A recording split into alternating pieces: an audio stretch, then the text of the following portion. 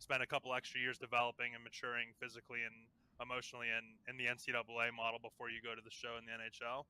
I'd like to see that reality in esports. This isn't something where there's a century of history to the competition. So it's a very powerful tool, especially when you're trying to convince your parents that this is a worthwhile pursuit, that you can get a college degree. And it's one of those things where, at least in America, with how expensive college is, getting scholarships after your first, after your 18 to 20-year-old years is usually harder academically. You usually get the majority of your scholarships going into school when you're an 18-year-old freshman, and the way that the current path to pro is set up, a lot of players are foregoing that span of time to try to go pro for no pay. And so for me, it's more about like a health of a pipeline, health of the ecosystem, health of kind of the player experience of pursuing this, and that's the big thing for me. And obvious it's a dream. I want Maryville to serve as like a case study and a model for that. We want to show results. We want to eventually be competing to win proving grounds, to show that this can be a functional alternative to the traditional tier 2 within esports, and that's what we strive for every year. And I can add to that a little bit, just from a business perspective. I think, we're very fortunate to have Jensen and Dan here at Maryville, but I think if you're a university looking at, just adding a coach, maybe not to the magnitude of Jensen, but I think you have to look at the metrics. I think if you look at what the ROI and the business case of adding relevant esports within your university, what that means to your student life and all those different things, all those things that they try to check boxes within higher ed. I think having a relevant esports program or a relevant system within esports, every university should be looking at it, because their baseball players and their basketball players and football players are all playing gaming. And a lot of these esports, figureheads and coaches, etc., are the relevant people in digital media. And it helps the school with a brand perspective. And I think just having any sort of relevant and adding bodies within the esports ecosystem at universities, you have 2 or 3 basketball coaches, you have 2 or 3 soccer coaches, both on male and female. I think having relevancy within esports, it has probably a 15 to 25x, return versus like traditional sports. And I can say that with my background and everything like that, and just knowing how we look at it. But at the same time, if you're not looking at esports as a relevant, not even revenue stream, but relevant digital eyeball within your sports and student life perspective, I think you are sort of behind the times.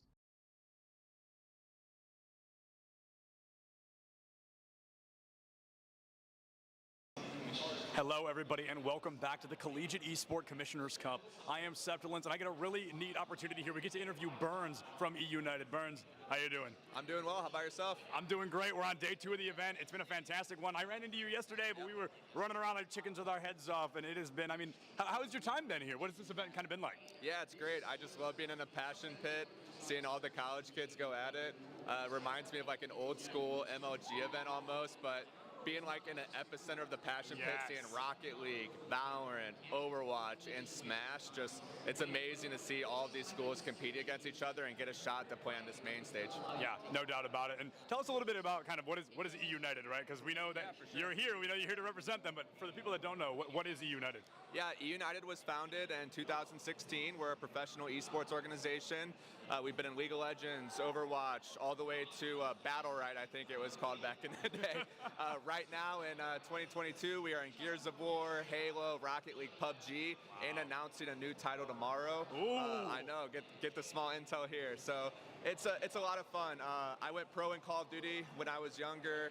I ended up playing my last event under E United, switched in 2016, and I've been the GM ever since. So it's a true blessing to be able to stay with an organization for as long as I have, and we love giving back to the collegiate community. I actually graduated from Full Sail in 2013. I was a little confused about the jersey. Yeah, so the Full Sail boys are out of the tournament, unfortunately, but I decided I would rep them today in their honor.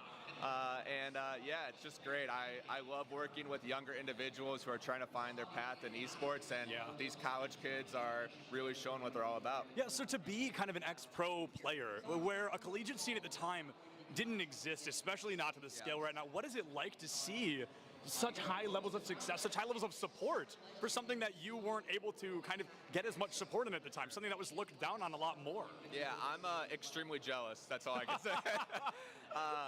Full Sail started their program in 2017. When I was there in 2011 and 12, it was just a bunch of nerds running around, just creating their own clubs. I was still striving to go pro, but now you have these opportunities to play on main stage, play in front of thousands of people.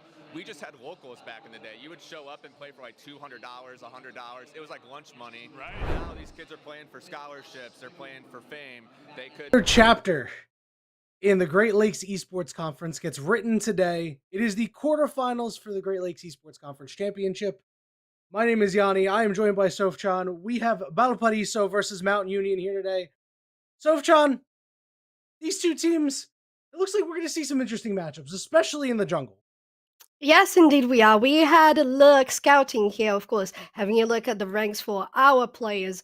And it looks like there's a little bit of a gap in that jungle, as you mentioned, Speedy Killer versus Vector. It is a Diamond 2 versus a Silver 1 matchup. So I think definitely we'll need good, nice help and communication from the rest of the team to guarantee nice plays coming out of that jungle.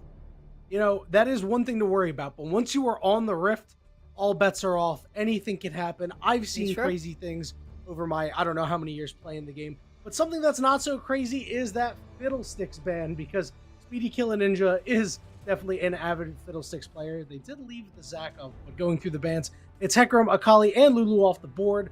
Mountain Union decided to ban those away. Valparaiso getting rid of Swain, Fiddlesticks, and Graves, and to nobody's surprise, they're going to give Zac over to Speedy Killer Ninja as the first one. Yes, there you have it. It's going to be that comfort pick. It's nice. It's a best of 3. We got the quarterfinals going on, so they have to guarantee that they're going to be confident on that pick, especially if they want to dominate just solely based on rank gap. And right now we have Syndra and Senna on the board. I really like that. Valparaiso coming with a lot of range and poke to that team fight, and we'll see how this is going to be played in this mid lane matchup, because Syndra, I think, what do you think could be a good matchup for that one, Yanni? Listen, anything that can blow her up before she can blow you up, and they have an opportunity early, because Valparaiso, they went with the money team composition. They're trying to stack it up with the Senna, with this Syndra. They're going to opt for the Talia as Mountain Union. I don't mind it too much. It's going to go fairly even in lane, but the opportunities to cut off the team with these walls and really make some odd man opportunities is huge. Yes, and oh, look at that. It's a confirmed Kai'Sa. Love to see it. A lot of mobility on that ADC, lots of damage, and the versatility of doing a more AD or AP based build. So good options on the side of Mountain Union, since they still have 2 more champions to pick there. Tahm Kench confirmed as the last pick of this first round for Valparaiso. So it's looking interesting. That Tahm Kench, though, maybe are we seeing a Senna ADC and that Tahm Kench on support? Because I don't think Riot really enjoys Tahm Kench on top lane anymore. No, and you know, not just Riot, but nobody really enjoys playing against the Tahm Kench in the top lane. And, you know, Tahm Kench, pretty standard to have him go with the Senna. Tahm Kench will farm up, get super tanky. Senna will stack up as normal. No surprise there. Valparaiso, they got rid of the Ornn, they got rid of the Leona, so they're looking for no hard engage on the Senna, keeping her well protected. It's Trundle Fiora getting banned out by Mountain Union.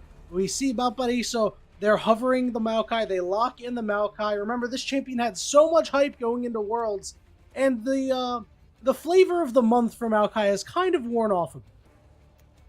Yes, I agree with you, especially if you're talking about pro play, but collegiate. This is what we're talking about here. And collegiate's favorites have to be Maokai in the top lane, have to be the one that was banned.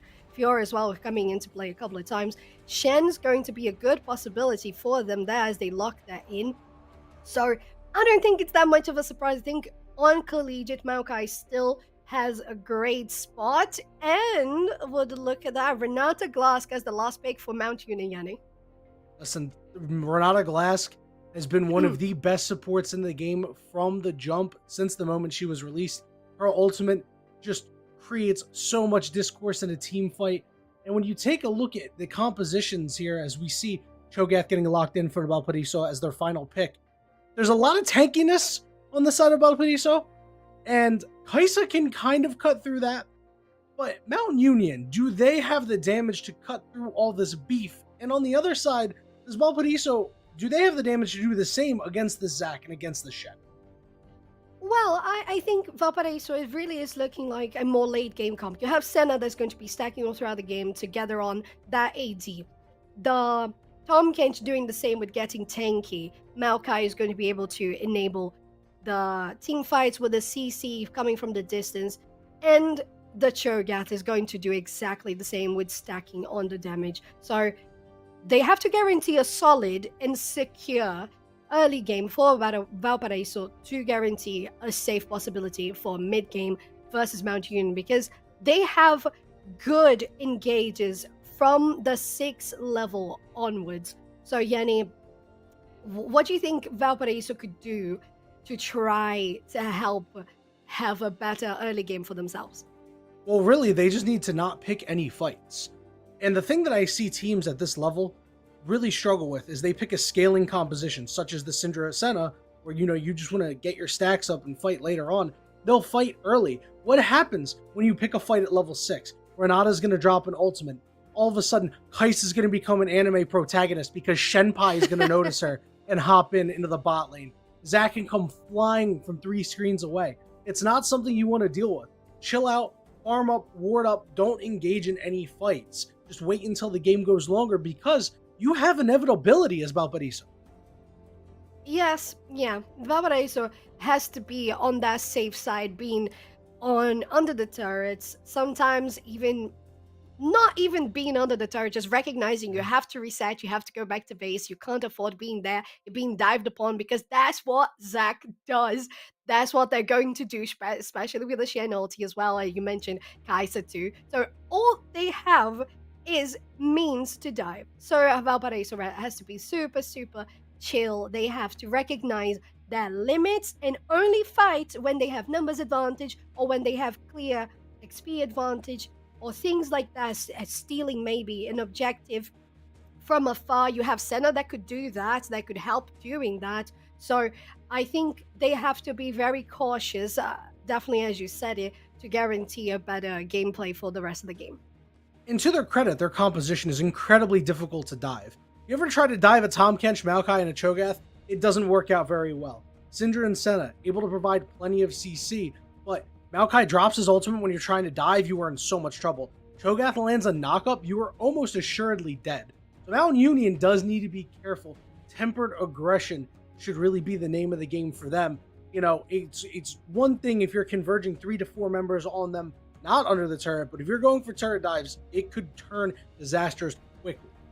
It definitely could. So I think on both sides, I would love to see the two teams focusing on, as I said, very precise engages, and maybe even prioritizing doing the Drake or the Herald when you see that one of the teammates is on the other side of the map. When you see Vector, for example, Speedy Ninja on the other side of the map, you can do one objective here and guarantee that you have that equalizer on the other side. So I think it has to be something more on that page, because both teams have, as you said, that possibility of going in but also protecting themselves very, very well. So I think there's going to be a lot of great gameplay, because as you said, if we see those knockups absolutely disengaging the dives, it's going to be beautiful.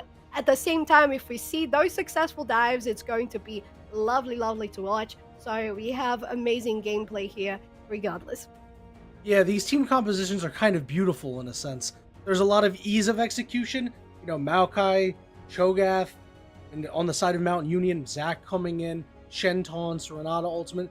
But there's a high ceiling with these compositions as well, that if these teams can play them to their highest potential, you can see a bunch of different CC change, a lot of good damage getting down, and two team compositions that are very different in a sense, but also similar. So it really is going to come down to which team is going to perform better, and we will find that out soon as we are in the spectator delay. Do not despair when we return. It's Game 1, Mountain Union versus Valparaiso on the Rift.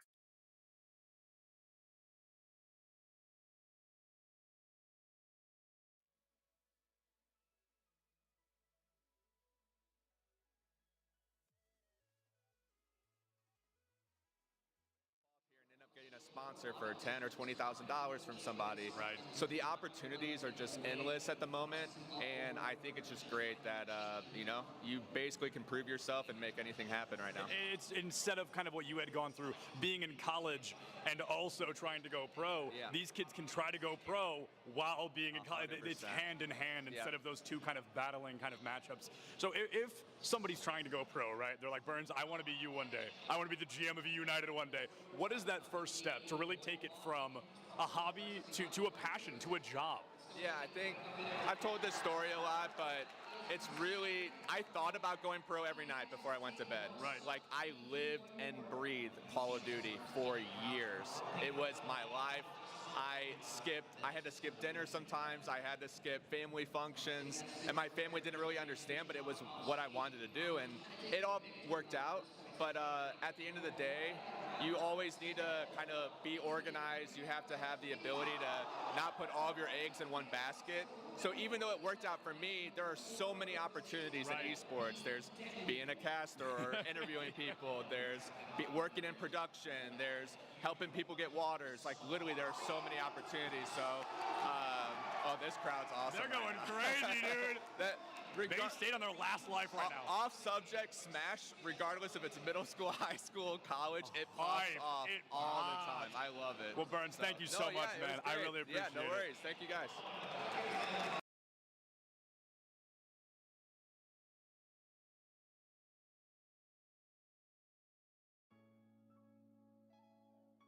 Hello, hello, hello. Happy New Year's, everyone, and welcome back to the ECAC Esports channel. As always, my name is Kyler K-Ted Tando, and I once again have the privilege of introducing you all to some of the best collegiate esports plays. Now, I know when we left off last year, I teased a little bit about some big news on the horizon, but that news is finally ready to break. Now, this year, in partnership with CSMG and their newly launched Esports U network, we will now be able to bring you guys double the amount of ECAC matches. So, with double the matches comes double the highlights. And with that said, I mean, obviously, right, do the math here. It means that we get to take this series of videos to a weekly top 8 instead of just the top 4 like we did in the past. But anyways, that's enough out of me. I'm sure you guys are ready for some hype plays and crazy moments. So without further ado, here you go. In our season opening clip. Welcome back, everybody. Valparaiso, Mountain Union going at it. Sofchan Yanni on the broadcast. And, you know, how much have we talked about that we already haven't talked about enough?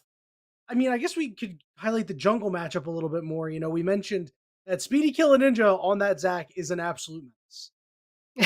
Yes, indeed they are. The matchup versus Vector is going to be hard because, as we mentioned, the rank difference is from Diamond to Silver 1. We could even say that the Silver 1 is a gold there. So it's going to be hard regardless. So I think for Valparaiso, the one on the lower side of the rank in that matchup, will have to be very, very communicative to let your teammates know when you need help. As we jump right in, Yanni, to the Bryant UMU on the red side. You know, we mentioned the rank difference, but when it comes to competitive play such as this, you never know what to expect. There are some players who are just not solo queue players, but are excellent in 5 versus 5 play. We'll have to see, because Speedy Killer Ninja might be trying to disrespect a little bit. As you see him drop down a ward onto that red buff. Good protection provided by Valparaiso here. And yes, it looks like he'll definitely wants to go after. You know. Yeah, I think this is just a regular spotting those wards there. Mount Union guaranteeing the deep vision onto that red buff on the red side. They did kind of similar here. It's just a tri-bush ward from Valparaiso on the bot lane. So both teams are trying to guard that jungle as much as they can, all positioning there. We might see the bot lane from Valparaiso faking a leash as that jungler is not there on the blue buff. And we'll see how this first minute of lane phase will go, Yanni. It would kind of confuse me if they fake the leash, because don't they have vision on Vector? And yeah, they have vision up there. So the fake leash it's a little big brain here, but I don't know if it's going to work the way that they want. But it looks like they are just going to walk to lane. Kind of sad to see that, but, you expect Mountain Union to go the long way as well. I was like wondering if, they put down the ward and try. Is Senna going to try to get some auto attacks off, get some early stacks on, but not the case.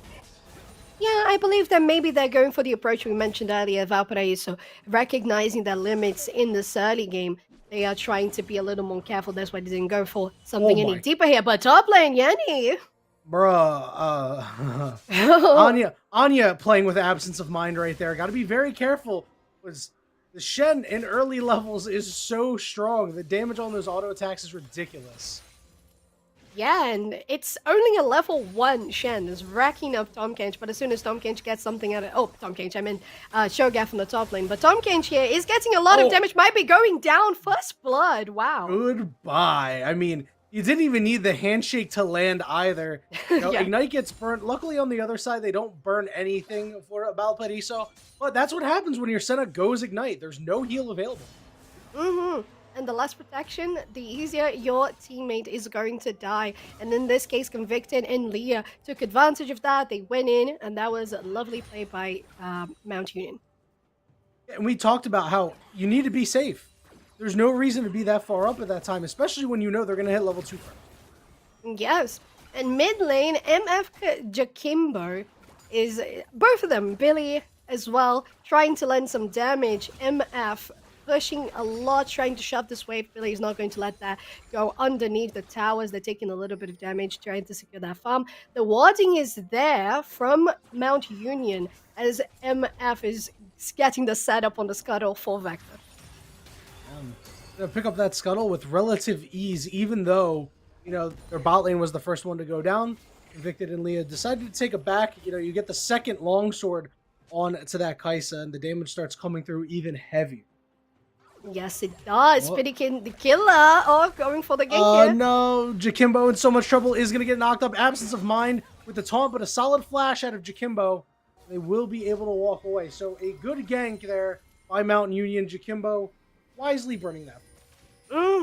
Very well timed there, guaranteeing that they were going to flash over the wall to security. And nothing was wasted on the side of Mount Union, so it was a successful gank nonetheless for themselves. As they join in once again. Another successful gank there. Jakimbo could be in a little bit of trouble, but Vector is here to try to dissuade anything further. So Jakimbo once again living. Yes, indeed they are. But Jakimbo is going down on health, having to pop all the potions. Talia still has one, so they are a little healthier. Maybe Syndra's going to go for an early reset to try to freeze the wave here. But yeah, Speedy Killer is going for all the ganks. Oh no, Ordinal with a nice flash though, but does miss the root. Flash by Speedy Killer Ninja for the double knockup, and now they're going to try to get onto Ordinal. Convicted flashing forward, the exhaust is down, a couple more auto attacks will do it! Get one more off, and Convicted will be able to pick that one up. But, nope, they will be able to walk it out. Tahm Kench got full stacks, was unable to finish off. So a solid gank in great pursuit by the bot lane of Mountain Union. You can really spot how the jungler for Mount Union, Speedy Killer, even if you didn't know that rank, you can see that in their playstyle, you can see that in their aggression and their positioning all throughout the map, because they're guaranteeing pressure on all the lanes. And speaking of mid lane being ganked by Vector, that they're not going to be finding anything much. But Billy will have to reset at this point, no mana, no health. So, Yanni, we have the first Drake on the map, Cloud Drake in the pit. Yeah, and I don't know if there's going to be too much priority on that right now, because Speedy Killer Ninja has just been spam ganking the last couple of the last minute or so, and so far it's come out to great success. Yes, they've only got one kill, one assist. Obviously, they've only managed to get in on one kill, and they've had a lot of really close opportunities and burnt some summoner spells. So I think you should just keep going. Yeah, definitely. I think you need to keep doing the same things you are. And Valparaiso has to be careful, as they have been in the mid lane there. Syndra has been very defensive on that positioning, while Mount Union is going for the Scuttle Crab, getting the vision on the jungle, and maybe moving for this Drake themselves. They have spotted Maokai in the bottom side. It looks like they're trying to cut off Leah here. Leah is really between a rock and a hard place. The tongue lash is there. Fully stacked on. Convicted is split. They are not able to close out on a kill. But they could get a little bit of poke damage down, I guess. Yeah.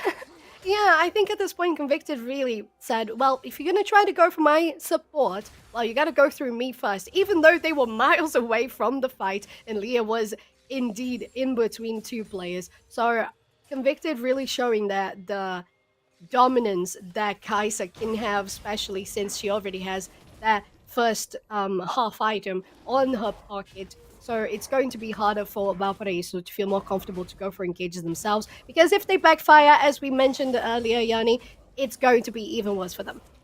Yeah, we saw the difference in junglers there in that little spat in the bot lane. We saw Vector head down to try to help out the bot lane. Meanwhile, Speedy Killer Ninja just said, I'm going to go mid lane. They forced back Jakimbo, and they're in perfect position here to make something happen onto this choke. They are. But the wave is crashing here. Absence of Mind trying to get some of those minions away. Succeed to do so. And Speedy Killer is just going to continue taking down that clear on the jungle. They've taken the red buff. It's good enough. Vector's going to arrive there. Little do they know. Unfortunately, we see that Valparaiso is concentrating their words more on the bot lane. We don't have anything else on the side of, well, that side of the map where the red buff was, so they weren't even aware that their buff was stolen. So I think Valparaiso has to, especially Vector here, I would say they need to be a little more confident in placing that vision, because if they don't get that, the stun though. Oh, this is perfect timing, although Ninja getting over the wall. They're going to drop the ultimate onto Billy. Billy's going to flash to the side, but Shen got interrupted with a knockup. Billy trying to cut it out. They're going to live for right now, but Vector is going to be able to get the 1-for-1. Excellently played there by Valparaiso. A solid engage, but Speedy Killer Ninja was there to make it a 1-for-1. Yeah, they made it an equalizer, but I love to see what Vector did there. It was basically what I was mentioning. Try to be a little more proactive in not only warding, but of course on those engages. They had the ulti, level 6 on Maokai, getting the Grasp of Nature onto Billy. So, as you said, great move from themselves. But Mount Union, they feel they have the dominance on the map. That's why they're rotating up. Oh, look at this. This is the bot lane. This is the bot lane, while Billy is rotating for the bot themselves. So Mount Union is rotating and getting pressure all over the map. Yeah, and Jakimbo gets engaged on. They still don't have flash available. That's a good stun onto Convicted. Convicted can't get close. Vector trying to cut everybody off. Now they're going to engage on the Leah, and they're going to be able to pick up Leah, who took a turret shot. Now Ordinal is in the area, slowing up Convicted. Steamroller dropping the exhaust. Nice. Convicted with the shield, trying to survive. But no, they will fall to Ordinal. Great job there by Valparaiso, capitalizing off of the hubris of Mount Union. They converted that really, really well, Valparaiso. Unfortunately, from Mount Union, it was an overconfidence move from Leah. I think that was a little too much HP to try to go all in on Syndra. Under the turret, end up falling themselves and guaranteeing for Valparaiso 2 more kills on top of that. And the pressure here on the pit. Maybe Billy's going to try to steal it. I don't even think those rocks hit the Drake, and it's going to be the first Drake of the game for Valparaiso. Yeah, and that just feels like an opportunity. You know, they decided, hey, we got the better of them in the mid lane. We're just going to take it. And Leah's going to pick up that Scuttle Crab. So 100 gold in the pocket, a little bit of vision. You know, it's not doing too much right now because the dragon's dead, but you're always happy with a Scuttle Crab. You'd rather have one than not have one. Yes, absolutely. At this point, Yoni, we really see how, in regards to vision, Mount Union has that better pressure. Unfortunately, in this last team fight that costed them Drake, it wasn't a matter of macro. It wasn't a matter of looking at the map and understanding where the enemies were. It was unfortunately a micro error going in too deep under the turret where your teammates were a little too far behind. So that costed them not only 3 kills for an equalizer 3 and 3 on the board, and the Drake for Valparaiso. And that's exactly what they need to try to put themselves back onto the game. Bot lane has come back. Billy remained in the mid. So I think Mount Union has to be, okay, all right, we had a little bit of a lead, but be careful. Don't overextend. Yeah, and, you know, they still feel pretty confident right now. Speedy Killer Ninja still has the Rift Herald in the back pocket, is ready to use it at a moment's notice. As you see Anya in the top lane, trying to make life hard on Absence of Mind. Remember, Shen was getting the better of this Cho'Gath early on, but Cho'Gath has since really found their way in and, made that huge play to interrupt the Shen ultimate earlier on. As you can see, both junglers in the area and just have no idea that the other is there. Yes, they do not. There was that warning on the other side. Oh, nice flash, Anya, from the knockup from Zach. But, yeah, I believe they were prepared for it because maybe they... No, to be fair, there is no ward from Valparaiso in that area. So you're correct. There was no awareness from any of the players in the top lane. Sometimes you just feel it, Sometimes you just feel it. You're just like, maybe I should just be up here. It just feels right. And it certainly did. The Rift Herald is going to get dropped here in the mid lane. Just had to get thrown down. Little bit of gold going to go into the pocket of the Zac, but not too much else. It's not the usage of Rift Herald I think Mount Union wanted. Yes, definitely. You really prefer to have... but Speedy Killer... There's the flash. They're going to knock them both closer to each other. Handshake brings Steamroller closer to the turret as they're going to try to close out on the kill, but they can't. They're going to go berserk, beat each other up for a little bit. Billy is back here ready to make a play. They're going to find an engagement. Minions are coming in. Steamroller very low. Here comes the teleport. They're going to take the plate and try to get out. It's going to be Syndra arriving to the party, full HP. Steamroller very low, wants to go in. Can't find the knockup onto Leah. Zac going for the regank here. Is going to land between Ordinal and Jakimbo. They're going to be able to pick up the kill on the count of Tom Kent. They're going to go after Ordinal next. Ordinal very low. Ordinal will fall. Billy will get credit for that one. 2-0 for Mount Union. Their persistence pays off once again. Yeah, persistence paying off. While Vector was a little bit late to the party, unfortunately. Oh, Jakimbo's in trouble. No, Jakimbo! Wrong side of the tracks. They're going to try to get the kill. No, they cannot. Convicted is able to pick one up. But another counter there by Vector, able to get one back for their team, has been huge this game. Oh, they're going to get the... Okay. Oh, they did! Cancel! Absence of Mind has to walk down to another place to get that recall going. Oh, to be fair, decide to go for a TP instead. Anya on little to no mana, so they can definitely go up to this lane, shove the wave, as that one has to go back to base and reset. I love when players do the little things. Vector wasting Absence of Mind's like 6 to 7 seconds. Picking up, having 3 kills for themselves off of counter ganks, like using their abilities wisely. I really like that sort of thing, and it's nice. And we expected Vector to maybe have a bit of a harder time, while the rest of the team has had a difficult time with the Zac. I mean, Vector has been the one constantly picking up the pieces.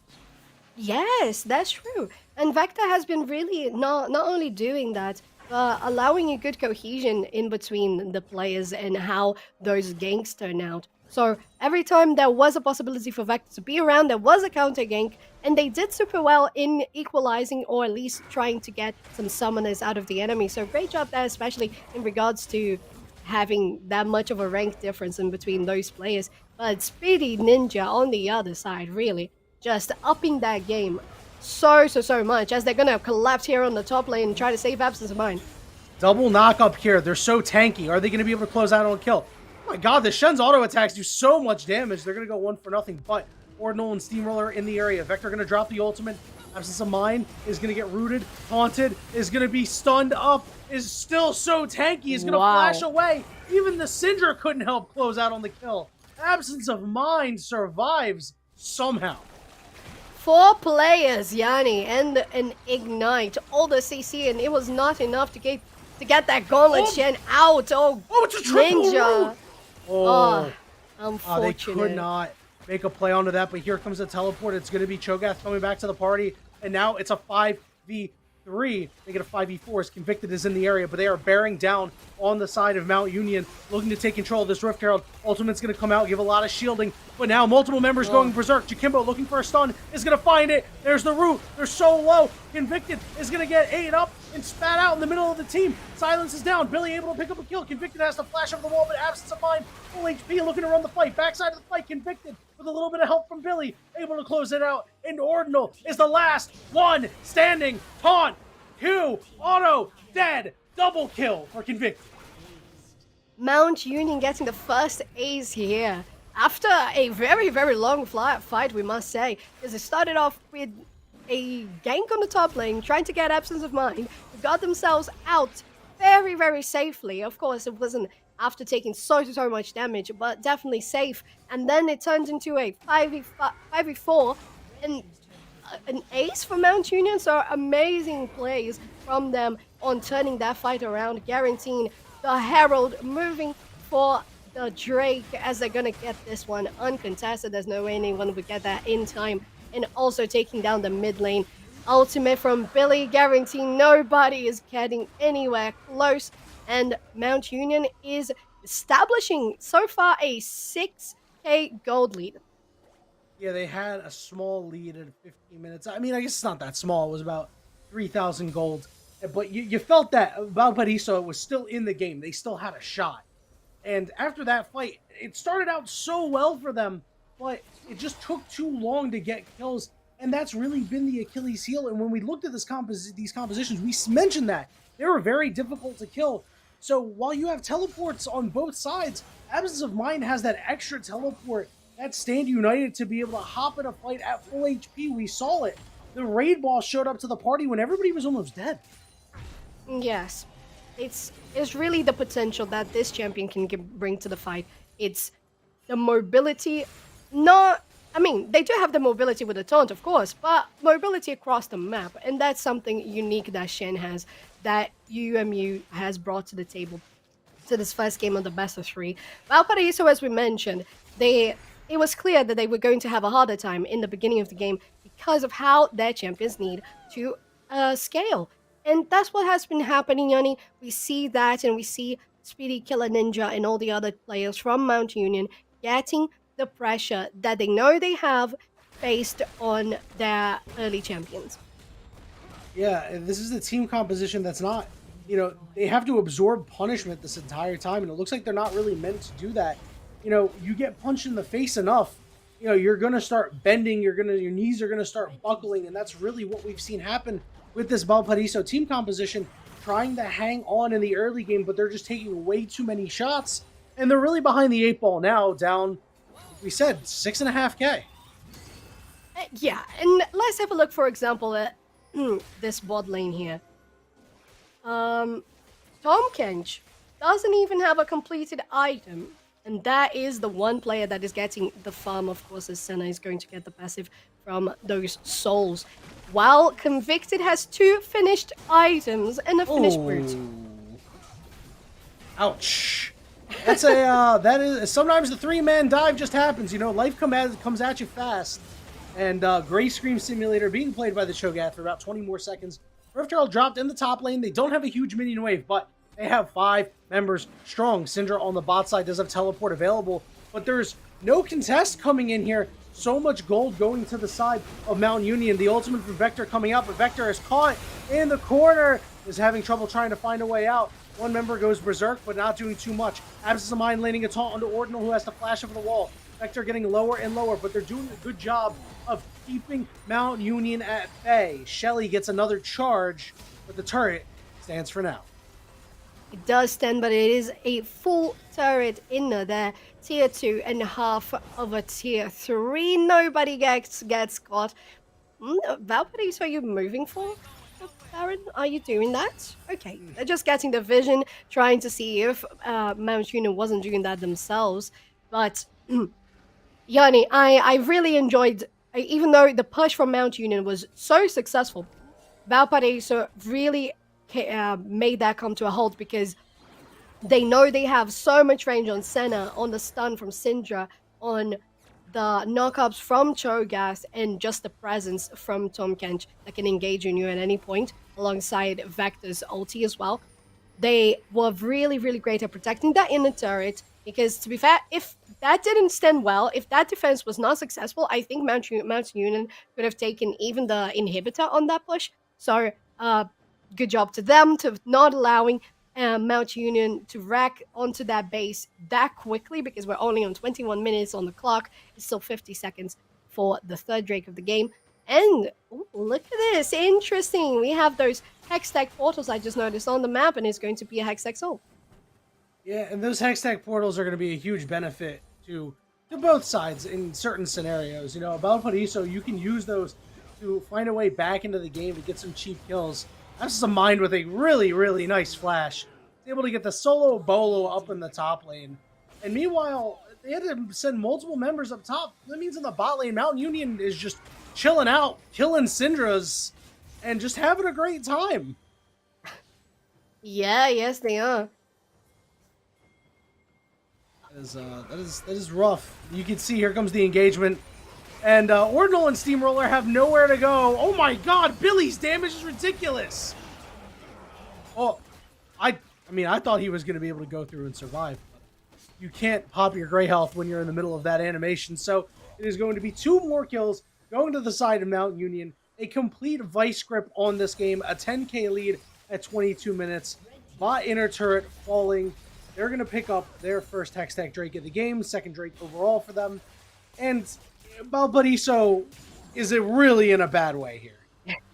Yes, yeah. I think it's going for Mountain Union, the next one. So, yeah, they're going through tough times, but Valparaiso has unlocked the objective bounties for themselves. So that could be a great move. You still have the outer turrets for mid and bottom lane, so that can be easily tapped into. You also have the Hextech portals to get you to tough areas quicker. So you can try to protect Baron. You can try to be around for the next Drake spawning in less than 5 minutes. So there's still much that Valparaiso can do, but they can't fall for UMU's engages firsthand. They have to try to come back and counter whenever any fight occurs.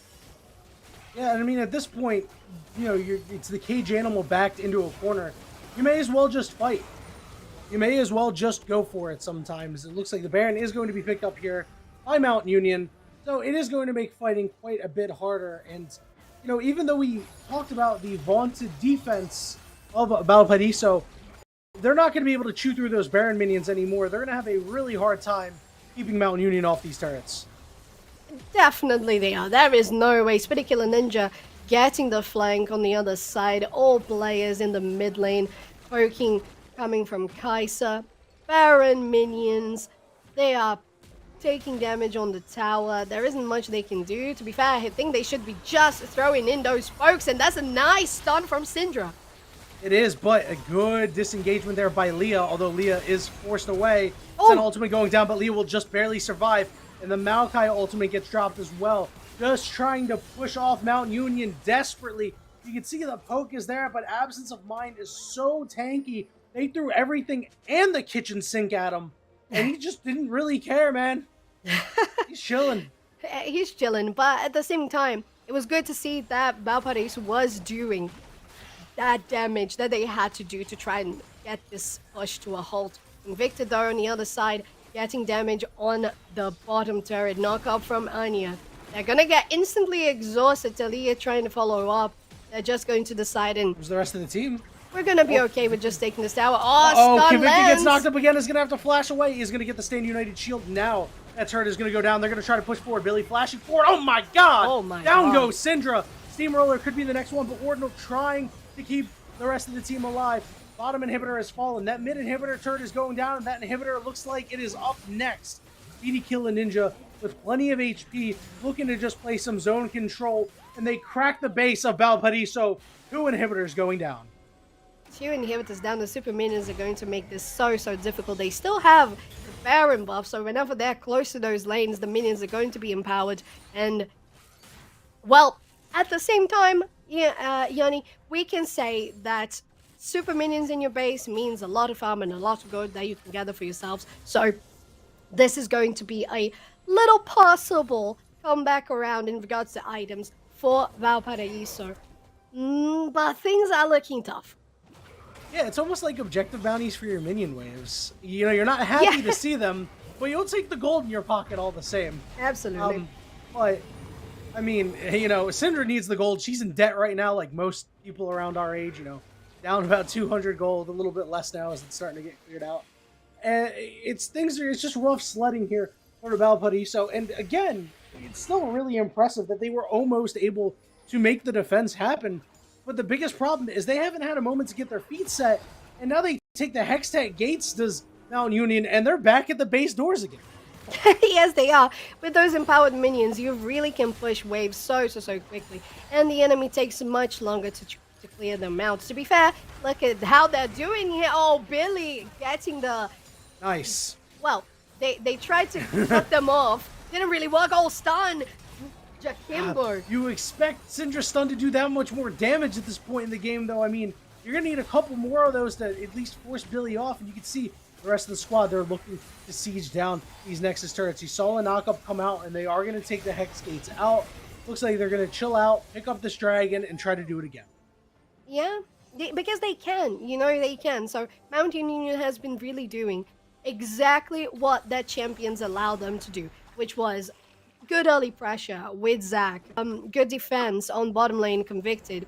This tripped me out for a second. It's telling me that Infernal Drake is just spawned.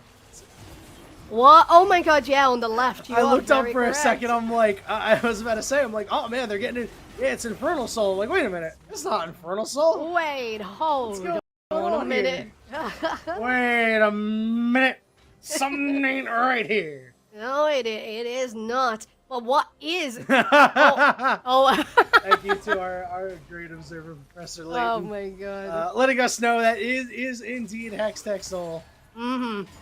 Thank you so much. I wouldn't have been able to do it without you. Definitely not. And we see how really Mount Union has been pushing so hard. All those scores, 306, 1011, 616, 715, is guaranteeing them to push into these waves so easily. Yeah, and the siege is going to be on for this top turret. Remember, it took a lot of damage from that Shelly charge. I don't know if Valparaiso has what it takes to keep the defense. Speedy Kill and Ninja in the middle of multiple members here, but we're able to disengage with that Maokai ultimate, force everybody back. Convicted now has a Guardian Angel. If you thought this Kai'Sa was hard to kill before, they're going to be even harder to pick up this time, as the final inhibitor is going to get sieged up shortly. Ordinal trying to clear the minions at the Nexus turrets right now. It's just not coming together for Valparaiso right now. But the siege on this inhibitor, I mean, they're so short range. Convicted really has to walk up into this Cho'Gath, into this Maokai. It is some dangerous territory. Slowly but surely, the inhibitor is falling. Speedy Kill Ninja Leah, very low. Health bars to about half HP for Mount Union, and once again, Mount Union has to back off. Yeah, Valparaiso really pushing off those defenses. So far, well, they haven't been doing that great on offenses, and that's what we've been talking about. It's one of the limitations of their champions. They have scaling champions. We're getting into a later stage of the game. Now they can try to do some more.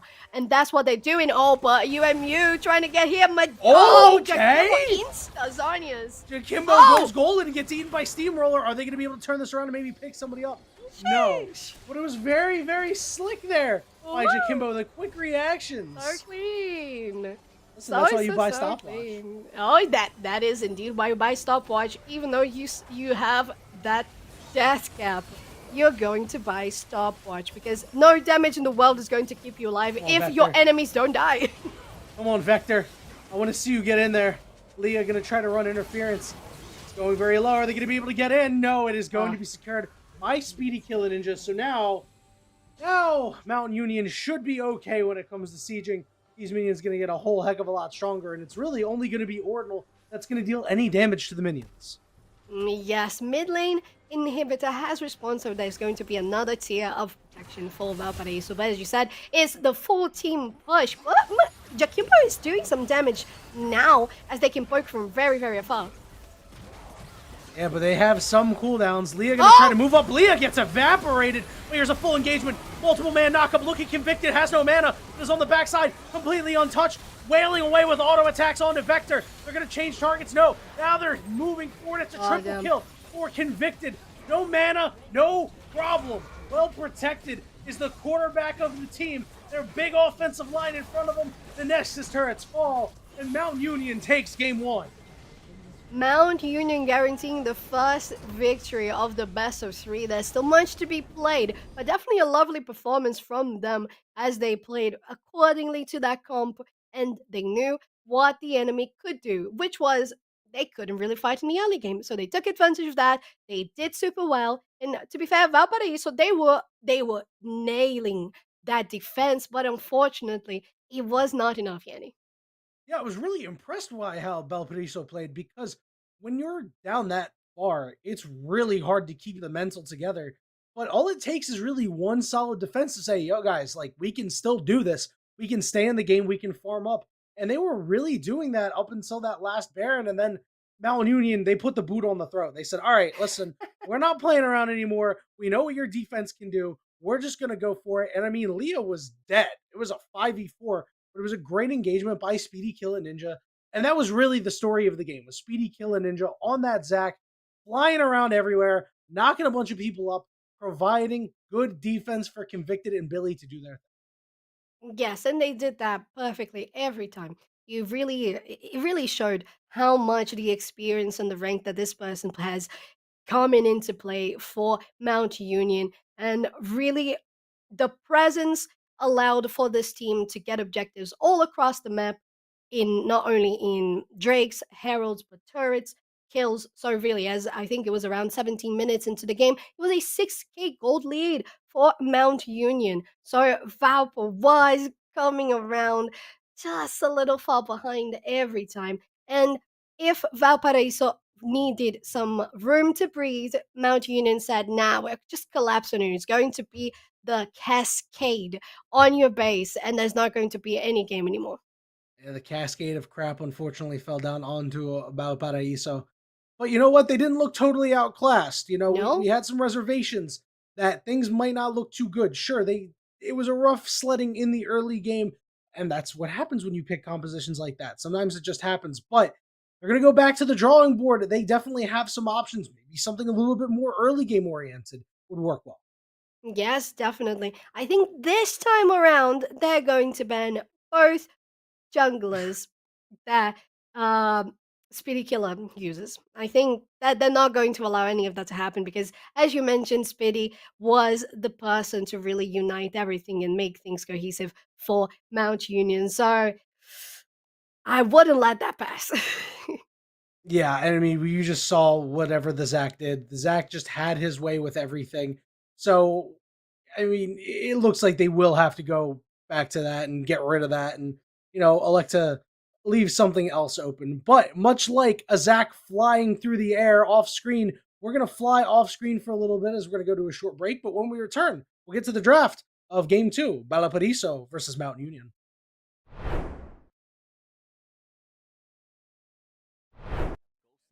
With a devastating 1-2 combo that just breaks SLU at the knees. Or is it boosters? Can't fall through. Nice bounce, but a nice goal! Right past the defender. Ox makes it look easy. I'm so surprised because I couldn't. At number 7, Rawfam pounds his chest and decrees that he is the strongest in the jungle with this sick 3k to flip the point. The arms and keeps everyone alive through that. Amplification Matrix came through, but we didn't get the same benefit we saw last time with the Amplified Fire Strike. Instead is Angry Monkey time from a fan with a 3k, call that the Primal Blade. As our first Smash play of the year, it's the clean 9 stock from Hydra to lock down New Jersey City's 2-0 win against Husson. As they go for that kill confirm again, it's not going to connect this time, but there it is, just waiting on the platform for the spike. NJCU cleaning up in their signature style. Hydra leading the charge all the way home. Next up, it's every shorty player's dream, and what's going to be a nightmare for University at Alma.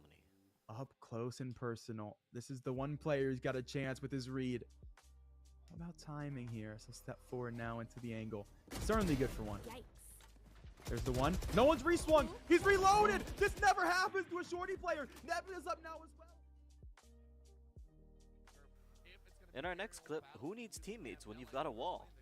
Grim surely doesn't. Snaps and passes. They tried their best, and that is an open goal. But unfortunately, out the top, it's gonna be the header. It's hit for Tat. Grim takes it in on their own.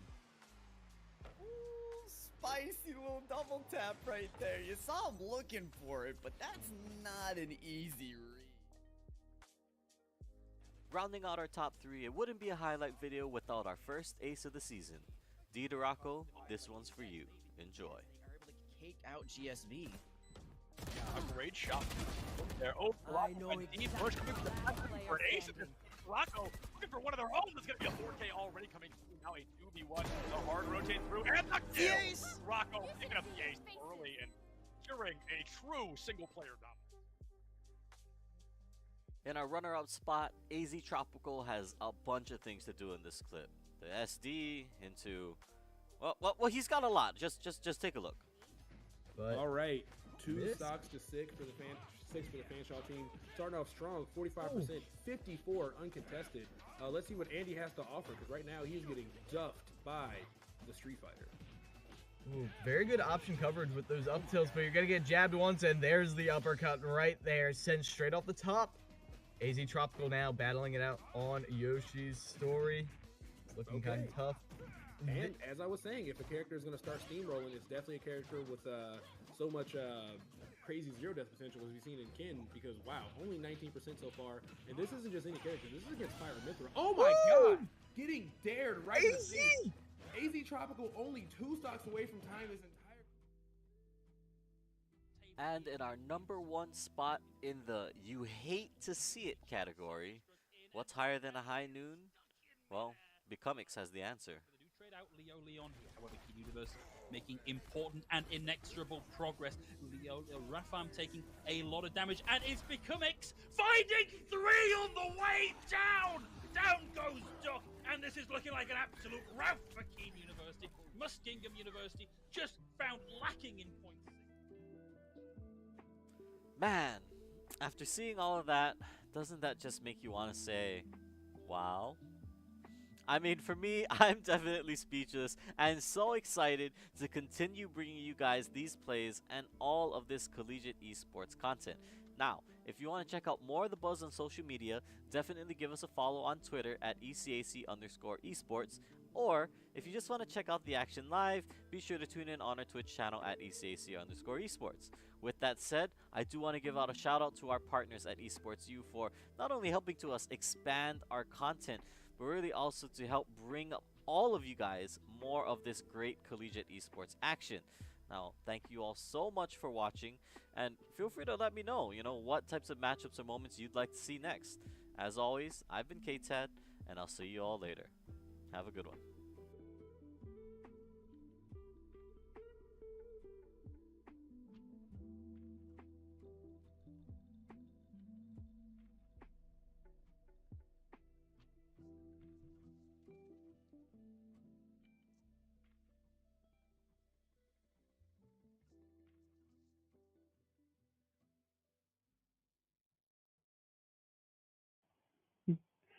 Hi everyone, my name is Heather Garozzo, also known as Sapphire.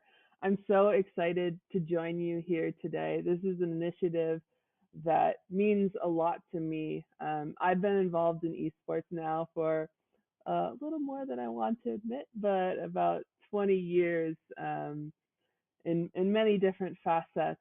And when I started, I was often the only woman in the room. There were no women competitions. There were no other women on co-ed teams or women's teams. And that obviously has changed drastically over the most recent couple of years. Initiatives like this are so meaningful to getting more women involved and giving them a stepping stone to join those tier 1 leagues, to join co-ed teams, mixed teams, and hopefully become the best in the world. So I came to join today to just tell you a little bit about my journey, hopefully inspire you, whether you want to go down the path of being a professional gamer or a content creator, or you want to work in the industry. There's so many different options, and I wanted to share a little bit about my story with you.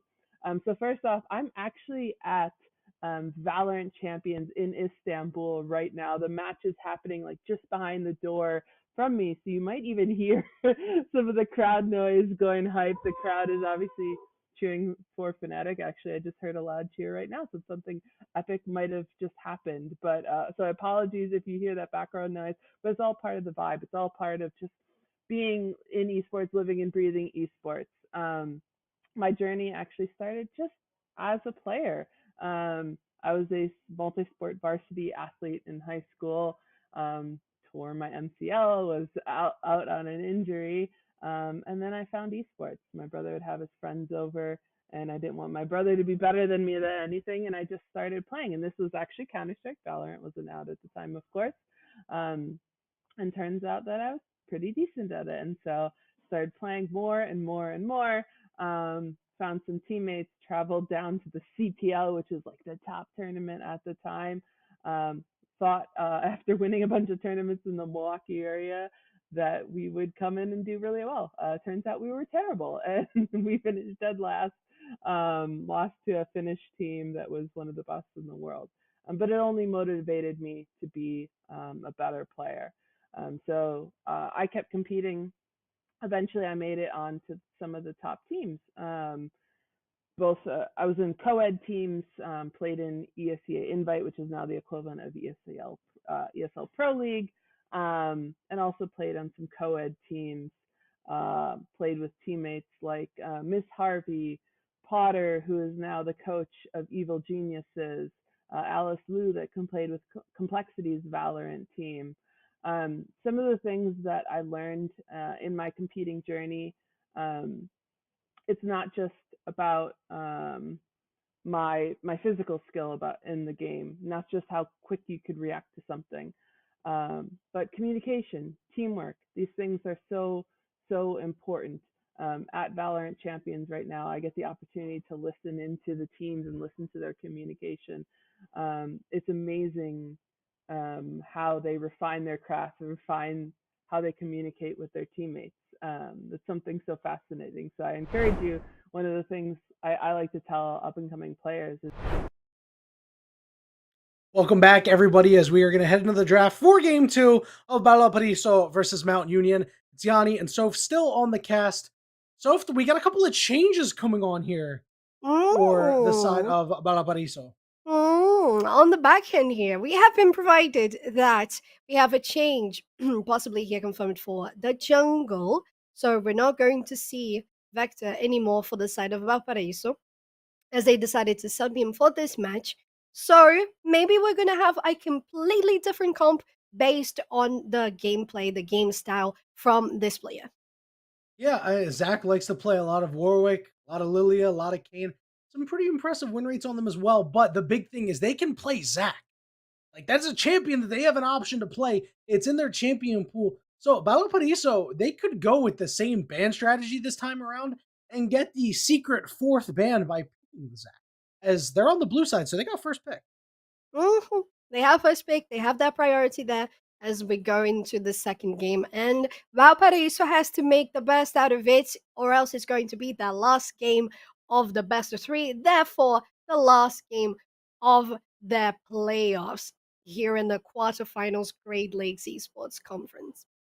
Yeah, and when you got your backs against the wall, I mean, you got to throw everything that you got at the other team. I mean, like Mount Union up a game, they might play a little loose, who knows, but you can't count on that. You have to dig deep, and this playoffs is where these players can shine, where the best players, and there can even be some unsung heroes, really take their game to the next level. Interested to see if the subs of Valparaiso can do the same. We are into the picks and bans and already see some changes. Mount Union has elected to ban the Warwick. We mentioned that shortly. Zach has a pretty good track record on it. Valparaiso going with the same bans on their side. Mount Union's other two bans are relatively the same. This time the Hecarim is open. As we predicted, the Zach is There we have it. There we have it. And this time, Speedy Killer is not going to have the Zach for themselves. So we expect to see a wonderful game coming from Valparaiso, as they have that upper hand of not only guaranteeing a champion that they're comfortable with, but also a champion that is going to be denied for Mount Union. And to be fair, it was one of the highlights of that previous match. Yeah, and really, I'm expecting Speedy Killer Ninja to just pick Ramus and make everybody on Valparaiso sad. But it looks like he will elect to go to the Viego. Such a strong jungler. Not a jungler that he's got a ton of solo queue play on, but, I mean, if you're going to play competitive at all, like, you need to know how to play. Yo, this is so funny. We literally have a swap on everything. Zach, Talia were Mount Union, correct? Yeah. No. Yeah. They like they like Mount Union's team composition so much they're like, I think we'll take it. Yeah, yo, thank you for drawing that for us. It's mine. Now that we got the first pick, it's mine. I just imagine. Nice paired with the Falcons. I like it. I just imagine a team that every game that they lose, they just play the opponent's team composition, and like they just play their entire season like that. Imagine. Yeah, that would certainly be so something. But so the Aphelios is picked up here by Valparaiso, as you mentioned. Steamroller's champion pool isn't exactly conducive for an Aphelios, especially with the Lulu getting banned. We see Mount Union picking up the Samira, so they're just going to brawl. They're just like, you know what? We don't care. We're going to get in the middle of things, and we're just going to deal some damage. Yes, they are. And if we have the scatter of the week coming from Syndra, stunning everybody, Viego, Samira can just go in, as you said, just brawl and ulti and kaboom on Valparaiso. So that's the kind of gameplay that going for in this match. And in this match, Valparaiso is, as you said, going for the sort of, we're stealing your picks, so they might as well be playing Silas, right? They're stealing what the enemy has for themselves in this match. As the last two bans from each team come around, we have Renata and Leona, Darius in Aatrox. Yeah, and Aatrox has been one of the strongest top laners on the patch for I don't know how long at this point. We saw his presence at Worlds be so high. You see the Ornn get locked in for Mount Union, and on the other side, it is going to be a Taric lock-in for Steamroller. I thought that maybe it would be the best pairing for a champion that they play, and it's going to be an Olaf pickup as well for the side of Valparaiso. Going to their new top laner, it's going to be Dreadful in on it. And that's why Darius and Aatrox were banned. I mean, who knows? Maybe it's like Zach top or something like that. Heck, it could even be Zach mid and Talia jungle, but we're getting ahead of ourselves. I doubt we'll see that. But we do see the Soraka on the side of Mount Union has been seeing so much more play as people have realized that Soraka is just real strong. Yes, she is. And one thing that I have to say about Valparaiso at this point, first, I love the creativity. Love the diversity of champions that these players are coming on with today. And second thing, and it's not something that I like right now, it's something that I would love to see, which is Grievous Wounds. Okay? That's what you're doing. You're doing Grievous Wounds, okay? That's what you're doing. Valparaiso, you're doing Grievous Wounds. Taric, Grievous Wounds. Talia, Grievous Wounds. Everybody, Grievous Wounds. Just shining on having that burn on Soraka, on Samira. And if you can have that on point, most of the damage and most of the sustainability from Mount Union is into the garbage. Yeah, but you know what? Mount Union needs that as well. I mean, like Zach, Aphelios, Taric, Olaf, they all heal a heck of a lot. Like, I think both of these teams definitely need some Grievous Wounds. Mount Union's team composition, I was a little wishy-washy on with Syndra, Viego, Samira. It's got like a little bit of pick potential. I think they followed up perfectly with that Ornn. You get yourself your guaranteed hard engage from long distance. In the middle of a team fight can create so much havoc if people get near walls. And then, of course, Soraka dropping down her silence. And, of course, we all know what she does on the healing end. But Valparaiso, I'm a little bit less sold on this team composition. I have to say, since this is so very unconventional, I am leaning towards liking it. Because I think it has room for surprise. I think it has room for innovation. And maybe they have something different in mind. Maybe they have something absolutely different, especially with the sub coming for the jungle there. So we might have incredible gameplay out of the box, or more just something traditional that works well. To be fair, they have frontline, they have means of engaging, they have means of peeling as well. So I think they have a balanced team. It's definitely weird on the eyes because we don't see these champions that often, especially together.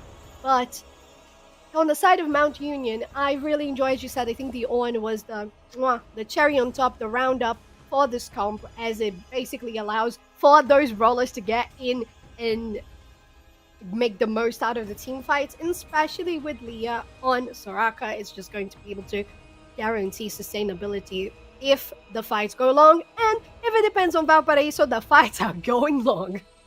Oh yeah, and this bot lane is going to be a sustain fest. Soraka is going to heal off the Taric, and then Taric is just going to heal himself, and Aphelios and Samira have a bunch of healing in their kit as well. I mean, like, people are going to go from 100% to 50% to 75% to 40% to 80%, and it's just going to be back and forth, bouncing around the health bars, just going back and forth. But talking about the Valparaiso team composition, I just don't feel like this Olaf fits. I'm just going to say it. It feels like, a square axe and a round hole type deal. They have pieces, right? They've got the Zac engagement. Aphelios can root people up, and really it's going to depend on how good is going to be the play of Ordinal. I mean, Ordinal, I think, played an okay last game, but they didn't really get to show their stuff. You got your Talia knockups. The wall is going to be really important. But I think the wild card is going to be Steamroller on Taric. Timing their ultimates perfect. Yeah. It needs to be done. Yes, I agree. It needs to be done because as much as I mentioned that they have frontline, well, frontline is going to be that Taric if they they get good armor in the beginning of the game, especially since we have most of ADs, just the Syndra on the side of Mount Union that is full AP there. So for Valparaiso, we need exactly what you said. We need that timing to be perfect on Taric, because or else you're just going to die really quickly. Really, really quickly, because the other champions on the side of Mount Union, they are on to bust. Okay, now I'm really confused about this Olaf pick. Because got word that Aatrox ban is actually a Renata ban. So now I'm wondering why they didn't pick Aatrox when their top laner plays Aatrox, and he's been one of the best champions over the last patch and a half. Especially into an Ornn. Like, it's not like it's a terrible matchup for him. This Olaf, this has to be the secret sauce then. This has to be the secret sauce out of Dreadful, right? That's just like, yep, I play Olaf. I'm going to throw axes at people. I'm going to run at them. I'm going to get some kills. All right. Never mind. It was just some bans that were reversed. Never mind. I'm an idiot. Never mind. Not only the bans reversed, we have 2 Olafs on the screen. I just noticed. Wait, what was the other ban? Okay. Wait, what was No. We're good. Renata was banned it's on. Absence of mind is on. We're good. There we go. Okay. Everything is fine. The Olaf pick makes sense here because the Aatrox was not available. Got it. Oh my. But an Olaf with a Taric ultimate? That's hella scary. I gotta be honest. Yeah. You just go run at people and you're gonna be like, I'm dealing damage. It's like, no, you're not. You're not dealing any damage to me. And then, of course, as we all know, Olaf's new ultimate, where it gets extended every time he hits somebody, is so strong. Yes. Well, now we have everything fixed on the screen. Yeah. Very sad every time an Olaf runs at me. It's big sad. We're all very sad, especially I am usually an ADC main. I am very, very sad. Yo, same? Same. Listen, all right, I'm glad you understand the struggle. We do. That being said, I don't think Convicted is going to be that upset if Olaf tries to get all up in his grill. No. He will not, because Leah is there. Leah is going to be like, I bring the heals. I bring the ambulance. I get it. Yes. Wee woo. And pet. Because that's Soraka for me, that's her vibe. She's got a very motherly, like from the stars vibe. So that's what she's going to do. That Convicted has that personal ambulance. And well, you did mention the grievous wounds as a main component for both teams here, but I have to say I still feel, especially in the bot lane, that it would have to be an even earlier pick of a item for Valparaiso instead of Mount Union, because the amount. Okay, Taric can heal, of course, but the amount that Soraka can heal compared in the early game, like Soraka is going to out heal every time because she has less cooldown. She heals more, and Samira has the healing on herself. So I think Valparaiso might be a little behind in that early game because of having to buy that Grievous Wound, having to buy the Executioner's Calling, and all of that jazz. Yeah, and we really didn't talk about the composition that much in terms of early and late game. And, you've got the early game ganking jungler and Zach, so that's already a big up for them in the early game. Talia, Aphelios, I mean, like, Talia gets stronger, obviously, the later the game goes on, but in the early game is fairly strong, has solid damage, has great CC.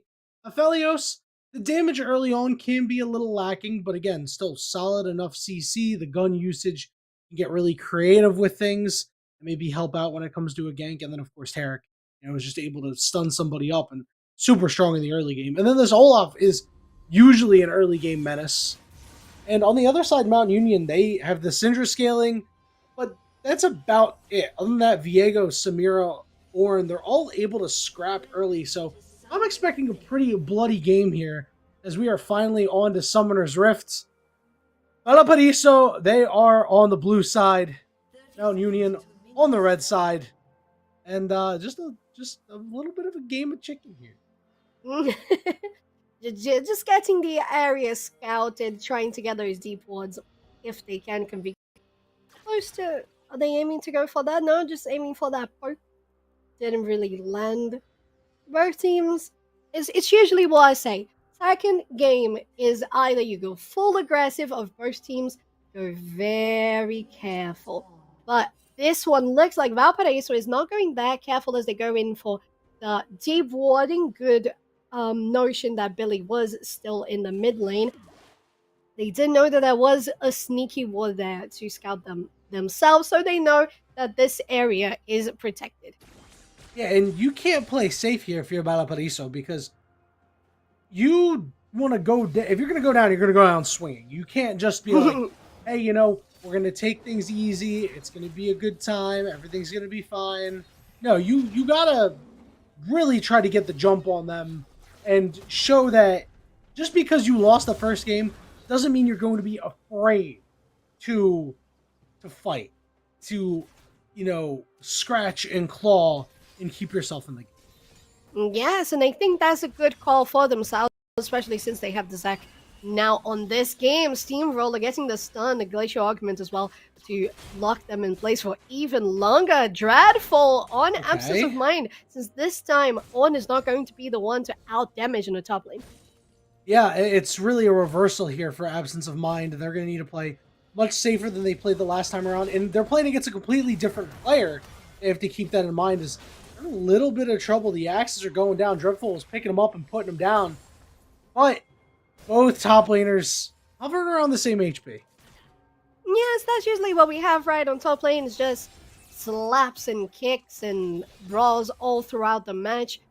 UMU pushing for the shove here on the bot lane. They got level 2 advantage, so they can do it. The pressure here from Viego, though, is showing themselves, saying, Dreadful, I'm here, okay? Stay sharp, stay tuned. Yeah, stay frosty. Stay frosty. Yeah, you can't afford to give kills over to Speedy Killer Ninja because not only is this a talented player, this is a champion that can run away with a game. That is a champion that provides a lot of control, as we saw in the last game. But Viego is a champion that just provides a lot of win game. They do indeed. And these two champions are going to probably collide here for the Scuttle Crab. Zac is still a little behind in the jungle, but they're going to fight themselves.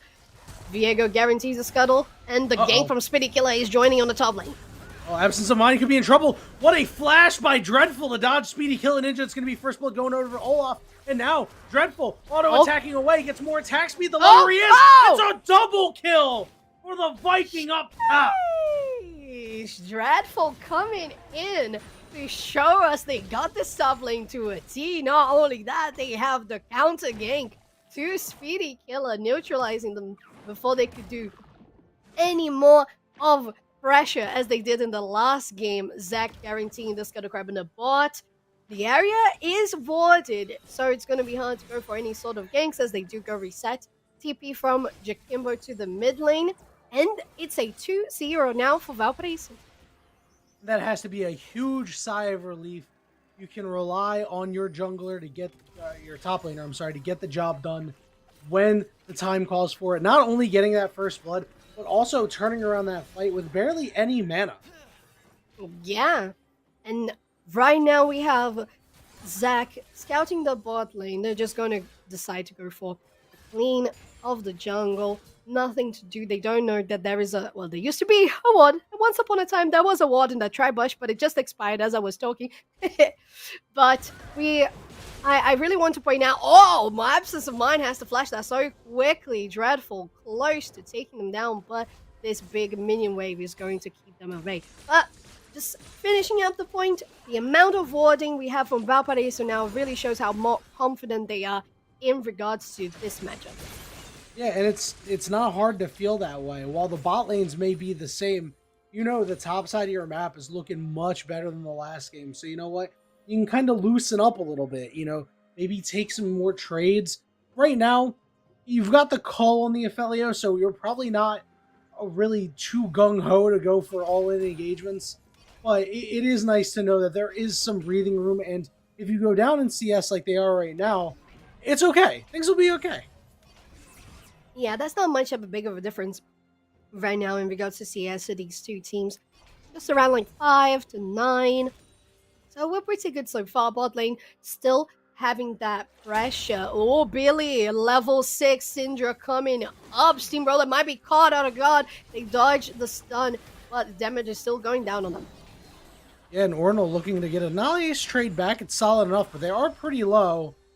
Billy will back off. I thought they were maybe going to try to push their luck, drop an ultimate onto that Aphelios, but they're going to lose a pretty big wave. That also allows Jakimbo to get a pretty free back off. All convicted. Is Zach going to get this opportunity here? No, they have vision on him. So they're going to be still safe. Aphelios trying to freeze the wave a little bit so they don't have to be on the other side of the map. Careful with Speedy Killer. But little do they know, Speedy Killer is stealing your jungle on the top lane. And they're going to make now for a good CS lead for UMU. Yeah, and after being behind so early after that top lane gank gone awry, it's very good here for Speedy Killer Ninja. It's a great way to get back in the game because, you know, they have to be feeling the pressure after, you know, a bit of a flubbed early game gank, things not looking so good, and you essentially know that absence of mind is going to be on an island alone. Just knowing that, like, hey, I'm farming up, I'm getting back into the game, trying to use CS as a way to get the game back under control. Massive. Yes, they are. Really, as I said, it was either going to be 0 or 100. And, well, this game has been 0 in regards to action. We don't see much happening, but as I say it, the counter goes! Oh, Leah flashes into the Zac knockup. Could be in trouble, but they'll be able to back off and now Convicted. Looking to push forward, has that Conqueror fully stacked, but Ordinal. Full HP, solid amount of mana. They decide no more, no mas, but no summoners on the side of the Soraka. We see Speedy Killer Ninja looking for engagement on the Steamroller. Zac is here, is low, but is getting some heals. The exhaust goes down, and now the Talia is going to drop the wall down. Speedy Killer Ninja had to flash away, and it just looks like Valparaiso more responsive this game. Yes, they are. As they rotate for this Drake with vision around the area, the detection ward in the pit, so everything accordingly to guarantee them that. I don't think Speedy Killer is going to try to get that one. It's just the first Drake of the game. You don't have to be that wary of it. So it's going to go for Valparaiso. And, well, as I said, Yanni, it came from 0 to 100. Oh yeah, it went from 0 to like 120, you know, give it some credit there. But, you know, as you mentioned, it is the first Drake of the game, big deal, but Ocean Drake, when that's the first Drake of the game, it gives so much more value than people realize because of, it gives a lot of benefits to laning. And when, you know, you're in like a mid-game scenario, it doesn't really matter that much. But when you're still in the early game, when you're 9 minutes in, and now your Olaf gets to restore some HP and some mana every so often, you know, absence of mind is probably a little sad about that. Yes, they are, as they're getting engaged in a 1v1. Absence of mind dropping so low. Axe is thrown and picked up again. Ulti, the on-horn is going to go past Dreadful getting another kill and a 300 gold bounty on that name. It's an absence of mind. It's an absence of summoner spells. It's an absence of health. As Dreadful just walked up, threw some axes, refused to elaborate, and left. Yeah, understandable. Have a nice day. And Valparaiso is converging for the Herald. Speedy is around. They have Smite, but it's a 1v3, maybe even a 1v4. So it's once again not good enough for Mount Union to try to contest it. Yeah, Mountain Union's gonna need some time here. I mean, BD Killer Ninja just needs to really continue to farm up and do their thing and try to find their way into the game that way. You know, they've got a massive CS lead right now. It's about 26. And the gold, while they're down 3 kills, is still relatively close. It's still within 1,000. This Rift Herald, though, could certainly break open the game in just a little bit, as Zach has it in their back pocket, can use it whenever they want. And it's just all about finding a good opportunity. As you can see, Leah's pretty low. Convicted, you know, not full HP. It could be an okay time to use it here. Yeah, I would definitely recommend getting a bigger push on any of those turrets. Oh, at for least sure. Until like 3 platings there to get the full maximum value out of the Herald, knocking down the turret in one guard. But, well, it's going to run out of time at some point. So definitely, since none of these players have been able to converge on Billy. Oh, knockup misses, and the stun hits though. Uh-oh.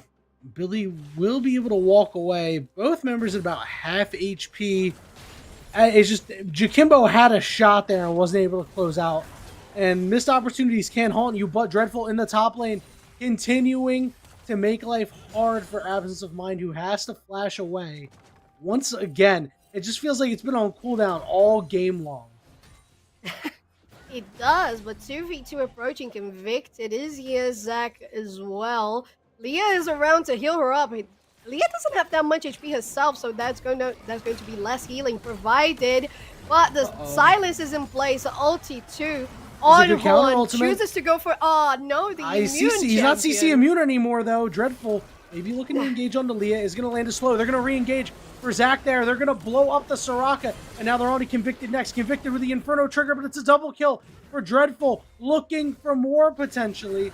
Unable to continue to move forward though, but it is 2 more kills going to the Olaf. It's the Dreadful show.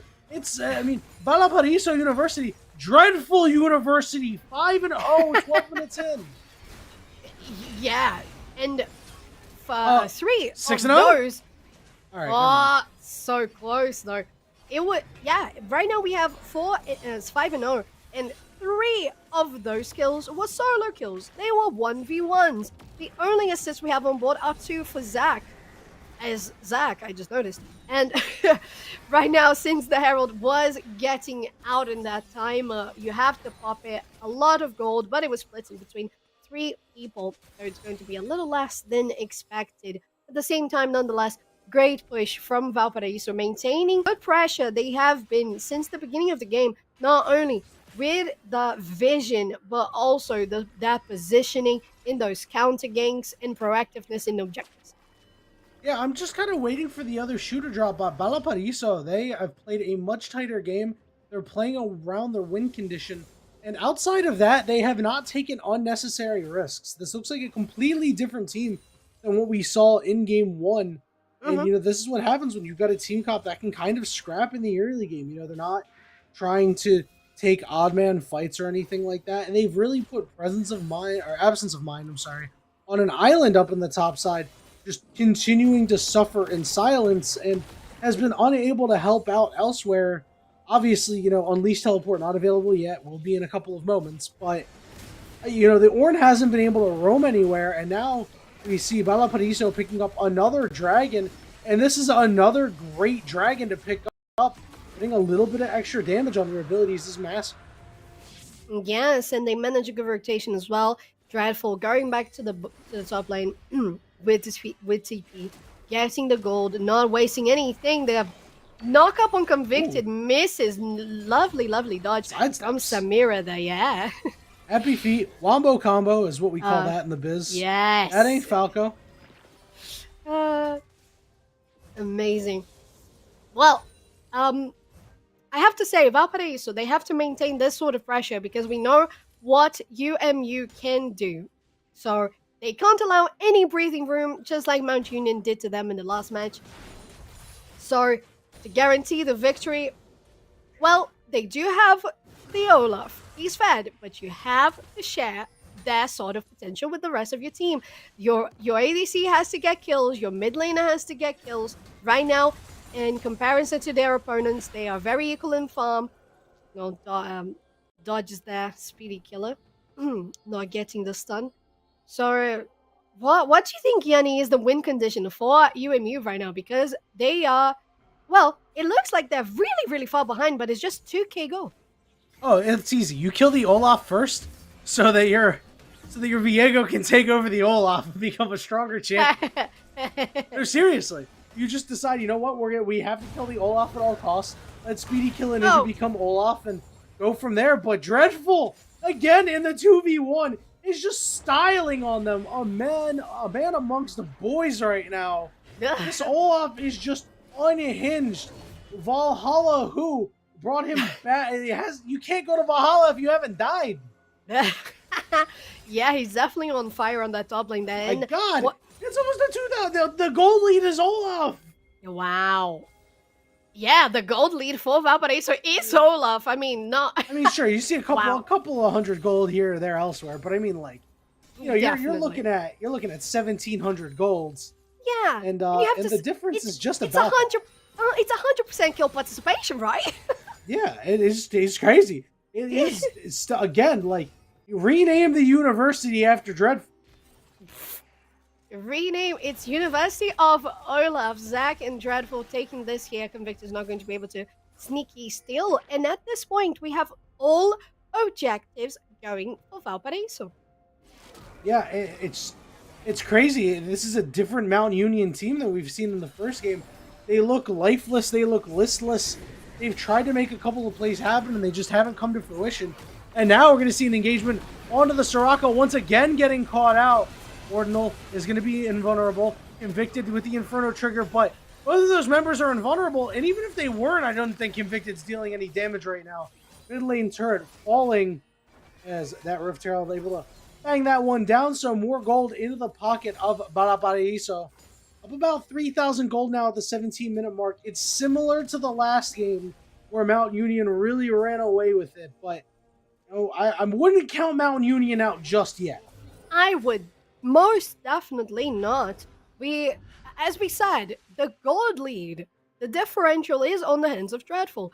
As long as they get a shutdown on them, especially if it's for Speedy Kill, as you mentioned, or Convicted, even for Billy, I think it would be huge. So that's unfortunately one of the downsides of having just one member of your team having all the kills, 100% of them, precisely, on your team. So basically, for UMU, even though they're so far behind in regards to getting successful picks, they are staying on track in regards to farm. In the mid lane, just 5 behind. In the bot lane, ahead.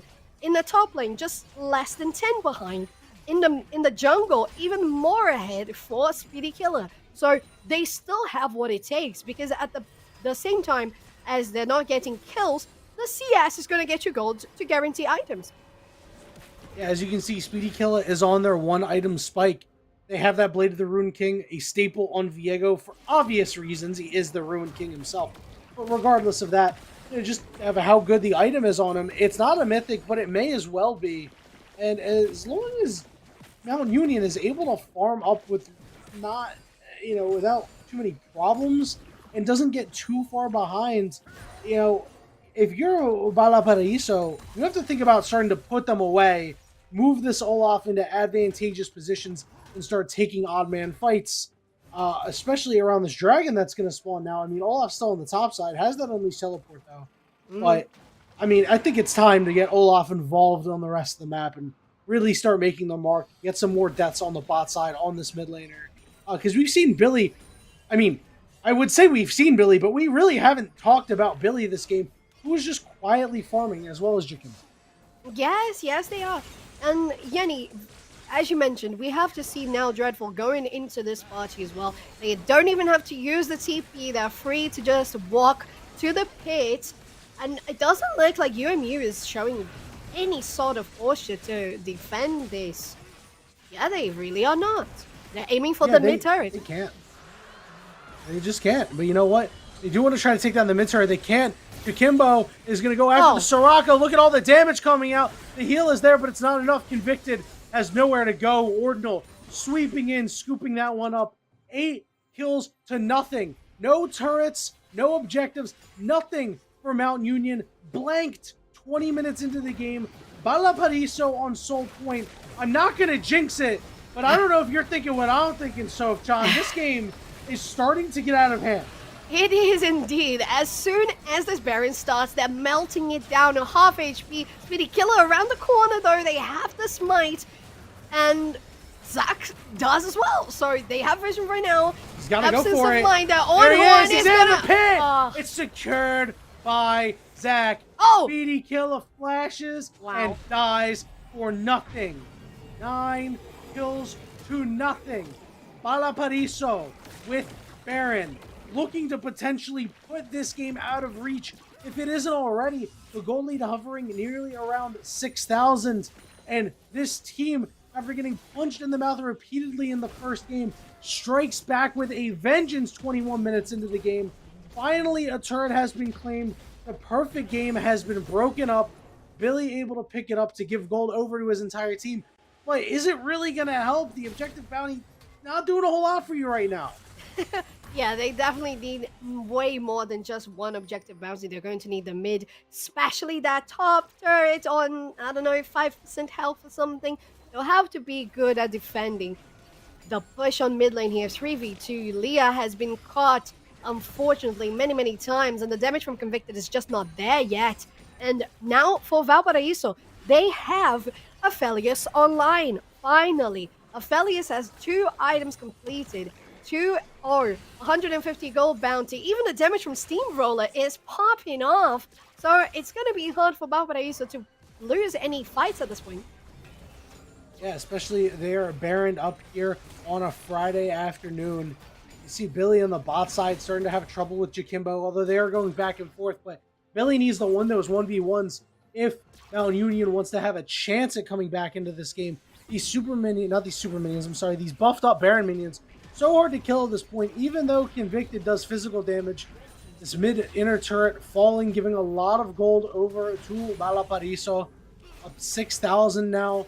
The lead starting to expand just a little bit, trying to make use of this Baron power play. A bot lane turret has been claimed as well. And Mount Union just looks hapless right now. I have to add, Yanni, Ordinal, really, on that push, that positioning was so aggressive. You can see how they're comfortable with that player, with that champion. Not only that, how comfortable they are with the stage in the game that they found themselves in, because you could see that on that push, he was the front line. There was nobody that was further ahead attacking the turrets, attacking those minions, as Ordinal was. So you can really see how this champion is going to be incredibly important in the team fights, dealing damage to in a 5v5 scenario, and definitely on those sieges, because that's what they have been doing so far so successfully. They have 4 turrets in total down, and that really is building to such a great, I wouldn't say unsurmountable advantage, but it's building into a very steep hill. Yeah, and that's really a big problem of what happened in this game. You know, Speedy Killer Ninja went up top, couldn't get the job done against Dreadful. That allowed Ordinal some more time to farm up. But Speedy Killer Ninja kept trying to force top. And when they didn't force top, they were just farming the jungle. Not once did they come to help out Convicted and Leah. And while they decided, yeah, you know, it's fine just as a farm lane, if you're going to play a farm lane and there's a really fed member on the top side, that just allows Aphelios far too much breathing room, and you're starting to see it now. 2-0, a $194 CS, 2 items, they're just able to deal out a fair amount of damage at this point in the game. Leah. And Leah is once again wiped off the map.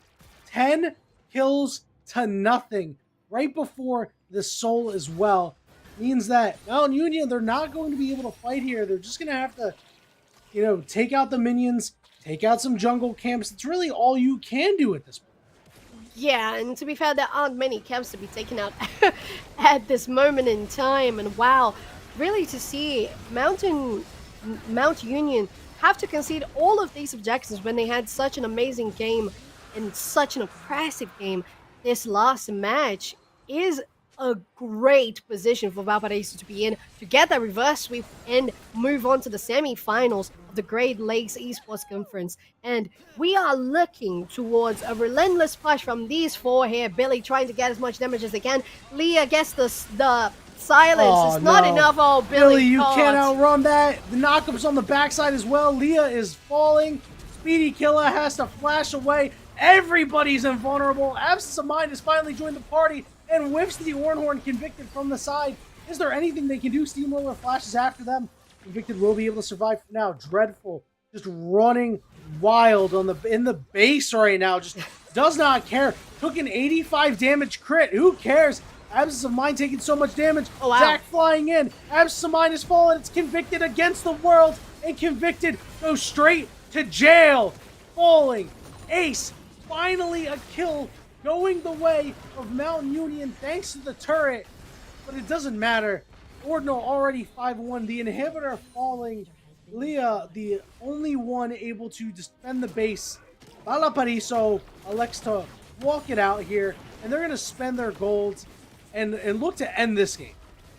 They really are. There is, well, nothing on that in front of them. It's just those two Nexus turrets. And compared to what Mount Union has in front of them, it's, well, remember that steep hill? It's become a cliff. And it's looking like Mount Union might fall sooner rather than later. But now seeing Valparaiso getting on top of every fight that happens, staying on top of 15-1 score, 4 Drakes, 2 Heralds, I believe. Even did they get? Did they get 3 Heralds? No, Were there 3 Heralds? Well, you can only get 2. I believe if you time it correctly, you can actually have 3. I'm pretty sure. I thought you could only get 2, but maybe I'm wrong. But they've gotten 1 purple worm, and they're looking to pick up the 2nd purple worm here. Speedy Kill and Ninja, even if they can get any, I mean, even if they steal this Baron, they're still have a long way to go, but they are getting some solid poke down. Baron helping them out. They're going to drop the ultimate and make multiple members go invulnerable. Absence of Mind trying to get out. Multiple stuns! Wow. Multiple knockups! Valparaiso! What an incredible fight to cap off this game. A clean ace. A clean ace and a push to the mid lane. Talia is riding that into the Nexus. Wow, Valparaiso really nailing this game from start to finish. And this is going to be them guaranteeing the 2nd game. An equalizer to get us to game 3 on this quarterfinals, Yanni. An impressive display by Valparaiso. Incredible way to turn around the game. The series, really, the resiliency of Valparaiso cannot be understated. They make a slight change, and I mean, this top lane. Listen, things were dreadful for Mount Union. Indeed, they were, and dreadful. I gotta say, they put the team in that backpack. Get in, join for the ride, because it was definitely them who carried this team in the beginning, and then once the gold was spread across the other team members, they just made that nice cohesive plan to take out the game, and they did that. Mwah. Game 2 win. Yeah, and really, they played almost a spotless game. I mean, they gave up a couple of turrets due to Mountain Union just, they had to really overcommit on the split push because they wanted to get some gold for their team. And their one death was when they dove a turret, and they went 5 for 1 in that entire sequence. So really, if you go 5 for 1, like you're happy with that. Who cares that they got a kill? This is the closest that Valparaiso could have played to a perfect game without actually playing a perfect game. It was incredibly impressive, and I'm excited to see what these teams do going into Game 3. As Mountain Union is going to be on the blue side, and with that note, that does mean that we are going to take a short break as these teams hit the drawing board. Mountain Union looking to close out the series. Valparaiso looking to take their momentum to move on to the semifinals.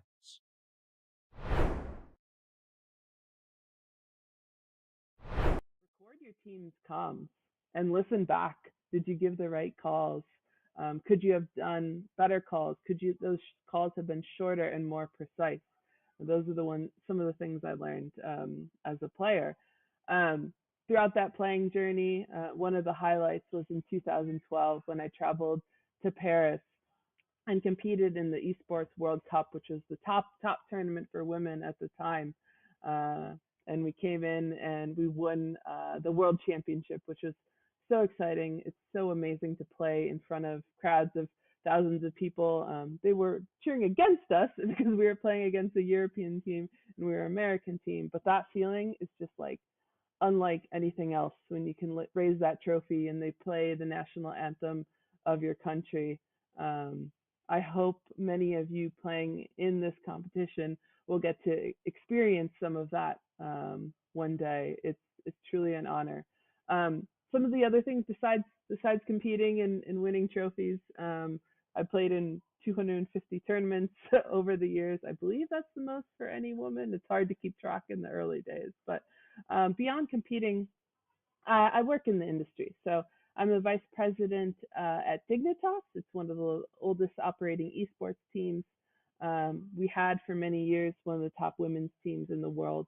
I also founded a women's initiative called Radiant and operate women's esports tournaments just like this. And I've realized how important that is. A lot of people will ask, why do the women need their own tournaments? Why can't they just play with the guys? And my response back is, if you look at a game like Valorant, there's a reason why there are so many women competing in this game compared to other esports titles. It's because these women's initiatives exist, and they give women something to work towards, something to get started. It gives them a more safe environment, a harassment-free environment to kick off their careers. And I hope one day we don't need women's tournaments. That's the end goal, is because more women are competing and more women are going to start to shine in those tier 1 teams. My last point is, as I said, working in the industry, there's so many different job opportunities. You don't have to be the best player in the world. You don't have to be comfortable on camera and be a content creator. You can work in business side, marketing, advertising. You can work in PR. You can work even in the sciences. There's sports psychology jobs. There's team chefs. There's nutritionists. One of my positions is being an observer. Like I said, I'm at Valorant Champions right now. And, if you're dual monitoring and you're watching both this event and Valorant Champions at the same time, after this, I'm about to hop in and be the observer for XSET versus Fnatic, essentially an in-game director. There's a million different production jobs as well. But I just wanted to use this as an opportunity to hopefully inspire you to continue to pursue esports and gaming if that's something you love. And then my final comment is just a reminder that, you're going to be in games sometimes and people are going to say terrible things. I hope that ends someday, but just know that no matter what they say, you belong here. You deserve this. You deserve to play this game. You deserve to be in this competition. And I wish you all the best of luck. Thank you so much for having me. I can't wait. I know there's going to be some superstars. I hope I see you one day at Valorant Champions kicking ass. Thank you so much for having me.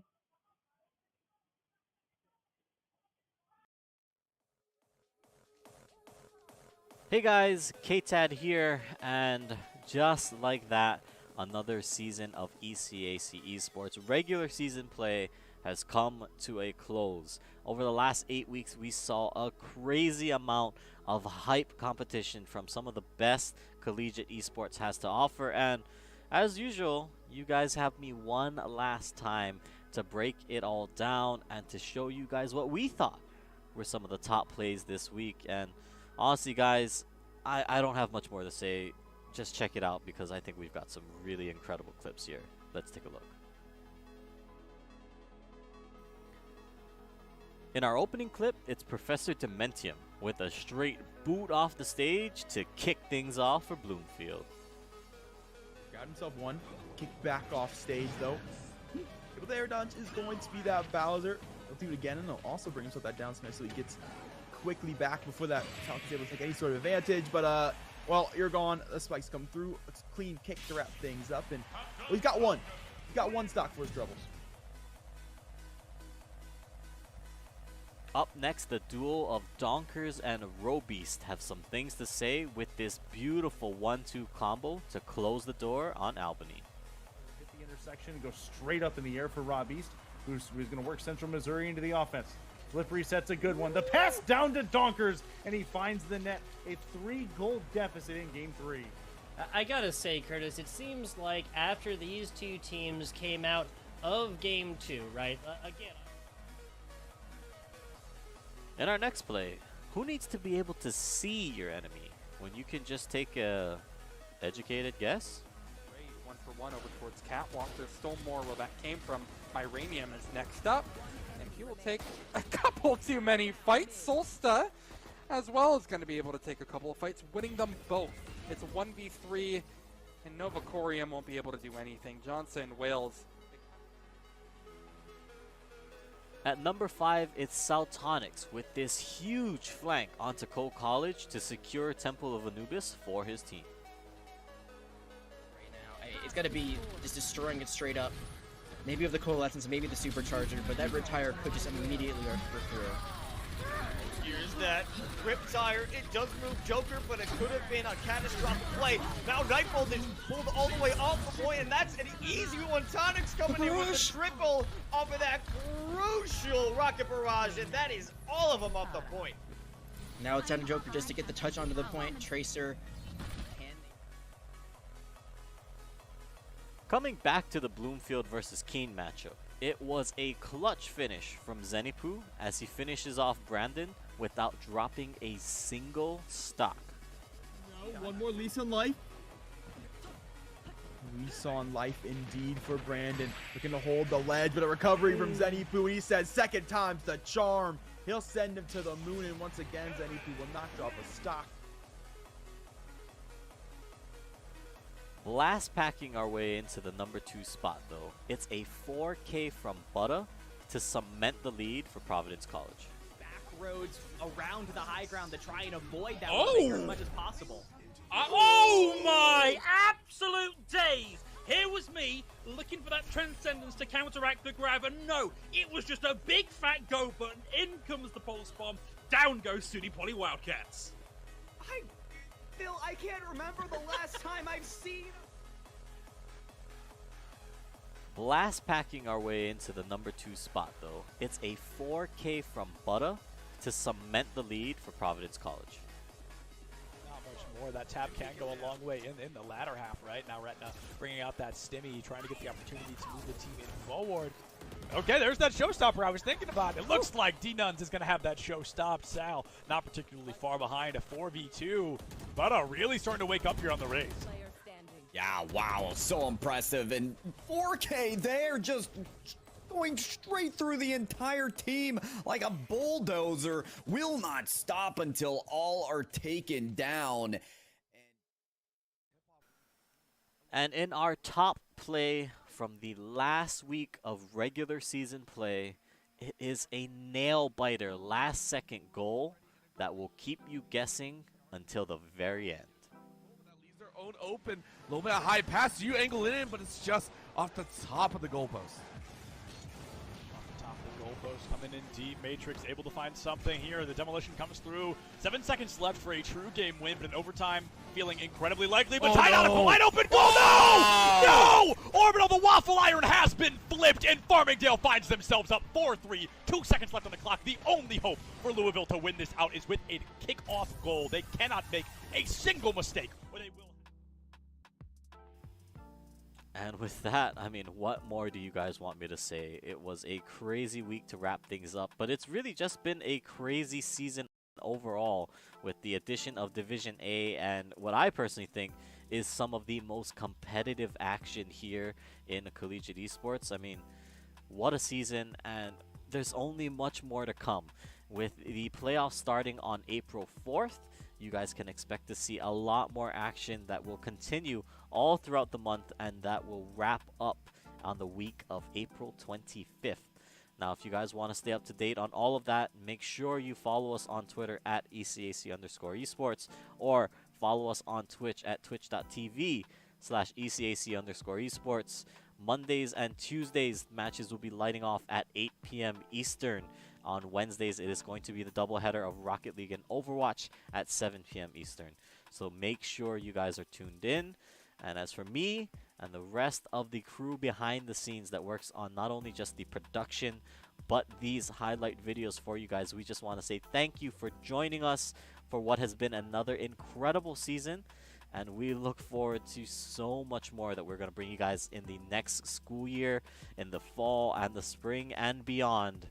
We've got a lot of great things coming, so stick around, don't go anywhere.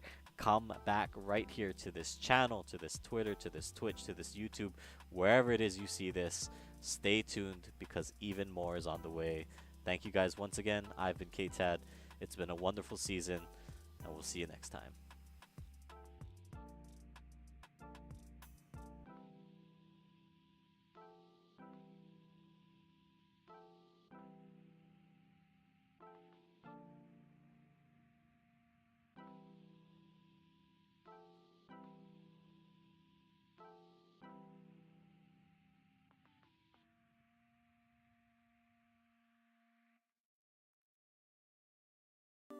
That's so cute. UCF, and it's really cute. So I'm gonna move down here. How do we feel? The odds for UCF? What are we thinking? They got it. No, we got this. We got it. We got it. Go Knights. Charge on. 100%. My friend Nick is behind you. He's gonna record it. Don't look at him. You'll ruin the shot. Don't look at him. Don't look at him. Come on. Oh, let's go! Let's go!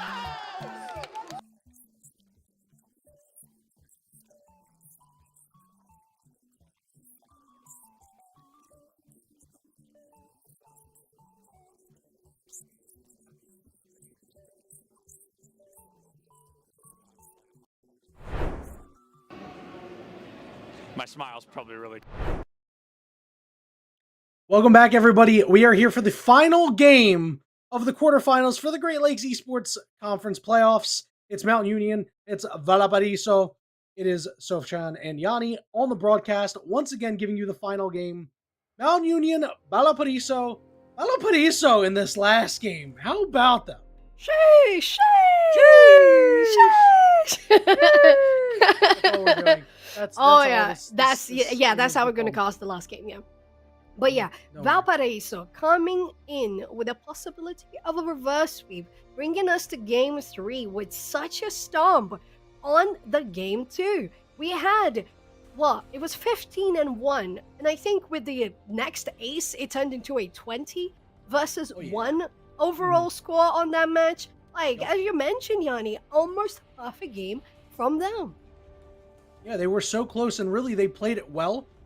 So despite the fact that Mountain Union got a couple of turrets, they played that game about as well as they could have did Valparaiso. Mountain Union, they're going to pick up the Talia this time. It's been a hotly contested champion, picked in all 3 games. And on the other side, Valparaiso, Victor, Olaf. The Olaf was left up by Mountain Union. We'll see if that comes back to bite them. We saw what Dreadful did on it last game.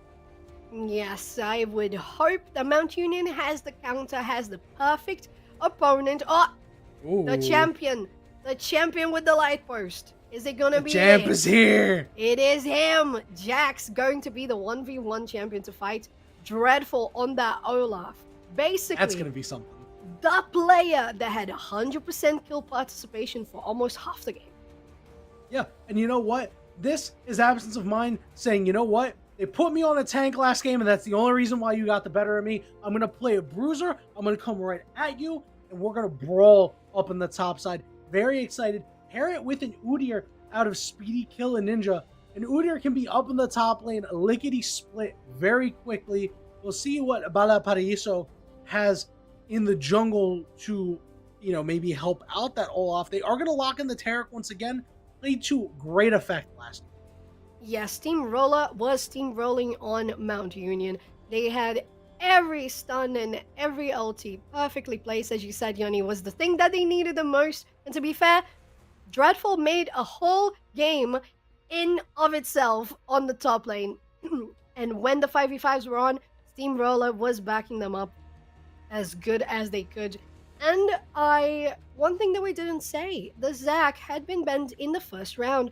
Therefore, we don't see it once again because, as you mentioned, Talia had been the champion to be in all 3 matches. Zac was that as well up until this point. So it's going to get traded for the Udyr. We'll see what they're going to pick in this last pick phase. And that was also topped off with Aphelios and Belvath in the final picks. Very different from what we've seen so far. Yeah, but this is a great response from Valparaiso. The Jarvan, a great ganking jungler, is a little bit slow-footed when it comes to like the comparison of Udyr, but should be able to get up to the top lane without a problem. Lucian Nami, the lock-in for Mount Union, we haven't seen them play that yet, but a potent combination. If you play in the bot lane, it is a staple. You need to be able to at least play these champions competently and pick a lane like this. But Caitlyn, a champion that was banned throughout Worlds for being so oppressively strong, is the pickup for Valparaiso, and they slammed it immediately. It looks like these teams, for their last picks, they got exactly what they wanted. They locked in these champions, no question at all. Yeah, no hesitation whatsoever, Yanni. And I have to say that, once again, as we mentioned, there had to be a good old plan back there in the drawing board to guarantee that this draft was going to go well for these 2 teams. And to be fair, I think they both had a good draft going on. The Lucian and Nami bot lane is always so solid. It's always going to be reliable in regards to escaping, in regards to engaging. In the Valparaiso bot lane, we have Steamroller as Derek and Ordno as Caitlyn. Now, as you mentioned, Caitlyn has been so strong. I believe with the sustainability that Derek is going to give her and the possibility of stunning to land those headshots, it's going to be lovely, lovely. At the same time, are you going to be quick enough to hit those stuns while Lucian is dashing away? We'll see how these 2 are going to play, because the only one that has played the same champion right now is Steamroller on the Taric. The 3 other champions are different. We have never seen them play with these champions before on the stream. Yeah, and really, this is for not all of the marbles, obviously, but if you are knocked out, you're not getting any marbles at all. You got no shot at getting any marbles. So it may as well be for all of them. And really, Mount Union has a unique opportunity here to force the opposing jungler to really have to make some decisions on where he wants to go. Zac really needs to be careful where he goes on Jarvan, because, you know, if Lucian Nami are able to abuse their range advantage on the Taric specifically, that means that Valparaiso might need some help in the bot lane, which then pulls the Jarvan away from the Olaf, and all of a sudden the Jax and the Udyr can start picking on the man with the Ragnarok up in the top lane. But if Mount Union can't capitalize on that and they do get beat out by this Tara Caitlyn, then Jarvan can kind of try to neutralize the Udyr. It's going to be a weird game of cat and mouse, a potential game of chicken, but the one constant that's going to remain the same, Talia, Victor in the mid lane, and a farm lane. I wouldn't be too overly excited about that, although Talia certainly has a little bit of better roam potential. Yeah, I agree with you, Diana. I think that looking at these 2 teams, we have once again, aside from the Olaf in the top lane, I think that we have Mount Union with a similar comp to what they had in the first game, so more oppressive and more possibilities of engaging in the beginning of the match. Whereas on the side of Valparaiso, we have Olaf, always good. Caitlyn, always good to be able to get the shots from afar. So I think we have somewhat of a similar matchup compared to the first game, which was a Mount Union win. So we'll see how this is going to perform, because even though it's similar, the champions are all different aside from Talia. And yeah, aside from Talia, it's the only champion we had in the first game. So all of the rest is absolutely different, and we're going to see how this is going to go, since we're waiting on this match to start pretty soon. Yenny, do you have a preference? Ooh. I do. I prefer Mount Union's team composition for one really big reason. Valparaiso's early game is pretty good. Mount Union's early game is good enough, but the mid game for Valparaiso is not so great. Caitlyn, very famous for her mid game power trough, where she kind of falls off of a cliff, doesn't have the mix of damage and attack speed to actually be super impactful. Although obviously, trap lines, you still get to use those, be very impactful. Olaf has that reverse scaling, the vaunted reverse scaling, that as the game goes on, he gets kind of more and more useless. Victor is going to come online the later the game goes, so there is a weak moment in Valparaiso's team composition where they are weak. Their Caitlyn hasn't hit late game, their Victor hasn't hit late game, where Mount Union has an opportunity to strike, where Jax starts to get a little stronger, where Lucia and Nami are still fairly strong in the mid game, where Talia finally starts coming into her own with damage. They have an opportunity there.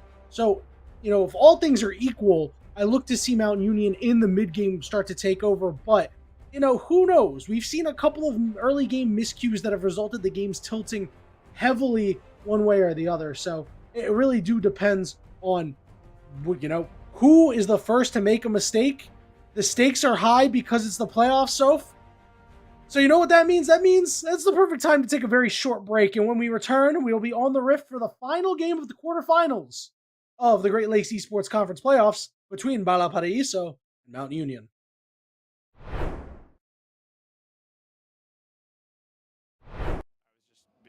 Oh, I love being in the shadows, though. Big shout out to the shadows. We could interview Dilly just because I think he's handsome. You weren't supposed to hear it. Here's the thing about the event. I'm the greatest that's ever lived. Literally true. I know him. I think everyone knows that. I think everyone's aware of that. Hey, do you have a VIP access badge on? I actually have an all access. Oh, an all access. I thought it said VIP access. And that's only available for the best. That's true. He's right. That's a main stage TO right there. If this goes live, I'm suing everybody. It's all right. A video of me, the first clip is me saying, don't put that in. And then it was the first, cut the cameras.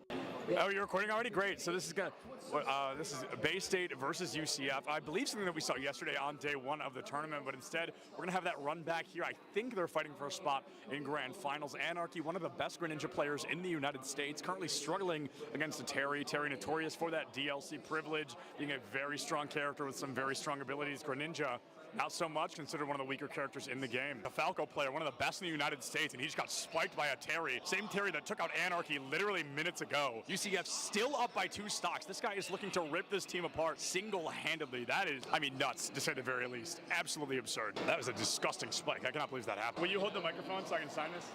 Sorry. For context, he's got a fan. He's actually signing something. He's so excited. What was it like to not hear my voice for 2 minutes? For 30 seconds, maybe. What was it like? Probably bliss. I was signing a mouse pad, which is really cool. I've never done that before. Nobody's ever asked me for a signature, so I'm going to start blushing, but I'm really excited about that. And then he wants a picture. Can you take a picture of us? I said, is it bad? She went, no. I'm going to go ahead and take that as a yes. Turns out I can't tie a tie sitting down. What do you think is the appropriate face-to-screen ratio for a Valorant player? Face to screen, like how close I sit? Yeah, like how close should a player sit? Personally, I play really, really close. I think it depends on your eyesight, but for me, I like playing close because it helps me focus on my crosshair. Is the value of sitting close, the crosshair being the only thing in your line of sight? Yeah, that's pretty much the main benefit of it. It's so funny how close some of these guys sit. Oh my goodness. What do you think is the healthy face-to-screen distance for a Valorant player? I think it's all kind of personal preference. I guess I would consider myself like pretty close when I play because I like to like zone in on my crosshair. It is the second person to say that. It's all about the crosshair. And then what's up with the horizontal keyboard? I don't know, like it just kind of fits like the form when I'm close to monitor. Like I don't know, it might sound cringy, but I like to like be one with my gun, you know? No, bro, I feel it. I feel it absolutely.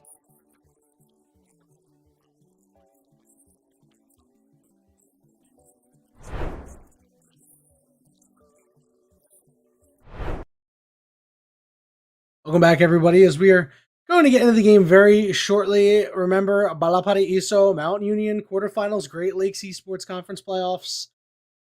I mean, you know, it's win or go home at this point, and I expected after game one that Mount Union was going to be able to take this very easily, but Balapariso, without an ounce of quit in them.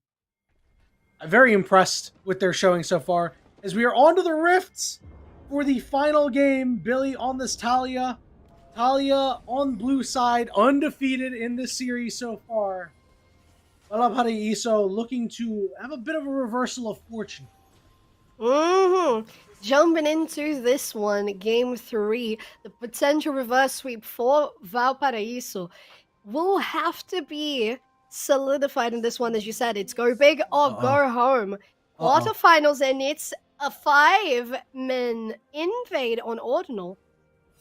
Yeah, Ordinal gets to walk out of there. Everything's fine. Ward gets put down, but I was really afraid. You know, luckily Ordinal was ready and locked in. If this was a game of solo queue, you know, they might be looking at their other monitor or checking their text messages or, you know, watching TikToks or something like that. But not when you're in a tournament game, you know. You're not going to catch too many players off guard with something like that.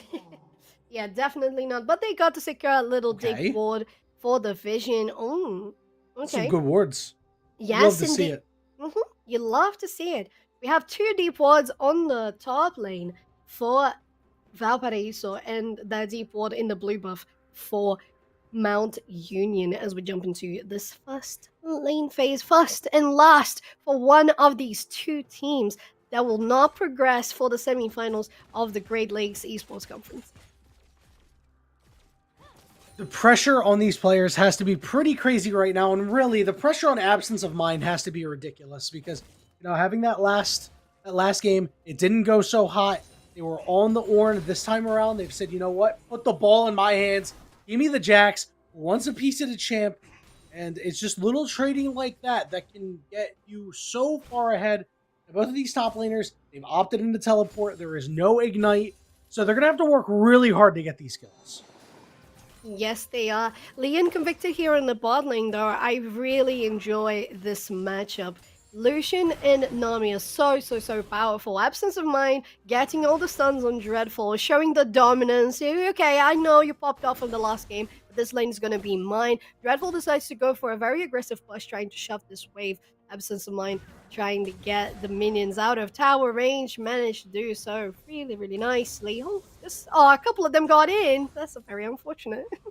Hey, listen, you know what? This is pretty good. There's the good presence of mind by Absence of Mind. Especially the sidestepping as well. Super important there. As you can see, a level up here in the bot lane, but Valparaiso's bot lane traded back fairly well for being down a level. Yes, and as you would expect, Convicted and Leah were going to be the most present in this matchup. They have a lot of pressure in damage, in poke, in pushing the wave. Zach, though, going for a sneaky engage on Billy if they fall a little too into the front of this wave. There we go. It's the knock-up and the flash. Still a lot of damage coming in on them. It's going to be a certain recall for Billy and a flash guaranteed out of this UMU mid laner. Yo, listen. Billiam barely able to find a way out of there, you know, using his government name, sorry. You know, it's just super scary stuff. And I was wondering if Zach was going to follow up with the flash, as, you know, you can flag and drag, hit the flash to, you know, to follow their flash to still land the knockup, but I elected not to go for that. Billy is going to take the long walk back, so it does have the teleport still available. That is pretty key. It is. And we saw Convicted here that was going to base earlier. They have the double sword to back them up, be able to clear this wave pretty easily and get back this in one around. The knock-up on Ordinal lands. But so far, these two are only looking for pokes up until the point that Speedy Killer joins the fight. And they just put down a ward, so they're going to know that Speedy Kill is here. Convicted moving forward, dashing, landing a couple slows, flashes the stun. Ordinal could be in a little bit of trouble, but a flash and exhaust get put down. Wow. So Caitlyn, no summoners. Tarek, no summoners. And the only summoner burnt by the side of Mount Union is the Ghost and the Flash. So not bad stuff there, but we're starting to see that Convicted and Lee are starting to have a tough time with this Caitlyn. They're running out of sustain. I have to say they look to be in a pretty good spot at this point, especially with the Speedy Killer gank. Therefore, they have a possibility of freezing that lane over there. You see how in the bot lane, the red team is positioning themselves pretty close to that tower. They need to be a little more careful. So that was a good presence from that jungler to make sure bot lane was feeling in a comfortable spot. Zach, though, not allowing that to continue for much longer. Oh, Zach is going to roll up on Convicted. Convicted cleanses nothing as the stun had missed, but Convicted trying to find a way out. Will be able to dash away and survive. No summoners on this Lucian now, but I'm very surprised that Zach there wasn't able to convert any kills on either of their ganks. It's kind of shocking, to be honest with you.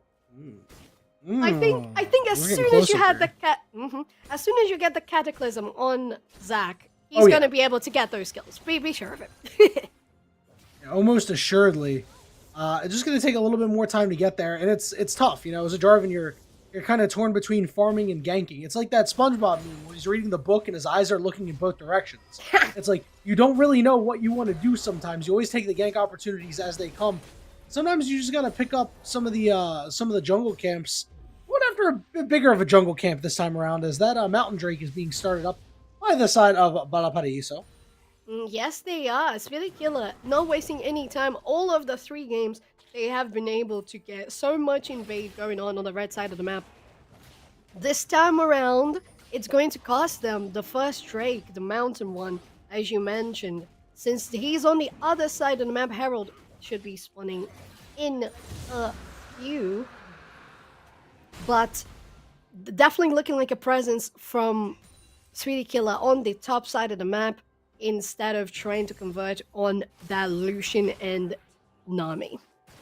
Yeah, you know, Speedy Killer Ninja doesn't really mind too much. Has the quickness boots, or the swiftness boots, sorry. So he's just going to be rolling around at the speed of sound. He's got places to go. He's going to follow his rainbow, and he's just picking up as many jungle camps as he possibly can. 56 CS right now. Going to take it back. Going to get mighty strong here with what's the name of it? It's the Cinder. The Cinder something. I don't play jungle. Yeah. That's the problem. No, I kind of think I know the name of that in Portuguese, but it's coming out of my mind in What's the name in Portuguese? I forget that you know that I'm Brazilian. It's the bilingual power. Yeah, what are some of your favorite item names that are in Portuguese? Espada GPC. It's the BF sword. Well, that sounds pretty cool. My favorite one. Whoa. Absence of Mind getting really aggressive. Took 3 tower shots for that one. That means Dreadful is going to go in and pick up first blood. Absence of Mind fighting off more than they could chew. A big mistake. Now we see Ordinal and Steamroller moving over to the mid lane here because that Rift Herald getting started up. But Speedy Killer Ninja is in the area. It looks like finally has an idea that, hey, something's going down that I don't quite like. Yeah, and, it's true. All of a sudden, the ball has gotten rolling. And we have to talk about how it's 8 minutes on the clock, and this is the first blood. 8 minutes, almost 9, as they're converging for this Herald. Dreadful coming for the flank from behind, Yanni. Oh, it's a huge engagement. Ordinal's going to be able to pick up a kill. Speedy Killer Ninja is not going to be able to get out alive. It's Jakimbo picking that one up. Dreadful looking for more, but they will be unable to continue that Chaos Storm, backing everybody off. And Valparaiso, they're going to get a couple of kills. They're going to get the Rift Herald, and they are looking for a continuation of Game 2. The team has kicked it up into another gear after that first game. They did, and we're looking how this comp and this setup of players that they chose for the final game and the second really, really worked. So, of course, they won the second game. Gotta maintain, don't change a team that's already doing well. Billy gets the knock up on Steamroller, but it's Zach following them. Oh, the stun doesn't land. And they can hop over the wall. Yeah, barely able to survive. Billy has been under severe threat most of this game as Zach has just been hounding him down, looking for more. You're going to see that Rift Herald get put down. Billy does not have the teleport available either, so it's going to be Convicted and Leah here in the mid lane. Convicted very low on mana, so they're going to have a hard time clearing out the wave. But Balapariuso, they're going to take their 2 plates, split it across the Victor and the Jarvan, and be happy with what they got. And they're carving out about 1,000 gold lead for themselves, which isn't a whole lot right now. Absence of Mind going in. Olaf is CC immune, looking to turn around. Are they going to be able to win the fight? Absence of Mind flashing and smacking him with that lamppost. Able to get one back, and now we might see the Jacks start to get into the game. And once that happens, the 5v5s are definitely going to be even more spicy for Mount Union, because the power that Jacks can have in 5v5 situations, the team fights can always be a good place for them to fight. And especially when you have knockups coming from Nami, coming from Talia, the stun from Udyr as well, and from Jax himself, you can get amazing plays in those late game fights, Yanni. That was their first kill that wasn't assisted by a turret since game 1. They have gone, what, 30, 35 minutes almost with only 2 kills in their pocket as Mount Union. So this could be the catalyst to start something great, as you know, their struggles have been well documented over the last game and some change now. We see Udyr just doesn't care, man, just going for it. To put the culling down, doesn't do a whole lot of damage right now. An Absence of Mind looking for more onto Dreadful. Dreadful getting very low. Absence of Mind wants the turret dive so bad, but remembers what happened last time. We grow, we adapt as people and players. Absence of Mind said, you know what, I'm done messing around with turrets. Well, are they? With Speedy Killer around the corner, they might be looking for that. Well, the Rico... Leah gets caught out again! We're having sushi for dinner tonight, baby! Oh, damn. The raw summon is here. TP top by Jakimbo. It's 2v2. And I don't think this is going to come into fruition for anything, because we don't even have a Herald. And, well, to be fair, they knew that on the other side of the map, that team was taking the Drake. So valid, good enough. Use the TP on top. Billy and Convicted, though. Speedy Killer with the smite. Looking to make it convergent here. Ordinal on the side is alone with Billy. They're going to go into the pit. It's going to be taken away by Speedy Killer Ninja, but a couple of members are invulnerable. Convicted is exhausted. Speedy Killer Ninja getting lower and lower. They're going to try to get a kill on the Zac here. And no, they can't. Convicted is caught. Convicted was caught off by Billy's wall. Convicted has to flash over the wall, and they're not able to pick up Steamroller. Is able to flash away, and now Jakimbo going after Convicted, lands the laser, unable to close out on the kill. And Billy had 1v1 opportunity on the side with Ordinal and wasn't able to close out on a kill. Didn't even do any meaningful damage. And Balapariuso, it just looks like their champions deal more damage than Mount Union right now. Yeah, it certainly looks like they're on the top lane. Absence of mind, also absence of health as they fall down really quickly, especially with no mana. I think this might have been... No, it wasn't even a TP from Dreadful on the top lane. They were just high health and absence of mind. Yeah, absence of mind just fell to their knees. I totally see what you mean there. Billy was just out of range on the fights. And unfortunately, if you don't hit the abilities, you're not going to get any damage. As you said, it feels like Valparaiso has more damage input to these fights. And that's because they got themselves in a good positioning in the map to land those damages down. They can't get the CC on Ordinal. That would have been a great pick if they could get the kill on them. 202, 150 gold bounty key. And now we'll see if Balapariuso can hold the lead here. Jakimbo is caught between a rock and a hard place. He's going to flash behind Speedy Killer Ninja. But it looks like Jakimbo will go down. Does level up to level 10. But Convicted will be able to head back in. Speedy Killer Ninja able to pick up the kill. And really, it's a reprieve here for Mount Union, as we see Absence of Mind is now stuck in the 2v1. Steps back, gets hit, is going after Dreadful. One more auto could do it, but no flash available. Absence of Mind waiting for the next leap strike, but it looks like Dreadful will stay away. It's now going to go on to Zach. Zach is so low. Did drop the standard, so Absence of Mind had to be careful for the knockup. The Jax wins the 2v2, but doesn't come away with anything more than a couple of CS. Yeah, they guaranteed that recall. They pushed the wave. I think they're going to freeze that one now. They're not going to let anything push any further into the red side of the map. While on the bot lane, Lucian is doing that convicted. It's pushing the wave, making it crash on the tower. And that was such a clean rotation beforehand from Speedy to go on Victor, get the kill on Jakimbo. Guaranteed that Lucian was going to get a little bit more of presence in regards to farm on that lane, in regards to the kill. And now they should rotate for this Herald here because it's all Valkyrie. So they have the wards, they have the scuttle, all the vision. Look at how many wards they have placed. At this point, the sweeper as well. They're going to hit the little fruit, get the vision, and it looks like it's all theirs. It could be, but Absence of Mind is making his way down. Speedy Killer Ninja will elect to peel off a stick near the bottom side, so it is a second Rift Herald picked up by Valparaiso. And they really need it because now they're down 200 gold, surprisingly, despite their early lead that they've carved themselves. I mean, Convicted has been the difference maker, has a huge CS lead over this Caitlyn, which is very surprising to see. It's nearing about 30 CS right now.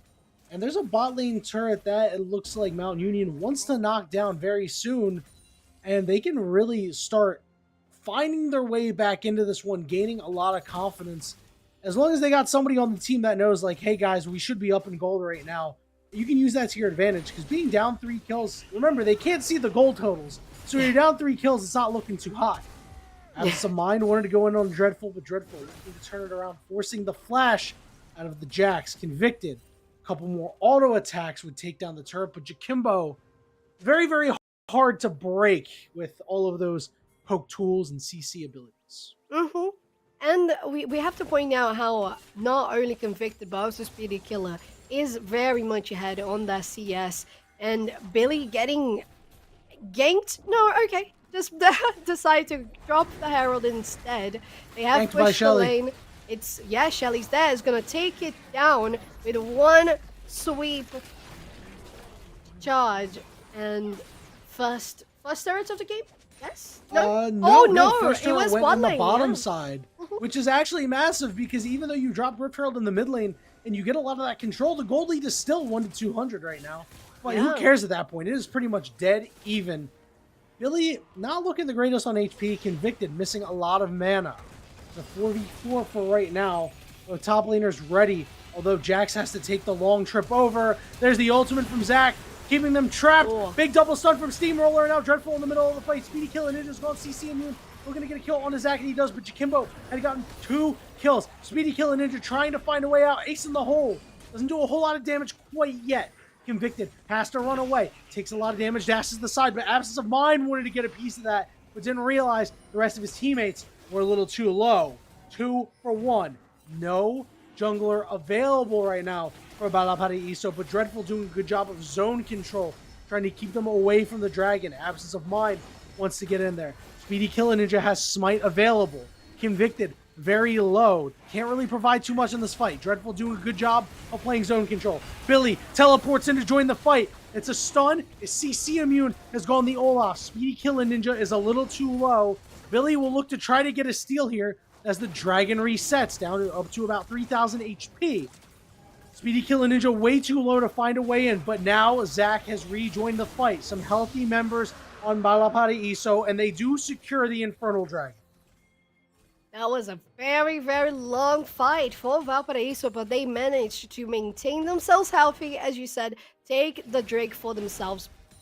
And with that, they got 1 TP out from Billy. It's going to be on cooldown for a little longer.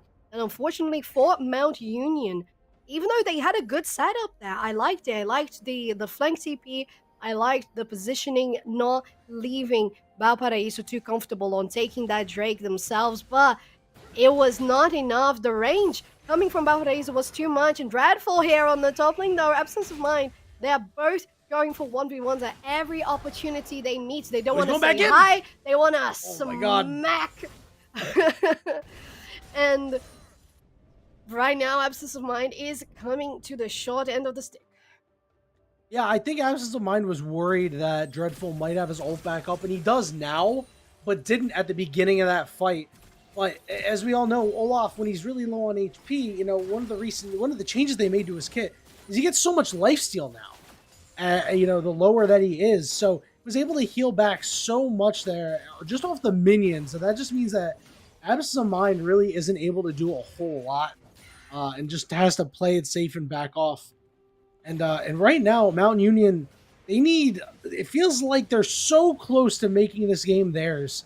I mean, the gold lead is still just dead even here at the 20-minute mark, which it's the first time we're seeing that all series, really.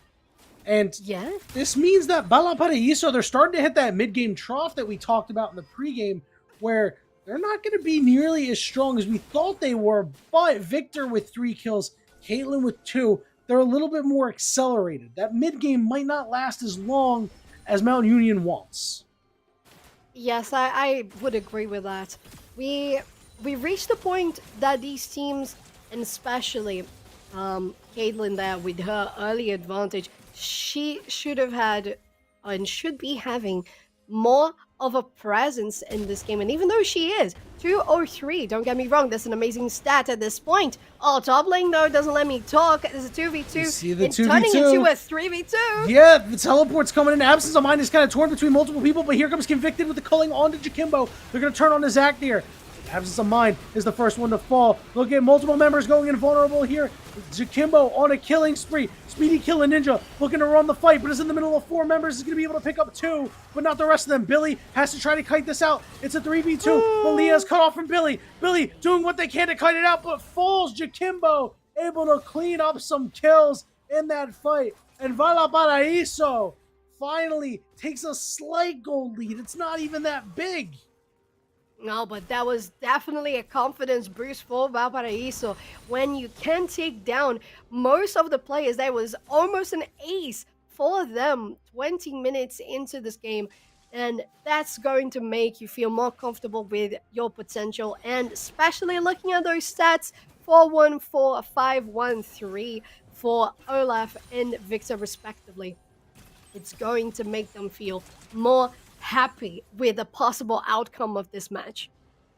Yeah, you can just see the damage that Jakimbo is dispensing right now is ridiculous. These lasers just ripping multiple members apart. And every time Mount Union thinks they're taking an even man or even an odd man fight in their favor, somebody from Valparaíso shows up. The team play out of this team after game 1 has been spot on. They've been around. They've been helping each other out.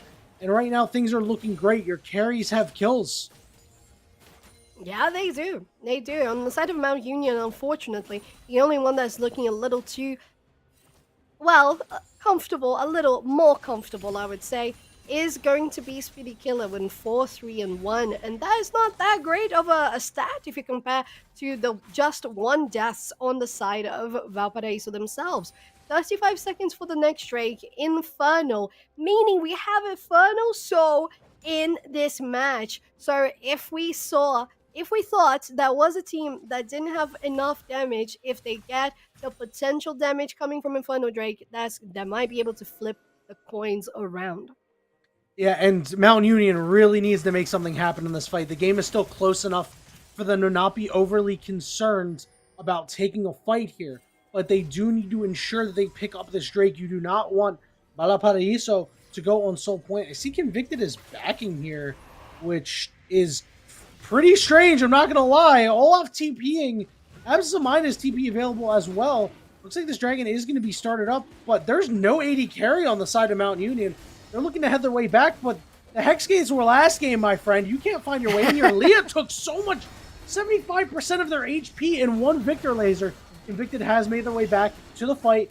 Jax manages to take a turret. They're trying to just get Speedy Ninja Killer away from the Dragon. And there, the Dragon is going to go down. Look at, however, it's 5 invulnerable members. Absence of Mind is on the backside, but not dealing any damage. It is now caught between a rock and a hard place. They're going to flash over the wall for Jakimbo. Ace in the hole. It's going to go over to Ordinal. And now Billy on the wrong side of the tracks. 4 angry members of Balapadiso bearing down on the Talia, able to pick up the kill. Other side of the fight, there is going to be a kill onto that Jarvan. 3 members of Mountain Union. They pick the 3v1. They get the mid turret as well. So a couple turrets in their favor. They lose the fight 2-1, but the gold remains even. But the ultimate prize, that sole point for Valparaíso. Yeah, Valparaíso guaranteeing that they are just 1 Drake away from getting the soul. And it's going to be hard for UMU now to try to come back to defend that, because it felt like they were just a little behind. It felt like they were watching the game a little slower because the TP was slower.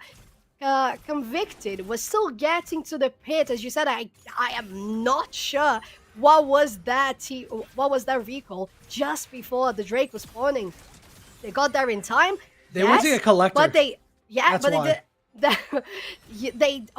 That's true. But at the same time, they didn't even get to the fight fast enough to be able to deal any damage, and they just collapsed and died. So unfortunately, the communication there for Mount Union was lacking in regards to getting the vision to the pit and getting the TP in time, because Absence of Mind is going to be a great asset in team fights.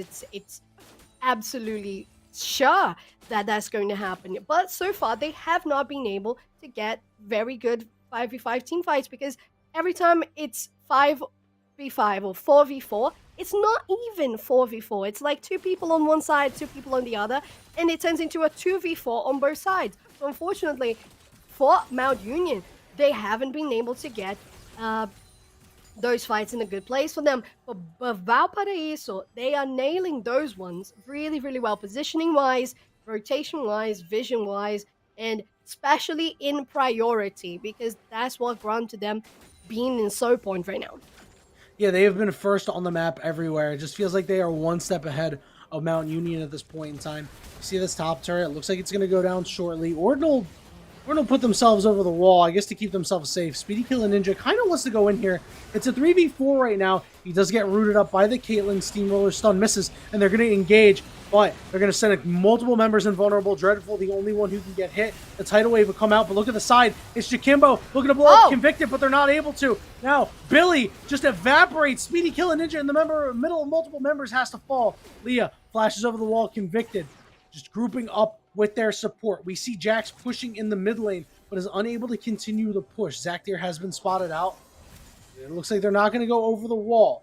They're not pushing on this inner turret anymore, so what do they really get for Absence of Mind going into the mid lane? He's up in CS, sure, has 2 items, but they're not really able to make anything happen with that. It's just, they're not making any hay with these moves. All the gold lead is still even, and the Baron's been started up. Yeah, it has been started, and Valparaíso knows that they have the upper hand here, since the champions on the side of Mount Union, they're still respawning. 5, 3, 2, 1 seconds to get back into the rift. Just Convicted around there, but the TP might be a little too late once again. Red team guarantees the first Baron of the game. Zach securing the buff, and Valparaíso really building that path to victory. Yeah, and this is the part of the game where Valparaíso can break it wide open. They put themselves in a very favorable spot by putting themselves on Soul Point. But UMU was able to trade well with the objectives to keep the gold lead tight.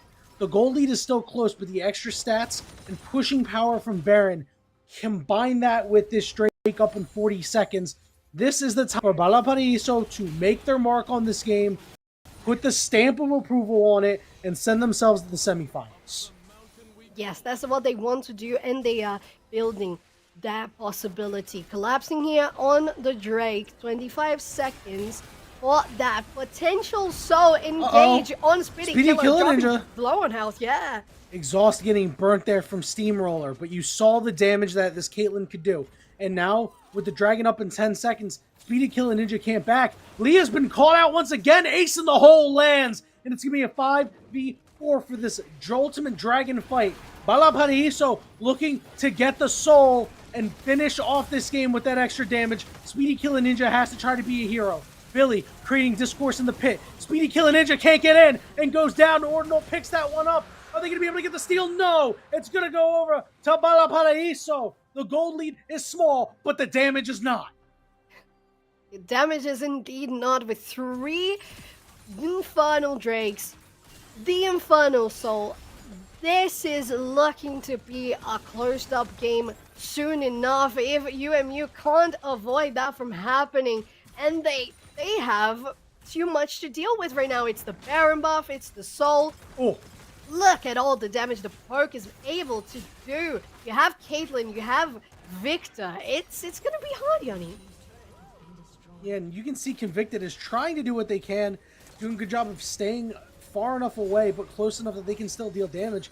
But I mean, take a look at the bottom side. It's Victor versus Jax, and the Jax is just having a real hard time getting absolutely wrecked as, these Victor lasers just deal so much damage. We thought they did a lot when you saw them earlier, but now they just deal so much more. The Tidal Wave coming in, it's going to knock up a couple of members, but Steamroller and Ordinal, actually, the Olaf as well, they're all going to go invincible. They're going to try to engage onto Dreadful. Dreadful is CC immune. They're going to go after him. He's getting very low, but the shielding, the healing is there. They're going to try to turn around on Speedy Killer Ninja, who's 1 auto away from death, and the pincer is there. The rest of the side is there. Zach is there. Jakimbo is trying to dispense out a lot of damage. Absence of Mind trying to go in. The flash over the wall will keep the J4 alive. Dreadful trying to push forward. Very low, getting the shielding. Jarvan flying in from the side, able to get the kill. Convicted, low. Jarvan resurrecting. Are they going to be able to keep him alive? Responds with about half of his HP left. Dreadful getting not close to the turret. It's a huge kill there for Billy, trying to stem the tide and stop the bleeding. Jakimbo almost lands the laser. Would have been certain death for Convicted, but UMU barely manages to keep themselves alive. Yes, but they do, and that's going to be an expired Baron buff for Valparaiso, and it's going to be much easier to clear the waves now.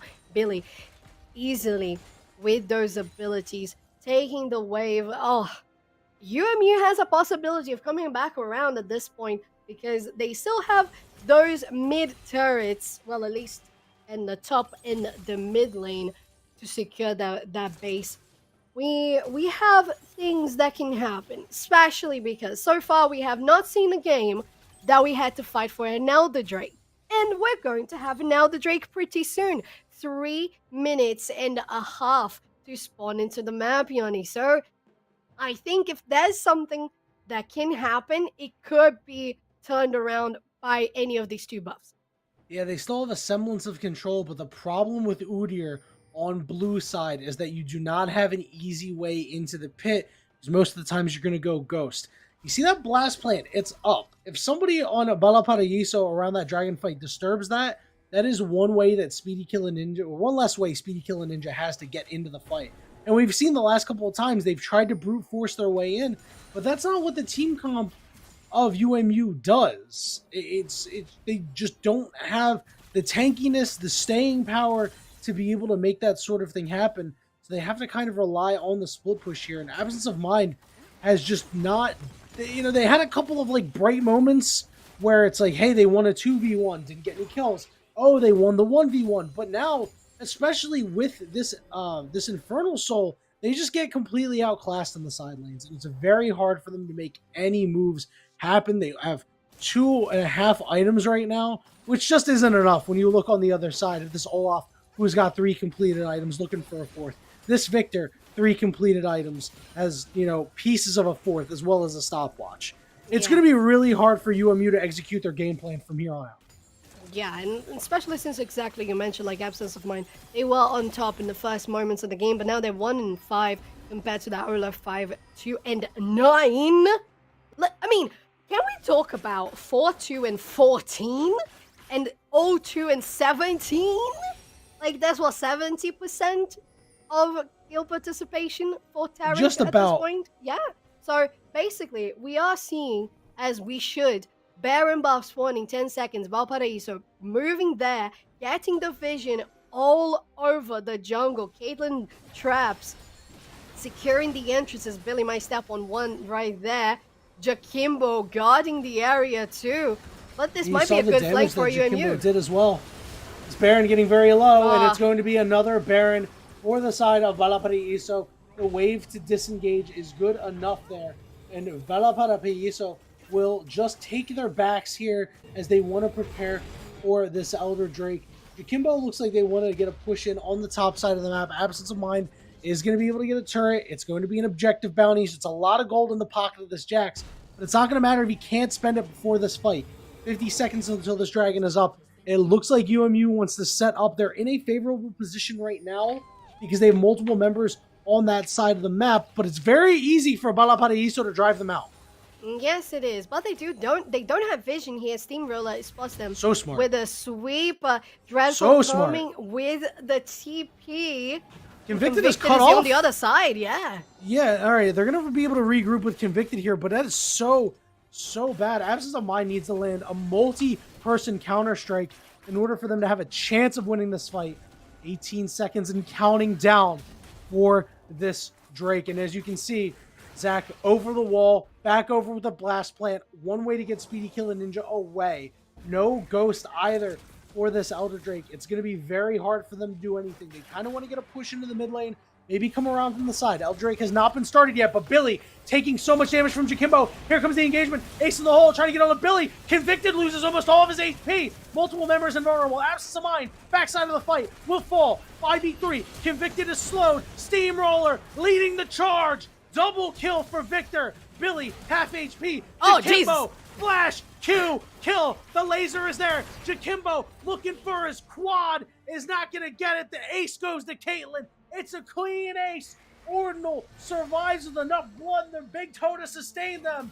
And Valparaiso, they were dead in game one. They looked like they didn't have a chance. They come back strong in game two. They ride the wave of momentum, and they are going to the Great Lakes Esports Conference Playoffs semifinals. Semifinals guaranteed for Valparaiso. Great, amazing performance on these matches. Of course, as you mentioned, the first game wasn't look that great, but they made the adequate changes. They got some players swapped around, and with those subs getting in and how they decided to play, it worked so well. As we saw last game, almost perfect with almost zero kills for Mount Union. I think it was just one at the end of the game. Most of the objectives for Valparaiso. Getting this one also, Yanni, which it was a tough fight because for most of the game, we saw an equal score. We saw an equal score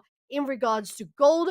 We saw equalizers in regards to kills, but Valparaiso was on top of those objectives every time. The Herald, especially those Drakes, is the first time we get to see the Elder Drake, and we did. It was in clean Infernal Soul for Valparaiso, clean Elder Drake Soul for them, and from that point on, alongside the Baron, like what else can you need to wrap up a game? Well, they needed every bit of them to wrap up Mountain Union. You saw Mountain Union fought for everything that they were worth, which in game 2 wasn't a whole lot, but game 3 was a whole new game. And while it felt like they were on the back foot most of the game, losing out on the objectives, they made good enough trades to keep the gold lead close and give them a chance to stay in the game, keep themselves on item parity with the other side. And it just ultimately, they ran out of gas in the tank. They could not get the job done. And it will be Valparaiso moving on to the semifinals. But we have some more playoff action, but not for League of Legends. So we got Septilence and Binks coming up next. It'll be the Great Lakes quarterfinals, the Great Lakes Esports Conference, much like this one, the exact same one. But this time for Valorant, Mount Union will be back at it, the Valorant team this time around, versus Alma College. That'll be coming up next. Don't go anywhere. We'll see you for all that action very soon.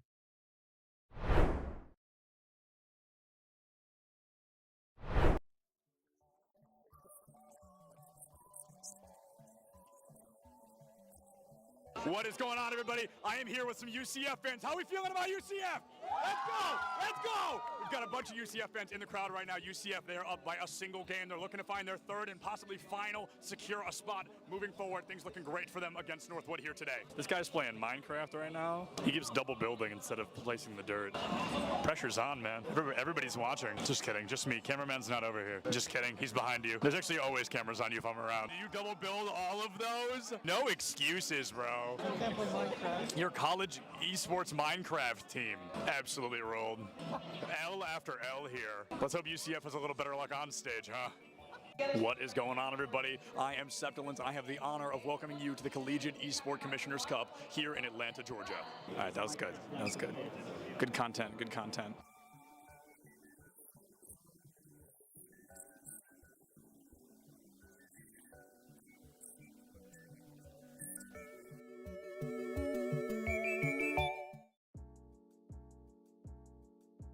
Welcome to ECAC Top Plays of the Week. This is Rod, your favorite host, back at it again with more stellar plays from Collegiate Esports. Special thanks to our partners at Esports U for the additional coverage. Let's hop straight into it. Starting off this week at number 8, we have Torchy showing aerial dominance. They show that you're going to have to work a little bit harder if you want to get back on their stage. Tiny bit here. Now you got to mix up your timings getting back onto the stage. Torchy is looking for something, able to still find the jab, and the foiler is going to be. Next up, we have Cavness, showing us what impact on a support player really looks like. With the timing of a Lucio God, they come in to claim the play of the game. Player just going to deny anyone an attempt to hit the objective, and I mean, at this point in time, you got to expect those rollouts to be as quick as they are. Moving on to Rocket League, we have Swax, showing why they own the airspace with a nice self-follow-up, netting WSC the goal. As we are going to try to find out that little nugget of information, Swax is going to drop this one down and give us a tie game here in game number 2. Gets that nice little touch over the defender, Peter. As an Astra main myself, nothing brings me more joy than watching Zeno hold it down on the C site with a nice 4K to secure the second round of the half. Fine, there's a 50-50 angle. They're checking a beautiful spray down onto 3. Players come in for the rotate from the rest of the map control, and a beautifully played round by FSE, capped off by a nice old. Now at the number 4 spot, we see that luck is a skill when Post gets 2 back-to-back kickoff goals. All it took was 6 seconds to go from a deficit to the lead. That is comeback potential. Other ways. I don't... What? Okay, so Warda actually messed up their kickoff. They 100% did not mean to land like that and then just happened to get a wave dash into it. Hey, listen, fortune favors the bold, and sometimes it's better to have dumb luck than to not be lucky at all. So we'll take it 100%, especially if they get another one. Kabuki to tally it on, and they're proving it isn't just... Coming back into Smash, we have Bryce showing a ledge guard of the gods. It took a couple Gordos to nail it, but this clip truly ended in perfection. Nope, not a footstool inside, unfortunately. I'm just going to be looking for some sort of an edge guard here now. That Gordo is right in the way, and Bryce going to be able to get the... Conrad came into this round swinging. They really showed what happens when you combine the skill of a great player and the blessing of the RGX Vandal. Over-aggression, it worked out so well. I mean, just a double kill already in their favor. Push so far the Sheriff, I mean, has been truly impressive. Unfortunately, he was not been there to follow up. Conrad now looking for the A's, already able to find 3, looking for 2 more. There's the 4th, and it's up to the tail to save the day. Conrad goes in deep. Oh, they're able to find it. Conrad. Finally, at the number 1 spot this week, Frosty lays down the law with a stunning barrage. What a way to tell the enemy to get off my point. Frosty to move in, unabated, unhindered. Here comes the rocket barrage, and it's lighting up the scene with 4. Well, that wraps it up for me. This has been another fantastic week of ECAC Top Plays of the Week. As always, follow us on Twitter and catch us live on Twitch at ECAC_esports. You can find us live on Mondays and Tuesdays at 8 p.m. EST or Wednesdays at 7. Thanks again to our partners at Esports U for providing all the additional coverage for us to show you. This has been Rod, the best host of this season. I'm just saying. I'm signing off.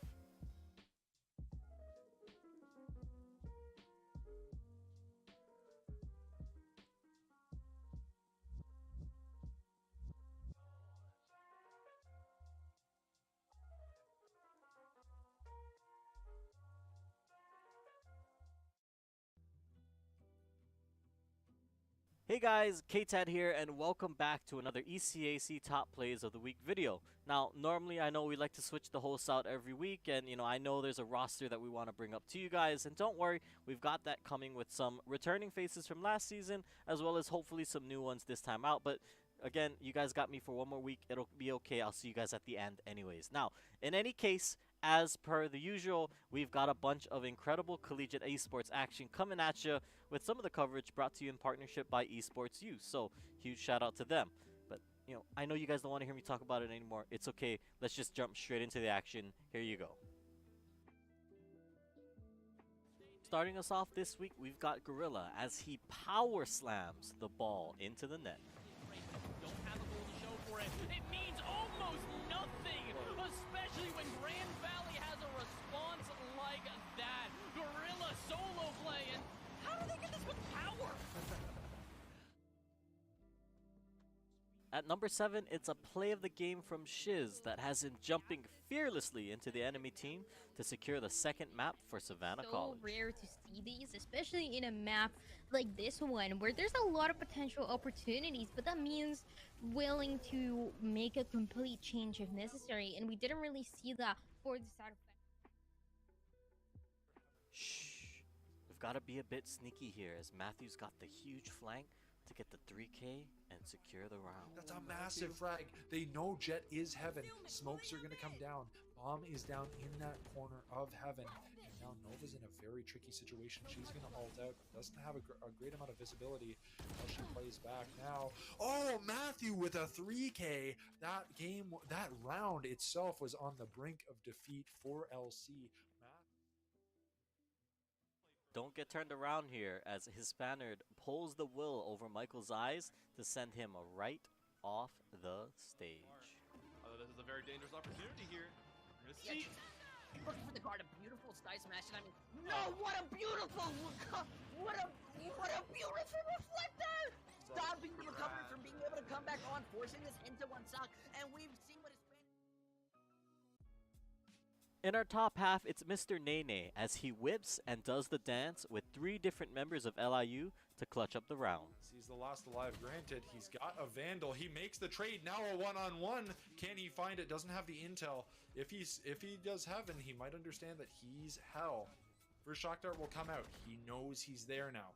First shot's coming out. He still doesn't have all the intel. He looks to peek. He gets the kill. Third kill, Mr. Nene. Gonna close out that round for LC. You can never count out James Madison so long as Impulse is lurking in the wings with this crazy death blossom. Going to deny the Deadeye. Unfortunately, they just missed the timing on that defense matrix. And now Georgia State once again in control here. Oh, but Impulse comes in Beautiful with ultimate the death from Reaper, blossom. including the hack from Sombra to get a wrist. In our runner-up, Bryce, in a disadvantage, finds a way to just dunk on pace to take St. Joseph's to the final series. What a play there. Great usage of that corridor. We've seen it be so effective thus far. Bryce really wants to take this to game number 3. Great roll. Oh, great usage. I can't even believe that we were not believing in this DDD. Yeah, oh my god, yeah, I take it all back. This is exactly the pick they needed. Oh man, huge. Oh my goodness, this is massive.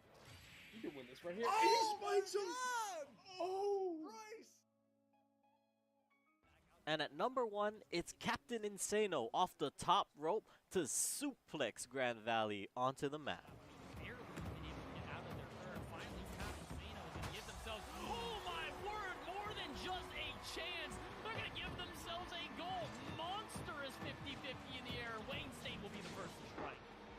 I lost track of the amount of times All right, and that is it. I mean, I don't know about you guys, but the action this season is really heating up, and it has me super excited to see how these teams shape up come playoffs. Now, if you guys want to catch all of the action live, make sure to follow us on Twitch at ECAC_esports. We stream Monday through Wednesday, either on 8 p.m. or 7 p.m. Eastern. Or if you want to stay up to date with everything that's going on with collegiate esports, give us a follow on Twitter as well at ECAC_esports. Trust me, guys, we've been posting a lot more this season as to when we go live, what the matchup is, how we're looking, and all of that. You don't want to miss it. But if you also want to give our partner a shout out, if you want to show them some love, make sure to follow them on Twitch at twitch.tv/esportsu. As always, it's been a blast, but I'm sure we'll have even more to talk about next week with a new set of plays, a new host, and all of that that comes with these videos. But as I said, guys, I've been KTAD. Thanks for joining me, and we'll see you next time.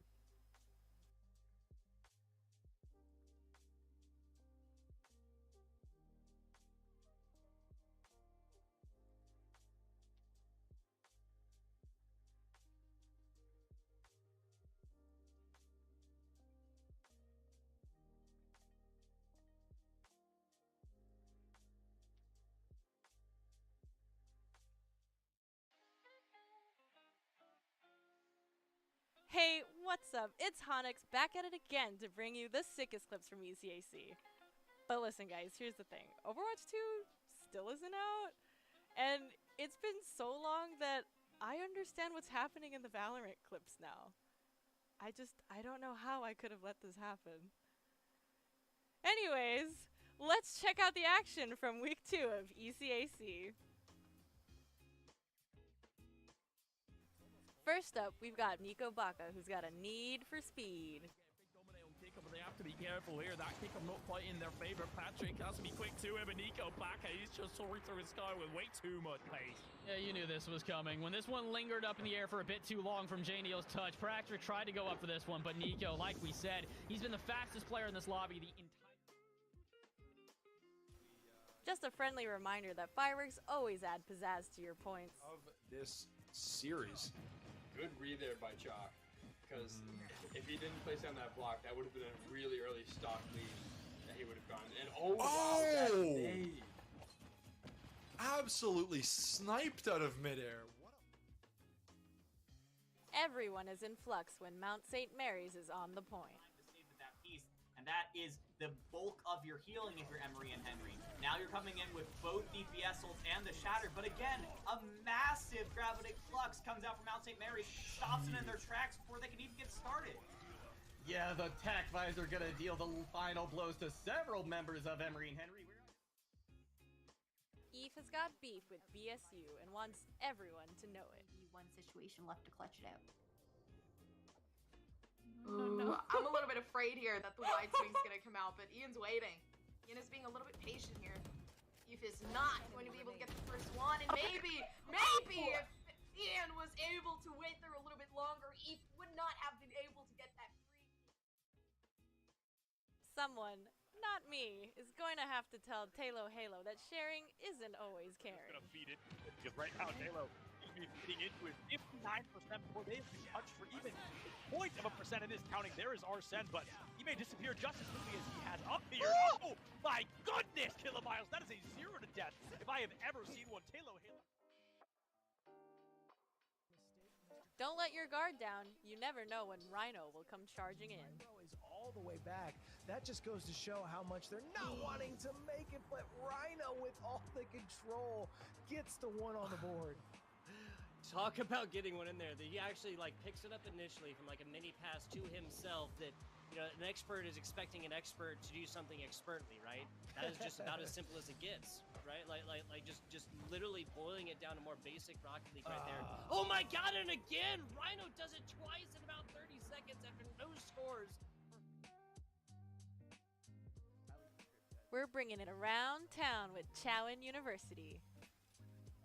Big fights out short. Town, though, just gets the better of it. Great control, takes 2 down with him, and already Chowan is looking at a 2-0 right now. Gonna try an entry onto the site with quickness. Not willing to take his foot off the pedal, and Town's got a 3rd. The last 2 coming from CT, and Town wants to put the nail in the coffin right here, right now. One's there, he's gonna hear them both. He has a head in front of him, 4 before he goes down, and all it takes is Dusty to finish this one off. Last but certainly not least, Big J5 coming in hot with a big 5K. And Kentucky, they may get the second point for free. Oh, great that shot from headshot. Big J. The Oh, second another headshot. one. What? He's got another dragon already. The third. Wait, he finds three. Big J, he's looking for a fourth. Oh my God, he finds it. He is single-handedly destroying Kentucky right now. Oh my goodness. 4 eliminations, 1 Hanzo, and a brand new Dragons Online. The question. Wow, I miss these awesome clips, and it's only week 2, so make sure to keep up with the action on Twitch at ECAC_esports, Mondays and Tuesdays at 8, and Wednesdays at 7. And make sure to follow their Twitter at ECAC_esports. And thank you to our partner eSportsU and to you for hanging out with me today. See you next time!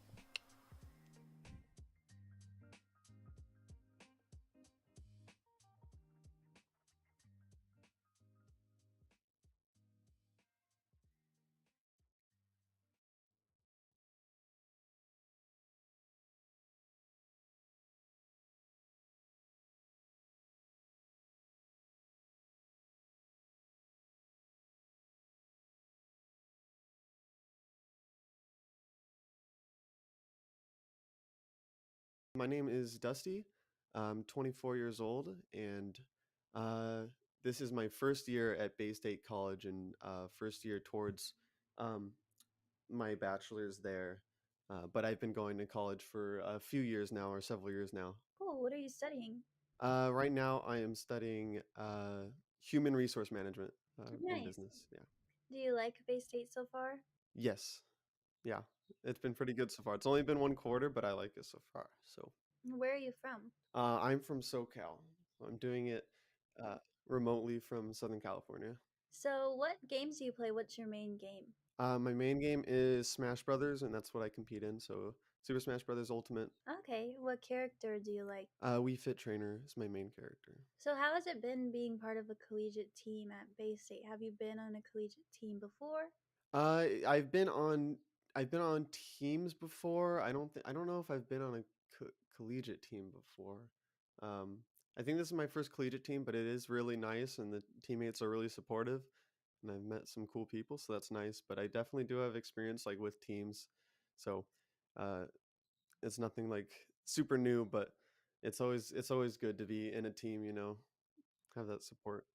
A fresh team. Yeah, that's cool. So, how long have you been playing Smash?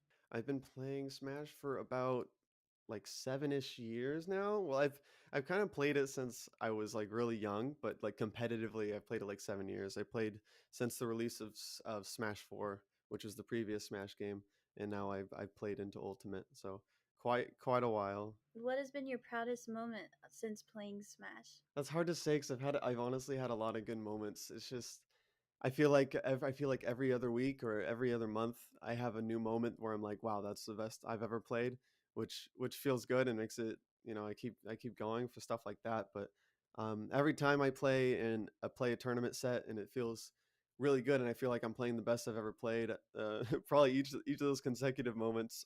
I just had a tournament a couple weekends ago in Las Vegas where I placed 9th out of nearly 400, I think, and I think that was one of the best I've ever played. And that felt really good, so that was a really big accomplishment for me. So you would definitely say over the past 7 years, you said that you've grown a lot in the game? Yeah, I think I've grown a lot in the game, and I think I've also grown a lot just as a person too. Just like competition in general, and there's a lot of learning, and there's a lot of, you know, a lot of ways to approach it. I've learned how to teach other people as well, because I do coaching as well, stuff like that. So I've learned a lot through Smash. Yeah. How long have you been doing the coaching part? Coaching, I've been doing maybe a year and a half-ish, maybe almost 2 years. I'm actually not sure on the number. I think a year-ish, year and a half is probably closer to the right one. But yeah, that's been a lot of fun too. It's really interesting because it gives you a different perspective on the game, and not only are you helping other people, but you kind of help yourself in a way too, because you can kind of see things from a different perspective, you know. So How would you describe yourself? Do you like competing more or playing for fun or? I'm definitely more of a competitor ever since I was young. Like, I remember playing like board games um, with like friends or something. I think I was waiting for them to play, and I think some of them were playing like just like house rules or whatever. And I was like really, really young, and it like made me upset. I'm like, you guys aren't playing it the right way or whatever. But like, I've always been a competitor, but at the same time, like, you have to have fun because if you're only a competitor and you're only competing and it's all seriousness, like, it's there's like a limit to that. So like, you have to have fun. So definitely both, but I definitely lean towards the competitive sides of things. So I like optimizing things and seeing the best thing you can do, because it all started out with like uh it all started out with it just being fun. Because when I was younger, I played different games, and I originally just played them for fun, and I played them all the time. But I played them so often, and I got so good at them to the point where uh, it just started to naturally lean into the competitive side of things. And I was so good to the point where I was like, oh, okay, what can I do to make myself like better, and how can I see this as like something I can improve at? So it kind of made like a transition a little bit, but so it's both. If you were to give someone advice who may be looking into joining an esports team but they're kind of on the fence, what would you tell them? My advice would be to really like think over what they're looking for, like in not only in the collegiate esports team but in school as well, and like see like exactly does this line up with what they really want, and just to figure out what they really want, and if it's going to be a good decision, from like a scholarly standpoint and from like a financial standpoint, because there's a lot of things to consider. Like I thought it over a lot before I realized, okay, yes, this is a really good decision, I should go for this. So that's something that should be considered. And also like the time frame as well, because if you commit yourself to a collegiate team, it could potentially be a long time.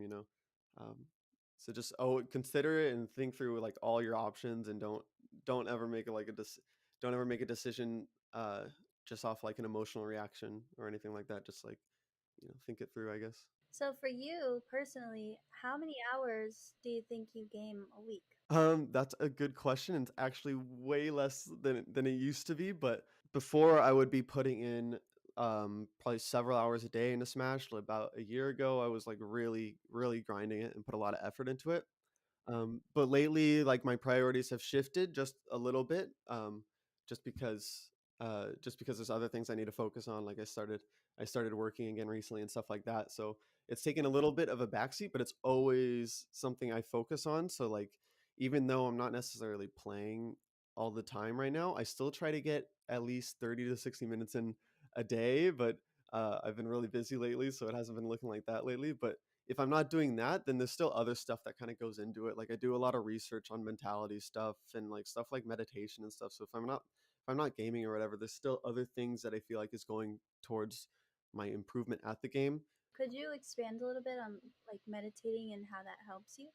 Yeah, so with a game like Smash, it can be like really volatile, and one of the reasons why I pursued Smash is because, well, I've always liked it since a young age, but also it's always been like really challenging. Like, Smash 4 came out, I'm like, okay, I'm gonna start competing with Smash 4, and I started playing it. For whatever reason, when I started playing it, like, I realized that I was getting like frustrated, like I was like kind of getting a little bit angry, and like I anger is something I don't really feel very often. So it was kind of like a challenge for me. I'm like, okay, this is really challenging. This game is really hard. I want to figure out how to do this. Like, I want to challenge myself, and that was a lot of reason why I did that in Smash.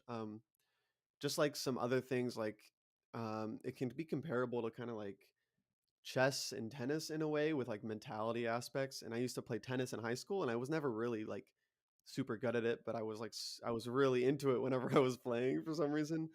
And there was a lot of frustration in that too back in high school when I played. So it was figuring out how to manage that frustration, and how to like get it under control and actually channel it into something useful. Because one of my goals is always to be like, I want to be like a calm and collected person when I play. I like, even though I'm an emotional person, I can be an emotional person because I'm passionate and I care a lot about it. But that's kind of where the meditation comes in, because it lets you kind of be more like at one with yourself and your emotions and how you feel, and stuff like that.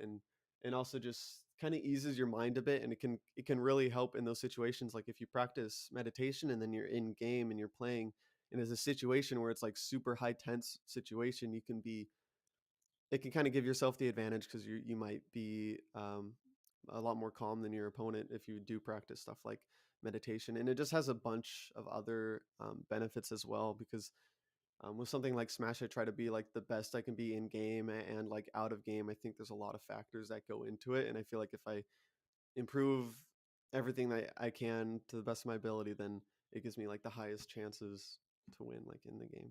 I know you speak about frustration and anger, but what about nerves? Like, do you get nervous? Every now and then I definitely do get a little bit nervous. A lot of the things like a lot of the my nerves I kind of quell at this point because I've been playing for like so long, where it's like if I go to a tournament and I sit down, it's just like it's just me in the game, like it's just me in the match, and that's the goal, and it's just trying to learn and just play what's in front of me, you know. But sometimes it does.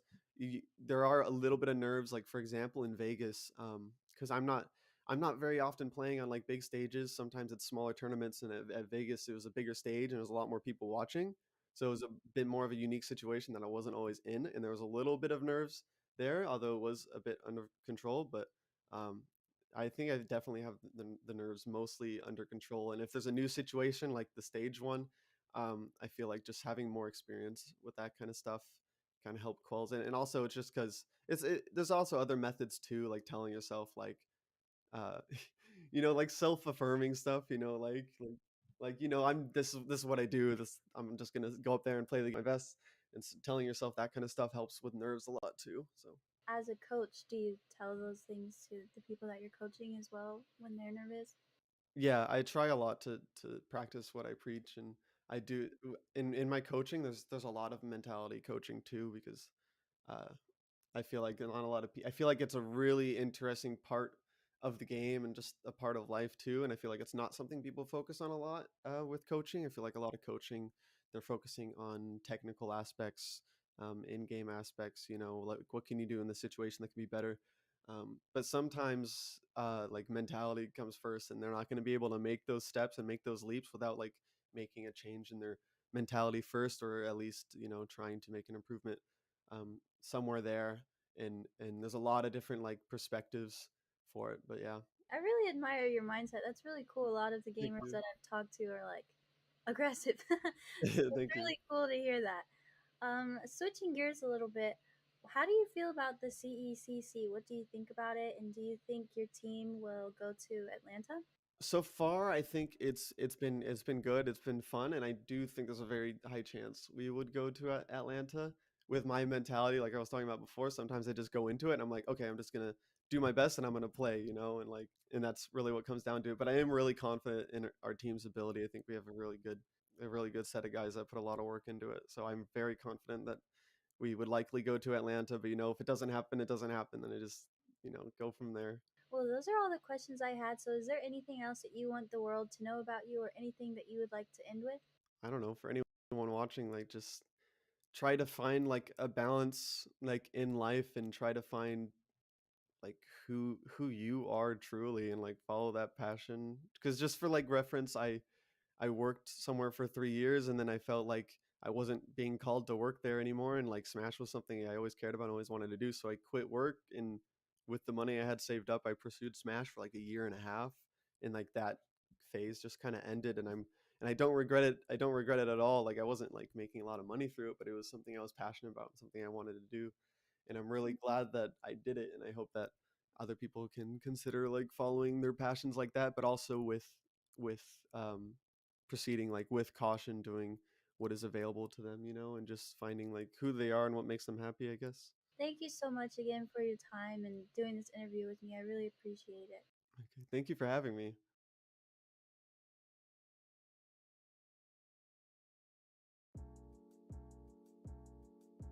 Hey guys, KTAD here, and welcome back to the ECAC Top Plays of the Week video. We're in week number 7, and trust me when I tell you, things have only been heating up.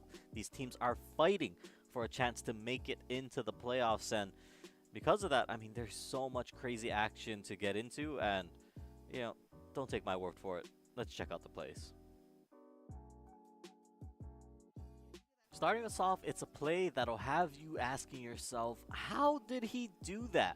As Melee juggles and ping pongs blighted right off the stage. Because the projectiles are so ever present, that reflector right there that you just saw is going to be in the back of Melee's mind throughout this set. But right now, Melee's doing a good job of getting around it, has the percent lead, and make it 64 right now on blighted stock. It's still being worked away at the combo setup.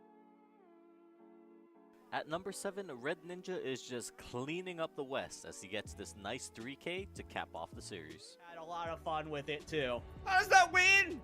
I don't know. How does that, in any world, how does that possibly win? Here's what I can say, right? You have Big J5 running around in the back line on Roadhog just trying to cause havoc, right? You have a Symmetra teleporting all over the place. You have Up next, there might just be a 4th member on the squad of RPI as the corner comes in clutch to take them to game number 5. It's about as good as you're going to see for a team play off the corner wall, and RPI takes a 3-goal lead. And with that, we have the fastest goal in this matchup so far. We started off with the quickest goal, the least amount of time. Okay, spoiler for your intro this time. Someone gets a 4K clutch in this round. You just have to guess who. I feel like the first time we've seen A-side down to the Wukian with an immediate elimination onto Relay, making it a 5-4, but Optor might be able to, will find the elimination onto Louis, tying things back up. Not for long. Wukian with that operator takes out Safari, a real powerhouse player, has to kiss this round goodbye. UK, they're 3 rounds away, winning their 3rd round and almost tying us back up. What a shot from Wukian there. It is going to do the Blade Storm taken offline, and by that KO, 4-point Blade. Even without that Blade Storm, they may be able to win this one. Brown Baller with the 3. Can he find the 4? Jag? No, it's the right click that puts him in. Wukian with a 4K of his. What is going on, everybody, and welcome to the GLEC Conference Quarterfinals. Of course, that's standing for the Great Lakes Esports Conference. And how great of me to be here in Ohio and local, a Great Lakes local, and I am joined by Binks for these quarterfinals. Binks, we've got Mount Union, Alma College coming out in a best of 3, but before we get into all the numbers and the logistics and the hearsay, how are you doing? How's your day, man? You excited to be here? Honestly, it's been a crazy day so far. A little bit sunny in the morning, then a bit rainy, so I got to the station and I was able to escape the rain, and now I'm staying in my condensed bubble, and it's making my day a whole lot better.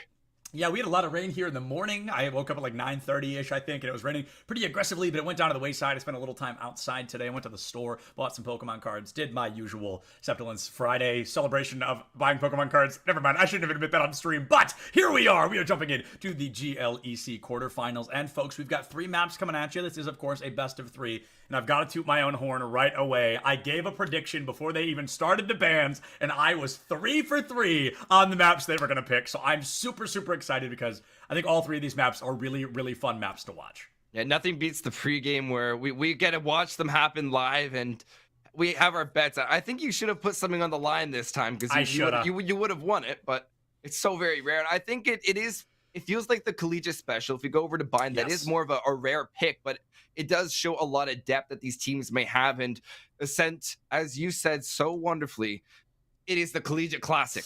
There's no way around it. Ascent is a mainstay in this collegiate scene, and even attacker-sided, 3 sites, it brings something special.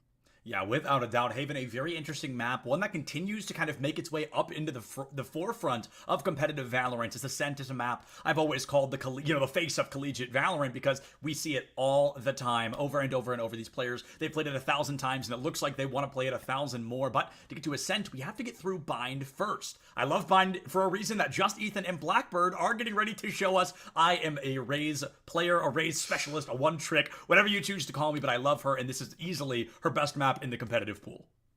Hey, just all the different lineups you can use with those blast packs, you will just go flying across right on into sight. But that's not all. You have a lot of crutch corners, as I like to call them. I know that's probably not a common way to say it, but you toss those paint shells, you throw your boombot, and you are flying right on in. Just the same way we're flying right on into our first map of Bind. The map compositions there were a little bit unusual. I don't think I saw anything that was like a jaw dropper. I don't think we saw any Yorus. I don't think we're going to be seeing any KO here on Bind. KO wouldn't be that surprising, but he's not as common here as he would be on maps like Haven and Ascent. This map, arguably, at least to me, the most close quarters map in the current competitive pool. And I keep saying competitive pool because if we still count Split as a map, it beats Bind in just about every way. The quarters are closer. It's even better for characters like Raze and Sage, but now they both have to rely on a map like Bind to show off these skills, to show off these specialist matchups. Raze, unfortunately, a little lackluster on some other maps, so starting off with Bind can really kind of put some pip in the step of these Raze players. I also want to talk about the different smoke angles that we had. I know that we have a Brim on the side of Alma, as well as UMU. What I love about Brim is, yes, he only has 3 smokes, but they have the longest duration of any other in the game. Yep. So you just have to make sure that you use them in the right position, but you know there's a push coming. It's a risk reward if you're going against those smokes where you know they're going to be coming your way. Do you risk it trying to prevent them, or do you just let it happen and let them take that ground? You've got to find out what you want to do. These smokes, you know, they're great, but they're not a solid by any means. There's going to be a little team, a little kind of deterrent is the word I'm looking for here, to scare a team into not engaging on one of these sites in particular. Alma, though, they're going to play low and slow. Honeyham with my favorite chamber TP on this entire map. You can TP from one site to the other, and he has to do just that. Early Garden going to get caught out by those paint shells as Ethan, the lone soldier here on this beast at the Brimstone, going to be shaking up behind him. The first elimination in the pistol round is so unbelievably important for a team's momentum. Finding Cade has to be the one to take the risk, to step forward, but it looks like they're still going to play it slow. It's a good take so far. I like that the wait, and just as the smoke dissipates right on the side of B long, you can just feel the anticipation, and they have read it properly on the side of Alma. They have 3 players, but if this chamber does choose to rotate to A, there's no distraction. It is going to be much of a timing thing. Chamber will peek out. Both those shots are not going to be good enough. The opening kill will go onto the side of UMU. Swinging out with the Ghost, trying to find their picks. All 3 of these players, Ethan to find 2, Hayes and Finding will be able to collect a quick refrag, however. A quick refrag indeed. A 3v2 now in favor of, our attacking team as they're going to get the spike plant down early. Mount Union finds a good position to feel comfortable. They can play it low and slow, and I don't think they know the location of the 2 missing members, but as that smoke goes down, perhaps that Fade has overplayed her hand just a little bit. Horakita trying to find a little bit of action here, using every cooldown under the sun. The Prowler comes out, and it looks like it's going to be a great opportunity to sneak into sight. You want to go in quick, you want low and quiet. Look for that first blood. A 2v2, obviously so much more winnable than a 3v2. Depends on how fast they have that Ghost out. They pull it down early, and Channy Boo might get caught out. Gonna go for the half. Somebody gives themselves away, and Hookah, but you're looking the wrong way. The Fade from behind, gonna take you down quick. There's one. We need 3 more now, and all of a sudden, things are looking bleak as he finds Horakita and Mount Union walking away with round number 1. Mount Union did a great job there of isolating the site, and I have to highlight their timed aggression.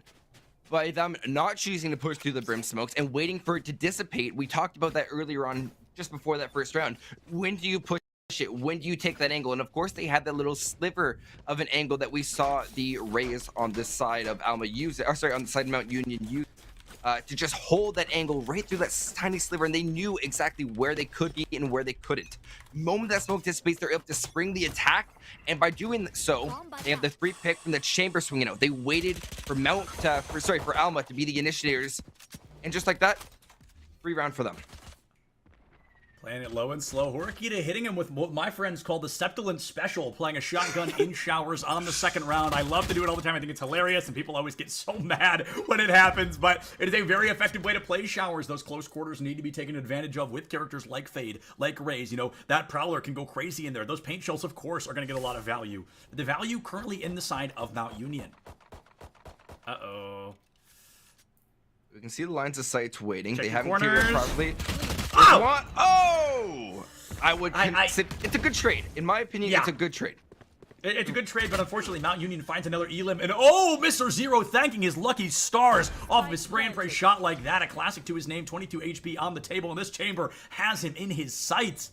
You've got to play it careful here. He's looking at the wrong shot. Whichever one of them takes one step too close might be the one to lose that fight. Another instantaneous trade as Honeyham puts Hazy down in the back line. 3v2 in favor of Mount Union once again. Now a 3v1, possibly a 3v none, as they know Honeyham's exact location, and Watson will put him down. Mount Union going up 2-0.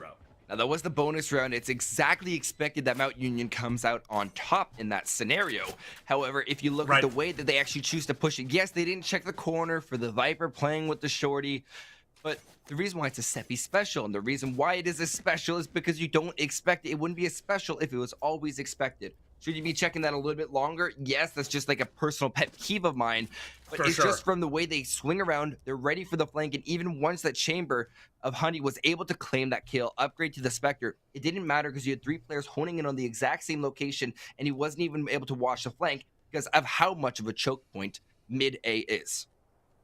The pressure definitely going to be on against Mount Union. So three of them can play a bonus round. They're going to be able to bring a few weapons they had into this following round, but all 5 Vandals on the table. When you're looking at statistics, and I am very much a man of statistics when it comes to games like this, Alma should win this. Easily so. Those Vandals are so helpful. They are so impactful. And you're going up against weapons like Bulldogs, like Spectres. This should be a fight for Alma to take. But Binks, more times than I would ever like to admit, have I seen that exact story crumble before us. And if a team can win 3 rounds in a row, well, a snowball is probably on the horizon. So this is the time for that momentum to be stopped, for Alma to come to life and put something on the board.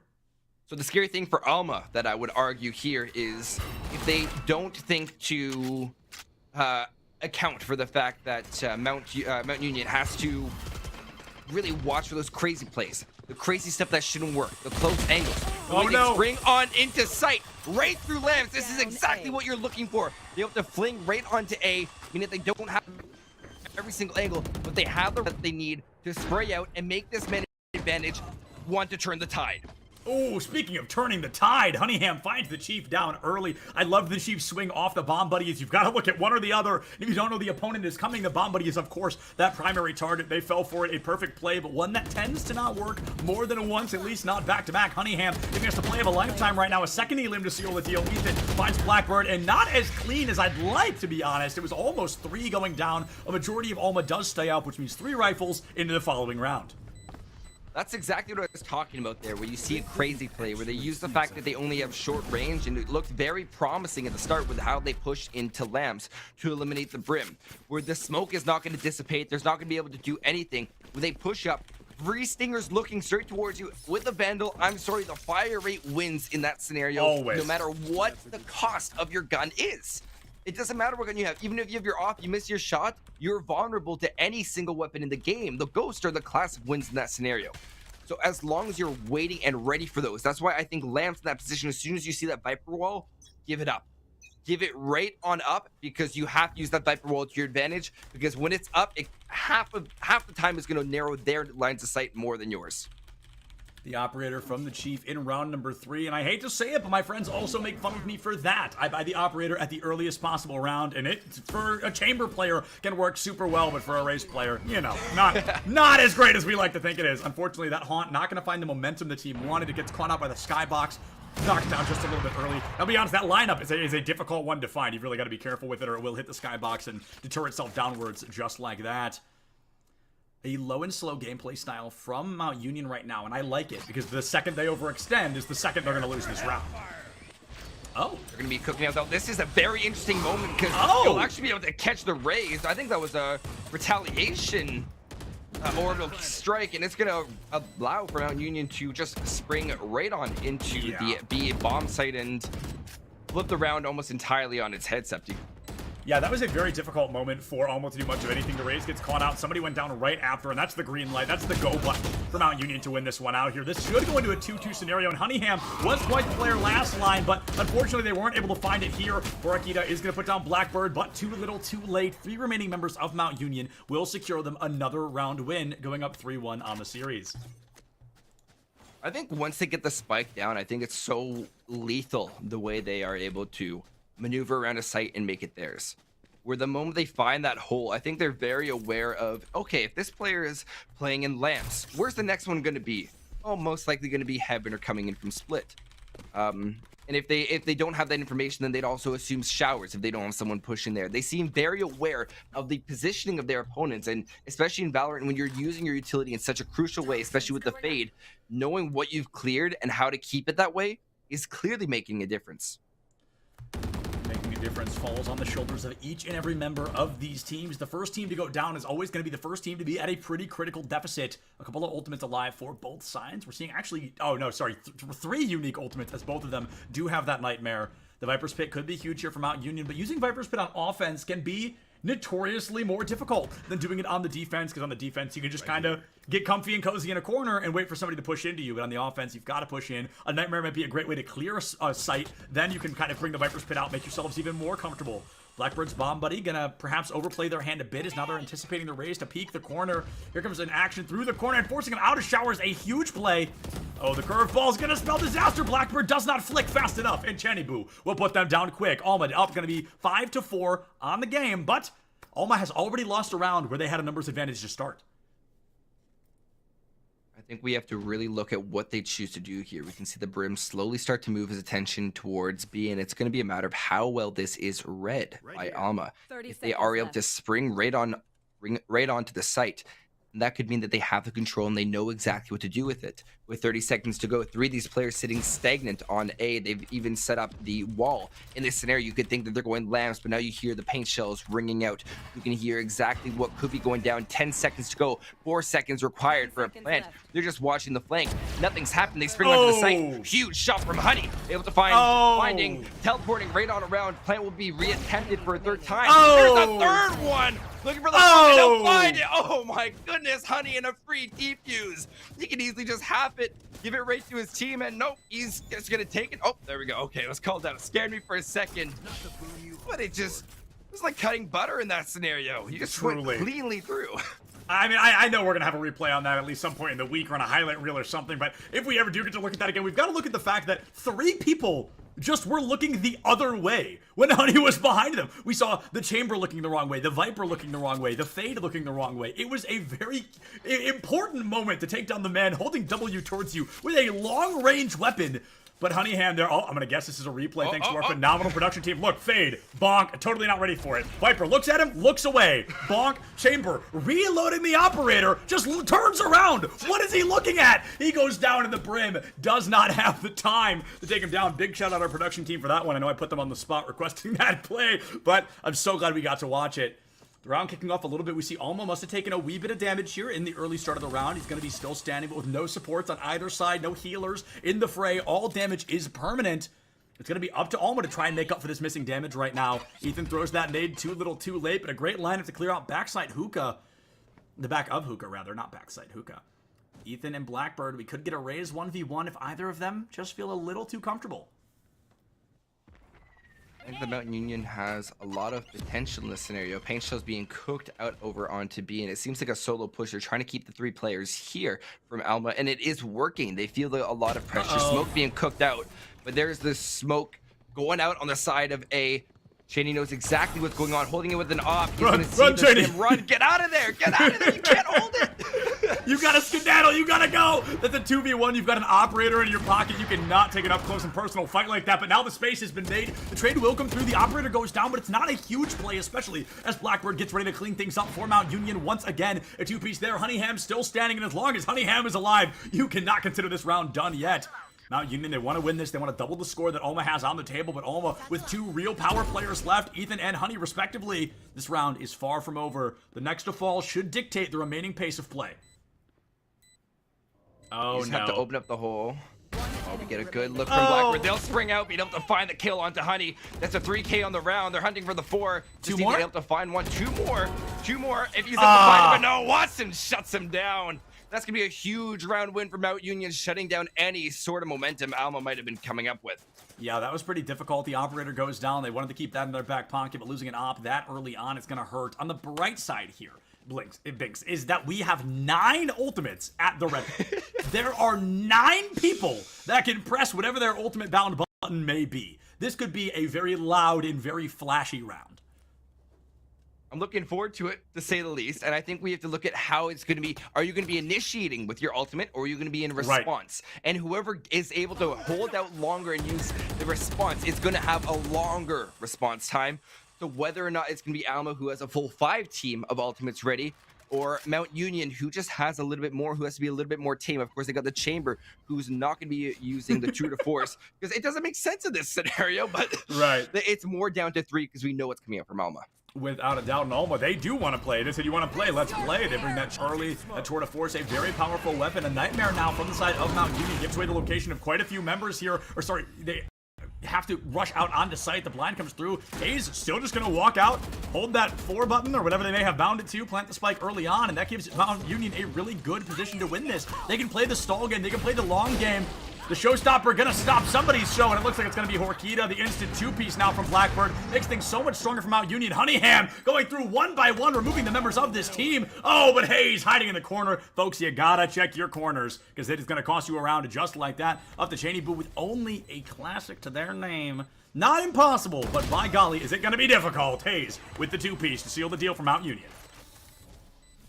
I like that. They didn't even have to use any of their ultimates, I think, in that scenario. Oh, no, they had to use the Nightmare from Fade, and I think that worked wonders for them getting onto the site and did exactly the job. I'm very surprised, however, that we didn't see a retaliatory Nightmare. That would have negated everything. It's a flood onto site, and I understand you don't have audio when you're getting killed left and right. When you look at the logic, I would have loved to see it. Fade has such a unique ability to counter out herself. Because every single one of those players, that player that caught Honey off guard would have been tracked and spotted out. Pressure on now. Honeyham has been one heck of a player so far, and something tells me they're going to try to keep that momentum up. Unfortunately, finding Cade, going to be finding Honeyham in the middle of the A site. A disaster here for the economy of Alma, for their risk of winning the round. Cheney down, Mr. Zero down, and this round going to end before it can even really begin. The orbital strike down into the Viper's pit from the side of Mount Union, and perhaps not an ultimate that was necessary, but one that makes the team much more comfortable. A showstopper, I don't like the idea. I think it was a bit of a waste of an ultimate, to be honest, but Ethan does get the pick, turns it into 2. Ethan, prove me wrong right now, but you cannot peek that corner with those paint shells in hand. You're going to get your head taken off just like that. Poor Horkita going to be caught out on this side of the map. Maybe gets 1. It'll be a miracle to get 2. No! The U-tilt wasn't out! Luckily enough, the accuracy not quite there from Hayes, and finding Cade with the 3-piece will win a 6th round for Mount Union. Too close for comfort is the key word there. I could feel that pressure in Mount Union where that every single pick was mattering more and more. I think that really came down to Watson leaving the Vipers pit. Right. The moment you step out of that and you're more vulnerable, that's not your role to take. You should be the one hiding in the corner, playing that obscure angle. If you need someone watching and someone's coming in from the flank, you send someone out. Whether they like it or not, you're in charge. That is your pit. You take command. Otherwise, you risk putting every single one of those players in an unoptimal position that they once thought was viable. Yeah, now Mount Union popping, probably for econ purposes, they did lose 4 of their 5 members in that most previous round, so now the Chamber gets to bring out the Tour de Force, a weapon of his own creation, and utilize it a little more effectively against Alma. Alma also in a bit of a Frankenstein buy. Production, can we hold tab for literally 1 second, just so I can get a look? Okay, yeah, okay, not even a Frankenstein buy. They are not buying at all. They have a Judge. That's their best gun. Thank you very much, Production. And Blackbird going to be going in quick. Now, I think they've given a little bit away. We heard the Marshal. We heard a Stinger. We don't know about the Judge. And somebody might find out the hard way. Coming in through the hookah window, the Headhunter comes out quick, and it finds a couple of heads. Hayes and finding Cade gonna go down quick. Honeyham knows somebody's just around that corner. 20 HP in a dream, making it out of dodge. There is no way they clutch this out with the worst buy we have seen all game since the pistol round. Already up 5-3, currently their round to lose, but with a weapons advantage like Mount Union has, this could be a lost round easily.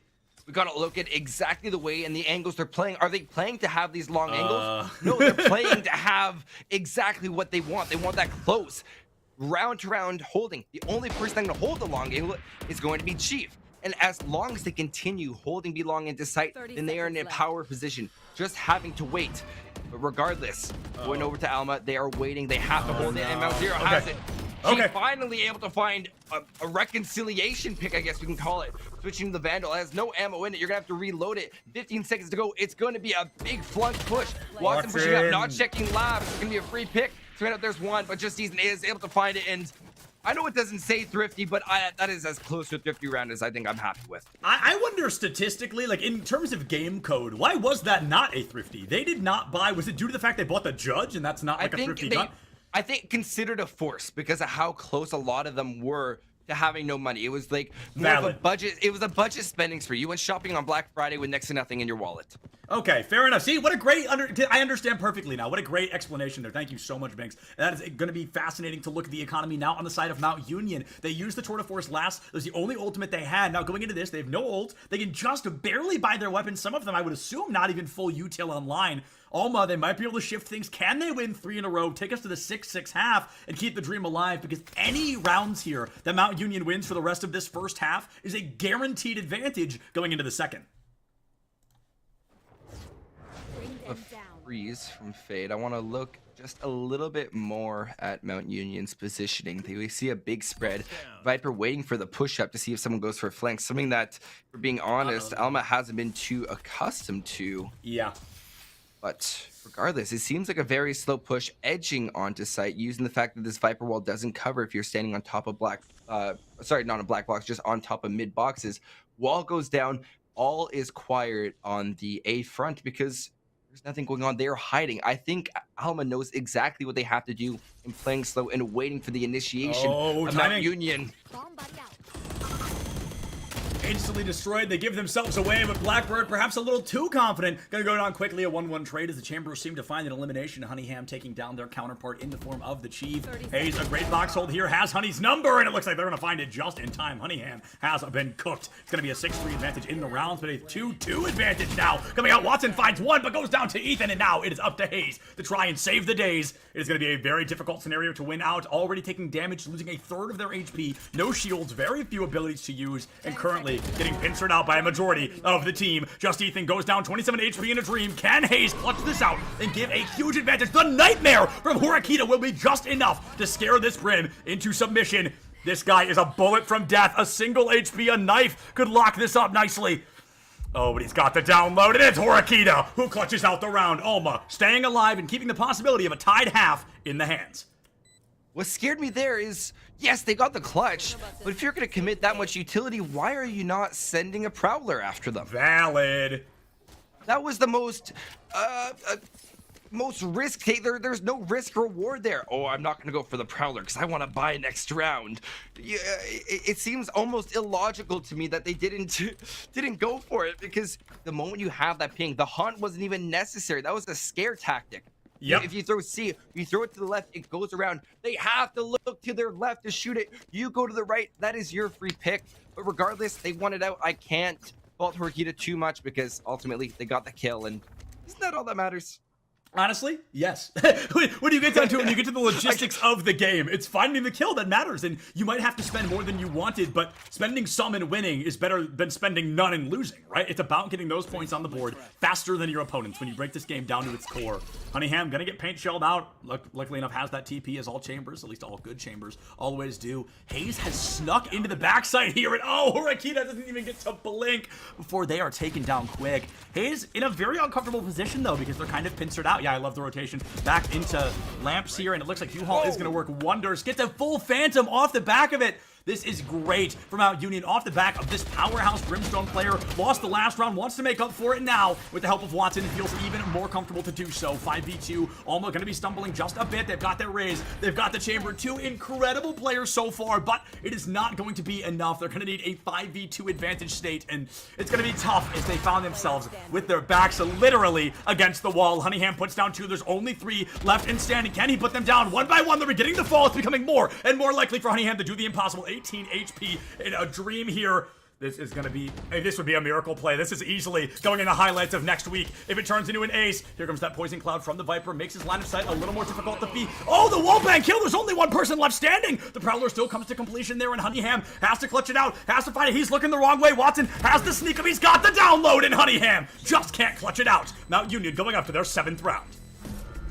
That should not have gone their way. It was a thrifty, and that didn't feel as much of a thrifty because of how much site control they took on a budget. I think that largely came from Just Ethan making their way. They get their first initial pick on site, and then the free Phantom. You can't give up picks like that if you're going to push someone who, I don't care if you know you have the gun advantage, but you know is already warm after getting that first kill. They feel like they're on top of the world. You can't just pressure them in that way. You have to give them time to cool down, take the angle, not to mention the fact they still can't push you with their gun. Don't give it away, and at least hit one of those shots to just give them at least a little minor disadvantage. Oh, no. That smoke was so unlucky. Mr. Zero did not know that showstopper was heading right for him, and it's honestly just a timing diff. That smoke landed in the perfect spot, and it did not work out as well as Mount Union may have hoped. Now, luckily enough, they did find the trade. They dealt a lot of damage here onto Honeyham, so I know for a fact Honeyham is getting close to a 20 bomb already. I think 18 eliminations on the board, but you remove them from the equation, it becomes a lot easier to win out rounds like this one. Hurakita trying to make up for those missing players, but we need a 1v3 clutch. You put one down, there's two remaining. They've come danger close to winning winning this, but danger close. Not going to cut it close. Only going to count in horseshoes and hand grenades, and neither of those. Okay, well, I guess hand grenades do count, but horseshoes don't in a game like Valorant. A great haunt, going to make it even harder. Horkita takes a bullet to the dome. 47 HP on the clock, running out of time. Quickly becoming a now or never. Do we save or do we die on the spike? And it looks like we die on the spike. No use in saving as it's the last round of the half, and Alma probably not as content as they would like to at that half. I feel like for the 4-8 split is probably the equivalent to getting 98 on a test. For real? Or Yeah, 97. Honestly. Because you get, if you get 100, like, yeah, let's go. You get 99, 98, 97, you're like, oh, so close. Like, it's not the worst. It's not like I got a 70, 60, 50, but like I could have done better. And I feel like the farther you go down, like, yeah, 5-7 is just like, it's good. That's where you should be. 6-6 is like the 100%. 7-5 is just where it should be. And then 4-8, there's much to be desired. When you look at, we could have gotten more of those. What did it come down to? And I think it ultimately came down to the fact that most of the rounds that they won didn't come down to kills. It came down to a defuse, and they weren't able to initially hold the site every single round. Speaking of holding site, you know, Bind, amongst many other maps in this game, is a defender-sided map. So with Mount Union already having a 4-round lead, they only need to win out 5 to secure the deal here, and it could be a huge chance, for them to do so and take this map in a much more dominant fashion than we saw in that first half. Ethan waiting for someone to take the bait. Another raised classic. I love to see it. You gotta haunt those teleporters. You gotta constantly make the enemy team terrified to use it, as you might be waiting just around that corner, or proverbial corner. You just kind of disappear and reappear. But you guys, you get what I'm saying. I'm talking about this too much. Mount Union, 8 rounds on the board. 5 members standing a health advantage, a numbers advantage already in their grasp. And it looks like they're gonna look for one more in the form of the Chief. Now it's gonna be an equalizer. So all of a sudden, 4-4, both Brimstones have taken damage, and they're almost at the exact same number of HP. I wonder how close it really is. 47 and 45. A 2 HP difference, and it is not any closer than this, folks. Let's see which team can find that Brimstone out a little bit first. And it's going to be Hayes and Blackbird down. Alma, they're trying to win the pistol round. That would be great. If they can make this a 6-8, they can truly claw this back from the jaws of defeat. I really like how they sprung on to say it really showed that they knew what they were going for, and that man advantage didn't matter as much because it's a pistol round. It's the great equalizer, as a lot of people like to say. Finding Fade is able to find one. Fade will find Chaney Boo, and just Ethan will collect the 2 final kills, and that's 5-8. And just like that, you resubmitted your test with a little bit of corrections, and just like that, you're a lot happier with the results. The results are looking great for Alma. They clearly studied, they did their homework, and I've got to say, they as a team woke up a little bit more. You know, we look at the kill feed here, the scoreboard. Honeyham, 18 elims. The next on the team is 10. We've seen a pretty aggressive lead from this Chamber, and in that round in particular, it wasn't just the Chamber being the hero. He wasn't the one to clutch out the round and give us an absolute miracle play. It was a lot of team coordination, some great rotation, some great utilization of utility that gave them that round win, and I want to see more of that as they're forced onto this defense, on the offense, excuse me. Maybe Alma can clutch things out. I like this slow push in through A, both showers as well as main. And if you look at their timing, why would they ever say, okay, showers, go first, main, you wait? You have to clear up the site. These lines of sight, when you direct them all towards the showers side, they have to pressure there. It almost limits the angles you can hold for main and allowing for that pocket push up. And of course, smokes will limit that even more. Look at all the lines of sight we have coming from Lamps, and stuck inside the smoke will be the Brim, and this 3 allows for the plant, but he just has to wait it out. Kills erupting, Blackbird and able to find their kills onto their respective counterparts. They'll all equal out with a 4v3, with Mount Union having much to desire. Mount Union, much to desire indeed. We've got the Fade standing, we've got the Chambers standing, and for Mount Union, that Fade is on her last legs. That's got to be less than maybe 15 HP, maybe 8 HP on the board, but Horkita making it even harder for this team to succeed. All of a sudden, they basically make up one person in terms of HP right now. The Chambers taking a lick, finding Cade, just can't find that momentum either. And this would be such a great play for Alma. Statistically, they're expected to win it, sure, but with the success that we've seen from Mount Union, it wouldn't have been that surprising if they were able to clutch it out themselves. Honeyham finds the breaking elim. All of a sudden, 2-round differential. If Alma can win this one right here, Binks, we could see a complete and total momentum flip for the rest of this map. Well, they have the util, they have the buy. Well, they don't have the buy this round, but they have the potential. I think if the way they're pushing, if we were to do a complete cookie cutter from last round with that a push, the way they push up is not to play those long angles. It's a lot more to hold that close cutoff.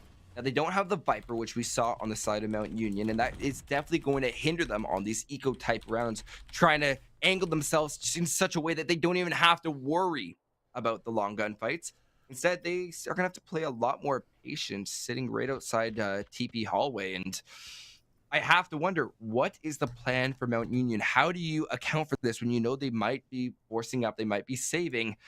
Do you just wait on site? And when do you get too giddy? When do you just feel that you have to move and go? That's such a kind of like 4D chess scenario to be in, right? You can play out the timer, you can play it low and slow, but if you wait literally a quarter of a second too long, it can cost you the round. There's so much kind of meticulous scenarios for this team to know, okay, what's our go button? Do you wait for a specific timer? Do you wait for somebody to get an elimination? Do you wait for an overextension? What is the green button, the green light or the button for these teams to succeed? And right now, playing it low and slow, going for a rotation through showers. I'm never particularly fond of it due to the fact that Raze is so stinking scary. But speaking of Raze being scary, Blackbird farms a little bit of free damage as they try to approach it through mid with a bit of pincer action, a 5v3. A lot of locations going to be revealed on site, makes the defense a little bit harder. The Molly comes through on the far side of the car there, and the rotation actually back out. It looks like a complete and total fake as the hard rush onto this B side is coming out. A great Molly underneath the Hoover window makes it difficult for the team to get out, and Mr. Zero not only going to get out, he's going to get down as a two-piece from the Chief. Puts a very good possibility of victory on the shoulders of Mount Union. 10 seconds remain. The Spike just caught out in a no man's land at Alma. Even with the Spectre, maybe you just go for a weapon save. Being the hero isn't always important, and right now, they won't even get the chance. I have to wonder if it was a matter of dying to get more money, but at that point, I think the Spectre might work a little bit better. As, look, we see some outright forces, Chanibu not even able to afford a full buy in this scenario. And so it really does hurt them. And I have seen the argument, and it is more or less valid, that you don't always need to buy full armor. Sometimes buying half is almost a better bet, because if you're just going to get hit with a headshot when everyone has their Vandals, that's mainly what you're looking for. So that light armor will do just as much, because within those 3-4 shots, you should have already hit your headshot if you're going for it. Or they should have already had the body shots that would be equivalent. It's just a little matter of balancing it out and risk reward if you need that eco. The risk and reward, I mean, talk about defining Valorant with just a couple of words. Their risk versus reward. Every play you make has to be huge. You know, you always run the risk of what happens if I die here. You need to at least get that one. You need to be good for one, as players often refer to it as. And if you aren't good for that one, you really put your team in a garbage position, honestly. Because if you go down with a full weapon, full util, and you don't even get a trade out the door, that makes it so much harder for them to win the round. 20% of the team missing makes things nearly impossible sometimes. Blackbird, a great angle there, but the bomb buddy, wow! Wallbang kills the bomb buddy. Great tracking there. He knows exactly what it looks like when a Rage peeks a corner. The drop of the bomb buddy, grenade comes out quick. The paint shell's opening up. U-Haul and Blackbird and Ethan gonna run into one another right now. Ethan running right into Blackbird's crosshair. That is what I'm talking about. You fall early, you use a lot of your situations to fall in, use a lot of your util, excuse me, and it's still not going to be enough. Orikita finds Cade, but is it too little too late? The critical HP raised just around the corner. Mr. Zero finds Hayes, and now we found the equalizer we need for this team to succeed. 3v3, Spike already planted, 9-6 on the board. Can Mount Union hit double digits, or can Alma show us they are still breathing, there is still breath in the lungs, and they are ready to take this as many rounds as they have to win? Mount Union has control of a good chunk of site, but they have to watch remain in showers. Watson not able to find it. Chief is able to get the refrag. There's two. Blackbird also gonna get 3. Blackbird, and I think they were the highlight player for the entire round. From shooting the black bot to popping back, taking out their counterpart and securing lamps early on the round, immediately assured Mount Union would maintain control. Yeah, that was incredible. I mean, just a great level of dominance from the side of Blackbird, and even away from the ultimates, like you mentioned, taking down the Boom Buddy. What a way to assert dominance. Like, he didn't even see it. He just felt it. He heard a single audio cue, and he's like, yeah, I got it. Took it down with like 3 bullets on a wall bang. That is so alpha, and it really kind of gets to the mental a little bit. If I was that Raze, I'd be just as flabbergasted as I am right now by that amazing performance. Now, there is something I need to pull attention to, and I don't like focusing on single players, but if we look at the bottom of the leaderboard on the side of Alma, there's Chanibu. Now, Chanibu has done nothing wrong as a player. It's the character choice, the agent choice that I'm a little hesitant about. Phoenix got the buff, and everybody's like, oh, good, Phoenix is playable now. Surprise, No, he wasn't. No, he isn't, honestly. I think I want to see a little more action from Cheney Boo on, I'm going to be honest, anybody else. I mean, maybe not Reyna. Maybe she's the only kind of caveat Let's look at it this way. It's not that he's not viable. Tell me what close snap corners you're using your flash on. That's a great point, too. But, like, what? Look at the lines of sight. You flash around a corner, it's not going to seen hit one your curveball, I intended think. target. One curveball that actually works. Yeah. Yoru would be a better pick in this case because you're allowed to bounce off your so many obscure surfaces, and they forgot the spike. Oh, you know what? Maybe it's intentional. Maybe it's no Chambers running back. That is not intentional. that is. They may have forgotten to grab it really quickly, but luckily enough, they've got some time. Honeyham can return to the fight. Honeyham, I believe, had 18 elims heading into the second half, and now sitting at 19. So having a bit of a rough run here on the offense as well. Bind, like I mentioned earlier, a very defensive-sided map, so maybe 6 is where almost going to leave it. But on the bright side, coming up next would be Ascent, and that maybe it's going to work out a little bit better for this team. However, things that aren't working well is the Phoenix pick, and now the Brim goes down early. Blackbird looking for the ace, looking to just farm a highlight reel at this point. Takes 2 down, a third going to fall at the hands of Watson.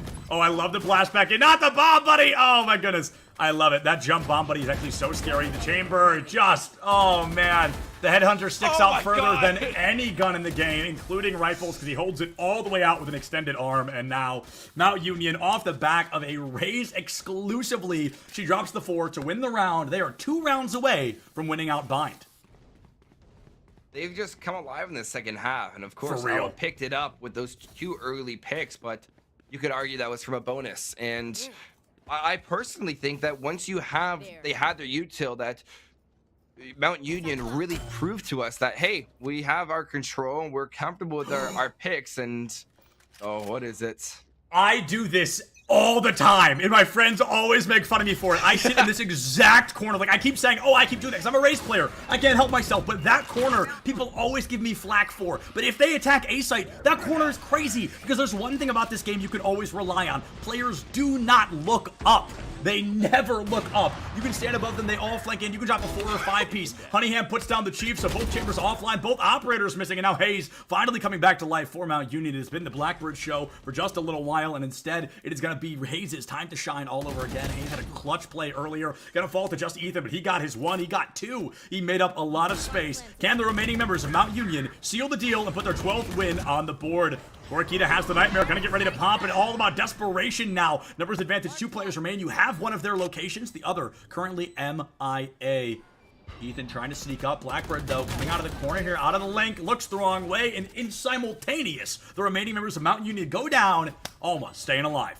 Let's talk about Alma's positioning there. The reason why you always want to have someone on long, either watching your angle and being ready for someone to push up from B long, is because that's a choke point.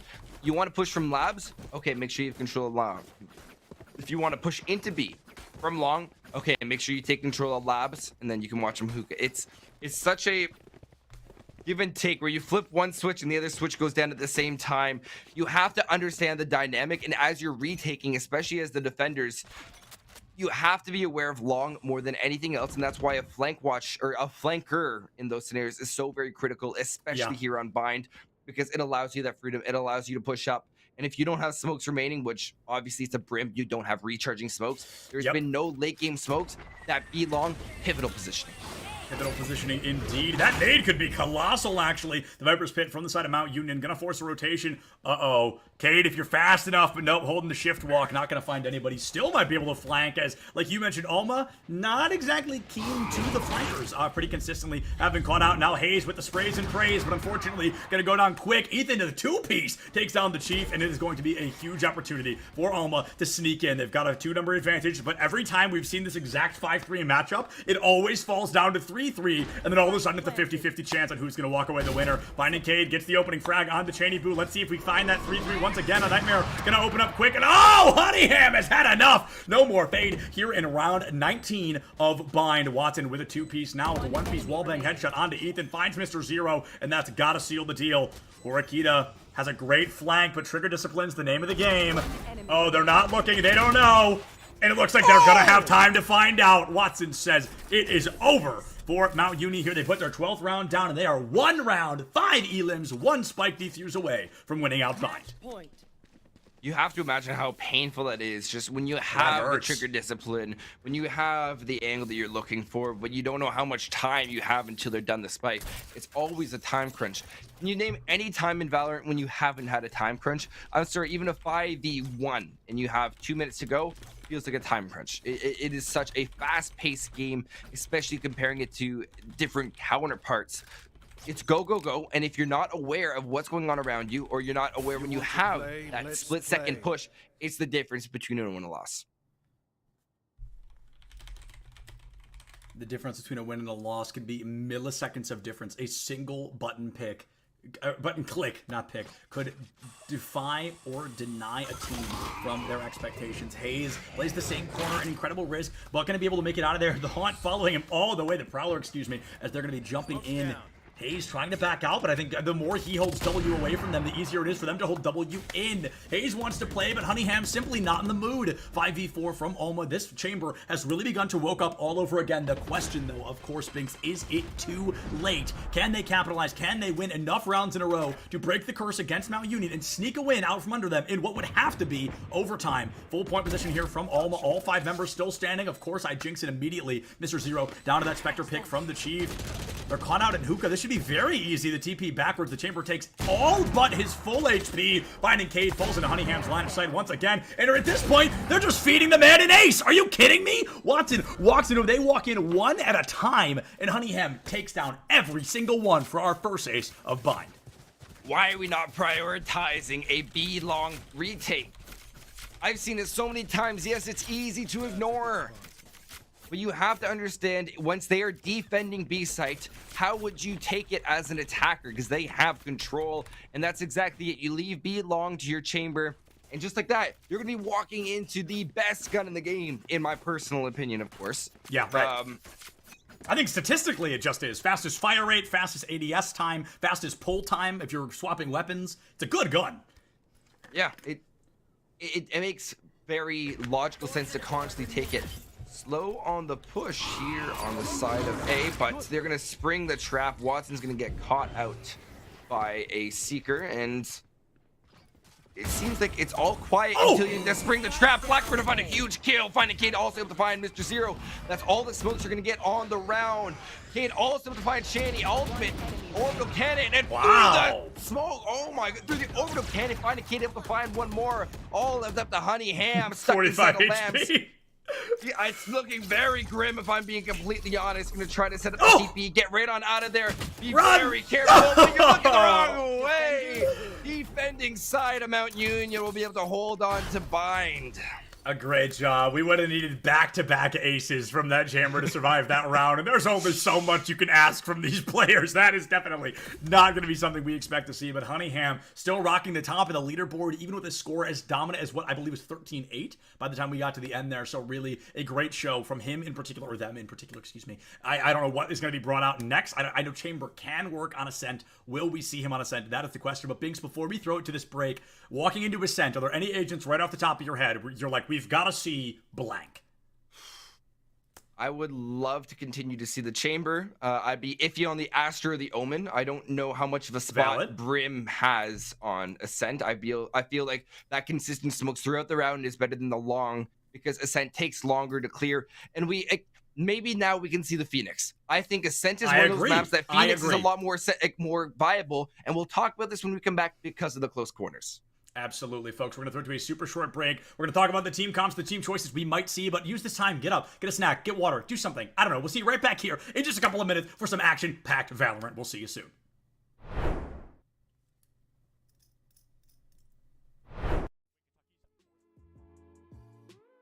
In our top half, it's Sonics in his attempt to 9-stock NJCU that gives us this next play and this beautiful edge guard. Things will go swimmingly for themselves as of right now.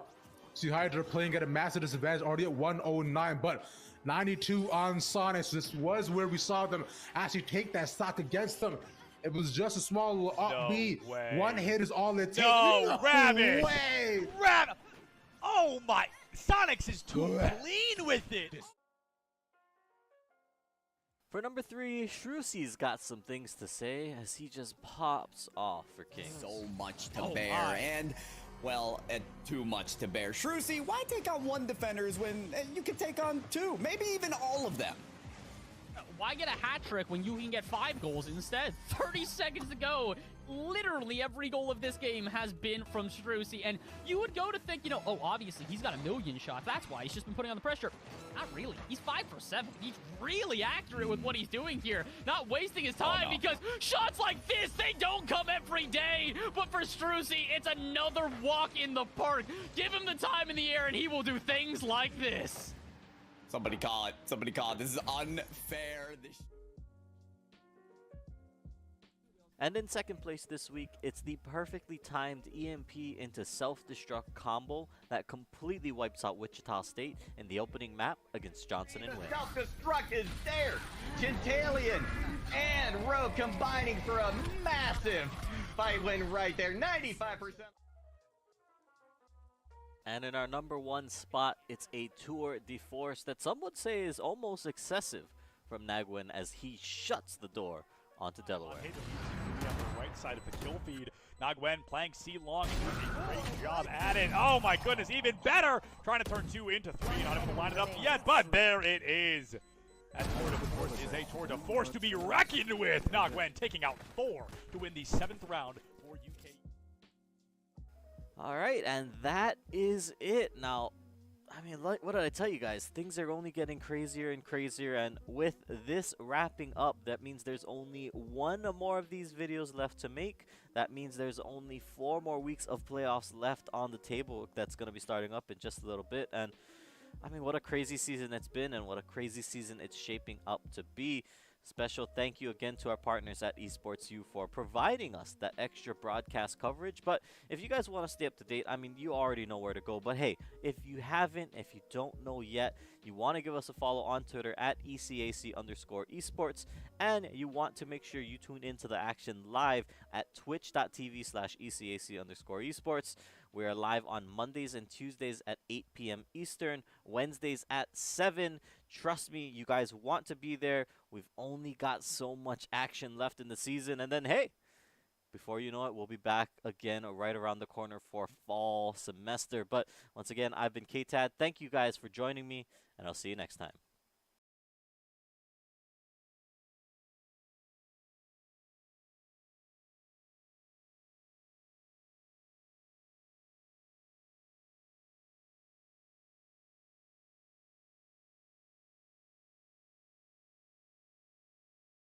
Is that we don't have these preconceived notions, and we're willing to listen to our membership and read the room, read college athletics and how it's connected and how it's not, and take what we have expertise in championships, but also throw out some of the other stuff. I remember when we first started, there were some conferences were applying their amateurism rules to all of their esports competitors, and I think we knew enough to know that no, that's not going to work in an esports culture. It's got to be very different. And by the way, the NCAA was going in a different direction. You could see the train had already left the station on that, and so it's an incredibly dynamic area and ever changing, and will continue to change. And just as we didn't know when we started what it's going to be looking like, I think similarly we still don't know what it's going to be in another 5 years.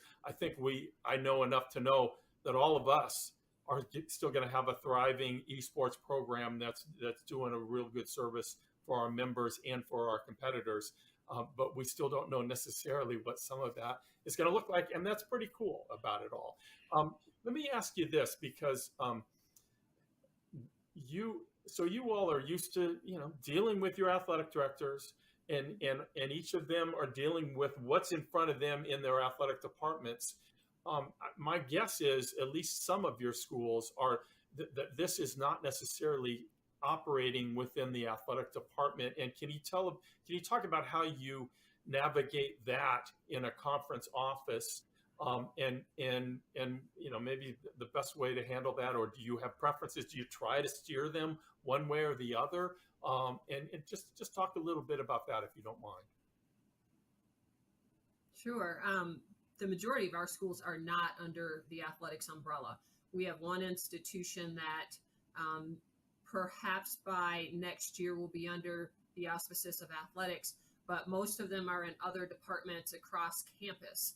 Right. One of the things that has helped us is that we have support from the president's office. And so in order to participate in Mountain West events, you have to have an adult non-student administrator that oversees that, you know, the eSport program. And that's where we get assistance with, you know, eligibility checks and, you know, please complete your roster, things like that. I don't know in the future, and it depends on, you know, who's sitting in the athletics director's chairs, whether or not What is going on, everybody, and welcome back to the GLEC quarterfinals Valorant edition. I hope you missed all of us just as much as we missed you. So I don't want to talk too much about the last series. Ends 13-8. It was a great opportunity for Mount Union to take an early lead. What I do want to talk about is the thing we left on, agent select going into the next map, because Binks, there were a lot of agents that are not going to be as viable going into Ascent. I'm looking at, you know, my Vipers. I'm looking at my Raises. They can still maybe play her, but it's going to be tough. There's going to be some weird swaps here. Even Breach isn't going to, or not Breach, I'm sorry, Brimstone isn't going to get a lot of value here on Ascent. So moving forward, up to you, what is the ideal team comp to be running? Astra, Fade, Chamber, or Chamber Jet, honestly. You need that operator, and then the Phoenix is actually viable now. So seeing Cheney Boo on that Phoenix is a lot more allowed, I guess, in this scenario, because I told you I was going to talk about the close angles, so we'll get to that once we get into the actual matchup. I see, looking at our actual operator or agent selections on each side, we're seeing a lot of an issue here. The KO is one that I forgot to mention here, because that knife is able to cover such a vast area, and once you cover that area, you are disabled. You cannot move.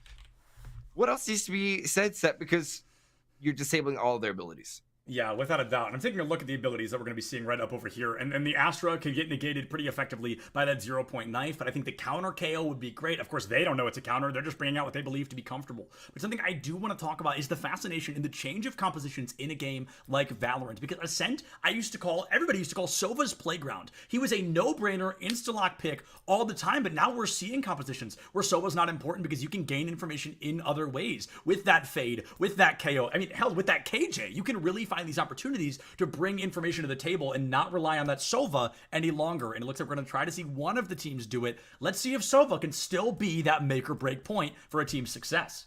I think it's hard to justify the ultimates as well, where that Nightmare is so crucial to everything you can rush on into sight. Fade brings all of that, plus the Haunt, which can once again be recharged, same as anything else. And of course, KO can get rid of everything with his null command.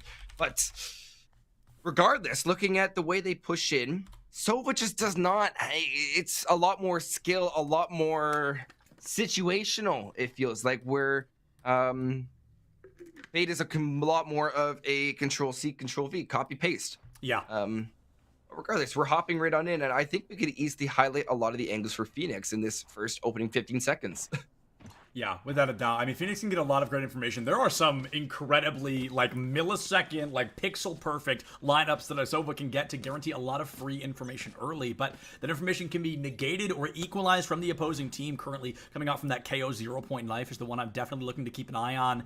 But neither team throws the knife early, and that's even more fascinating. It looks like we saw it from Mount Union hit nobody, no registration here. A pretty traditional push down this A-long, down this line. Somebody goes for the ult orb. They give themselves away. They play their hand a little early, and now Mount Union has more than enough time to rotate. We're going to be looking at a full 5v5 as Alma has to push through a choke. They're going to try to go quick with the smoke. Oh my goodness, a pixel-perfect 1-1 trade out the gate. Now the door goes down. Blackbird firing into the abyss, but not able to put anybody down with them. Cheney Boo picks up Finding Cade. Alma, they've got the numbers advantage, but a pistol round is so easy to turn around that they cannot feel comfortable until the round is tried and true over.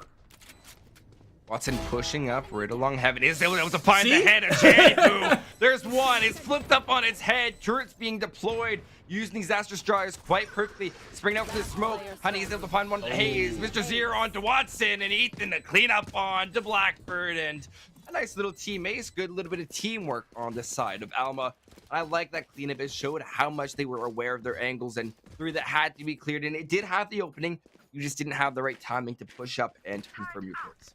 Yeah, right place, wrong time, for sure, without a doubt. And I love the team A's. Honestly, I used to talk about this a lot with, you know, an old co-caster I worked with very often. We agreed that it was kind of A team ace is more interesting than a regular ace, I think, because it's really cool to see the full team go out. Everybody does their part. You're not playing off the back of somebody's insane play. It's really the entire team coordination, team rotation, so on and so forth, that guarantees you a victory like that. Alma, they've got an incredible weapons advantage now, but they need to be careful because if they overplay their hand, if they don't check a corner, somebody loses a weapon, all of a sudden things get a lot harder. And speaking of losing things, it looks like Mount Union is going to lose, finding Cade very early on. Watson, not sure what's going on there, but you walk right into 5 members of the opposing team. 5v3, the drone comes out quick, gonna check logs, gives away the Astra's location, and the double push out. Ethan still standing. This could be another complete and total team wipe. This could be a flawless round for Alma.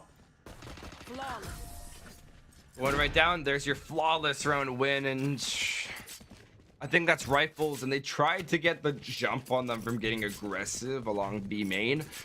But it didn't really seem to pan out. I think for the reason that you're playing a close angle against a Spectre. If you're going to go for a play like that, you need to be catching them off guard. You have to shoot them in the back, I think, is the key point there.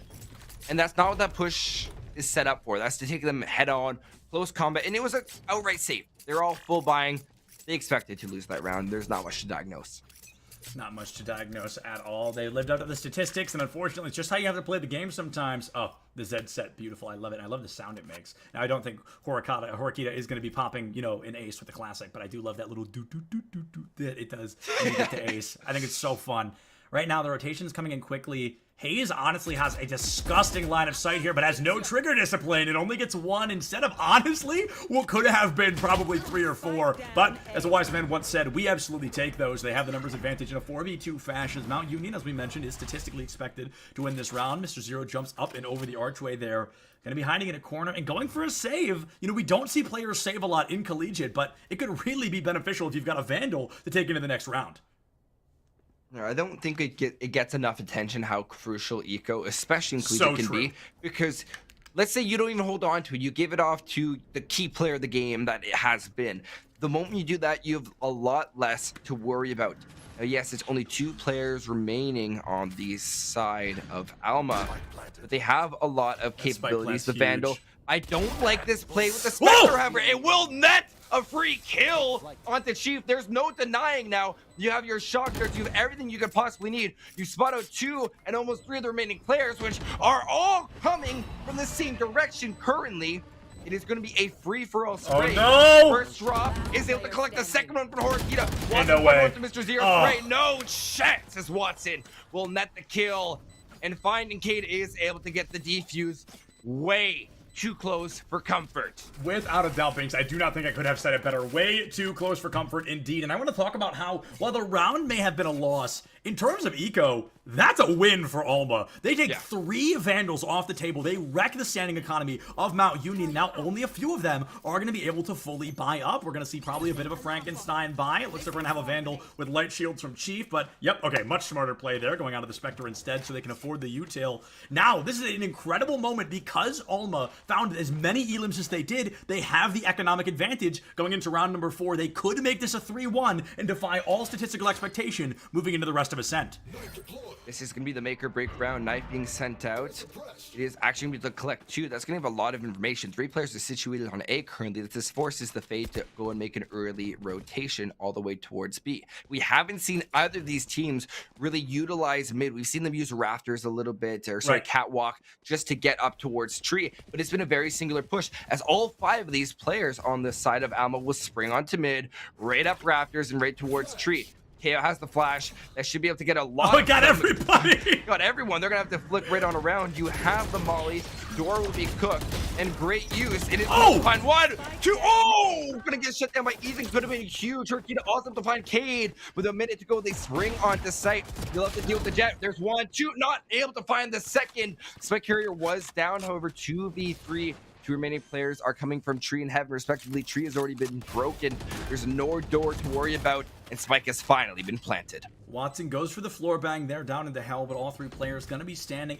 If Mount Union can pull out one more elim. I'm going to say the same thing I did last round of the economic advantage, and now they have found it. Even if they lose the round, they have put themselves in a very comfortable position moving forward, but the possibility of winning is still in their hands, especially now as we plummet down from a 3v2 into a 1v1. Hayes has been incredible on this Astra so far, dare I say even better than the Brimstone, and they are here to show me with that 3-piece how good this Astra can really be. A phenomenal turnaround, a low and slow play style working wonders for the University of Mount Union. They tie things up 2-2. That's exactly what you want to see. It's a close gunfight in every single round. Whether you have the positioning, check absolutely everything. And that's the risk and reward of going through a chaotic push through mid. 5 players being in tree at one point. Or sorry, not tree, but basically tree lobby going towards door. That's relatively crazy, if you ask me, because you're springing onto site and you don't even know if long is cleared. And it's netting those trade picks where you're not using Sova or KO to their full potential. If you have those initiators, you got to make sure you know where everyone has gone. You got to make sure you know where everyone has gone. That Chamber in particular here, as he has decided it is time to play. Unfortunately, Finding Cade doesn't get the chance to join the fun as they are removed from this Mortal Coil early. Horikita takes them down. The Pop Flash going to be coming out from just Ethan Quick, trying to catch somebody off guard, but instead the team changes their mind. That lockdown, mighty spooky. You do not want to run the risk of getting caught out, but that is a guaranteed elim against you. Forced from the shadows now as well. Almost Omen trying to relocate, trying to shake things up a little bit. And it looks like he chooses the boathouse of B site. And gonna take down Blackbird early. Frag grenade gonna force the Chief out into mid. Just Ethan finds the headshot. A 5v2 now with Alma with the numbers advantage. But as long as Hayes is standing, this could be a round lost against them. Alma in a dangerous position as both members of Mount Union that are still standing. One pushing quickly through that mid towards site. And as they come down through bricks, maybe this Astra can get one on her way out the door. The door closed, and here comes a 0-point knife to find locations. Spikes down, Alma looking good to win it. East doesn't have a lot of options. This is not like, hey, you have 2 critical routes that you can take. You have 2 stars that are at your disposal. You might want to set those up sooner rather than later. But this is one of the key moments for Phoenix. He has that flash. It's going to be a good time to use it. It won't matter. Spraying through the smoke. It's not even able to hide Shani. Turret also being placed. They have to worry about C-Long, but they're actually all sitting inside the boathouse and around there. Spray one for Hayes, but no! Just Ethan wants to collect. He wants his 3K on the round, and he wants to make sure that Alma maintains their lead as they go up 2-3. They get the lead. They just barely break out of that tie. And now moving into this following round, 3 ultimates in their back pocket, 2 from the opposing side of Mount Union. I think, I'll be honest, I think a worse player would have popped the Cosmic Divide there in an attempt to keep the team members alive. But Mount Union, the ability, the understanding of the game, to know holding on to it will get you more value down the line. I suspect it to appear perhaps in this round, but maybe they've got something else up their sleeve. Either way, Mount Union, they want to win this one early because this game, more than possibly any other esport, is so momentum driven that the second a team finds their momentum, they are often not going to drop it. Let's bring it right on to B site. Ethan gonna get caught in the gravity well. They're all vulnerable. Just have to hit one of those shots. Not gonna be able to hit it from Watson. Look just at waiting the for speed. it. Able to find the chamber. Goodbye, honey. Gonna have to spray out. Able to find 2, almost 3. Just Ethan narrowly surviving the night. Cheney able to find Blackbird. Spraying up through mid. There's Hayes. You can't forget about them. There's Spike down. Flash being popped right over mid towards door. Everyone's gonna get caught off guard. Huge shot from Ethan onto Hayes. Nightmare will come out. No, it will not. No, it's not ready. Spike finally planted. It's been retrieved by the side of Mount Union. Now Flash being thrown right back over. Gonna catch some of the players. Not even gonna matter. Just Ethan with 3. Spraying out with the Sheriff, having to find it, but Horikita is able to find it onto Cade. And what a spring onto the B site. Now, I often say that I'm not one for an analyst. I'm a play-by-play caster intentionally, but I do want to offer a little bit of possible analysis there. I think popping the null command from the Chief could have secured them that round, because not only does it negate every ability the team has other than their primary weapon or if they choose their secondary, but it's crucial to make sure you get in a little bit smoother, a little bit cleaner. It scares them probably into Boathouse, where then you can fragment one entrance, hard push the other, and possibly win the 2v2. But hindsight is 20/20 after all, and that is probably all the true analysis I'm going to offer this game. And with a serious weapons advantage for Alma, they are really looking good to make this at least a 5-2. Losing this one, I mean, this is their round to lose. Really is. They're gonna have to be very decisive in this round. They're gonna spring right onto A site this time. Oh, dude, get out of them. Critical. You can't play that way. It got caught in the nanoswarm. Honey's gonna take a Watson, make that 2 onto finding Cade. Oh, Mr. Zero onto the Chief, and It seems like we can't catch a break in the action. Plant being cooked out, now leaving the 2 remaining players from Mount Union left to pick up the pieces. Blackbird is even on the flank. Blackbird on the flank. I mean, Jet's pretty darn strong, right? She's been nerfed more than anybody else in the game, but I don't know if she's 5v2 strong. Oh! Oh my goodness, a 42 definitely not damage. Now. Definitely not. Yeah, now I don't think we're seeing an ace anytime soon. Up to Hayes with a classic. We're talking about the save again. I'm going to talk about the importance of economy again. I think holding the Guardian into the future could have been so much better, and as Mr. Zero puts down Hayes early, that is the statistically expected 5th round win for Alma. They're 1 round away from their worst case scenario just being a tie at the half. I think I'd be so very comfortable in Alma's shoes. They're monopolizing every single round that they play. It seems more than anything comfortable. Where we look at Mount Union, they aren't taking control as much of the map as I'd like to see. Where yes, you're seeing spring outs, we're seeing good highlight plays near the start, trying to stop that early push. And if they're gonna go for that crazy 5 push, I'm sorry, you should be playing for that retake. Yep. Where you get to go for every single one of those crazy angles. Ascent, you look at A, you have doors as well as tree, you have seed long, and then you also have A heaven. You push all 3 of those when you know you're playing for the retake there, it's yours. You playing B, you have mid, you have 3 different routes you can push in, use those to your advantage most critically. Undoubtedly so. And after this round, I want to talk a little bit about the Sova pick from the side of Alma, but let's for the moment focus on what's being brought to the table. The rotation, the fake out, they bait a lot of KJ util. It's actually very fascinating to see a KJ set up on A site instead of B site when there's great moments like that microwave that you can utilize in the B site. But Hayes isn't even going to let them see that B site. He said, I'm going to make sure we take a 5v4, gives himself away pretty early and still drops a second elim. The third, who cares? You got your 2. You put your team in a winning position, and as Watson puts down Horikita, makes it even harder for Alma to capitalize. Mount Union, this could be the beginning of a tie-up once again, being down only by 2 rounds. Like I said, worst case scenario could be a 7-5 if Mount Union does not drop around for the rest of this half. Let's talk about the positioning here. If we really look at how Mr. Zero is pushing in through the lobby, he's just waiting for someone else to push out, and you're the attacker. I'm sorry, the defenders know they're in the power position. They're not going to rotate. You're stuck in a lot of pinch positions. The moment the Phoenix push up, you're going to be ready. That's going to be a huge pinch from the Zero, who's just ready for it. There's a quick kill. I think that was spotted out by the Haunt. So no chance of anything for this Phoenix. This is a save moment. Flash themselves. They flash each other there.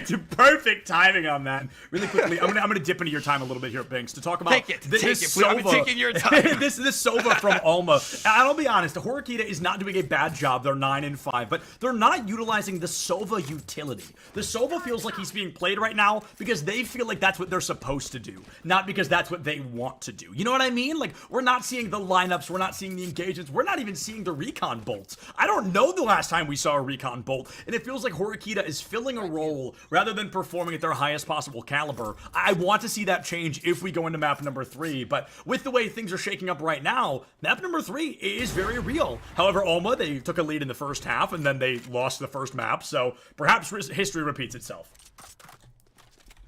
Very probable. Honey's going to lit up to 3 health, and in this scenario, what you have to start to consider is it worth it to hold on to this off, or do I hand it to somebody else? It's a very big give or take, and you saw them attempting it. I think it was a little bit of, I don't want the off, you take the off. And well, what am I going to do with it? And it's going to be seeing like a little bit of a spring onto site. Mr. Zero's all the way up in heaven, and they're just there, ready to go. Ready to go indeed. Talking to our production team, we're trying to discuss, have we seen even a lineup? And the answer might be no, and that's just from everybody. Honey Ham, though, does not need lineups. They just need some pretty good accuracy and a weapon to boot. All of a sudden, the Chief here to equalize, putting Mount Union back in the advantageous position. 4v3 going into the engagement. They have to pop a lockdown to find it, but honestly, it's a valuable ultimate. Watson doing a great job on this KJ. Dare I say, even better than the Viper we saw moments ago. Finding Cade, puts down Alma's standing member of Horikita, and all of a sudden, we were 5-3. Now we're 5-4, and Mount Union's 1 round away from tying us up. I want to go back to, you talked about the Sova lineup. Yes, you're on defense, and yes, you're not trying to push up, but the Sova lineup is what you exactly need in order to know where they're coming from. And I think that's... Sorry, yes, you are an attack. I completely mixed this up for a second. Sorry about that. But if you don't have that lineup, you don't know exactly how you're going to be able to take something in. The fact that you're sitting in spawn, I assume there's going to be a lineup that we're about to see. I'm waiting to see any recon if it was just a late push. And it does look like there was a recon bolt that was sent out. Whether or not it spotted anything is up for debate. But regardless, a slower push we've actually seen from Alma. Yeah, and that angle that Honeyham just peeked is statistically the worst angle to peek with a sniper in your hand due to the fact that the opponent can be waiting just around the corner. And oh, great paranoia comes out. The Chief gonna use the flash, but not run away. Instead, gonna choose, you know, it's fight or flight. And the Chief is clearly a flightless bird. A 2-for-1 trade there puts us in a 3-3 advantageous state for the attacking team, as that is usually how the numbers work in this scenario. In Alma, they've got that tour de force online. Honeyham has been one heck of a player all night, and they want to live up to that title once again. To go, slow rotate back, but look at this. I love the positioning that we've seen from Mount Union as they're just holding mid, finding Kate able to find one, not able to narrowly miss that second lineup onto the Sova. They know that the last two are mid. I want to look at this flank from the Astra coming out. That's going to be 2 free kills. Hayes to find one, looking for the second one, but nope. Not Honey really abusing the fact that it's one of the best guns in the game. 3 huge kills down to a 1v1. And Seppi, I think anything can happen now. Anything can absolutely happen. The exit frags are so valuable there. It's so important for a team to get stuck in a position like that. And now as the round isn't quite over, the microwave I talked about last round actually makes an appearance in this round. That's exactly what that KJ just did. And it looks like it's not going to quite kill the chamber, but by golly, does it put Watson in a good position to win the round. A single bullet to the body is enough to take him down, and we are tied up 5-5. The lead has slipped out from underneath Alma, arguably when they needed it most. You talked about them needing one round to secure the 6-6 half. We were both wrong. It looked like that. What happened? I'm like 6-6 half. Nah, I think we might see a reverse 8-4. For real. They studied for the first half of the test, and I keep going back to this test analogy because it worked last game. They studied for the test, the first half of the test, and now they're just going off something that they don't know. They have to look at their formula sheet, figure out exactly what it is, then throw the formula sheet out and realize you're writing a paper, not a test, and understand that you better start citing your sources. Turns out the quadratic formula will not help you find out when the Statue of Liberty was created. You know what I mean? That kind of feels like maybe we got the wrong formula, right equation. But Alma finally coming back to life. Horikita gets that opening frag, and that's the first opening frag in a long time, I believe, on the side of Alma. So hopefully that's kind of the boost they need, the momentum shift this team needs to succeed, because success has not been, you know, let's be honest, the name of the game for them so far. They've really been struggling a little bit to find their speed, to find their proper momentum. And as we continue moving forward, hopefully that boost can help them out. No Command coming out, trying to equalize even further, as Alma wants to guarantee at least the 6th. Blackbird making it that much harder. Just Ethan gets the peak, can be res, as that is the greatest part of No Command finding Cade with a kill of their own. Honeyham takes them down quick. The Resurrection going to come fully online. Okay, if they could deal with Watson, they were able to do so. 4v1, and the Chief has been one heck of a player this evening, but they walk away with a 4-1 advantage. Gets the No Command knife flash up and over. A great play and a very clever one at that, but I just don't think it's gonna cut it. Alma puts their 6th down. Can they take us to a 7-5? That's best case scenario. Let's see about Util and their eco, where I think we're gonna have a lovely, what I thought for a second was gonna be a full buy on both sides. It looks like they could have the money if some of these players were to choose to buy a little bit less, right, to be able to buy Hayes that full Vandal, or at least buy them the Bulldog if you look at how much money Chief has. So I don't know about the best utilization. And Jet, okay, thank goodness they're actually buying a weapon, because it's the last round. You have to use everything you have. Blade Storm or not, get your money out there. It's my biggest pet peeve when I see players saving on the last round, or I don't need to use it, or worst case scenario, when any sort of utility survives it, like an ultimate. This Astra's Cosmic Divide has not come out a single time this game, if I'm Thanks, words right out of my mouth. You were talking about pet peeves. Mine is when a player sits on their ultimate far too long, and we have not seen this Cosmic Divide once. We see a Gravity Well come out. Hayes trying to not use it, and now they do not get the chance. I think using it on the choke right there is such a no-brainer play, just due to the fact that it makes it that much harder for the attacking team to push through. But unfortunately, hindsight gonna remain 2020. We're gonna have to wait and see if that clutch factor can happen from Mount Union without that Astra on the table. Fate is in a perfect position. Almost all 4 would be spotted, be able to get a lot of them, almost everyone on the team, able to figure out that a lot of them have gone 2 underneath. Wow. Oh, what a nice headshot from finding Cade, make that 2. Kill Cade! To drop. Kill Cade! Kill Cade! I get 4, Cade! Looking for the ace, all out of ammo. Oh! Not able to find it. Ortita able to find it. Watson via Ortita. They just have to wait. Time is ticking Shock down. dart. They have 2 shocks. Use that shock. Use your utility. Swinging around Jenny. It's half. They have everything they need. Jumping up, waiting for it. Shock is not going to do their full health. No. Swinging around, Watson finds it. Do they have it? Time ticking. 0.1 seconds. A huge clutch from Alma.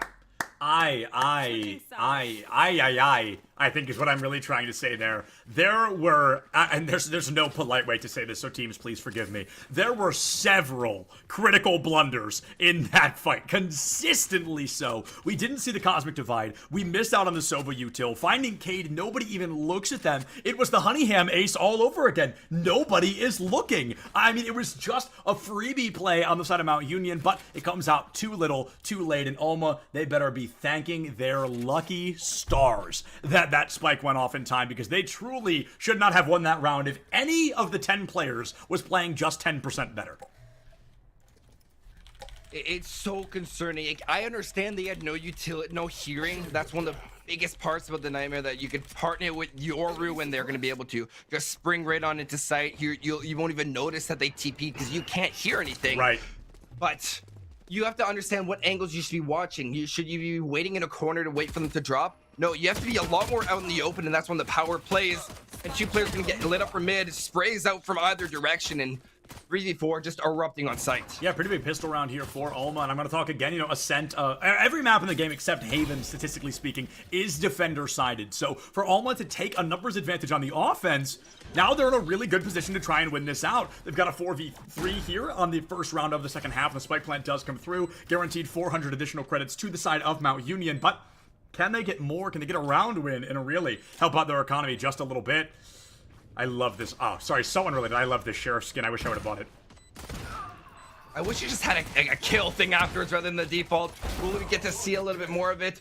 Huge kill from Chief. Spring on the site. 3 from Chief in the round. He'll get taken up by Chance. He also wants to get 3, and he'll be able to clutch it out for Alma, who's going to go up 5-8. That is such a critical score line, because it's actually the exact same as we saw previously in the opposite fashion, at least, back on Bide. Yeah, and production, really quickly, just whenever you get the chance, whose map pick was this? Was this Alma's map pick? Because I got this. It feels like they might be. Maybe even Binks is going to have it on lock, but I'll keep talking while he finds out. This is definitely fascinating due to the fact that Alma... This is their map pick. This is their map pick. It all checks out statistically, folks. Right back to the Septilan statistics. I just can't help myself. A team, of course, more likely to run their map pick. That's where they want to play the hardest, and it looks like Alma trying to take us all the way to Haven.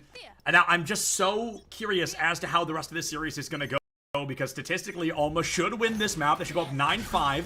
If they can take us to 10-5, I think they're going to steamroll the rest of the game, but it relies, of course, off the back of not only this round, but the following as well. Nice cooked out. I like this initial push that we're seeing from Mount Union. What I don't like as much is how blind it feels with this push. Yikes. Somehow Blackbird's able to win it. Dashes up, notes the Sova and Tree, but Horkita nets 2, and there's all your push potential gone and out down the drain. Yeah, Blackbird a little too confident in the Spectre over the Classic, falls a little too early, but it looks like the rest of the team still in a good position to try and clean things up. Wow. No way. Watson stands still and with a Classic finds the exit frag there. Incredible moment for the team, honestly, and it looks like things are going to be working out just a little bit better on the side of...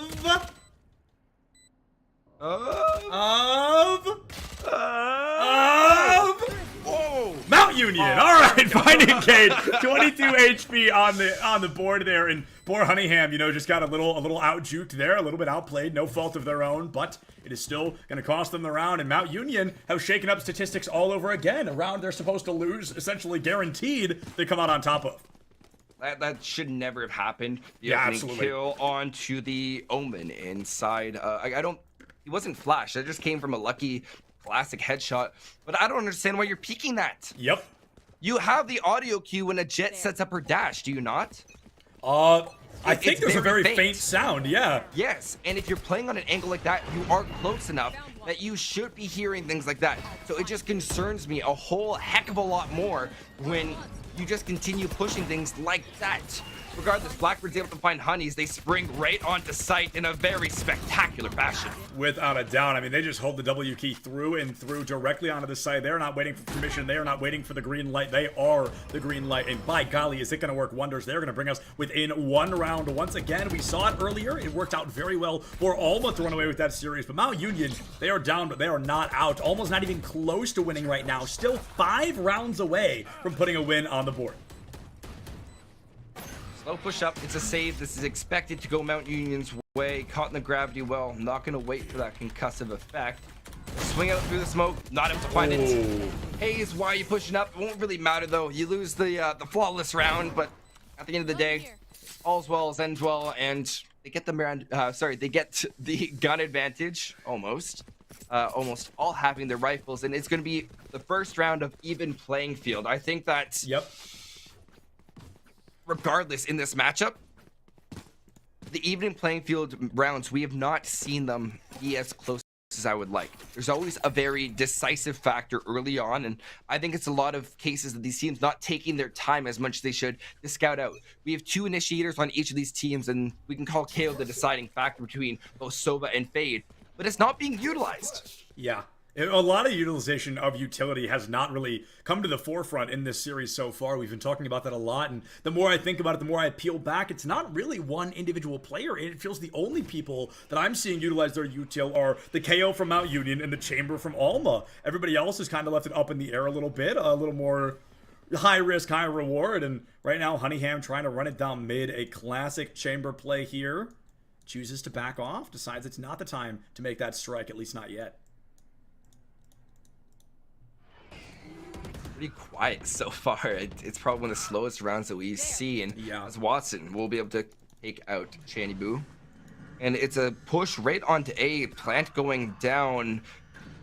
Cade sitting in tree. This is very scary, but you have to play it as slow as can be. Stop moving, stop making noise. They'll flick back in the right second and find Mr. Zero, and they have the haunches. They have the ability to shut down this entire push, but nope, just Ethan's there. Give the team a fighting chance. I mean, come on. Mr. Zero had the flank, had the timing diff, and unfortunately, just could not cut it out in time. Mount Union, they've got the numbers advantage. Watson's turret takes down Ethan, and Watson fully aware of a bit of tactical crouching here on the board now. Horikita has been incredible, but yeah, I mean, just going through in a scenario like that would be difficult to win out. Mount Union, they tie things up 8-8, and things were looking so good for Alma, but momentum has been ripped away from them, and they are struggling to recover. Okay, let's take a quick second. I want a quick hot take from you. I want to see, let's say that there was halftime agent switches or a one-time agent switch in the game. Who would you be switching out on each team for who and why? Sova, I don't care who it is. Yes. I just don't think Horikita is utilizing the utility. Horikita is top fragging, but Sova's util is crucial on this map, and we are seeing so little of it. I think just playing anybody they're a little more comfortable with could work out a little bit better. And on the side of Mount Union, probably the Astra, simply because, again, utility, I think we've seen a gravity well once. We've seen a couple of orbs here and there, but it feels like they would be more comfortable on somebody else. Right now, I will say as well, while we're talking about hero or agent picks, Watson's KJ is nuts, and I love it, and I think it's working super well. I want to see more of it down the line. Here's Horikita, backline, caught out, not going to win a 1v1. Don't bring a Sheriff to a Vandal fight. Chief popping a no command there, keeping the team up and running as well. Full Resurrection online. 5v3 as Alma gets caught out. This is just burning down the timer. The spike is already down. Mount Union, they have doubled the pace we have seen in a Cosmic Divide, finally breaking through for the first time this game. Huge picks from Cade as they sit in the corners. 3K. Attackers take it from Blackbird, swinging out and taking just Ethan in the chaos. What an astounding round. It just shows the ineptitude displayed by Alma as soon as they try to actually retake their site. They're not clearing every single corner, and it's proving to be their downfall. Yeah, so right now, last time we saw okay, hold on, let me check this. Yeah, Finding Cade did play Fade on Bind as well, went 14-14. We're not done yet, already 14-11. So I'm very curious to know, was that just a warm-up diff? Was that the player just struggling a little bit on Bind? Were they getting outplayed? Whatever it could be. It could be a million things. But it seems like we are seeing a very strong position here for this Fade. It's really working well for Mount Union. They have found their footing, and I think it's going to be great, especially due to the fact Alma, they're still on that Phoenix. And Prod, hold tab for me for 1 second here. Let's see if this Phoenix is going to be kind of top frag, bottom frag. We'll jump into it in just a minute either way. But the point is, Mount Union's weakest link on Bind has become one of their strongest on Ascent, and it is working miracles for this team. He gets spotted out is going to be Blackbird, just waiting on Rafters. Also the pinch coming from mid from Omen. This is a little bit better of angle checking, and the opening pick could be exactly what we need. Channy also able to get the kill onto Hayes after they take out Honey. So trade game back and forward, and ending with Alma being up 4-3. And in an attempted mid take, a minute to go, and they don't have any map control that should necessarily be established. 4v3, finding Cade, trying to play it slow. It has been an incredible performance from Cade to this point, especially against Mr. Zero. That matchup has not ended for Mr. Zero positively, I don't think, at all. But unbeknownst to Cade, they're going to go for the reset. Here comes the Nightmare into Lockdown combo. A really fascinating choice of ultimate combinations, but I like it for sure. It opens up a lot of space, and Mr. Zero finally putting one on the board. Just Ethan finds the Chief as well, and Alma trying to tie things up for the first time in a long time. They're in a disadvantageous state, and they do not want to be there for long. They equalize us at a 9-9. They keep the dream alive, and now either team needs 4 rounds to win it out. 4 rounds from Mount Union. They just win the series 2-0, but Alma can take us all the way to map number 3 if they win out Ascent. Seppi, I'm starting to notice a pattern in every single one of these rounds that we can easily see what is going to happen based off the start. If it's an explosive, like even during the first round, if Mount Union is, sorry, in the start, if Mount Union was playing a very laid-back defense and Alma just rushes right on in, it's going to be their round in a lot of those scenarios because they take control of everything. But if Mount Union is prepared for the retake, they were ready. Looking at this round, let's look at where everyone is set up. Scattered from Mount Union, and 3 players waiting on A, Knife working on to catch out Horikita, so you know that they are stuck inside of tree. It gives you a lot of information, and I think we're going to see that the opening pick here, whether or not Blackbird is able to successfully find their opening pick onto this A site, is going to make all the difference. Looking for the chamber, not ready for the Phoenix swing out as they'll just go for body shots. Now look, I want to see if they actually go for a site rotate here, or are they going to commit? Because both these players on the side of Alma, look at them on B, they're not budging. They are ready for the rotate. The Omen's going to creep up in case they do.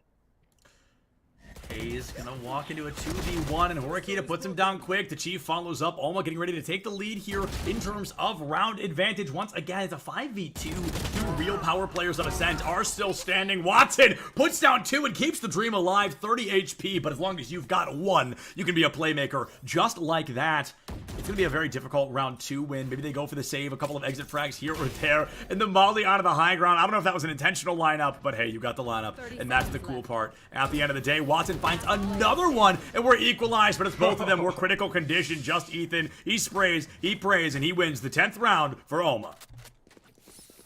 I talked about the repositioning the defenders on B, and those were the 2 players that really came down to being critical in the end in their ability to retake. I'm going to say a lot more of the KO in that of Just Ethan in that scenario, much more than Mr. Zero. And now you can also look at the scoreboard where is the Phoenix.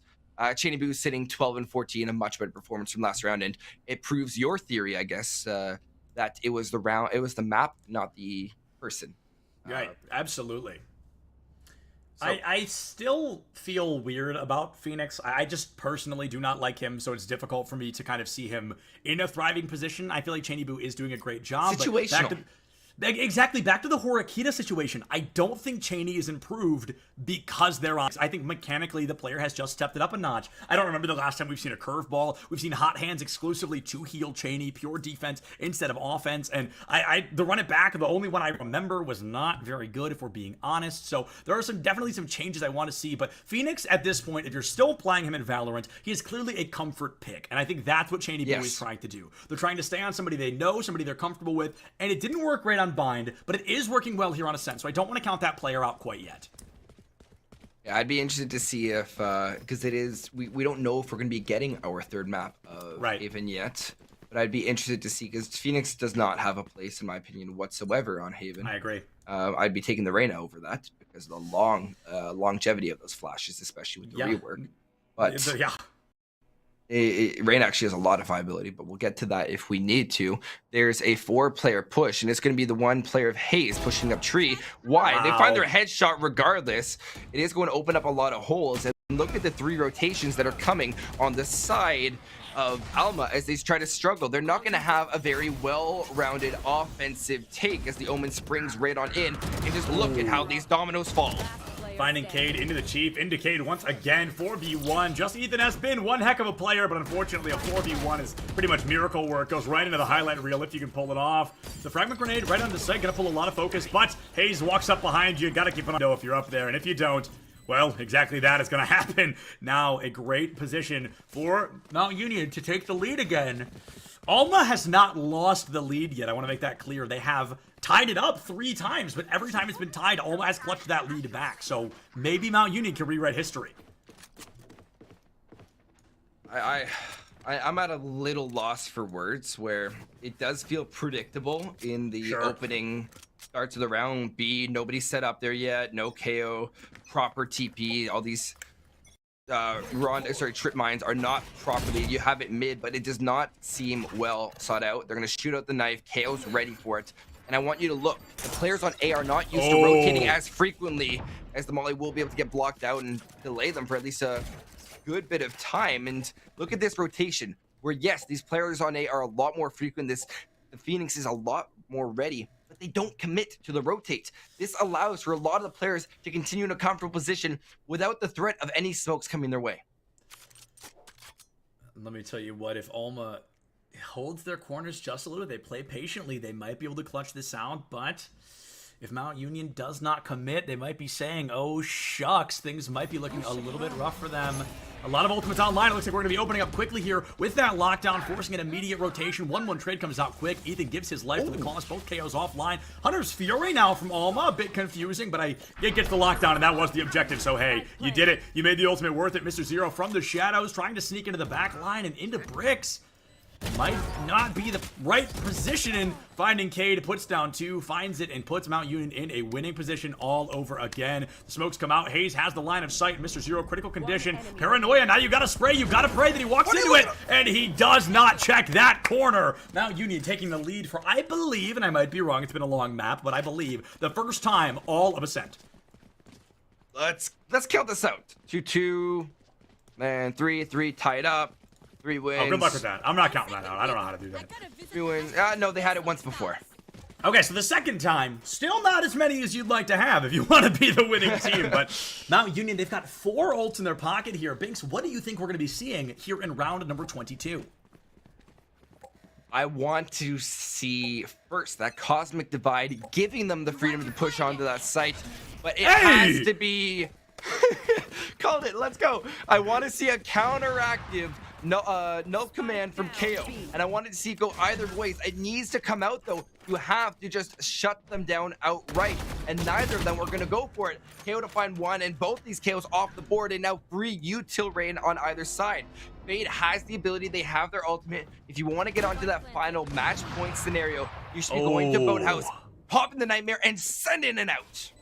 Honeyham just has such a gross angle, like has fully locked them in to this commitment, but if he doesn't keep an eye on bricks, somebody might catch him off guard. Timing diff perhaps, both of them gonna whiff their shots. Okay, that's why he's not looking at bricks. His entire team is over there keeping things up and running. A great Paranoia out, forces Cade to play boxes very carefully. The Nightmare's still online.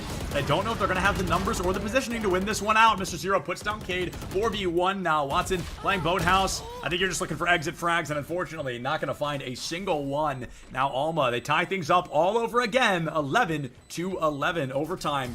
It feels pretty likely right now, I'm not gonna lie. I don't like how close it is. I'm especially not a fan of the util usage. Yes. Cosmic Divide got you onto site, but what else? Tell me, I always like to pause players. In past instances when I've coached, especially where I will see I have 2 players screaming, I'll call pause on the round, and I'll ask each player, where are you going and why? And sometimes stopping them in that exact position where they, oh crap, no, I shouldn't be doing this. I'm going over here now, and this is why. And after each teammate talking about what they're doing and why, it gives you that narrative of why you're assisting, how you're assisting. And by going for that, you now have a very crystal clear image. There. What more can you ask for? My personal opinion now, looking at the looking at the opening positioning of each player on this team, is that Mount Union is looking for an over pressure and over presence from Alma, which is exactly what I want to see. Amazing play from Hayes, all because once they have the Omen pushed out, once they feel like they need to rotate from A, they look directly towards mid and go right towards somewhere that they really shouldn't. Mr. Zero wins out 1, wins out 2. That is worst case scenario. Mid is now open, Spike is stuck in spawn, and you're back to not even square one, because square one doesn't have you starting all the way back in your spawn. You're at square -5 or -3 right now, as Mount Union has put themselves in a very poor position. I mean, walking directly into that Omen, they didn't even seem ready for someone. They didn't even, it felt like they didn't even consider the opportunity or possibility that someone might be right around that corner. And I think we're just going to have to wait and pray for a miracle if you're rooting for Mount Union. But Alma, they're looking very good to win this 12th round, put themselves on game point. They would need to win 2 rounds in a row. If they want to win this without an overtime, they need to win 13-11. But if Mount Union can win this round or the following, they can guarantee themselves an overtime to win out this series. Oh, not Watson's shining moment. A bit of panic there. Finding Cade gets a little nervous themselves, and Honeyham puts them down. A flawless round. Alma, they're carrying everything into what could most likely be our final round of Ascent. I'm not laughing to make fun of them. I'm laughing because of how relatable it is. Valid. So valid. It hurts, but I think we've all been there. I laugh because I'm like, if I'm pushing, I'm looking the wrong way. Oh my goodness, you don't know. My mouse would probably be close enough. Overcorrect. Although you might see me facing the other direction. I might have just given up and let go of my mouse. So good on Watson for sticking out to the end. They're 18 and 13, and it proves that when they do know what's going on, they are very aware of it. First overload is going to be used. All these ultimates need to be used. Chanibu is going to get cut out. They can't hear anything. Spotted out, although I believe that's the only person that's been spotted out. Both KO ultimates now being popped, and they're going to negate each other as Plant is successful on our final round of regular play. The Plant is successful with Mount Union. They haven't lost anybody, you know, they haven't lost a disadvantageous state here. Okay, now things are looking a little rough, but Honeyham gets way too comfortable trying to be the hero and just gives up the operator. 2v2, is everybody gonna fall? A bit like dominoes. Mount Union, they have tied us up. There is still a possibility for Mount Union to win this series 2-0, but Alma, they want this next round like they want their next breath. They want to win things out right here, right now. They want to be the victors of Ascent and take us all the way to map number 3. Can they do it? Thinks these next possibly 2 rounds, possibly 10 rounds are going to decide it. I'm very hesitant, and we finally get to see another round, or sorry, side swap for this overtime half. The fact that Alma's starting on the offense is very chaotic. Sova is of Horika is setting up on B, and I hope this acts as more of a distraction for a trap that's being sprung on A. I need to see the players of Mount Union going for that rotation. And if they play into that trap, that could easily be Alma taking that round win. Otherwise, it could all fall to bits and pieces. Swinging out, just waiting, trying to find an operator even being baited out. But I want to look at these players on A. This really choice of calm. Fade is going for the rotate, leaving the one single player of Astra. And here comes the crucial TSN turning point of the round. And speaking of crucial, we got to talk about the fact that an operator right now means lack of utility and lack of shields. That is a full buy commitment. And it looks like Blackbird went no shields. I don't think they can even afford the light shields with the economy you are given in the bonus rounds. Workita finds the Chief just completely off guard, and that could spell disaster. But Hayes is going to make sure that it doesn't. A 3-piece on the board, not quite all 4, but a 3v2. Now the numbers here in favor of UMU. Chamber has to TP out. He's not able to get that spike plant down, and I almost wish he would have if you are a Mount Union fan, because then they really would have been in trouble trying to find a retake in this current scenario. A lot of util coming out. A lot of it feels desperate as nobody wants to be the team to lose the overtime, but they are running out of time. 40 seconds left. A very slow rotation to that B site. Maybe, just maybe, Horikita can find that equalizer, but instead they're going to give up on the hero play, go for a slow rotation into that back site, be wide open. And I think Mount Union was so scared of a rotate, or a fake, that they forgot to rotate. Well, think about the utility that's going to be available. Chamber should have his rendezvous also completely cooled down. That should be set up. Points are going to come down for the round. Sova's going to have a recon dart in the next 5 seconds. Everything goes the way that they want. Fade, all that Fade is going to have is going to be able to go for a haunt, easily shot out. Recon dart can be a lot more obscurely placed. Killjoy and Jet don't have much utility remaining on the round. Of course, we haven't had the greatest look at it. There goes the haunt. Here comes the search. Up with the off. They're ready for it, and it's going to be able to spot out the chamber. Not going to matter too much. Oh no! Honeyham just gets caught out in a huge moment. Horikita cannot split focus between two members, and Mount Union is 1 round away from winning this out. But if Alma finds that equalizer once again, they will take us to overtime, and we will go the extra mile until somebody walks away with a win. That's my favorite thing about Valorant, is you cannot draw. Somebody has to win. Well, you can't draw in this season. You can draw in regular Valorant, but that's stupid. And if you draw, you're a weenie. Right now, these teams, they aren't allowed to draw. Somebody has to win right here, right now. Is it going to be Mount Union, or are we going to go that extra mile? I don't know. I'd like to, if we make it past this round, I'm not going to force production to go and look in the record books yet. But I always like to have the running count or the running tally for what the longest match is. And these two teams prove that it is a possibility. However, Mountain Union has shown a lot of promise in consecutive round wins, especially with the way they like to spring onto site. Blocked by the Owl drone and caught up by Mr. Zero. Highly unfortunate. That's just a timing diff. That is so unfortunate for Blackbird. I mean, that was like a second. It had to happen in a very specific second to work out the way that it did. And all of a sudden, Alma remembers how to play the game. They flawless Mount Union, and they guarantee some extra rounds here, folks. We are down, but we are not done, as we are going to be continuing this journey forward into the abyss as extra overtime is now on the table.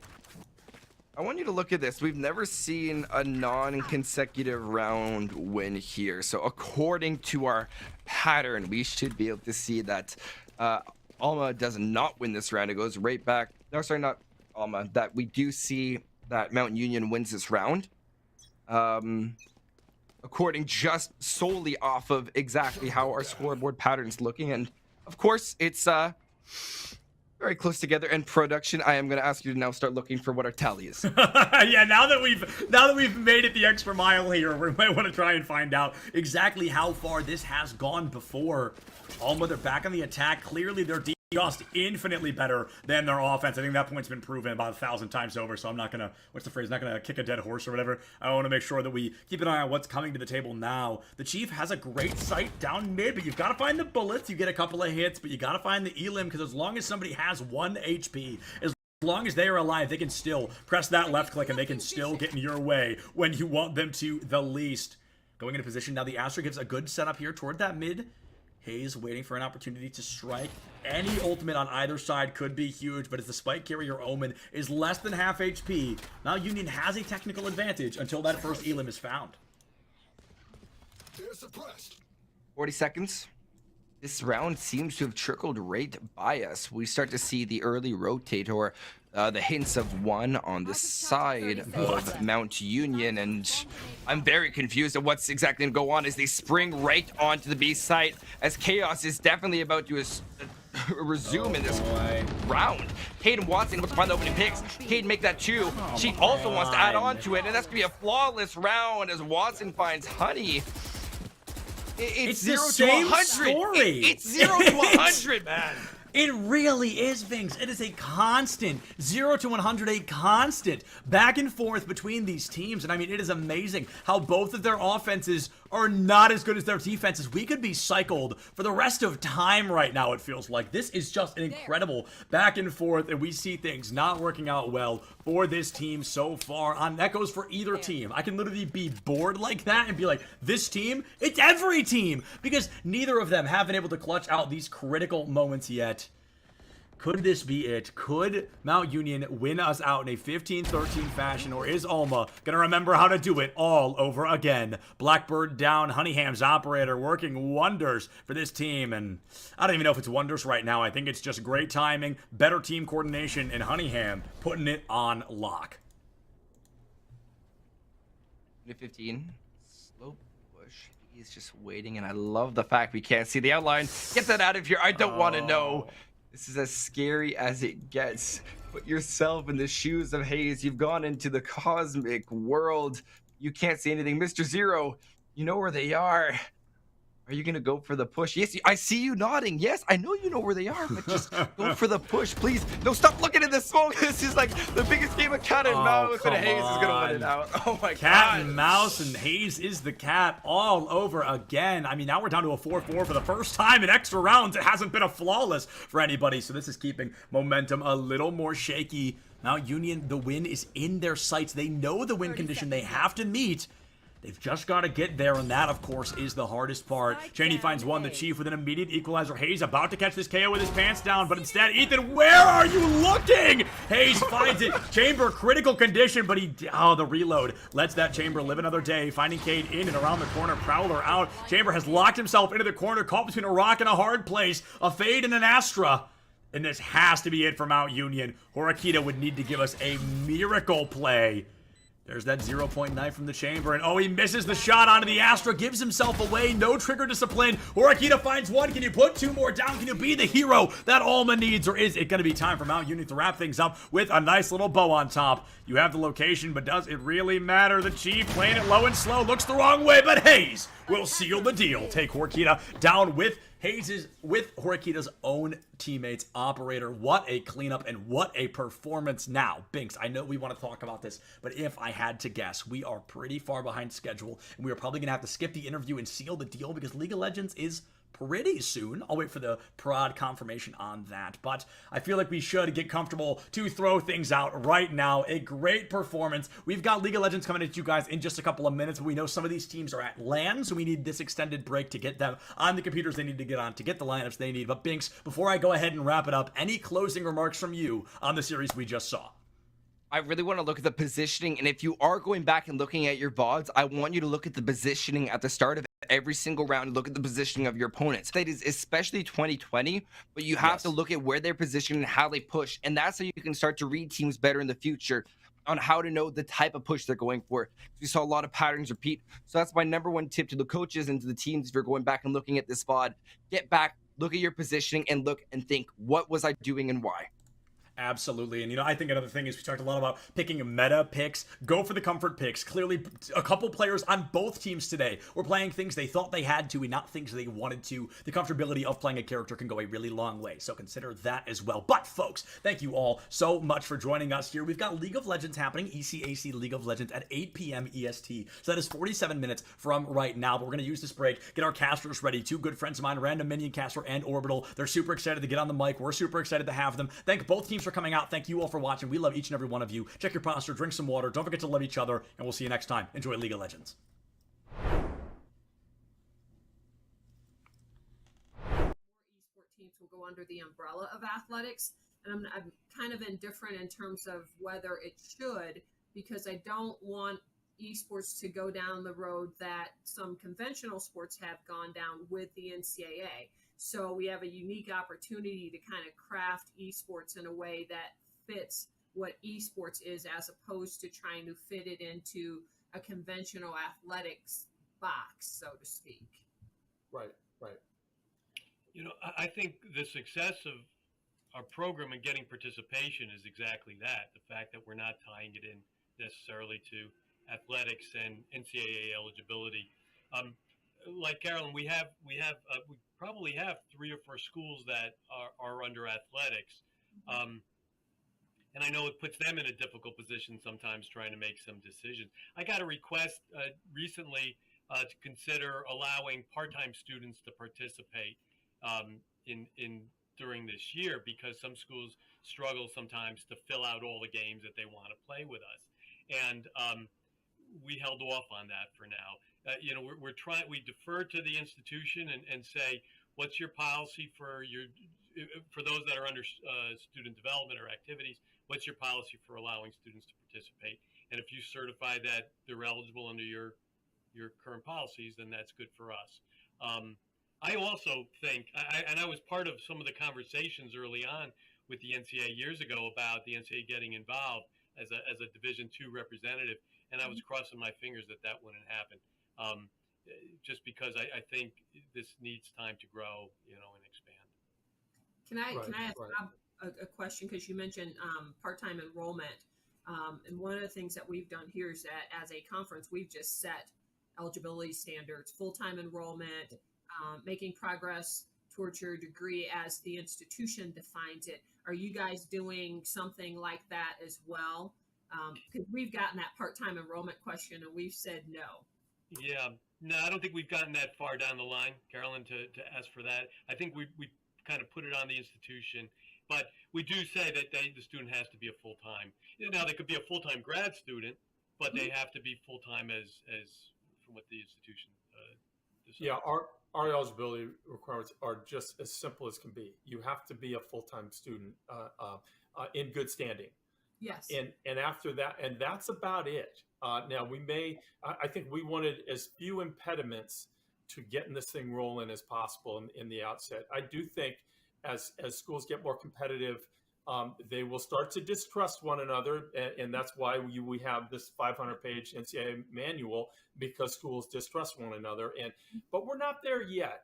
Right now there's still a collective. Let's move this forward, and the fact that the NCAA is not administering it, I think, is really helpful to the growth of it all. And yes, we allow grad students. We don't even have a 4 or 5 year clock. If you are full-time enrolled for 10 years in good standing, you can do. And why not? Why would we not say that that's okay? Now, eventually, like I said, we may change our minds if the schools require it. They say, no, this is crazy. Look what they're doing over there. We don't like, but I think we're still a long way from that.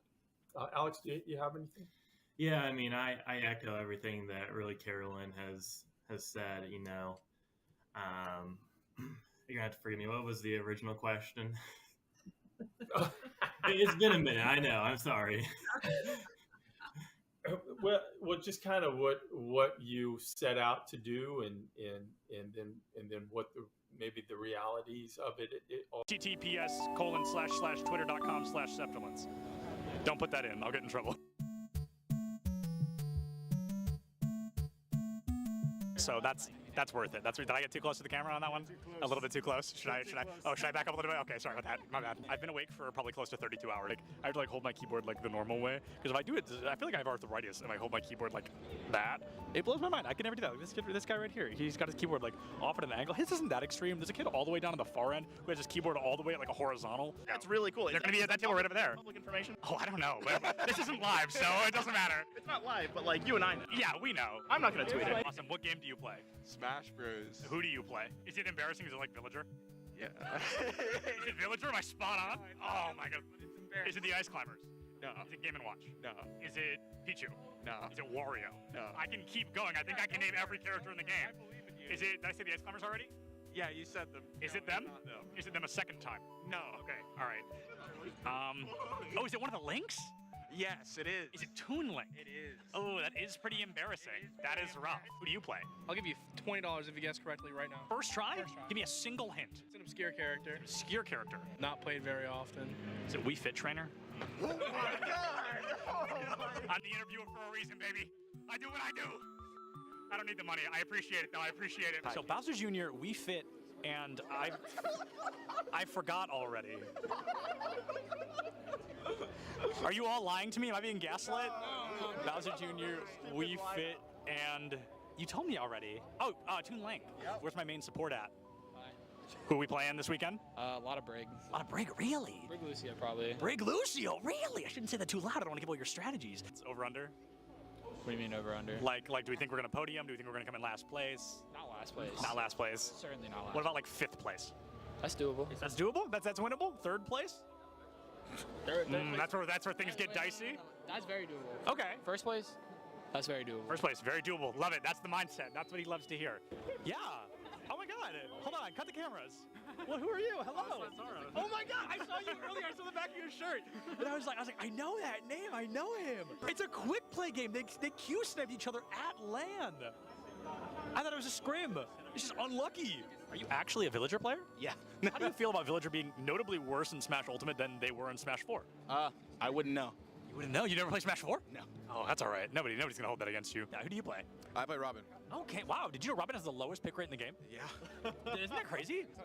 Come on, the LEDs, it looks just like Samus. Huh? Do you disagree? I guess I can see The it. Samus vibe. Show the controller to the camera. We're interviewing. This is recording, by the way. Surprise. Not my controller. Who do you play? I play Peach. Oh, wow. I like that. Who do you play? I play the Shotos, mostly Kazuya. No, you lose against Kirby. That's just like a statistics thing. Yeah. It's maybe. This is a death match. I think they're all in the same one. They're all on Icebox. Are they all in the same death match? Maybe. Who knows? I feel like none of them can hear me. I want to like approach somebody, but no one can hear. They all have both their headphones on. What's up? How do we think we're doing? I think we're doing pretty good. Yeah. What's your KD? We're looking at 10 and 6 right now. Oh, hey, that's third, dude. That's better than I expected. Who's bottom frag right now? I want to go talk to them. Ian? Hey, how do you think we're doing so far? It could be better. Could be better? You're one of those rough days? Well, Let's go find more people to harass. Yeah. Where's Boise State? Who's your favorite to play? Oh, right now it's got to be either Chamber or Breach. What country is Cypher from? Oh, dude. It's Moroccan, right? It is Morocco! Oh my god, I didn't think anyone was gonna get that. Oh, you're good. You're good. All right, see you later. Let's go harass Boise State more. Who is this? What school is this? Boise? This is Boise. Oh man, that's okay. Boise's still got really good odds. A Large Bagel, one of their tank players, Nerdy Bird, they're off tank. Both of them not here. A little bit scary, if we're being honest. Getting warmed up, getting ready to cast some players. No, okay, not cast, interview. Change your mindset, change your mindset. Words. No, but last words until we come back. Oh, okay. Because we're leaving. Enjoy. Oh, that was good, that was good. Anything from you? How are you doing, Polly? Awesome, thank you so much for your time.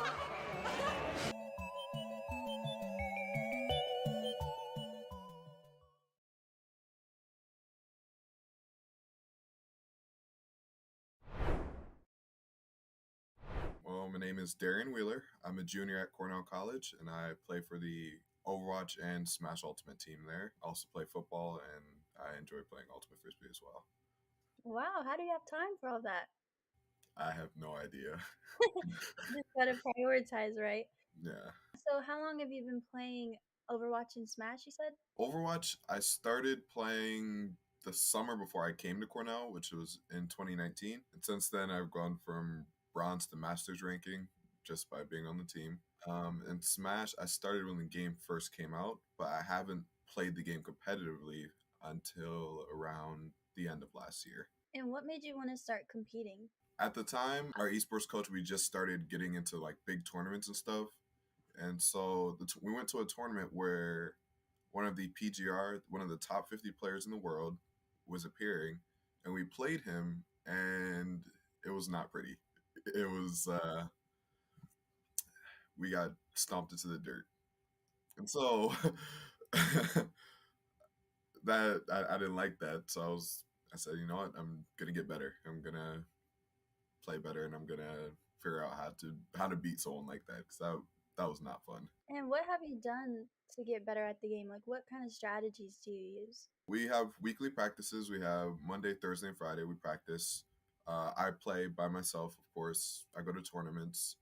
And from these tournaments against good players, I take the film that I get and I VOD review it, learn what I could have done better, and figure out things like positioning, usage of abilities, that type of thing. So what do you think about your team? How does it feel to be a part of an esports team? And do you guys all get along? Are you guys friends?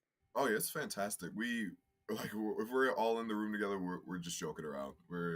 Which sometimes makes it hard to practice because it's very hard. It's hard to get serious when it's really goofy like that. But I love being on the team. It's like one of the reasons I stayed on the esports team, because we had a director change. Despite the director change, was because I just love the team.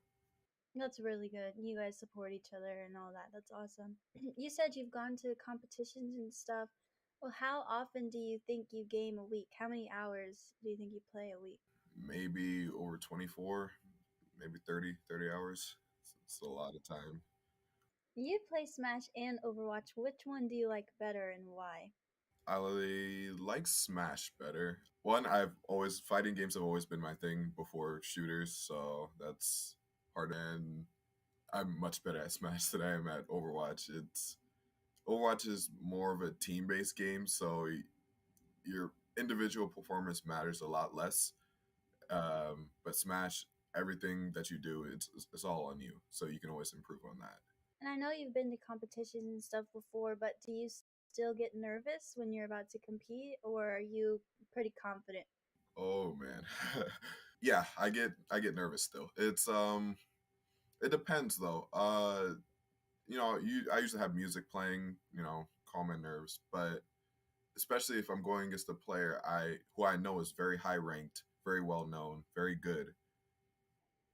In tense situations, I'll always I just get nervous, and it just doesn't go well if that happens. Yeah, I still get nervous. Yeah, I think that's natural though. Are there any specific teams or schools that your team kind of watches out for or that you really want to beat? Iowa State, their team is crazy. So they have most of the top ranking players in Iowa. So those guys they have a big target on their backs. Can you tell me a little bit about what you think about CECC and do you think your team will go to Atlanta? Currently, our team we're going over a massive overhaul because we're down a lot of players due to transfers and other things, but it's still possible. I think we can do it. Okay, yeah, we hope to see you there. um, Backtracking a little bit, what are you studying in school? What's your major? Biochemistry. Okay. Jeez, you do it all. What the heck? What do you plan to do with biochemistry? And do you ever see any overlap between what you're learning in school and esports? My initial plans were to possibly go into medicine, but I'm leaning more towards biochemical research. So I don't know if that overlaps somehow, but if it can, that'd be great. Would you ever want to be an esports coach? Of course. It's so fun. It's so fun. Yeah, when you're not doing medicine and you find time between football and the ultimate frisbee, maybe you can be an esports coach. I'll find time to do it all, I guess. Yeah. Are there any players on your team that stick out to you, whether it be a success story, their growth, or even yourself that you want to talk about? Let's see. Well, of course, myself is a good success story, I guess. Because when I joined the Smash and Overwatch team in 2019, I was garbage. Like, it was bad. Like I said earlier, I was bronze rank in Overwatch, which lowest possible rank. It's terrible down there. And then from there, I went to Masters, which is the second highest rank, which is just ridiculous. And then in Smash, I was also bad. So, and now I'm one of the top ranking players in Iowa. So it's pretty good. So, what has been your proudest moment or specific moment? I know you jumped ranks there, but has there been any specific moments in a game or tournament that really you're proud of? It was last year during we had a Smash tournament, Smash Ultimate tournament. It was a Wi-Fi tournament. To qualify for the national part of it, we needed to beat this one school, and the school had some really good players. Like I think they had a Link player, and I forget the rest of them. But we were losing. I fumbled hard. I lost all 3 stocks, and I didn't take any. It was bad. And then my team rallied, and we beat them, and the whole room exploded. It was fantastic. Everyone was jumping all over the place. It was it was a great time. Let me imagine the energy. That's really awesome. So my last question for you is, do you have any goals for the rest of this school year that you want to accomplish? Well, for Overwatch, I do want to rank up again. I want to get GM. And for Smash Ultimate, I want to get a higher rank. I think so. In East Iowa, I'm ranked I think 4th or 3rd, but I want to be 1st.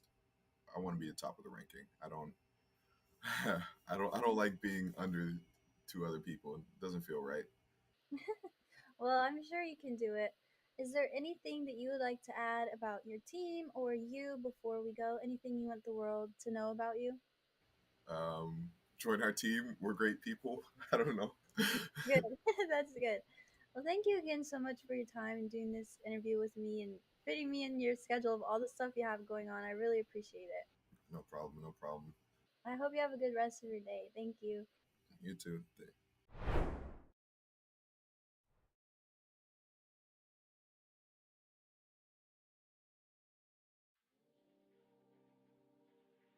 Hey guys, KTAD here. Now, I've been told I need to step in to create like a buffer zone between some of the other hosts so that the Valorant v Overwatch conflict may finally come to an end. But between you and me guys, I don't think they both realize that League's kind of already won that war. So don't tell them anything. But anyways, You guys already know why we're here, and if not, well, then you're in luck, because we've got some of the best collegiate esports moments right here. Don't believe me? Well, that's okay, but you know, here's your proof. Let's get into it. To start us off, we have the combo of Matt and Festive as they execute a brilliant mid-air handoff to close out Game 2 and tie up the series. Ended here in regulation. Can Festive and Matt do it? Matt's there! Let's sit in, and we do get the go-ahead goal. Is it going to be enough to end it here in reg? 25 seconds left right here. About 2 minutes since our last goal. 5th total in this one. Is this looking like moderately? Feeling thirsty? Well, if you are, then Crollo's got what you need with these sick plays on Pac-Man. That's not always guaranteed to stock. Goes for the side special into that. That would have been an insane way to end it. And now Crollo looking for the fire hydrant edge guard. Slam dunk right there. Is there able to finish them off? At number 6, see if you can count the ultimates here, because when the dust settles, there can be only one survivor. Thomas College, but I don't know what Keene University are thinking. Well, okay, they're thinking it. What is going on in this fight? My days! 2 to the bomb, 3 to the tile, 1 to the self-destruct, and it's we just get the a team. lone It's diva. It's a lone what baby is diva. happening? No, okay. Hip is back there. You know what number play this is, right? Because J-Rod knows. And let me tell you, he's definitely keeping count. It's gonna be J-Rod who strikes first again with a nice headshot onto Boss. Gonna start moving down into Garage, and J-Rod is just roached now through Garage. Fireproof Wall has been committed. Lance tries to take a peek, but J-Rod's there, finds Pigeon Mac. We're looking at potentially an ace. Boston gonna do their... Trying to scrape together some sort of consolation prize. He's blinded, and they're... Oh my god, draw. What a teammate. He's giving a... Oh no, J-Rod around the corner looking for the ace. One shot on Austin, he finds the ace. Oh, good guy beautiful. draw, gives it over. Love the team. A man down, the overtime clock counting, and the ball on their half of the pitch. Yet somehow, Stonehill manages to make it work in this crazy match against Buena Vista. Out and push right back out again. This is a game of inches. Who can aggress first? And that's gonna be it. Joker from the long shot along the field. Look at this from the back of board, straight to Joker's feet. The touch is so delicate. In what was surely a game-changing play here, Nichols State's Law pulls out a tire that can only be described as illegal to put the nail in the coffin against Missouri Western. Lost some math already. On the bright side, yeah, Nichols has enough time to come through. No! It gets 3! No! It's not 1, it's not 2, it's not 3. It is 3 eliminations with Law's rim tire there. Absolutely incredible. Able to pick up a 4th. Shy for the team kill right now. At number 2, it's just a masterful display of edge guarding from Adelphi's Davian. Check it out. That roller is going to be a great opportunity to get in and pass, possibly even just through those arms. Goes for the down throw into forward air, excuse me. A great combo. Could have found some great damage offside, and as that paint just racks up onto this mid-man, that is more and more damage basically for free. Davian looks great. Bottom stage. My goodness, what a stall! Beautiful edge guard. And England. And in our top play of this week, have you seen the movie Ratatouille? It has nothing to do with this play, but I think you'll see why we bring it up. Look at this rat, though. Look at this rat going up long, dude. Oh, he's got another. I mean, it's Ratatouille. They're chefing it up. I'm going to go find another. Fozzie, quick trade, though. And they'll stall the push for now, but contain just a little bit here. We got a lot more work to be done. It's out of CT already. Right click is missed! Oh. Yeah, right click is huge going in this round. It's not going to find anything but Tumble will. Fozzie with a quick trade. Oh, and okay. stop. Okay, Stop let the rat do it all. Oh, my. Phew! What a week and what a crazy set of matches we've been seeing so far. Now, with that said, we're just now passing the halfway point in the season, so that playoffs picture is definitely starting to shape up. Now, if you guys want to stay up to date with all of the ECAC action, then definitely give us a follow on Twitter at ECAC_esports. Or If you guys want to catch all of the matches live, you can find us on Twitch at ECAC_esports. Mondays and Tuesdays at 8 p.m. Eastern, Wednesdays at 7. Now, as always, a special shout out to our partners over at Esports U for expanding on our broadcast coverage. We definitely want to give them a special thank you for that. But, that's it. That's the show. That's all we've got this week. Come back next week. Hopefully we've got a new host. Hopefully they've stopped bickering and all of that. But in any case, I've been KTAD. It's been a blast, and I'll see you guys next time.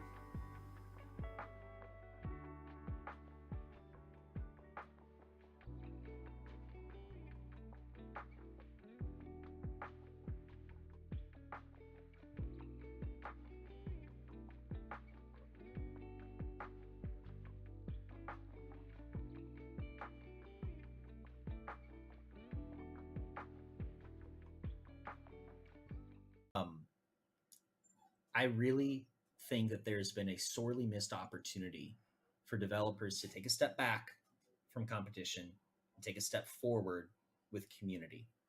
And if they do that, I think we all win, because community, I would argue, is the one thing that no one's trying to solve. We're trying to solve recruitment. We're trying to solve competition. Tell me, where's community? Honestly, any one of you, go ahead. Shout out what's the national community for Scholastic right now. Any title, tell me. Yeah. Where do I go? How do I meet and hang out? Of the storm. Community 0. There's nothing. It doesn't exist anymore.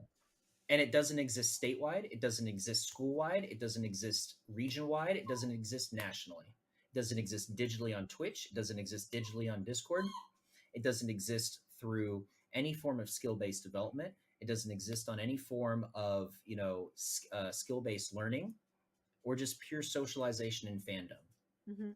Huge missed opportunity. You want to take their time and make it more efficient, in my opinion, tell Riot Scholastic politely to stop what they're doing with competitive, and their integration with LCS should be, Twitch, symposiums and summits and conversations and learning and all sorts of wonderful things, and promoting camps and educational learning activities and RSSA sponsored curriculum. That will move the needle. I don't see any of that. So Chris, that was pretty much the last topic. You kind of wrapped it in a nice package called community. And I was kind of thinking more from an organizer and a broadcaster point of view around growing fandom. And how do we get fandom around collegiate esports to look more like traditional sports across the board? And, that helps us go out and sell sponsorships in the place, of which trickles down to all our member schools that we represent. But when we go to brands and we can't check that box of, 1 billion impressions and 1 million views, we still are challenged with selling those sponsorships. So my last and final is, do we have any secrets around how to grow fandom or grow community let's just start with on campus? I got the big one real quick. Okay. Best way to grow community: food nights. It has nothing to do with playing the game. I'll give you a real life example. We used to do dollar burger night at the University of Cincinnati. We'd just go out to Bar Louie. We used to have dollar burgers every Wednesday. We'd post in at this time those Facebook groups, tell people where to show up. 6 people, 12 people showed up the first week. By the 3rd month, we had 40 plus people coming. And it was the biggest revenue night of the week for Bar Louie every week, purely because of us. But we had friendships, we had relationships, we had roommates, we had all sorts of great, wonderful things come from that. And that translated to our LANs, our club meetings, and everything from that. It was nothing beats food nights. Just like pro sports, we need to focus on tribalism. And the way that you create tribalism is you have to prioritize in-person experience, in my opinion. I think that there's a lot of companies trying to become unicorn online platforms, but at the end of the day, I think we need pockets and hubs around the country that serve as regional and local hubs. once you get a group of people together that share their love for the team that is on their campus, they start to develop a bond around that. You can do that online, but it won't be nearly as effective. Professional esports is having this tribalism problem because it's the majority of it's online. It's resulted in fans following players more so than the teams. I mean, that's a pretty broad topic though. Like we're starting to see those trends in traditional sports as well start to occur. People will follow LeBron and specific players on different teams to wherever they are. But I think for collegiate specifically, schools need to create meaningful live experiences. And if we're talking explicitly about fandom, you have to make the students on your campus care about the team first. That's the biggest thing. Either you create a level of pride through community engagement, or through the team itself. At a lot of schools, the groundwork is there for this. Like there are schools like UBC, Ohio State, with Buckeye Gaming Collective that have clubs that number in the 2,000 to 3,000 range, right? So they have a base to begin with. At a school like Maryville, like we kind of developed it the opposite way. When I came in and started building our esports program, we had 3 kids in our esports club. And so we've kind of built the team, and then the club has followed, which is kind of the opposite for a lot of schools. But I think that we have to develop tribalism, and that starts with meaningful live events. And the more that these events, the longer that these events continue to be like only online, the less effective it is in creating that final goal. Agreed. Doc, you wrap it up for us, please. I would just say this: clubs ebb and flow based on their leadership.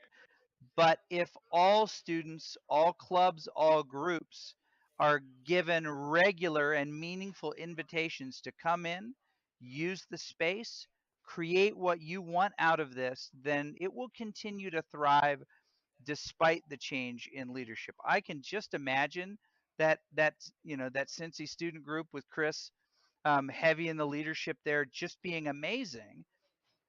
But there's not always someone with his skill set at the helm. So you just need to be open and look for opportunities to serve, even though it can be more difficult, especially in the scheduling of the space. I know a lot of people that don't like anybody else but the players they're recruited to use their space. As much as we can, if we want to build community, we have to open the space to people that we wouldn't normally see in there and let them do the types of things that they want to do. One more thing, so like on a national level though, if we want to raise the general viewership of all of collegiate esports and not just different pockets, that's a hard one because people watch esports to see people do stuff that they're better than them at, right? So naturally at the collegiate level, we're going to be at a lower level than pro. So it's hard to get people to watch for that reason, but what we can sell are narratives and storylines, matchup histories. And as we start to build a longer history of collegiate esports, I actually truly believe that some of the CLOL storylines are more rich than what exists in Academy and 100%. and the LCS, but no one's really covering it. No one's really drilling down into it. No one's creating narrative content. So I think that that's the key to getting people to care about it. Like if there's a storyline, people attach themselves to it. Yeah. Yeah. I'll add one more thing before we end. The largest organizations on any university campus. This is a very blanket statement. Could be wrong for you. It's right for many. Campus ministry and Greek life are always the largest groups on campus. Why? It's because of the concept of family. Let me explain. With a club or a program, many people identify, oh, I am a gamer, but I am also A, B, C. And usually it's I am A, B, C, and I'm also a gamer. Not everyone is a gamer first and foremost. And you're only going to capture that population if you're promoting purely competitive and purely esports. And so I said food nights and social activities, I'm really stealing from campus ministry and Greek life, because what you want to do to build community at your school is to make it so that the thing that you're doing is the number one thing in the students' lives. Now, that's a very selfish thing to say, but it's a true statement. For you to grow the largest community, your community needs to feel that the thing that they're a part of is the most important part of their social campus experience. That's why Greek life is so successful. That's why campus ministry is so successful. And when you treat esports as a program of just competition, practice, and development, that's an outlet. That's not a way of life. Not for at scale. Not when 55% of the campus body at a Division I school identifies as a gamer in some way, shape, or form. You're not going to touch that 55%. You're going to touch 5%, maybe. You're probably going to touch 0.05% or 0.5% at a Division I school. And so what you really need to do is build that community authentically by, as Doc said about Dan, what are the people prioritizing, and do that. And how do they enjoy their life? What would they find meaningful? Do that. And then do everything else, because the financials and everything else, the planning and all that matters too. And that's why we have a talent problem in scholastic esports. But I will wrap up and say, for the national level, Dan's completely right on narrative. But I'm not worried about that, because the only thing we need to build community nationwide is just time. We are 2 generations away from critical mass. And all it takes is that the current generation of students to grow up, get in the professional workforce, and have kids and raise them on the things that they were fans of. It's how baseball grew. It's how basketball grew. It's how rugby and all those other sports grow and sustain. Cornhole grew. But in all seriousness, all we need is time. All we need to do is ensure that our products get better, our opportunities become more authentic, accessibility remains open, and monetization remains enough to us to continue to what we're doing and grow. Hey guys, KTAD here, and as spring break is upon us, we too need a break every once in a while. But with that said, you know we've still got some great collegiate esports action for you, and playoffs is around the corner, so you know that these teams are doing everything they can to make the cut. Let's get into it. Starting us off, it's a POTG for POST as Hiveter spins to win and keeps his team alive in their series against the Colonels. Because they needed that victory, they needed to know that the reverse if it's going to take place. Haas started with the best. At number 7, Floppy's got a show to put on for us as he juggles Sen around the stage. Off stage, how will they make it back on? Just immediately opting to go for the ledge, eating an up hit, and totally not going to be dying quite yet. He is quite a hefty boy, but what a follow-up. Yeah, ping pong with his... It's overtime out the gate for our number 6 clip, and eBest Drew hangs it us a little to the left to clutch it up for Farmingdale. Gets it over one, has Indemnity to work through now to flick over him. Chance, oh, it's top of the box for Eb St. Drew. That's a goal, game 1 winner for Farmingdale. Yeah, that's eBest Drew right here. Fantastic shot reception, or that pass reception, I should say. After Otto puts this across the top right here. Up next is Curious George with the Cura Ace to clutch up the round for Keen. And yes, the editors came up with the name of this clip, not me. Behind it, and now you're going to be talking about a bolstered close flank here. It would probably be in the best interest of Keen to go ahead and save the weapon. Not exactly sure how their guns are looking, how their economy is looking, excuse me. But this just seems so unfavorable for them. They're sort of making it work, mind you. Curious George, he's going ahead and giving it the old college try. He's going to make it an ace, but does he have the time behind the snake bite? He can go ahead and stick on it. And by God, again! Keen just cannot keep getting away with it. They're disjointed, they're scrappy as all hell. It's Ye Old Faithful in our number 4 spot as Putnut and Kofe toss out a huge Grav Dragons to flip the point and secure map number 1 for Nickel State. I think they're going to have to fade out this immortality. First, we're going to see that committed on the back of the Grav, but the Dragon Strike is massive. A 4-shot for Kofe. And with that, the Colonels will take control of the point once again.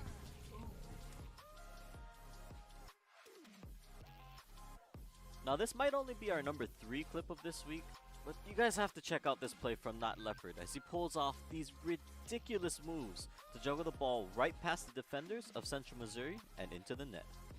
It's possible, setting up a counter-attack potential, but Fan Shui here, Not Leopard, what? Oh, Not Leopard! They have families, stop it, they beat all 3 defenders. I finally figured out why it's not Leopard. It's not Leopard because it's Messi. Messi with the dime, the dish, the left to the right. At number 2, this is probably one of the smartest plays we've seen in a while. Now UNM's Wicked Pro, after finding the spike on A, decides to ult and immediately rotate out after getting the info that the rest of the attackers are mid. What happens next? We'll just watch. A bit frustrated about that one. Oh, and this is a great play going around from the smoke, from the belt. They have the perfect opportunity. And once that falls, everyone will be revealed. They'll be hit with the decay. This could be huge. Yes. Fisher Row. Caught on the zip line. Wicked gets 2. Another 4K for Wicked, who is playing out of their mind. The 500 IQ play. You knew that it was a weird angle to have that Viper spit. You knew that they were going to check everywhere inside. And Alright, number 1, let me break this down for you. Series 3, last man standing. The anchor in Atata as he somehow manages to bring Illinois Wesleyan back from being in a 1v3 for this series. Big lead here for Wayne State, but we'll see. You know, Atata's not out of the count just yet, and they might be looking, I mean, they're definitely looking to take away with the 3 stock, but they can't play too risky. Okay, we see the NPA flash there. They're going to make it back to ledge. We also saw a pretty Hail Mary forward smash there at low percent at that. The risk reward on that is a little skewed. Ooh, look at this jab reset into the forward smash. What a beautiful combo. They just feel confident in their team, and there's nothing more that I love with that. But the mess is already trying to make a statement saying that you should have brought the person who could take the stocks first. That is amazing right there. We saw the PK fire, multi-hits goes for the downer. There's an off-stage air dodge. Suddenly, this is looking very bad for Younglink and potentially Wayne State as a whole. Side, don't let them grab you. You still got to be careful. Ness is a threat no matter where they are on the stage. Nice rising fair to kind of even that out. Good blade beam to catch the PK fire. Maybe the PK fire is in reaction. There's a climb hazard. This is Ness's time. That forward tilt takes it. And IWU, Illinois Wesleyan Titans, takes it over Wayne State College 2-1 across the set. The final game going 2 stocks to Atata over Chef Louis 0 stocks. Oh my goodness, what a heart wrencher. Well, there you have it. What a crazy week it was, and honestly, I know it's only going to get even crazier as we move on. Now, the competition is fierce not only just in Division A, but even some of these open division matches are going the distance and coming down to the wire. Now, as always, if you want to stay up to date on everything, give us a follow on Twitter at ECAC_esports, or if you guys want to check out the matches live, we broadcast Mondays and Tuesdays at 8 p.m. Eastern, Wednesdays at 7. Once again, a special shout out to our partners at Esports U for providing additional coverage of our matches on their network. But I mean, that's it. That's all I've got for you guys this week. We're only 2 more weeks out after this, and I mean, I'm really curious to see how the playoffs shakes out this year. But don't go anywhere, guys. Come back right here every week, every time. Same day, same time. You guys know how it runs. And don't go anywhere. I'll see you guys next time.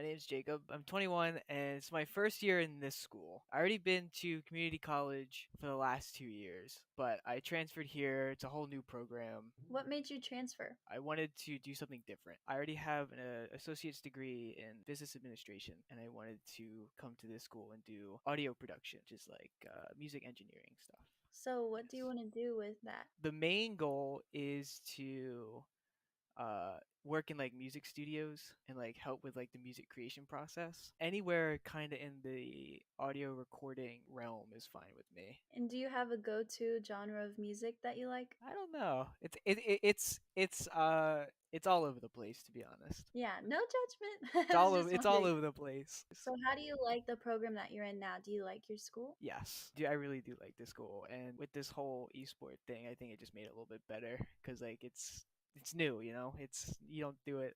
It not everyone has it, and it's something that I'm very interested in and have been interested in for a while. You didn't have esports at your old school? I want to say there was a club, but I didn't know anything of it. This is your first time being part of a collegiate esports team then? Yes. And how do you like it? Like how do you feel about it? I love it, to be honest. Growing up, I played baseball through senior year of my high school. I wasn't like doing anything traditional sport wise in college. It wasn't until this year that I was like, oh, because like I saw it, like I saw like a poster hanging up. I was like, oh, esports, let's just go do it. I really like it though. Something cool, something new.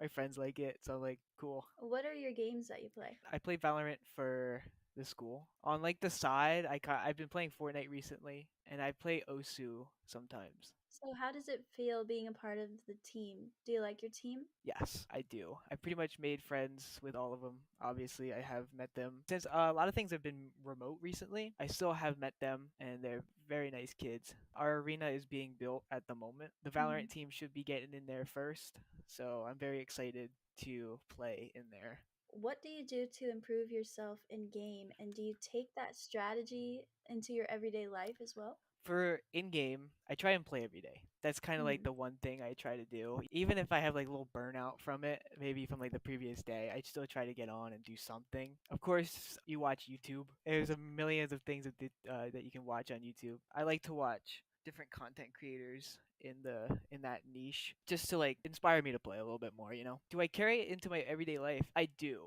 I'm very into like music production. There's a lot of things you can do like the same thing. You do it every day. You watch YouTube in that niche. You take things you learn and you apply it. There's a lot of similarities of things like if you want to do something, you very much have to dive deep into that niche of things you want to do. If you had to guess or just kind of spitball here, how many hours a week do you think you spend gaming? Honestly, I've never thought about it. I'm on my computer almost every day. It's up there. It's up there.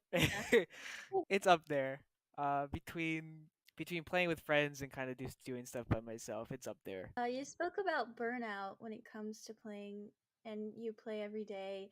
What do you do to kind of get yourself back into the zone, or what do you do when you're experiencing burnout? It kind of goes back to like watching content creators, like the people I watch on YouTube. I'll see if they post anything new, or I'll just watch whatever they have, and I'll get inspired to do it, and I'll just be like, all right, what time to hop on. Even if I don't. Not feeling it, I'll try to do something. Would you say that there's anyone on your team that really stands out to you or kind of motivates you to play? Yes. One kid on our team, his name's Alex. He is Diamond 2. Diamond 1 or Diamond 2 in Valorant. So he's up there. He only really plays with us. He plays on his own, but he plays with us during games and sometimes afterwards. Trying to be at his level, I think, would be the goal. So it kind of like inspires you to kind of like keep going. Anyone really that's higher ranked than you kind of inspires you to like, all right, you want to push yourself to be where they are. And that's kind of what I've been doing recently. There are people like that. For you, since this is your first time being on a collegiate team, do you have any advice to people who may be looking to join a team or aren't sure if they should or not? I say just go for it. When I saw the poster in the school, I was like, maybe they have like, Valorant team, whatever. At the time, I kind of doubted my ability, right? I kind of doubted my ability because like I was a low rank. I know I could hold my own in the game, but I didn't know how I would like compare. But I think you just have to go for it because if you don't, how would you know if you don't go for it? Would you say that the people on your team helped you out? Yeah, for sure. I think people who are higher ranked than you are like they teach you. You obviously learn on your own, but there's a lot of things that you can get taught from your teammates and just how they play. Well, thank you so much for taking the time to do this with me. I really appreciate it. And there's so many other jobs as well that That's can right. translate out of this experience in esports. The only path is not just as a player. I think all of us are representative of jobs in esports, but it mirrors traditional sports in pretty much the same way. You've got, broadcasters, you've got production people, you've got marketing and sales, and now NIL and things like that. But really, esports is kind of a great accelerator for a lot of new businesses that are coming up in the metaverse and Web3, and there's a lot of new technology that is going to be needed. And so these STEM students that are also esports athletes are really the future workforce and leaders of tomorrow. And us, as well as all of our brand partners that we work with, really recognize this. And I think that's really, a key driver of why brands are in this space. They want to be part of building that future workforce and leadership and shaping it and supporting it. So, yeah, it's been a very interesting space to watch. And we offer such a big, we offer such a big counterpart to traditional sports also, because it's a counterpart, but it's also the same, is what I'm trying to say. Because when you're traditional sports and they're done after their 2-a-day workout and they're done after their practice scrim, they're coming home to play Call of Duty and relax and put their feet up and get a drink and play video games. It grows their brain, problem-solving skills, and their hand-eye coordination while they're home. Hand-eye coordination, if you're a football player, massive skill. So it helps build those things while they're off the field. And then for us, vice versa, if you're an esports athlete, one of the errors I had growing up when I was competing in esports is that I was not active enough. I played sports, I competed a little bit, but I wasn't active enough truly when I look at it. So that's one area that esports players can learn from in terms of activity and physical and the marrying of both. People say, oh, sports and esports, video games. Not really. We're just kind of the tech industry's competitive form of competition, as to where traditional sports are more physical, hands-on. So I believe in the marrying of these two sectors and that they actually live together while also being counterparts. Well, I think then to speak to something about marrying, right, from traditional to esports, that to me speaks to this whole new thing, at least again from you guys, right? You guys have more traditional sports background, right? Paul, Lee, Mike, and all of that. But I think let's talk NIL then, because I think that's something that I think is really interesting, that at least when I heard about it, right, of what we're trying to do with, esports athletes, schools, programs in general. Because it wasn't something you would think normally, right? You could understand, right? Football player on the field, star quarterback. It makes sense, right? The guy is somebody that everybody knows on campus, whether you're on the team, off the team, or you're just going to the school. It makes sense. But I think, nowadays it's not as common, or people don't think that they could be somebody that their name is out there, right? Or that they're known, right? As we're growing this space, as we're putting this together, it almost feels really interesting that, your star entry in Valorant, or your star forward on Rocket League, right? Whatever the case might be, now they can have NIL deals. It's a thing out there, and I think, I don't know, maybe Mike, you want to start off? But I think thank you for teeing that up. So I was talking for too long. I forgot to bring NIL into the mix. So it's a common occurrence, occupational hazard. So I would say that so NIL for I'm sure most of you watching understand what it is, but NIL stands for name, image, and likeness. Name, image, and likeness, that term has been utilized to describe the transition of traditional student athletes, NCAA athletes, and their ability to monetize their name, image, and likeness. It went live.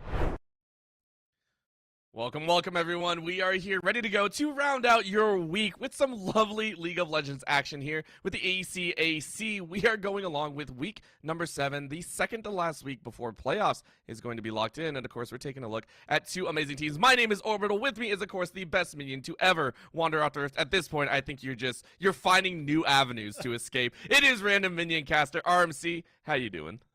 You know, I escaped the rift and I just keep finding myself coming back, Orbital, but this time on the other side of the camera, so I'm safe. Can't loss hit this. We are right into picks and bans here, Orbital. On the blue side, it is going to be Illinois Wesleyan Titans, and on the red side here, Grand Valley State University. And we are right into draft. As you said, you can already see the bands coming out just as quick. The Gragas and the Thresh. And of course, the Fiddlesticks on the other side. I know teams have been saying the Fiddlesticks is a very fun one. I like the fact that, you know, Spiffy Big Daddy has been playing that AP in the jungle. Yeah, and I think, you know, Fiddlesticks actually a really strong jungler right now. One of the few viable AP picks. More importantly, preseason patch Orbital is going to make it very hard to leash more than one camp. So if you are a Fiddlesticks abuser, Karthus abuser, you can do multiple camps. Now is the time to... I like how you call them abusers instead of just really good players in that sense. It's just like, listen, get what you can out of there. Taking a look, though, ADC is being banned out abroad, and you can see here the Varus respect. I love the fact that the Varus has been seen, but of course that leaves open the Aatrox. Great first pickup here. Yeah, just a really strong power pick. We've seen it all over the place. It's such a meta pickup right now, and it's so hard to play melees into that sort of champion GVSU. Has to think twice a little bit, especially in the top lane. Toon World, week 6, last week, played 2 games of Jax. Massive split pushing, win condition for the team.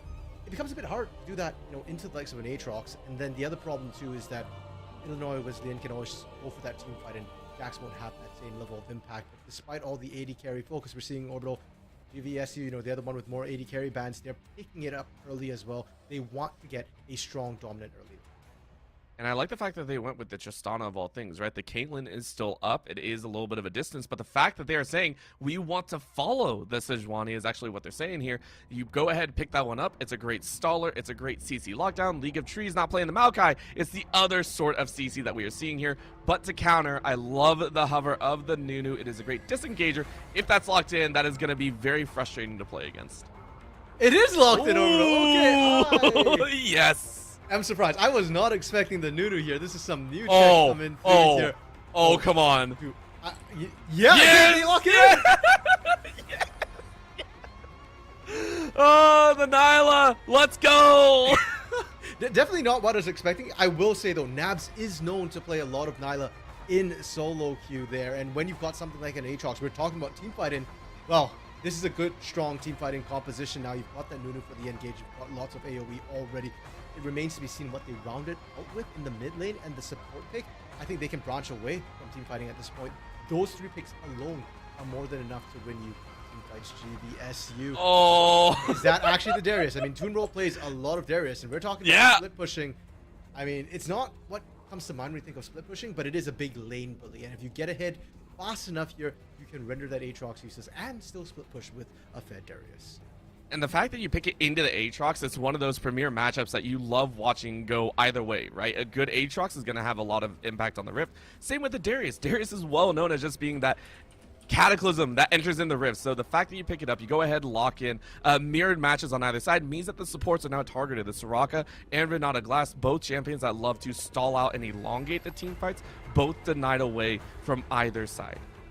Yeah, and now both sides are still looking for that support and mid lane here. The support pool really getting pinched out by both of these sides here. Abystigma, you know, known I think a bit more for those sort of engagey or hook champions like the Thresh, like the Pike, to come through from solo queue. But we're not seeing those bans. It's the Renata that he played last week. Whereas on the other hand, Nivak here, Enchanters mostly. So we're seeing the Karma Soraka already being taken out. Zillion being taken out here. That surprises me a little bit. Maybe, you know, they found out something during their scouting here. It's not a champion I associate with Abystigma quite as much, but yeah, and I don't really think it's that powerful with this composition unless they're going to pick another sort of diving mid laner to come through. Which we could easily see, but it's not really that heavy diver, so instead it's a flex away from power in the mid lane. You go ahead, lock in the Galio. It's a great team fight enabler as well as the follow-up behind the Sejuani, behind the Tristana, and the Darius. On the flip, though, Illinois Wesleyan saying, give me a second. Let's go ahead, chase in with an engage. This is perfect to line up with the Nyla. We are going to see these two teams crash into each other over and over again without regret. Yeah, and that's likely to be a potential Galio support as well for Abystigma. So the bot lane now gets kind of tanky between the two supports if that is the case. Oh my god. They're doubling down. They're just going for more and more team fight here. I feel like the swing's overkill at this point. Like I much more prefer the Cassiopeia, I feel like here. It's got more damage than the Swain does, and you don't need more circles here, Orbital. We've already got a Venn diagram, we don't need the full Olympic symbol. Oh, and they still wait. Okay, so deciding against it, and I will say the Cassiopeia in the brain working overtime here. Yeah, so both of these champions can actually do. Brain, I'm so lost right now. I don't know. Talia, thank you. Okay. Talia and the Cassiopeia do somewhat the same thing, right? They both slow down engages, right? If you look at how some of their kits lay out, you're looking at the slowing miasma is the way I see it. Same with the rock formation coming out of Talia, right? It's both to deny the Sejuani coming in, the Galio, and the Tristana, right? It's a way to slow down and give yourself a little bit extra time, which is what I was thinking they were looking at. Of course, we do have the Syndra coming in as the answer. This is going to be a nice look at the reworked Syndra once again, which a lot of people are still on the ledge about whether it's a decent pick or just kind of weak overall. Yeah, so far I've not seen Syndra's find too much success, especially if you're picking it for a bit more of that early game, but I don't think GVSU are doing that whatsoever. You've got the Tristana Galio in the bot lane. That is an aggressive lane that does look to take over early. Nyla, not the strongest of early game champions, does need some time to scale up here, so you're fine down bot. You've got the Darius top lane, and well, we've already spoken enough about Darius being such a lane dominant champion, so Syndra does have time to scale up here. It's a well-rounded composition from GVSU, and I think it's got some good answers into what Illinois Wesleyan wants to pull here. They did it very early on. They committed hard to that sort of big team fight coming through. And I felt like the Darius was a great answer from Toon World here, because trying to play into a Darius is very difficult. Usually Darius struggles to reach the fight, but if you're fighting into him, he's more than happy to take that. So I like the Talia rather than the Swain here. It gives you a bit more ability to play for those side lanes here. You're not all in. You don't have all your eggs in that one team fight basket here. You can look to split push a little bit. You can look to try and get your lanes ahead, because Aatrox Darius can be volatile, and if Aatrox gets ahead, Darius does fall off a lot harder in comparison. Yeah, and I mean, from the way that you're saying it, you are putting a lot of emphasis on that top lane, so I want to see if you're going to double down on this. Is the top lane the one to watch for? Is that going to be kind of the spotlight, the pivotal role for both these teams? Or are we actually looking at maybe the junglers? Because these are two very aggressive junglers in that mid game. We could see them affect a lot of the lanes. Where's the spotlight going to shine for either of these teams? Because we know come mid to late game, it's team fight city, right? Who's going to stand out more? Is it the top? Is it the junglers? Or is it even somewhere completely different? So, nameplates off. I think jungle is definitely very interesting. And I'll probably actually say bot lane with nameplates off, because Tristana lanes get quite explosive. But there is one player I do recognize out of these 10 specifically, and that is Skoon, IWU's mid laner here. Did previously play in the Proving Ground circuit on Team Large. And what springs to mind when I remember Skoon is a game he had against 100 Thieves Nyx on a Yone, where he absolutely popped off. I think he went something like 14-1 and 8 or something like that in that particular game here. Now, granted, Talia isn't the Yone. It's not quite the same carry potential here, but his hands don't lie, and I expect him to still be a massive part. I am looking mid lane Orbital, and I'm looking for Skoon to get leads and start wandering to those side lanes as well. All right, so we'll have to take a guess, taking a look at when the roam actually starts as well, because everyone knows that Talia, the Weaver's Wall comes out level 6, you can roam from there. I'm terrified to see if a Talia starts roaming at, say, level 4 or 5, because that means that Syndra is so far behind. That is terrifying, right? Going up against a Proving Grounds player and just going, we got to do something about this, right? So I love the fact that we do have some emphasis there. It's going to bring a whole flex into this game. Taking a look, Illinois Wesleyan giving off some great vibes, saying, hey, we have the opportunity, facing off against some strong champions, though. Grand Valley sitting there with the Darius, with the Sejuani, with the Tristana and Galio. It's going to be explosive. Ladies and gentlemen, you do not want to miss this game. It's game number 1 of a best of 3 to determine who goes ahead and gets a much better standing heading into the playoffs. Please do not go anywhere. We will be right back.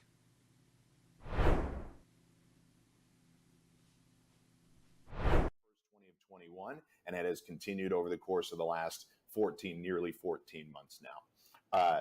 It's an interesting term because it's been co-opted to describe the NCAA's approach to student athletes being able to make endorsement money or be able to monetize any part of their name, image, and likeness, but it's been around forever, right?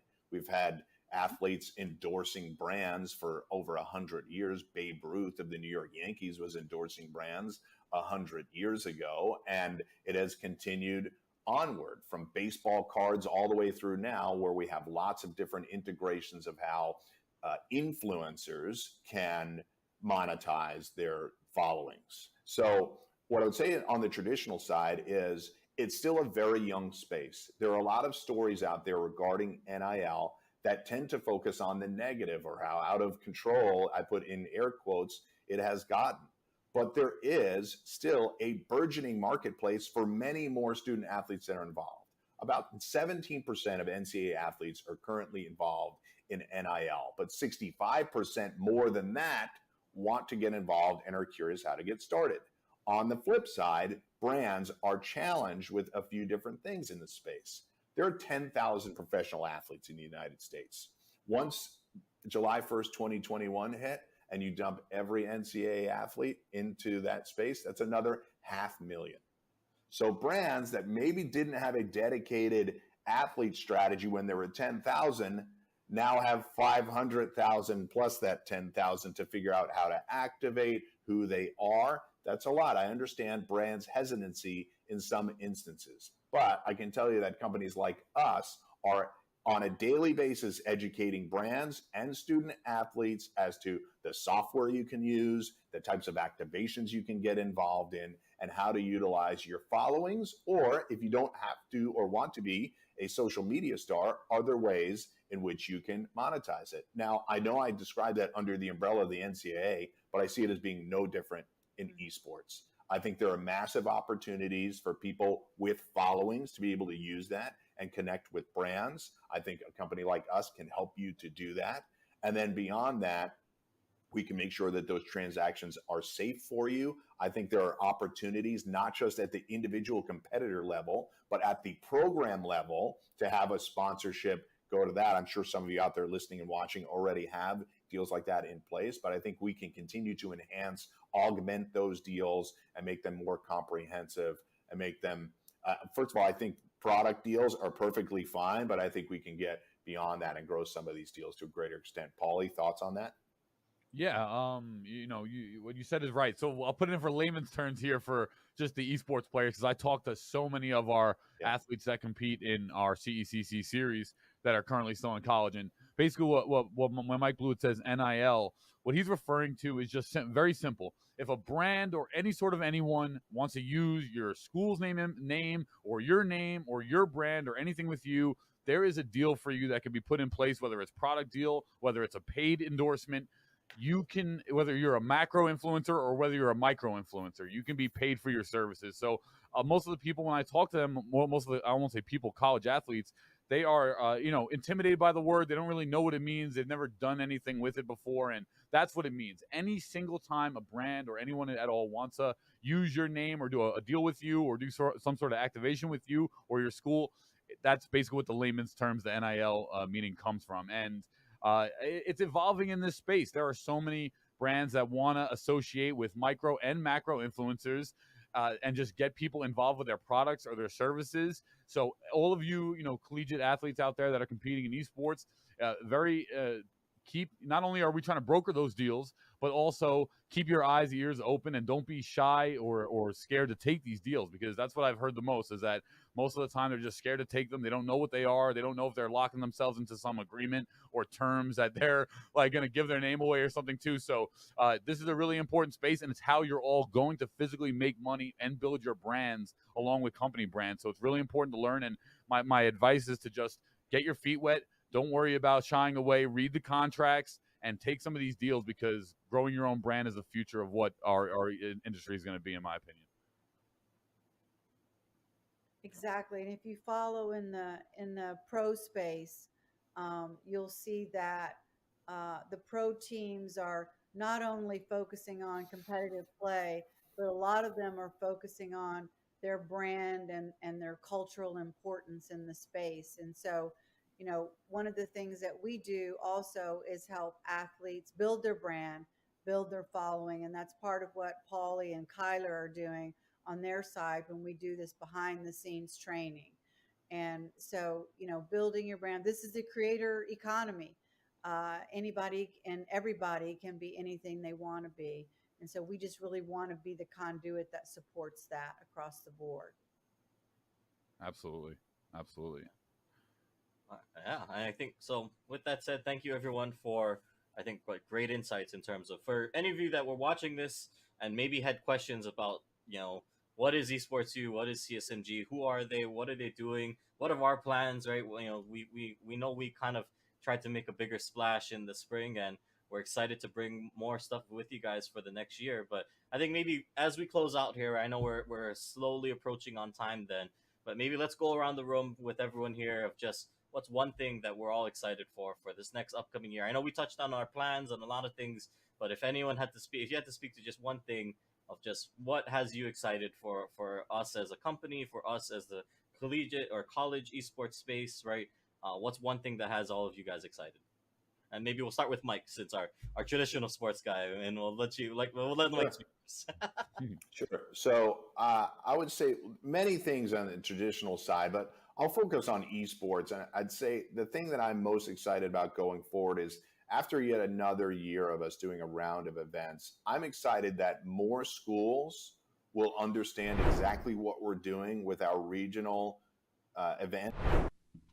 Welcome back, everyone. We are ready to go. Of course, a little bit longer delay as we have had some tech issues on one of the player sides. Apparently, League of Legends was too high-powered for the PC to handle and went kaboom. So it's like, man, that is a terrible feeling. But we got the PC switched out. We're good to go. IWU versus GVSU here. We're taking a look all the way across, and we can see some crazy action here. I love this shot here. We get to see the frog, but most importantly, it's Ducky time. Ducky, the elusive duck, is gracing us with its presence. It's almost like we've got a small duck and a big duck there. That Galio skin. Yes. Slightly aquatic. Hopefully, wait, does the duck go away overall? Do you know if it's one of the ones that... So it used to. Okay, so there is some lore behind this, by the way. Okay. It caused a massive issue when it first was notified. So before, I think they changed it in the recent iterations. But prior to, I think, 2019, the duck was only available for people to see, not just in-game, but for a player specifically.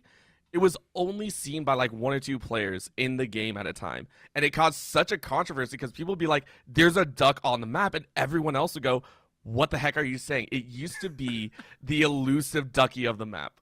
Someone stat checked me. I think it was before 2019. But 100%, there used to be fights about finding a random duck on the map. It was great. Well, for now, we'll have to see if IW are having fights about seeing their duck in their lane. Because Stigma and Breakbone gave a massive leash to League of Trees there, so they'll be late to lane top side. Animosity taking a ton of damage, and with that bleed here, you can see why we were talking about that top side is volatile in the early.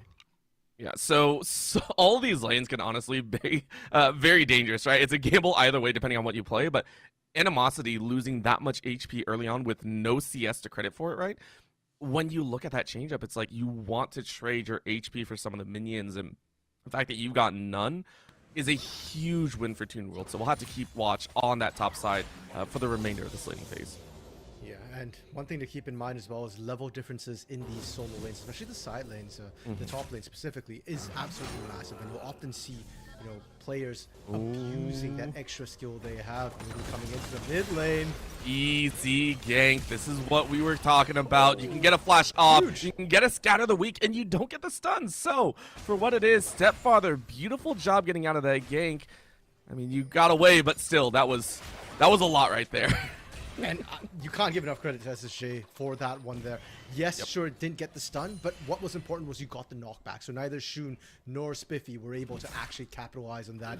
Now, it did cost Flash. It does cost TP. And the problem with the Nunu is those snowballs come in fast. Spiffy could easily route right back in for a gank there. Even with wards, they need to be very, very far out. If you're just in the bush right next to that lane, by the time you see that snowball, it's too late.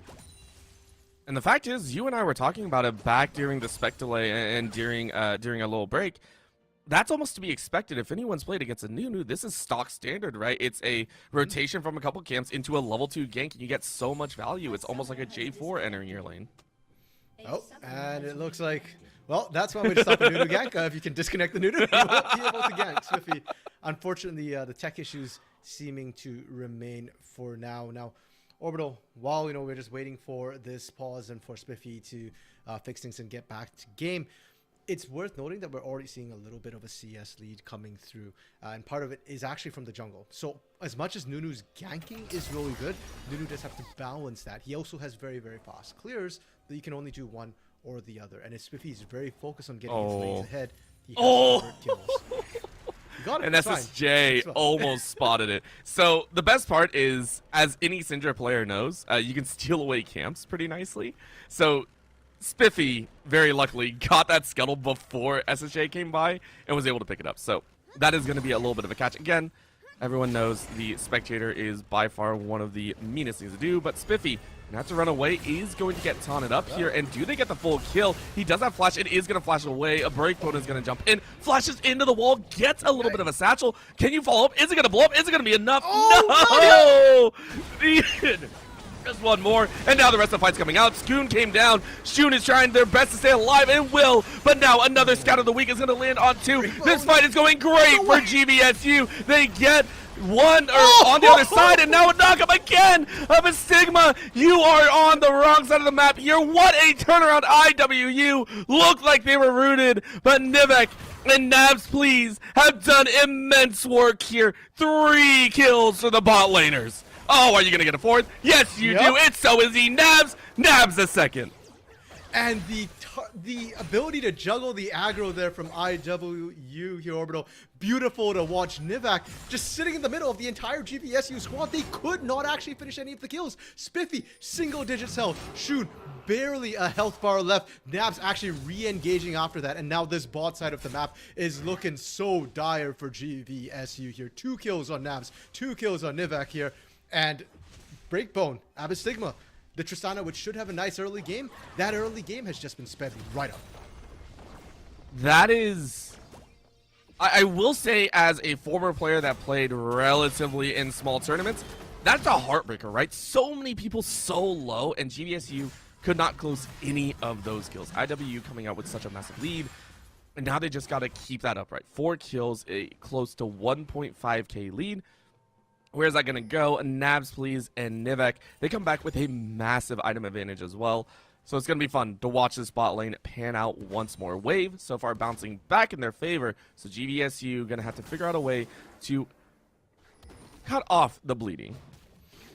To go from heartbreaking to bone breaking for that Tristana here. But for GVSU, they still have hope yet, right? Yes, bot lane kind of went south for them. But I think the idea was good, and the fact that they could catch Spiffy was massive. Their top side's so strong, and even here, you can see Spiffy still under-leveled in that 1v1 here, is still vulnerable, and with the pressure Toon Notes putting up top, they can easily collapse in, they can easily invade if they so wish. And I gotta ask about this. So this is something that I don't think we see too often. It could be the start of a brand new style. League of Trees actually going for the Tear of the Goddess as a first item as opposed to the Balmy Cinder. It's gonna be a little bit of a question mark, but Shun, no TP, nothing of the sort, is gonna try and walk away. One more slam of the W. No auto attack. The auto attack doesn't land, and because of that, Spiffy is able to keep them off. Shun allowed to live with a sliver of HP once again. Not gonna lie, for a second there, I thought Spiffy was just gonna keep on going because you had them on the run. They were so low on health there, and yeah, right now I'm almost feeling tilted for GVSU. That's the second time, the second engagement in a row here where IWU just limps away with barely any health, but they do limp away alive. And now Spiffy just gets to go right back into the jungle, start clearing, and he's starting to catch up with League of Trees here. Yes, I know, Orbital, you're asking about the tiers.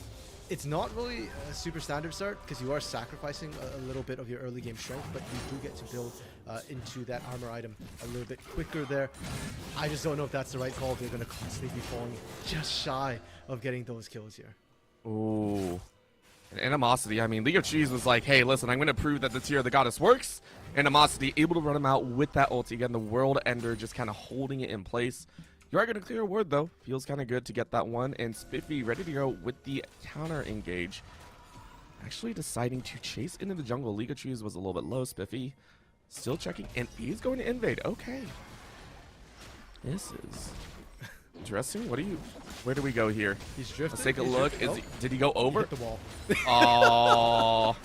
Crash and burn, just like I would do if I were drifting. Instead goes for the Rift Herald. That's a well-fought one as well. You can see Nabs rotating up for it, so big pickup here for IWU. It's fine. It's fine. The Herald's more important there. I think Spiffy was just trying his luck a little bit. I do like the idea to go for that Herald instead, though they did have to rotate Nabs up to this top lane here because we had just been talking about Toon World strength in this top side. So by taking away that Herald, you deny that advantage that GVSU had, and you're getting animosity out of what was a very rough lane. Sure, it's not easy to go 1v2, but hey, it's the same for Toon World as well. Toon World will have to be very, very careful, and that's something he didn't have to do before this. That's actually very important as well to talk about because Toon World was up. You can see the CS differential right there, and because there was a CS differential, you can see that Nabs, Nivek, and Spiffy are all applying so much pressure. Add into Shun. They've identified that Toon World is a massive problem and allocate 4 members top. Nabs, of course, did pick up the Rift Herald, so easy to tell where it's going to be dropped, and they are going to take on this top tower. So IWU saying, look, we know the top side was a big issue. It is a non-factor right now. Going from just a little bit of a lead in the gold to now a decent chunk, 3K in the lead at 9.5 minutes. Yeah, and even though it didn't get the kill there, even though they invested so much resources topside, Orbital, it's actually really good macro play from the side of IWU here. They are keeping up the pace of the game. They're not letting anything down. They get that early turret, and already Nabs and Nivek were ahead because of those kills. Now they get that first turret as well. Did they get first Mythic? I almost think Nabs should have Mythic by now, and if you go back to that bot lane with that Mythic item here, you're going to be in such a big lead. Breakbone suddenly can't play this whatsoever. And the long lane as well, as long as Animosity doesn't push out too far, it invites more ganks. There we go. Yeah, Immortal Shield Bow. First Mythic of the game, free 10 minutes. Well, of course, you can't gank the bot side because it's Nyla, so what can you do? You can go ahead, jump in, and Shun said, I was ready for it. Great flash away, especially stopping SSJ. Great hold to have, and now a jump on the bot side. A drawn with depth charge. In comes a BSCVA, and they're going to try and hold out, but again, it's that Mythic difference. Nabs is going to go ahead, pick up the kill, and the junglers meet in the jungle, which allows a hook again of BSCVA. This is a difficult time for the Galio, who use that ultimate early. 0-2 is Breakbone, as the bones that they are breaking are their own. In goes another charge, though, as Toon will decide to join the bot side. They're going to try and fight it out. Nabs deciding to disengage here. Nivek might be on the lower end.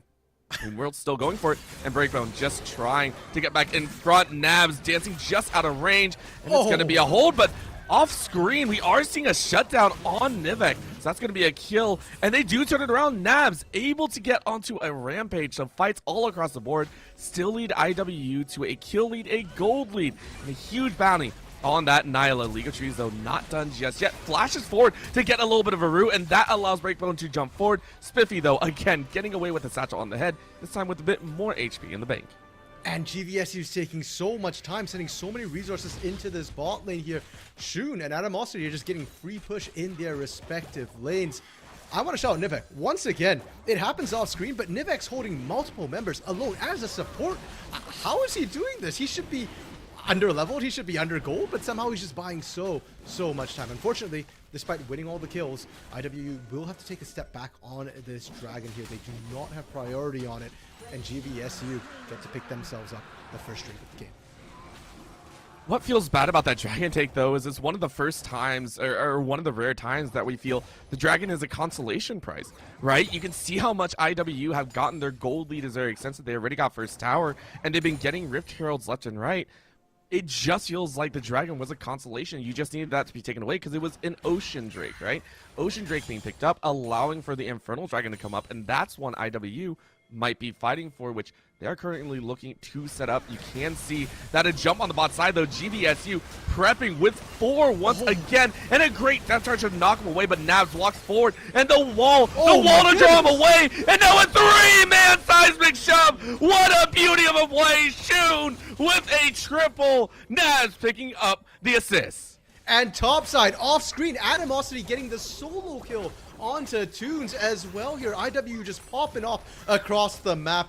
We had touched on the mid lane potentially being volatile. Shun now level 9. The Weaver's Wall is just massive to get down there faster, and Nabs first mythic here, paying massive dividends. I don't think SSJ has first mythic, they are mythic yet either. So Nabs just knowing that, hey, I've got such a big advantage here, I can go, and yeah, there you go, no mythic for the side of GVSU whatsoever. So Nabs more than happy to go in with these engages. And the scariest part is Nyla, she's not an early game champion, although she needs a bit of time to come online here. And Nabs is so accelerated. This is no longer early game Nyla. This is a mid game Nyla facing an early game Syndra, Tristana, Galio. You hate that, right? Like, that is the worst feeling in the world. And I feel like that fight bot side has now cemented this early stage. GVSU are in full panic, right? Full panic mode. Hey, what do we do to try and alleviate this pain? Because it was such a massive win.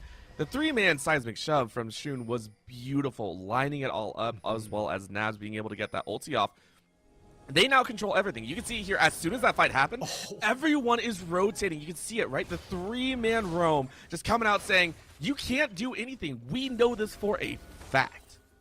Yeah, they're just stronger across the board right now. And I think the fact that Toon Road died to Animosity in the 1v1 also changes a lot of things. Before that, GVSU were still okay. They still had a winning side to play on. Uh-oh, Mega Trees. Oh, man. This is just absolute heartbreaking moments. Toon World given their own version of a 4-man CC pull. Difference is you don't have the damage for IWU collect the red buff as just an extra bonus and take 2 kills on their way out. Do they go for Herald here? No, they want more blood. Oh my gosh. Where are you going to run to, Gallia? I mean, I was Sigma. I don't think you even get away. The hook draws him right back in. Good scout of the week, though, but a knockup win. And you drew SSJ in. Oh, that feels so bad. A flash forward as Nivek is able to keep him close. Breakbone doesn't have a jump out. Nabs is going to jump forward. Double heal, double tower shots. It doesn't matter. Nabs at level 10, 6, 0, and 8. The lifeline letting Nabs play so aggressively between turrets, and sure enough, now that they've secured all the kills they possibly can, GVSU just leaving the base right now, they just go for Herald as well here. And suddenly, if you're GVSU, those outer turrets, they're not safe places for you to farm anymore. IWU, the death ball is rolling, and it's being led by Spiffy's snowball. You know, yes, it should be a snowball, but it feels like an absolute missile that's been fired out of a cannon. These teams got into such an early scuffle, and it's landed IWU in perfect position. You can see it here even in the gold, right? Massive numbers. Everyone on the side of GVSU still have not breached that 5K limit, and yet 3 members on IWU have already done so. Even the support. Nivek is stronger than Animosity and gold count right now. That is ridiculous. That is rude. As a Nautilus and as a semi-support player, we salute you, Nivek. I mean, Nivek is so stronger than almost everybody right now. Breakbone just barely topping it, and they're going for Toon World once again here. Good The flash Flashnikos should keep it safe for now. If he goes back in, though, all bets are off. That's on Toon World. Yeah, at this point, we can't really do anything. And look at the stone throwing. This is rude. Oh, one more. One more is all it takes. The sniper, Shun hucking stones and taking names.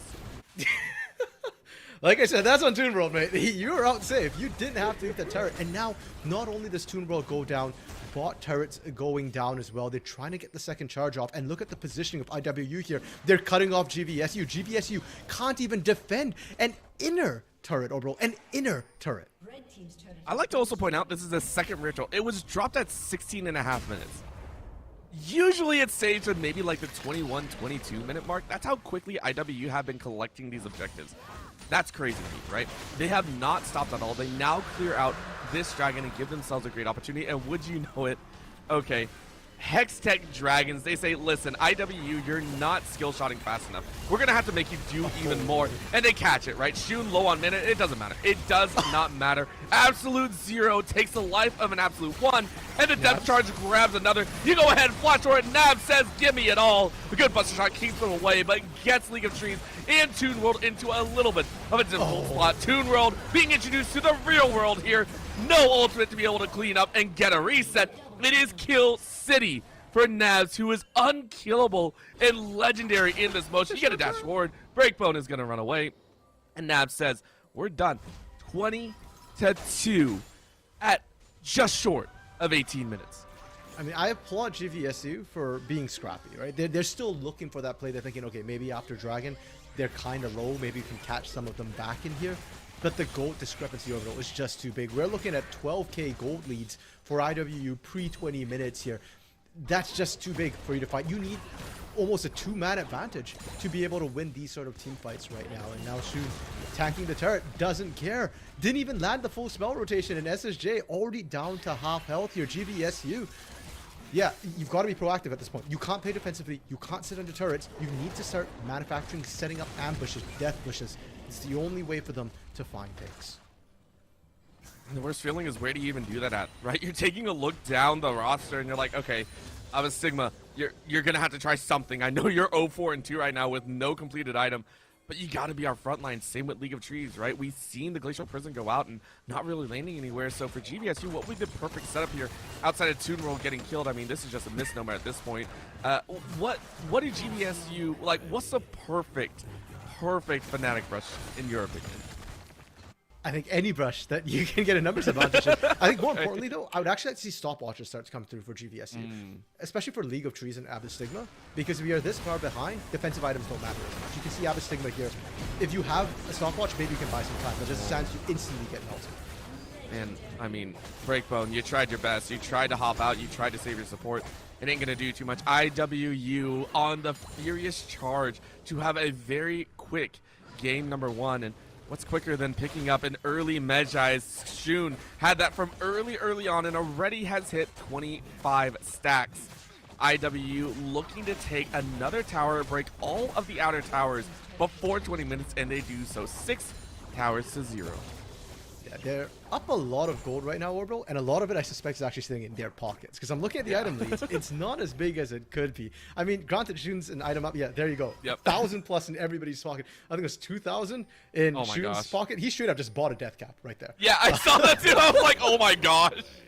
Yeah, thank you to observers. You know, it was like a magic trick. It's like, no death cap, now death cap. And 25 Medjai stacks as well. That's why Shun is just half healthy SSJ without a full combo here. And now they can just go to Baron. Normally I'd say, okay, GVSU, maybe try and pick them at Baron. That's the weakest spot. That's the biggest flip point of any game, is when you're taking that Baron damage, you know, the debuff.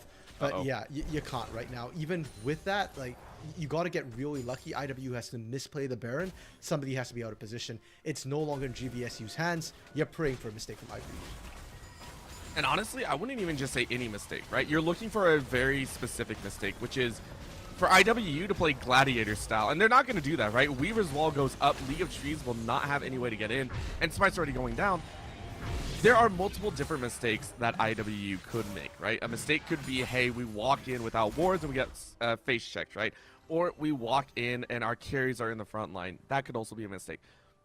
Both of those situations, I still don't think GVSU can actually take control of, right? The gold lead is just too extensive. What you're looking for is a single person to get too cocky, too egotistical, and then you take him down and slowly roll your way from there. You are hoping for one of the unkillable demons right now in Spiffy, Shun, and Navs in Toon World. You are alone, buddy. This is too far up for you to be at. Navs goes ahead, jump sword, gets an auto attack down. Toon, you're gonna go, and it's predicted. Nivek takes it. Navs is continuing to be legendary. Nivek is cracked right now, Orbital. I mean, as a support, and granted, as an autolist too, like, the fancy plays are the hook plays. But even without that, he's doing so much. Again, another hook. Yeah, sure, he's under turret. Yeah, he gets CC'd. But just Nivek's doing so much. And now with both those picks here, IWU, they just roll right into base. Breakbone, SSJ, good luck trying to hold this one off. League of Trees is not tanky enough to front this. 80% kill participation. You heard that right. 80% kill participation. 20 of the 25 kills that have gone down, Nivek has been a part of. The next closest is Navs, literally the lane partner at 19. That is ridiculous. And I want to say, the team has allowed Navs to do so much here, and they're going to keep following up. Great scout of the week, but it's not going to do anything. Have a Stigma, you're going to try your best, but I mean, you can do no more than give your life for a moment. And now a jump in, and then the slam, the dunk from Animosity, taking a page out of Adarius's books. League of Trees, you're about to be harvested. You're about to be cut down. You're about to be completely deforested, as that will be the finisher in 23 minutes. Illinois Wesleyan University have taken game number 1. It's somewhat worth noting, Orbital, that Illinois Wesleyan, they're currently sitting in 2 and 4. So they're actually lower right now in the standings than Grand Valley State University. But you can tell that tonight they're bringing their A game. They ain't messing around. They know they've only got 2 more weeks left here. They need to start racking up those wins. And for Grand Valley State University, yes, game 1 was absolutely a shellac and incredibly one-sided. But it could have very well gone the other way. I think a lot of it was decided in those early 4 kills, where it was just down to a knife's edge. And if GVSU had found that first kill, they could have snowballed. The initial setup was really, really good. So, yes, it ended up looking one-sided. But I think it still could be competitive. And for GVSU, going into game 2, they need to do a mental reset. They need to completely forget that game 1 happened here while still retaining those lessons. Things like, maybe not building the tier against an early jungler like Nunu, where he's going to be pressuring you early. You need those combat stats. Or maybe just flat out banning the Nunu. Because Spiffy was just all over the place, applying pressure on all the lanes. Some food for thought. Of course, we will have to take a look because we, of course, are not the players. The players themselves get to determine how this game number 2 goes. So please do not go anywhere. Go ahead, refill your water, get some popcorn, and get ready to go. We told you it was going to be a little bit crazy here, and they did not disappoint. A kill a minute at least was this game. Please do not go anywhere. We'll be right back with some more ECAC League of Legends.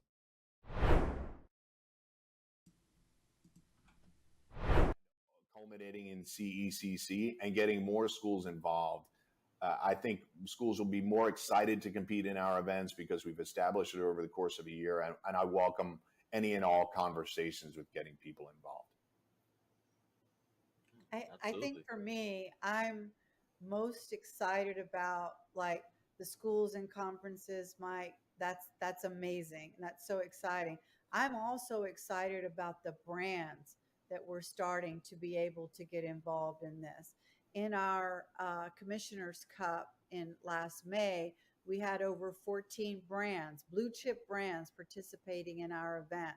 Barbasol, Microsoft, CDW, Morgan Stanley, New Street, Air Force. And so I think brands are really starting to get excited about being involved in college esports, and we're offering them a platform that not only gives them, a big event, a big yearly event, but also regular daily programming where they can have exposure in front of this audience that they want to build affinity for with their brand. So I'm super excited about seeing the brands get on board and help grow the space along with us.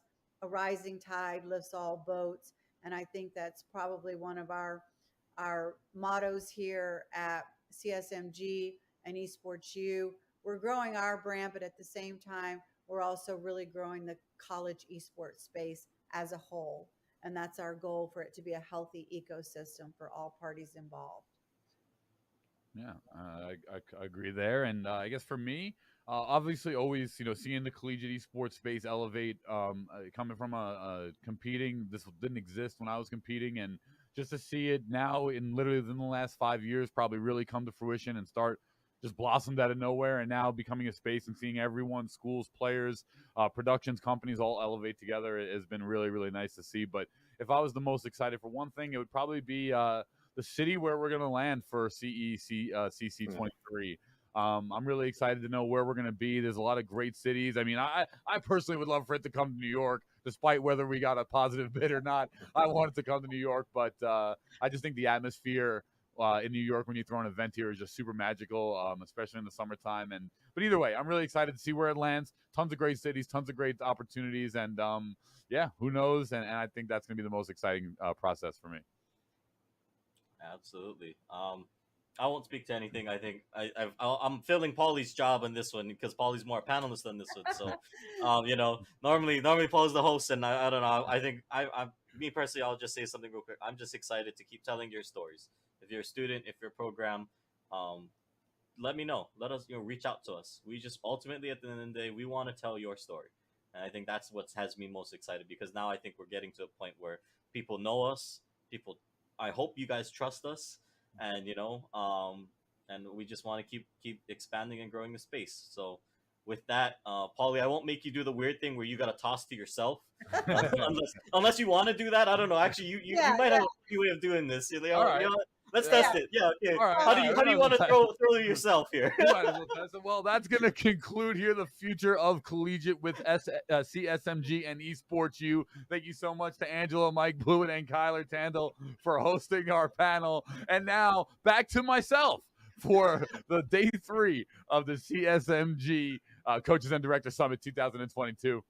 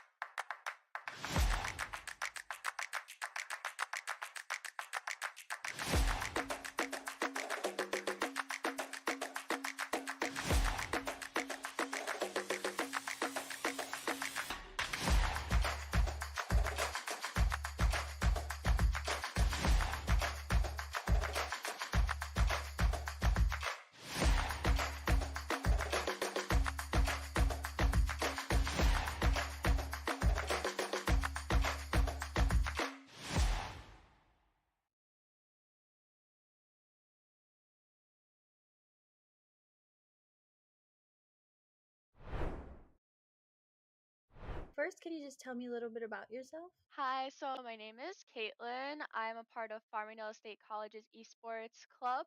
I am captain of the Valorant Green team. I am a second semester sophomore at Farmingdale State College, and I'm 19 years old.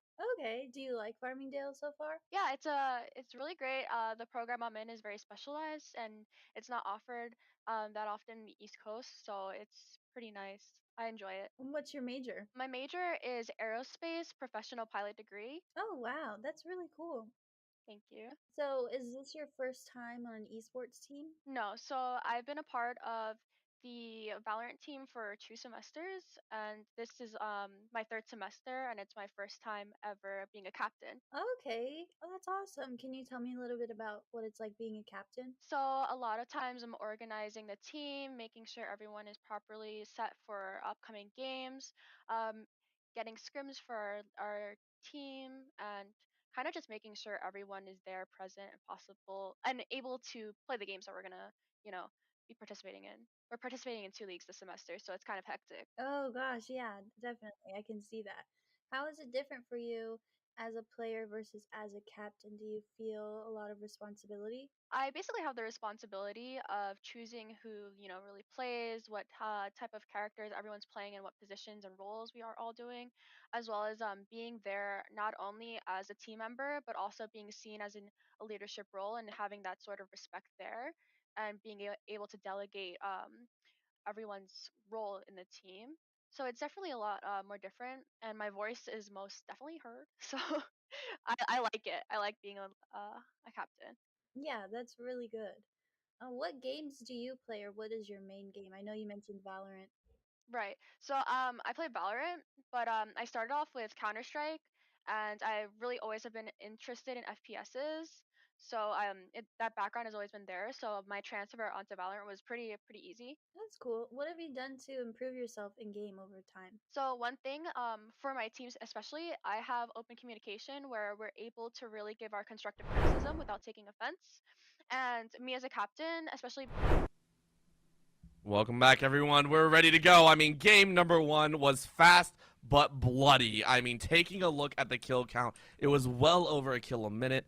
And we were looking at 2 players very specifically. Nabs and Shun were leading the charts there with the amazing assists coming out from Nivek. I mean, literally this entire team, outside of Animosity, I'm so sorry, Animosity, you were not on our radar. You were playing Farming Simulator 2022, the new and improved simulator. It was IWU having an absolute ball. Yeah, if Animosity wants to blame anybody, he can blame Spiffy. Spiffy didn't even look top. I don't think we saw a single gank into the top lane there. Hey, but it worked out. And, you know, we start by looking at Shun and Nabs, but my eyes were very quickly drawn to Nivak. And I feel like that is something that GVSU has to look at as well for Game 2. We saw a lot of AD carry bans coming out from GVSU.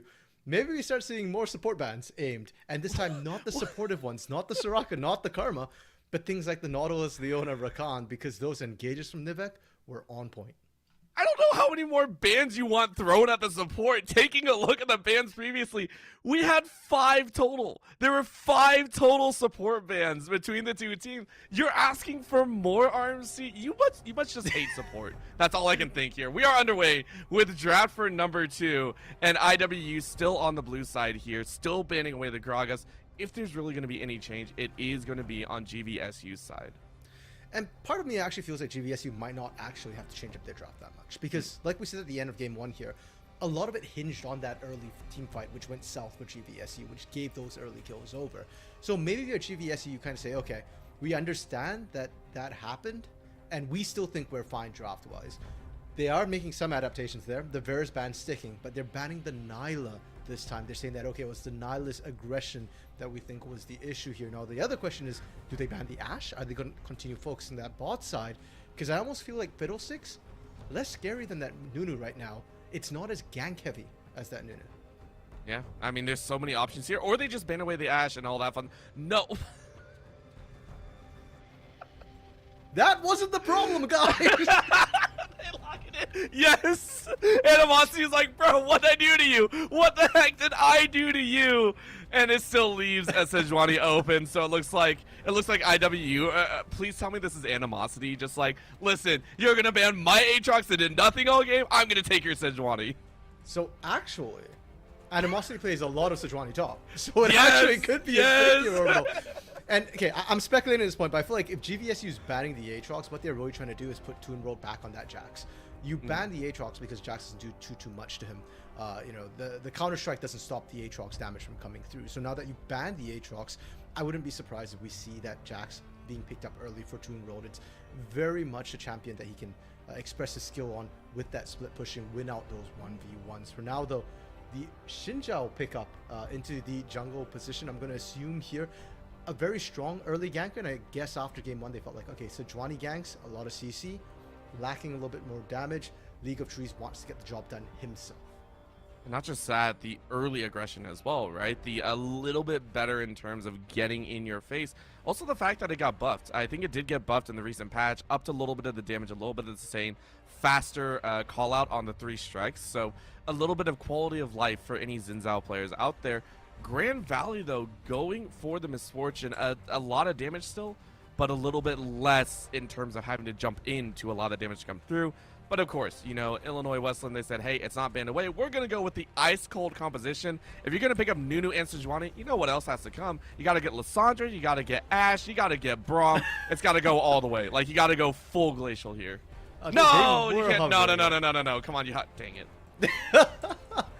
Yeah, no, it might be a little bit of overkill there, and frankly, I don't think the Ashe into MF, like, it does well, it does great in lane, but I feel like for team fighting, or later on to get those picks off, to be able to dive that backline, the Kaisa is much, much better here, and it's kind of odd to see the Misfortune right now for GVSU. They don't have the ultimates, the AoE to really back it up right now, whereas it's IWU who's drafting all that AoE, which would be perfect for a Misfortune.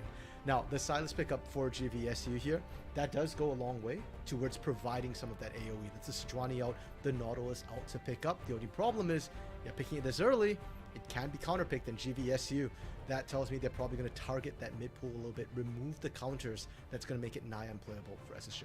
Of course, and you can actually see here, the Cassiopeia that was hovered back in game number 1, now banned away. The Renata Glass still being properly banned away. I wouldn't be surprised if we also follow up with a little bit extra, because as you said, still waiting for a few of the ultimates to come out for Grand Valley's side. Still waiting to see what they're going to pair with this Misfortune, I'm sorry. So IWU still have to keep that in their back pocket. What is going to be that second ban here in the second round? A lot on the table here. You could ban away the likes of that Poke Syndra. I know Syndra didn't do very well, but at least keep the Silas away as much as possible. It's still going to be the Fiddlesticks, though. So saying, hey, we still want that off the table. We do not want to give that to IWU. Yeah, and I think that's a good pick considering we're already seeing the Sejuani and Nautilus outs on the table here. Having a Fiddlesticks, you know, would go a long way towards adding to that sort of team fight maximal damage to come through. Unfortunately, my fear here, Orbital, is that Nunu is still very, very strong. And even you have that Xin Zhao, can you actually stick on that Nunu is the problem here. If not, he's just going to run around you, just be a general menace, and he still ganks faster than you. IWU banning the Braum. I like the pick here. I don't think this is a targeted ban at Abystigma as much as it is just a general ban to stop something that can disengage. Braum's really good at stopping these sort of engages here, especially for something like a Kaisa, which wants to get into that back line. If you go in and Braum just stops everybody else, you're in alone 1v5. Not a good look for you. I mean, we saw it before with IWU, right? They picked up the Talia, but looking here, the Taric coming down, this is one that we've seen make its own rounds through some of the solo queue ladders here. The fact that it's being picked up in pair with the Misfortune means that Grand Valley are going with a bit more aggression. Is this going to be the Viego, though? Viego, another powerful jungler, maybe not so much in the gank department, but in the damage ratio. I mean, Illinois, Westland saying we are front-loading this composition as much as possible. Yeah, and strong dive buddy to go with Kaisa. Kaisa does need a little bit of help, you know, trying to find kills there. It's going to make it very difficult for Breakbone on this Misfortune to play safe. And yeah, I mean, that's about the only person. There's not going to be a lot of appeal for this Misfortune. Now, the Mordekaiser potential hover here. I do like this pickup. I especially like it as an answer to Silas specifically, because one thing to try and stop the Silas ultimate, one way you can do it is just ignore and pick bad outs. The other is just to remove him. It's not the Mordekaiser Orbital. Shyvana coming in here. Okay, so Shyvana jungle? Shyvana top?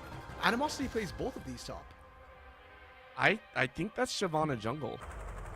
I want to say that's Shyvana jungle with a Viego mid, because you just want to duel. That's what I feel like right now. Like that could easily break out. And the Jax comes out, so at least we can talk about the Jax, right? But okay. IWU are coming out with some. This is rude. That's all I'm gonna say. This is by far one of the rudest things I think I've seen in a while. This is old school solo queue of we don't want to deal with your team. I mean, I don't know if it's rude. I feel like they have a plan. I'm sure IWU has a plan. I'm just not seeing it right now. I don't really know how this goes. And we were saying that, okay, Mordekaiser is one way to remove a Silas from the ult equation by just making sure that, hey, I don't care what ult you pick, you're not using it in the team fight. But yeah, I'm thinking like maybe you're running the Shyvana mid to handle the Silas. You actually have not bad trades into the Silas, especially early on. Your ultimate isn't that useful for the Silas in comparison to, you know, potential other mid laners that could have gone through. I just don't know how a Shyvana mid works, and are we going to see that AP Shyvana, which is really, really strong poke? You know, one of the things that Taric struggles against is poke. The ultimate there, Cosmic Radiance, great for an all-in, great if you can predict the enemies all-in here, but not so good against the poke that a Kaisa, that a Shyvana can bring to the table, because it's single use only here. So maybe that's the idea coming through from IWU. Much easier for me to look at GVSU and say, like, okay, I know what their composition wants to do. IWU, I'm still trying to figure this one out. I'm also looking here, and just it feels like the pick composition as well, right? Because that's the other way to deal with the Taric. If the Taric is trying to fight, trying to draw in that big team fight with the rest of the team, well, if there's no one to even shield on the way and there's no damage, I mean, it's just a very nice Cosmic Radiance. It looks good, it looks pretty, but in the end, it doesn't really do anything behind it. So many ways IWU could have gone about this, and it seems that they come out with their own style. I'm very, very curious, as you said, taking a look on where that Viego goes, where that Shyvana goes, and maybe, you know, what the heck, we'll say it all that's true, where the Sejuani goes. Right, this could still be just a little bit of craziness, and you know what? IWU sitting at 2-4, wanting to close this out at 2-0. We'll go ahead and say it. So let's go ahead, just for fun here, RMC. I want to give your thoughts of the three champions, at least going up against GVSU. Which champion between Sejuani, Viego, and Shyvana would you actually like to see in that jungle role? Against the likes of a Xin Zhao here, I'm thinking, yeah, you actually might just want to run Sedge in the jungle, and that's fine. I think Viego into Silas is doable. Shiv into Jax can be kind of fun, and you can get tanky enough that you can kind of ignore him. I believe the build with Shiv top was the Frostfire Gauntlet, into Bladed Rune King, or just like general sort of tanky trading stats. So, yeah, I think you got Shiv it. top. Okay, yeah. So that looks like that is going to be how it goes here, and I think Viego, yeah, can handle the Silas mid. Yeah, my eyes are now into that top lane a lot more. Not so much for thinking about the explosive action. I still think Nabs and Nivek is going to make things happen bot side. I'm just curious to see how the Shyvana Jax matchup goes, especially since Toon World's Jax is something that he's playing very comfortable on and has been playing a lot. When they start to struggle, GVSU often put Toon World on this sort of split push carry, just to push on the sides. Very, very comfortable with it. So it's a comfort champ, and then you're playing into something that you don't normally see, like this Shiv top. So very curious to see how this top lane goes, and if Spiffy will actually send any ganks top, because I feel like if League of Trees ganks Toon World once or twice, that Jax could very well take over the game. Well, there are a lot of things to think about. Of course, we will be right back after this break to see who comes out the victor in game number 2. So please do not go anywhere. The ECAC streamed match here tonight on the Esports U channel. We'll be right back. It being my first semester, I find it really important that everyone is able to come to me and communicate, like, hey, Kate, I don't know how I feel about doing this, or I want my voice to be heard about this specific thing. And just basically taking into consideration everyone's voice and having that open line of communication is really helpful. And that's something I find really important. Okay. Do you carry that strategy into your everyday life as well, would you say? Yeah, communication is really important to me, especially in aviation with crew members. You're always trying to communicate properly and efficiently to get the assigned goal completed, and that works in video games as well as in aviation. So I feel like it transfers very well, and I put my 100% effort in everything I do. I put 100% in the team, the leagues that we're participating in, communicating with opposing teams that we might be going against. All those things, I take it really important and can transfer it very well into everyday life. Can you tell me a little bit about what you think about CECC and just competing in general? It's a lot of fun, and we're so grateful for the opportunity to participate. And this is something that every single member of our team has said. We've never had the opportunity to really compete in a fashion where it's not only fun, we're able to make friends, talk to other people from different schools. It's just an amazing opportunity and something we would love to participate in the future as well. Yeah, we're really happy you feel that way. When your team is competing with other teams, are there any specific teams or schools that your team kind of looks out for? I think we all have the mentality of it doesn't matter who the other team is. We're gonna put 100% effort, and we're going to maintain our mental, even if the other team is full of radiance. It's not something we're gonna keep in mind because we will be able to beat them. Fingers crossed. Definitely. Yeah, that's a really good mindset. As you probably know, March is Women's History Month, and you, being a woman in esports, how do you think that has an effect on esports? What does it mean to you to be a woman in esports and as a captain? Just could you talk about that for a little bit? Coming into being a woman in aviation, which is already really a niche type of thing, especially women in video games, things like that. It's just we're kind of the minority, and keeping that in mind, a lot of times you have to represent yourself properly because you are representing such a small community.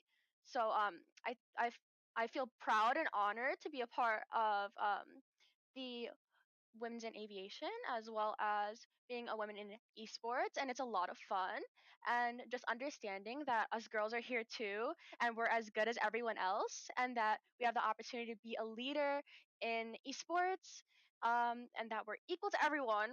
It's really important to keep that in mind because we're here even though you might not see us too often.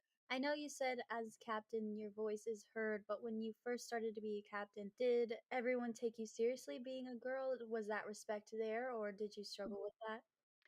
So I would say initially when I first got on the team, I was put onto a support role, and everyone knows that women normally play healer when it comes to going into any game, and now I'm playing more of a controller based or sentinel, which is very crucial for holding down sites.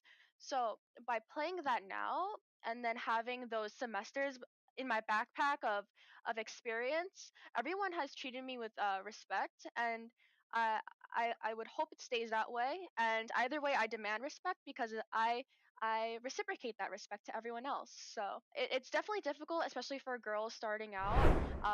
That toxicity is there. And bring it on game number 2 here. Illinois Wesleyan already at 1 game with a brutal game number 1. Will game number 2 do the same? Because we got some spicy melee picks into GVSU, who are running an unorthodox composition of their own. Only time will tell how this works, but one thing's for sure, Toon World in a world of his own with his lovely, lovely Jax. Yeah, well, we expect that to be the case, but Orbital, we talked a lot about IW's composition because it's so odd, and we were trying to theory craft how it was going to work here. But GVSU, they have their own idiosyncrasies a little bit with their composition as well, and I think a lot of it comes from their support pick here, the Taric for Abystigma. Normally, not something you'd pair with Misfortune necessarily. Misfortune likes AoE CC, things like a Mumu, like Nautilus, like Leona, like Rakan. Taric doesn't give you that. What Taric does give you is invincibility, Cosmic Radiance. After 2.5 seconds of, well, not channeling, but after a delay of 2.5 seconds, he gives you 2.5 seconds of invulnerability. If you need to predict a hit if you're using it defensively. And when I look at this Jax, Silas, Xin Zhao here, I get a sneaking suspicion they're going to use it to dive in, but that is going to expose the Misfortune. And so their comp feels a little bit split on what they want to do. Do they want to sit back and use that bullet time, or do they want to all in against this IWU composition? It almost feels like both teams are trying to one-up each other with the craziness of their picks, right? It's like, hey, we can pull this out. Oh, no, we can do this. And it kept going back and forth, back and forth. What we are going to see is Abystigma going ahead, getting chunked out here. Nabs getting a full proc on the passive, and it feels pretty good. But a level 2 gank coming out of League of Trees. This is something that we did expect to see. A little bit more aggression coming out of the Xin Zhao than the Sejuani, excuse me. We do get to see first blood to League of Trees. Yeah, nice play there on that early gank. You know, we touched on Nunu early ganks, but Xin Zhao able to do much the same. And one thing I really like about that too is Viego really strong when he's proactive. When you see him in the jungle, he's really slippery because he gets to pick fights on his terms with that Hallowed Miss. When you're in the mid lane, suddenly, yeah, you don't get that sort of ability to pick your own fights all the time. You're in vision most of the time, and League of Trees, SSJ taking great advantage of that fact. Felt good. It felt...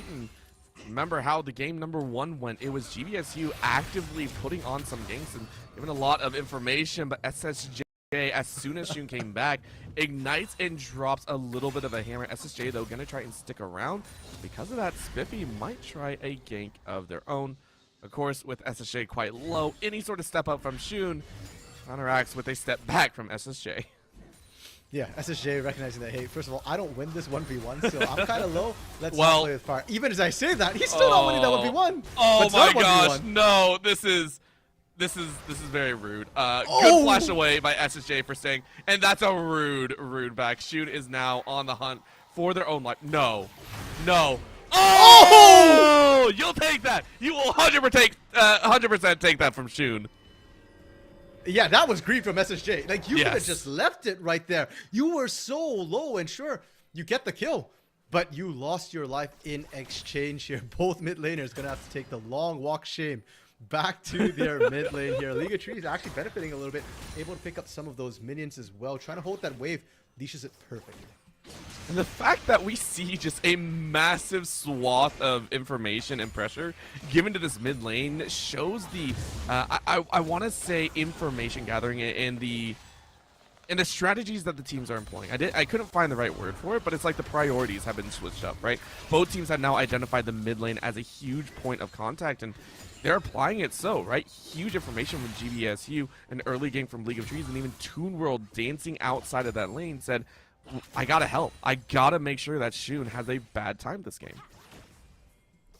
Yeah, and last game I think it made a lot of sense to do that because Talia can then exert the pressure elsewhere. This game, I mean, both Shun and SSJ kind of need to walk out to those side lanes, both opting for that ignite here. But I guess they decided that, hey, kind of high burst champions, very volatile lane, whichever gets that lead, likely to maintain it. So hence that sort of early pressure to come through. One lane we haven't seen heavy trading in is that top lane Orbital. And like I said, I wasn't 100% sure how it's going to go. apparently they're just gonna both farm up a little bit, and Toonbro doing a great job on his comfort pick here. Up, what is that, 15, 16 CS onto Animosity right now already, and the skilling from Jax is terrifying. I feel like Shyvana is more of a mid-game champion, so if Animosity falls behind this much early on, I am worried for his prospects in the next, 10, 15 minutes here.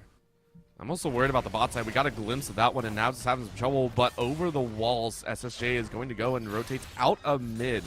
Said, hey, I don't want to get in the way of Shun and Spiffy.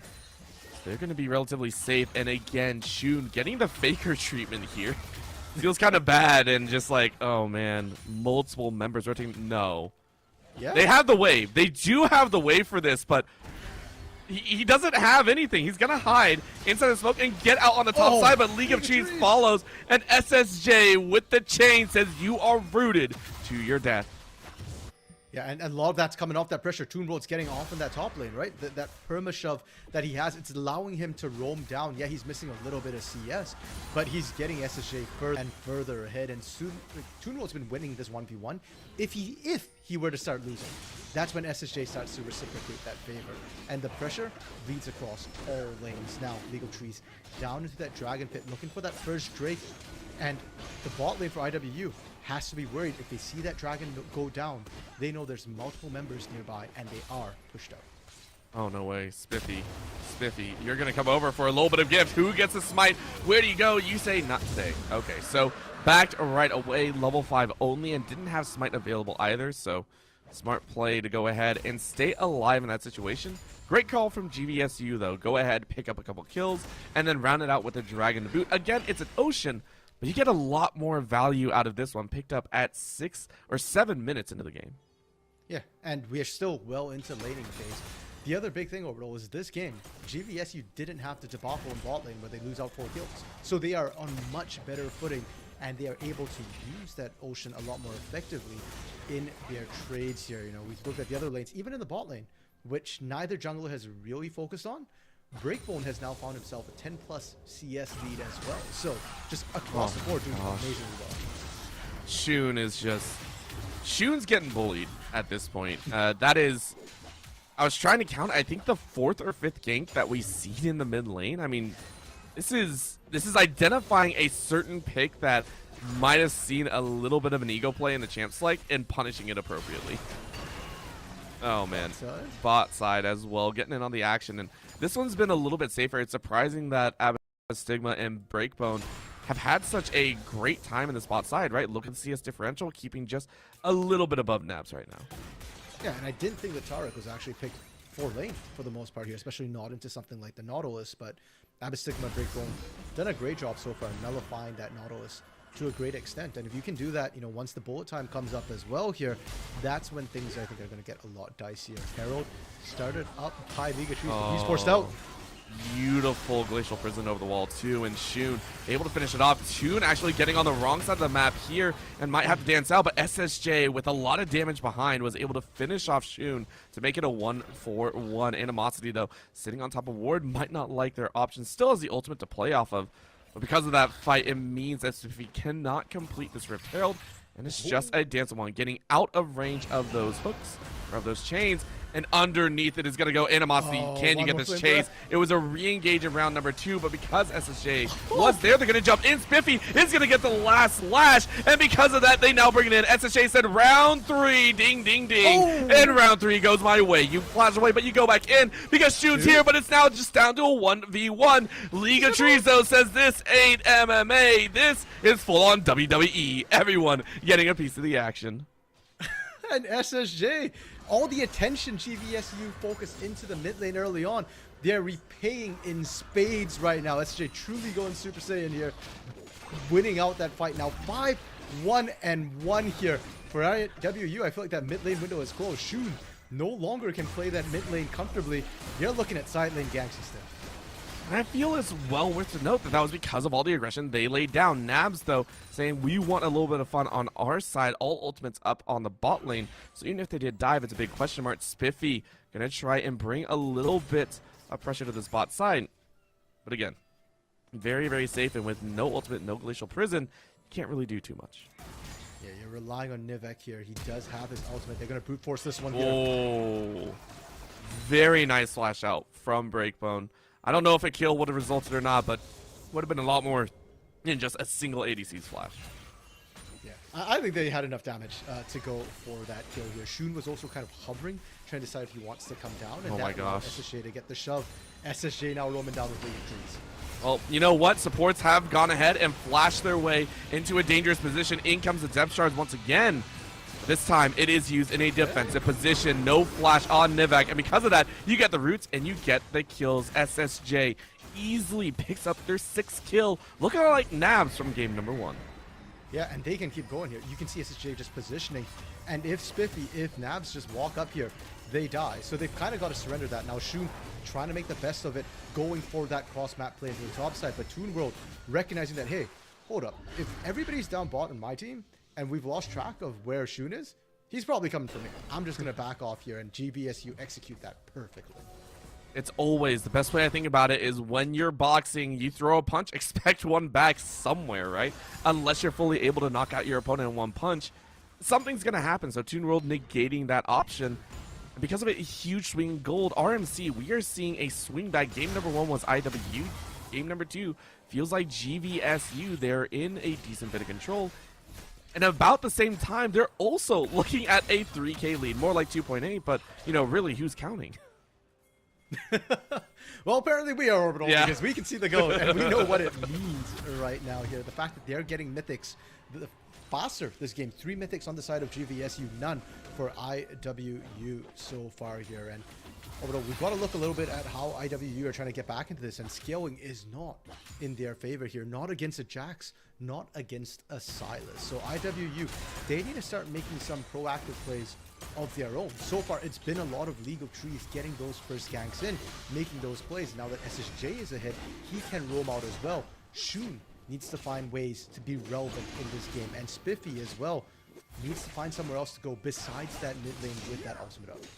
I mean, you could look top side. Animosity has had a decent time trying to cover, even though you're down in the CS department. The trades have actually gone in Animosity's favor.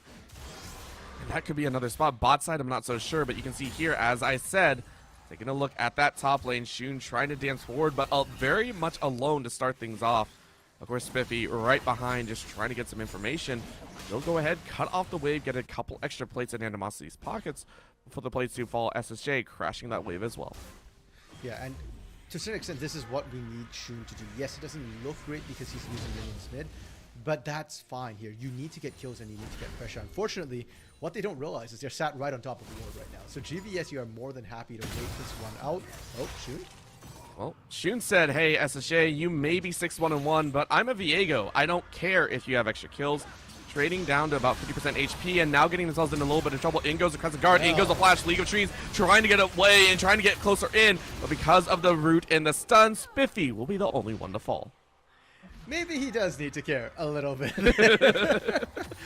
You are kind of behind, and League of Trees right now is really fueling himself. He's just playing ultra aggro. Anytime he knows he's got his team nearby, we make that play. Shun rushing down into this bot lane here. I feel like if anything's got to happen, it's got to come off Nivek, because if Shun shows up first, Shun's got, what, 300 health? Yeah. Okay.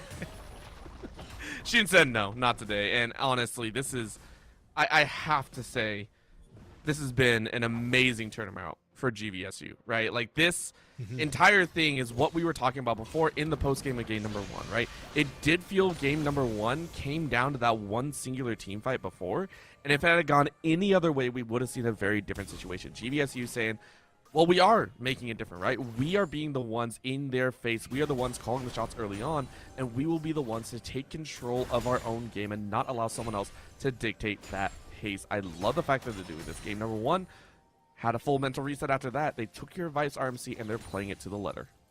Yeah, and they adapted their draft as well perfectly, right? They removed the Nyla, they removed the Aatrox, and that lets Toon World get on this Jax as comfortable on. It removes that dive threat into the bot lane. Shoot a level down, still picking fights. He doesn't have Ignite this time. Oh, and the predicted ulti as well. SSJ, plenty of HP to tank under that tower, and you pick up your 7th kill of the game. Yeah, that's one of those question mark ping moments from Shun. Like, You won the last fight because you had Ignite and because SSJ didn't want to blow his. But now you're down a level, having roamed heavily and not found anything there.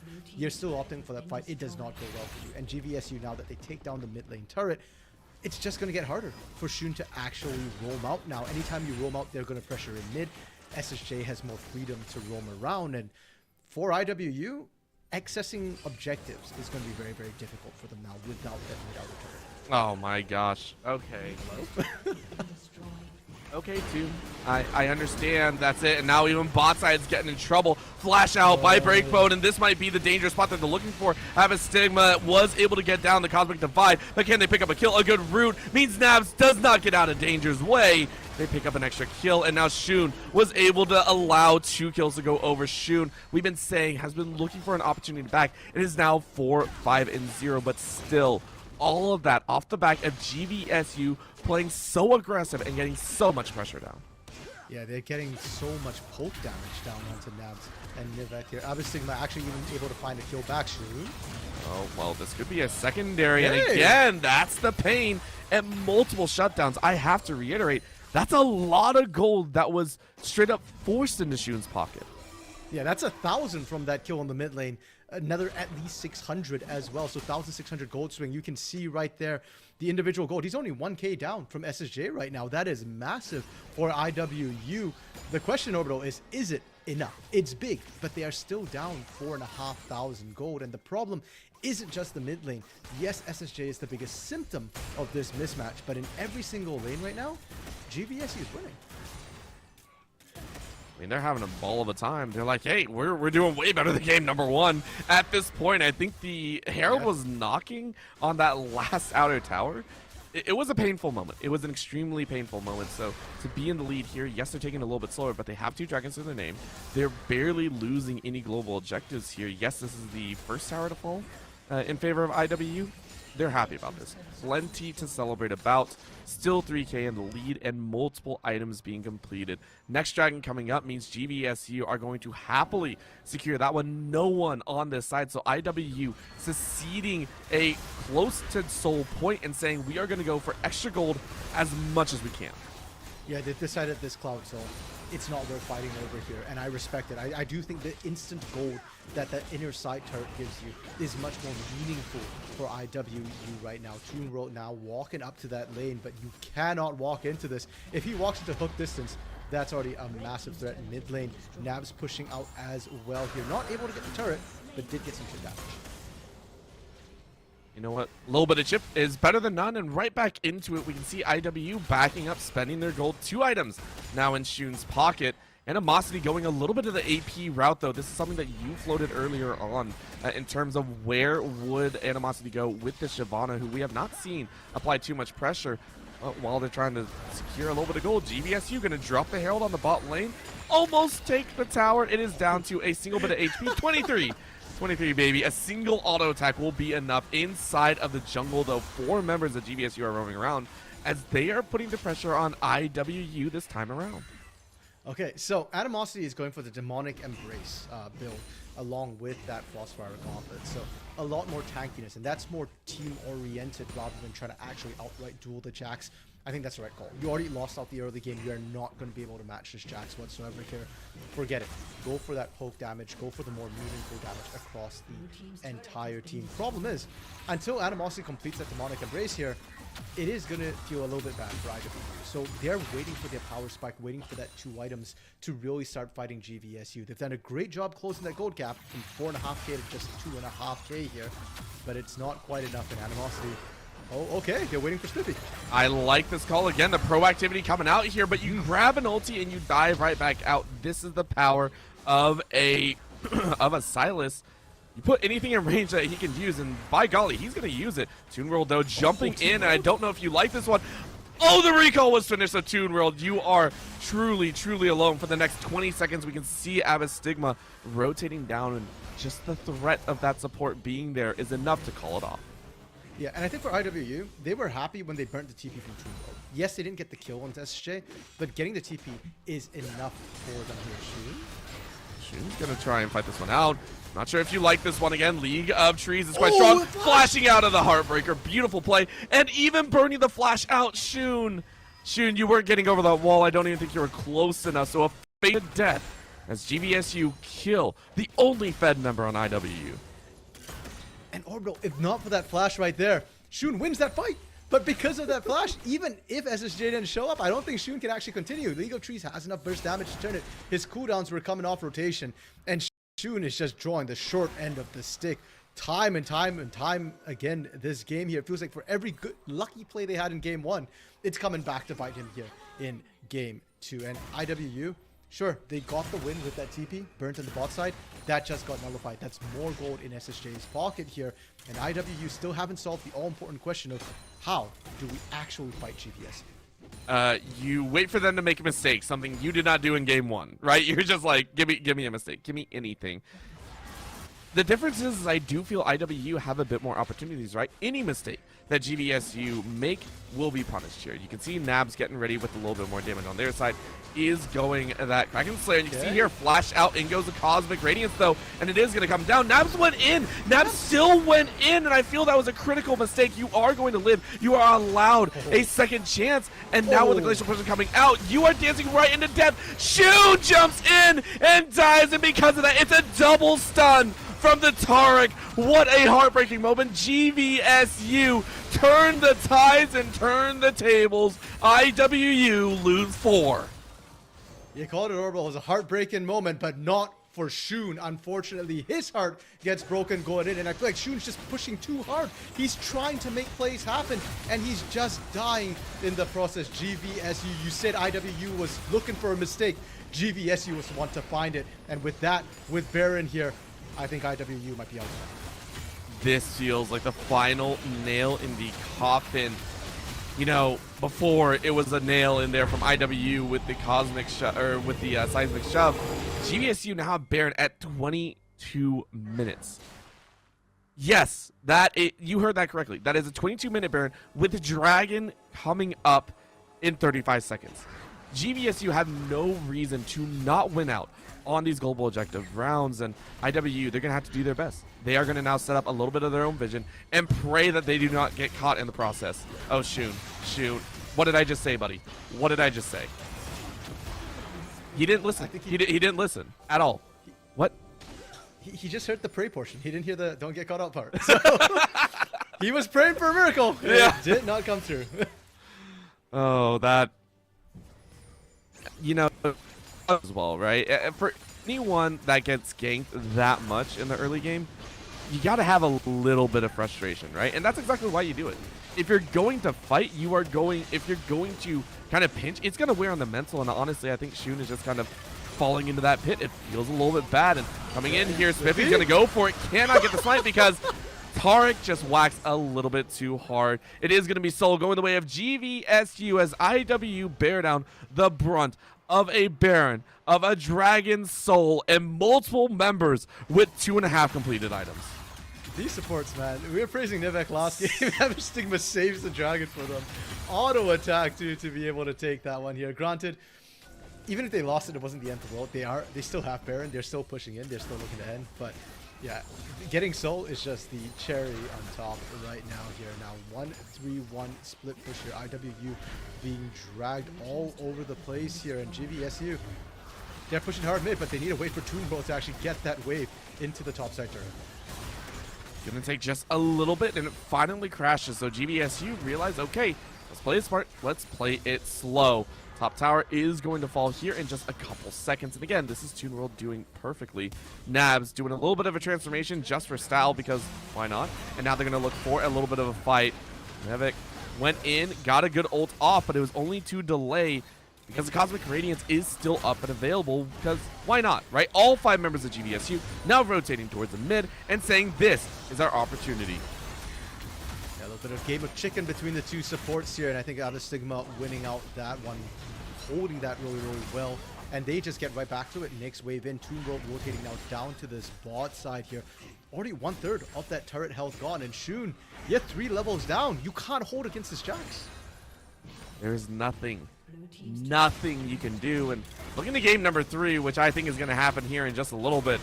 I have a feeling Toon World might be on the chopping block just as much as Animosity did. So, Inhibitor is going to fall at 25 minutes. GVSU going to look for at least one more. Bot side tower has taken quite a bit of pain, and IWU just trying to stop the bleeding as much as possible. Yeah, Baron just wearing out there for GVSU. The push will be much more difficult for them here. I think the right call is just to reset. You've got yourself a 10k gold lead after that Baron power play here. You've got gold in your pocket, spend it. And then after that, you can start looking for that push again. Now, whether or not they can get a turret is a different question, because they are very short range. The only range character they have is that Misfortune. And Misfortune doesn't have the longest of ranges either. With the poke from a Shyvana, they might be able to hold until that next Baron comes up for IWU. Well, let's see what they can do. Multiple members chasing to the top side, just keeping each other company for the time being. And Nab's getting most of that CS. 6 to 18, 3 times the number of kills, 4 times the number of dragons. The scary thing is, GVSU are almost just biding their time. They don't even care right now. They have Baron coming up in 2 minutes. They have Elder Dragon coming up in 3. They are just saying, we can take this nice and slow. Let's make sure we do this right and proper before anything kind of drags out and catches us off guard. Yeah, they just want to slow push the waves at this point here. Prepare for that next wave objective. Make sure nobody gets caught too early on here. That's why we're seeing Toon Road be rather reserved. Just, you know, poking and saying hi to Spiffy, Big Daddy, not actually pushing in, looking for that kill for now. And they want to establish the vision. Right now you can see that GVSU don't actually have wards on that Baron pit or the approach just yet. They're about minute 20 out, so they'll be looking to get that down, you know, closer to that minute mark, closer to that 45-second mark here. And for IWU, it's getting increasingly more dangerous. You can see how afraid they are to step up, and seeing SSJ there is not going to give them any peace of mind whatsoever. Not at all. Absolutely not at all, as we now get a little bit of a catch. Nivek is going to try and run away. A good flash out on either side, but Spiffy, with nothing in the tank, is going to die. And look what ulti. Look what ulti you gave. Not even a chance. SSJ, not even worried. Okay, well, is going to use the ult just for a little bit of style. Takes it home with a double kill. 11 kills here in the pocket of the Silas. And now they don't have to look at Baron here. Although they can just crack it with just a numbers advantage. Picks on 2 of the tankier members as well here. Meanwhile, League of Trees still pushing in that mid lane as well, just to get pressure down. They already took that in-hit earlier. They might even look to end. Yeah, I mean, there's nothing really in their way, but with Spiffy coming up in just a few seconds and Nivek coming up as well, they don't want to take that chance, and I think it's appropriate. Again, Baron in 15 seconds. Why would you waste this opportunity? It felt like IWU were crushing you down earlier on, so you're going to give them a little bit of a taste of their own medicine. Recall coming in from Breakbone just to make sure you get some extra items in the back pocket. You can see the on-hit build being an absolute menace right there. And GVSU going to take their time, strolling forward here at the Baron. Yeah, and IWU, you know this is happening. You might not have vision, but you know jolly well what's going to happen when GVSU start leaving your side of the base. You just can't contest it. Baron down to half health already. 3k, it's almost gone. And IWU, what is their decision? What is their answer here? They're trying to push up mid, but they don't have minions. There's nothing. They can't really do anything except try and go for a catch, or at least not get caught on their end. GVSU came out of the fog of war in an absolute dominating fashion. No, Animosity, you stepped up a little bit too far. It is the change. It is the roots, and now Spiffy is going to try on their own. This is not the way that IWU wanted to do this. They wanted a chance at a fight. They wanted a chance at a brutalizing kill. And Shun, yes, the golden stopwatch used on him. That feels so bad. As SSJ said, gimme just a moment. Toon World is going to get knocked up now into the chain CC. You are going to get poked out. You are going to get killed. And it's a shutdown to Spiffy. But I mean, it's only one. It's only a single kill. And guess what? Because Spiffy is low, because you lost Animosity and Shun, the Elder Dragon is now available to take. As if they needed any more advantages here. They're just nodding their eyes, crossing their T's. Baron and Elder will make their push inexorable here. IWU will not be able to stop that. And that topside turret as well. Because Toon World did even actually go for that push, that topside turret is so low. That is not a safe place for IWU to try and make a last stand here. Most likely, their last stand will be under their Nexus turrets, right in front of that game-ending Nexus. Feels bad, man. You had game 1 in the bag so well, and you felt on top of the world, and now you are bearing down the brunt of a 22-7 game, cresting 30 minutes. I want to say that is about 10 minutes longer than game number 1, or at least close to it. SSJ having a fantastic time, 12-2-7, 4 items deep right now. Even picked up the Dark Seal, but not completing it like Shun did. You know, hey, listen, playing a bit more reserved. I understand. Didn't want to show off. Another inhibitor does fall, and they're ready to go, but guess what? Spiffy gets caught again. I'm sorry, Spiffy. I'm so sorry. League of Trees now on a killing spree. Yeah, I think Spiffy was quite sorry there, unfortunately, as well, that he got caught outside space. He was looking for the flank maneuver, but that was why I was saying that your last stand is going to have to be under your turrets there. Trying to flank right now is not safe. Here we go, down a man. It is going to be the final fight. Cosmic Radiance comes down, though, to fully secure GVSU. They say, give us that golden shine, give us our stage. We will ensure we get it. A final chain lashing to secure with the Elder. It is a brutal way to end this game. 25-7. All dragons to their name and nothing more. Towers will fall, so will the Nexus as GVSU push to game number 3. An amazing bounce back from GVSU here, Orbital. The mental fortitude, like we were talking about. Okay, there we go. There's an Orbital's mental fortitude to bounce back from his camera dying. Okay. But yeah, GVSU, you know, that bounce back, really, really, really good from them. They recognize what they needed to do. That comfort pick Jax for Toon Road doing so much work. And Abyss Stigma Breakbone, that bot lane did so much better in lane this time here. Granted, it wasn't about that bullet time. You know, that's one thing we mentioned about. Instead, it was a lot about Tariq enabling those dives from Toon Road, from League of Trees, from SSJ. And for IWU, I mean, the draft was a little bit suspect. We weren't sure where they were going with it. And I think they tried to play cute a little bit too much there, right? Like unusual, unorthodox picks. Let's keep them guessing who's going where. It backfired. The Viego mid, unfortunately, did not work out. The Shyvana did not work out into the Jax either here. So I think going into game 3, IWU, some draft things that they can address to try and win this series, if you will. So much to think about. I mean, both teams having a dominating victory. That can only mean one thing, RMC. I hope a bloodbath. I'm hoping Fiesta. I'm hoping the cloud music rolls on through, because this is week number 7 here with the ECAC, and teams need every single win that they can get. Please do not go anywhere. The conclusion to the series will start in just a bit.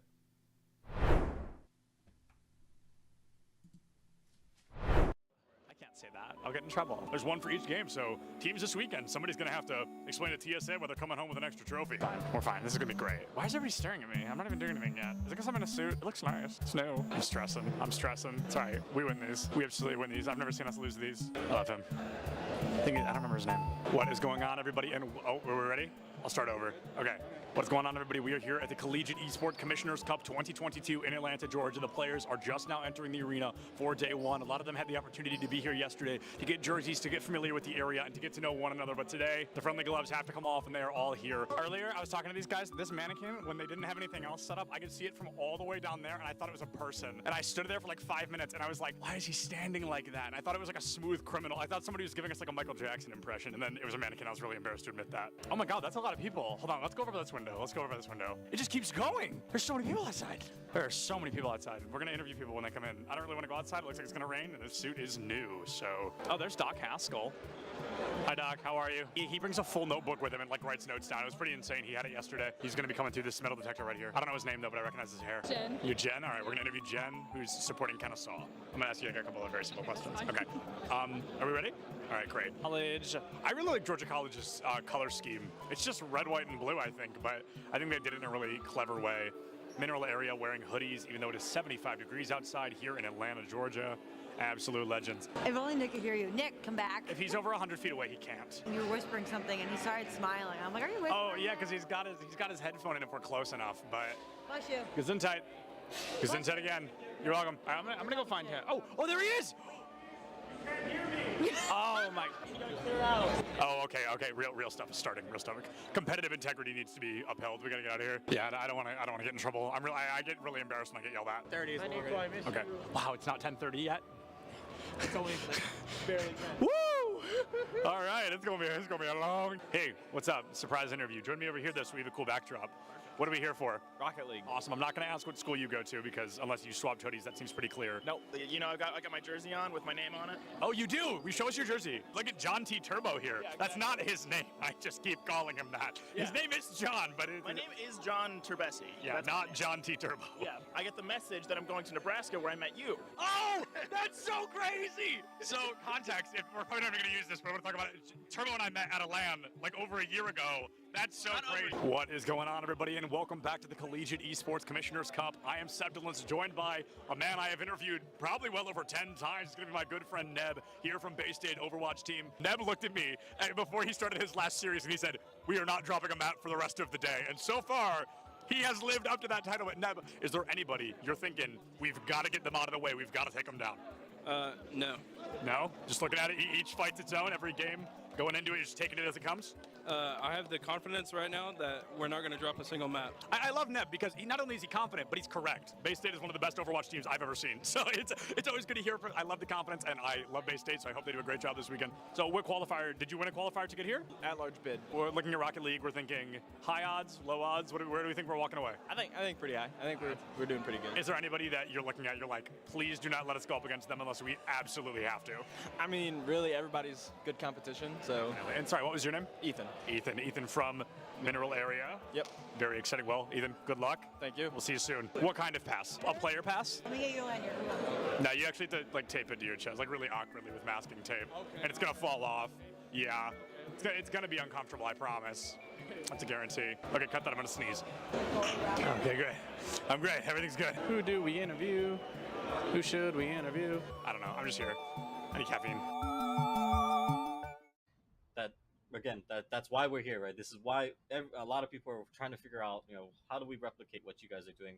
How do we, how do they do what you guys are doing to a degree, or why are you guys doing what you're doing to a degree? But to kind of, I think, focus in then a little bit more, I want to talk about gameplay a little bit before we jump into business and all of the other stuff. Jensen, this one's for you, right? I want to talk a little bit about this because to someone like me who's traditionally a League of Legends fan and all that, I know that you've been a coach that's been, all over the world. You've worked with a lot of different professional teams and different regions. My question, I think a lot of people want to know, how did you end up at Maryvale and why a North American collegiate college? What was the draw, or what brought you here? How did you get to this point?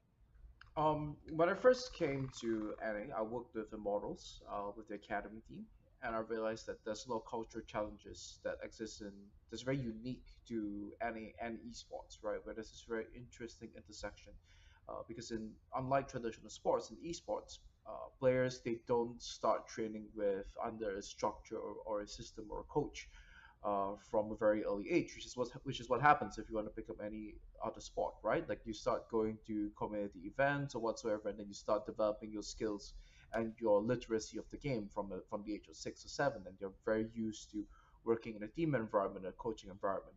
But in esports and for League of Legends, a lot of times players, they go through they go up, they climb the ranks. Alrighty, and we're back, ready for game number 3, the conclusion to a series that we did not expect to get here.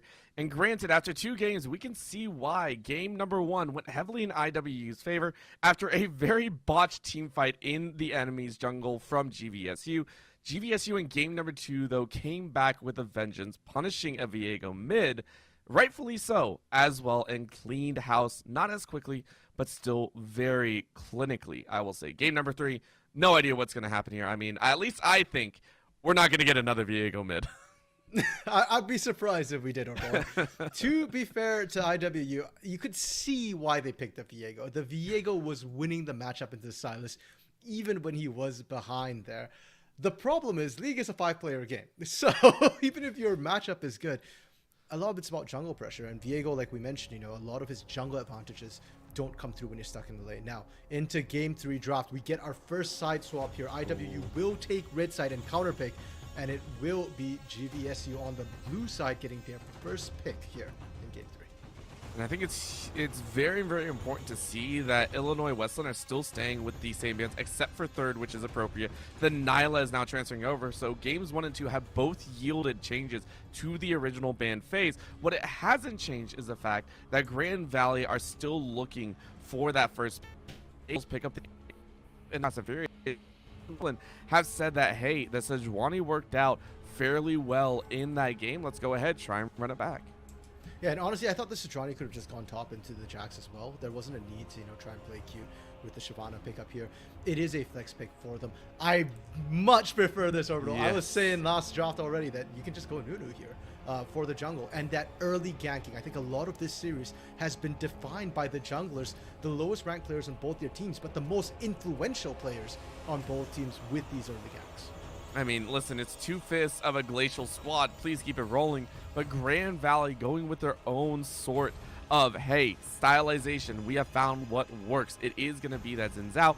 And now the Ezreal. So what's surprising is we had talked about it a little bit as well. The Tark that came out from Abyss Stigma looked pretty dang good, and the fact that now Ezreal's on the other side is granting us a crazy setup here. So now a hover of the Aphelios, Illinois Wesleyan, and Grand Valley are giving us a shakeup here into the third picks.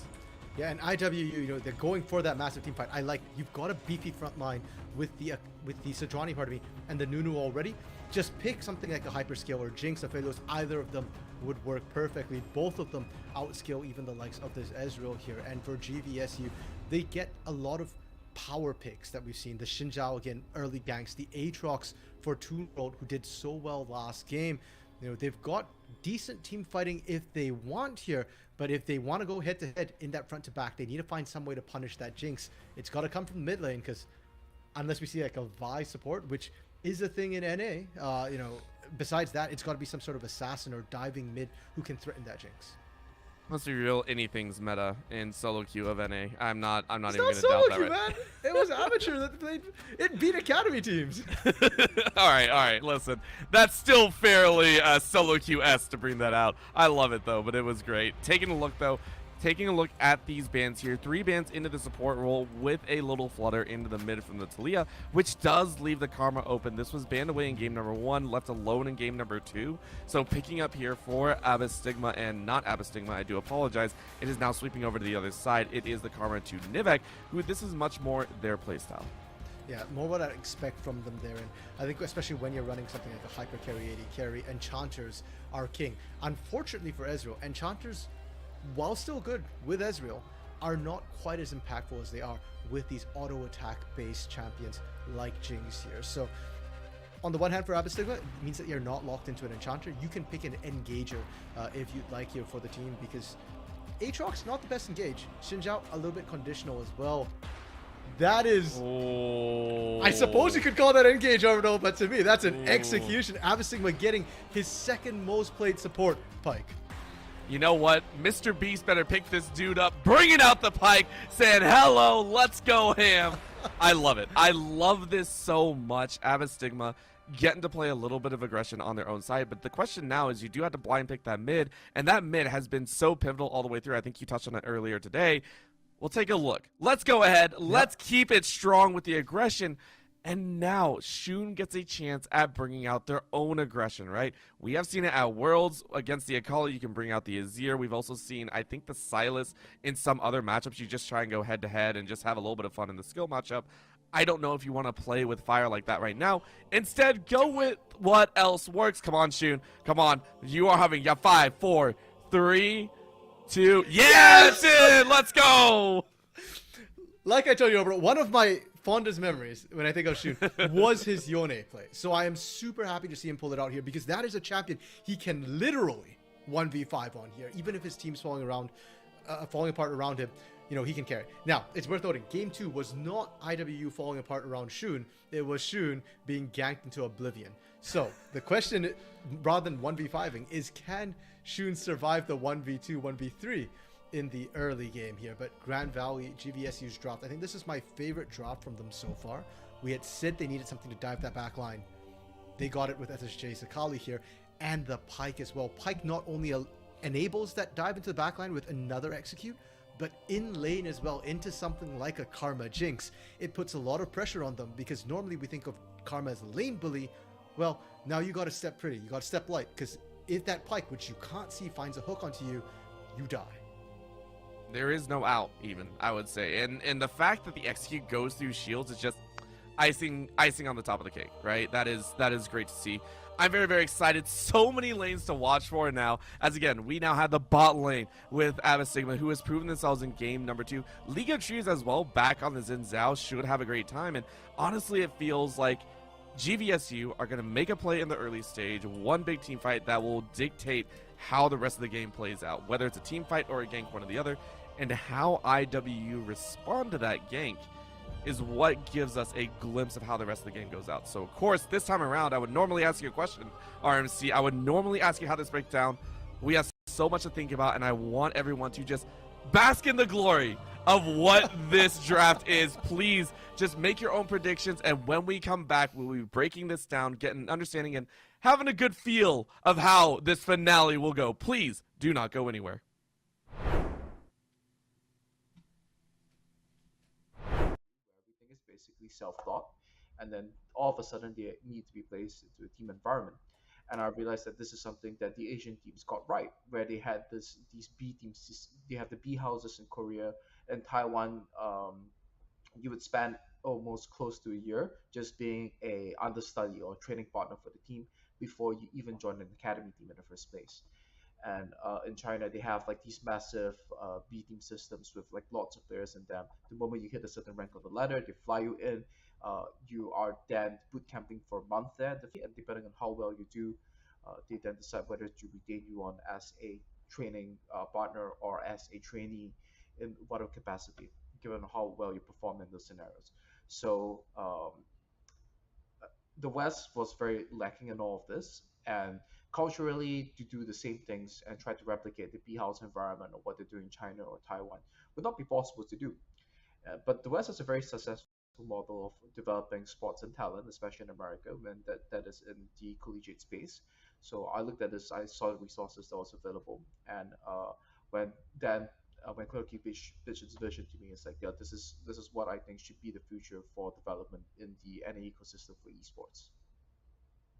Oh, right on. I think maybe let's follow up on that a little bit then.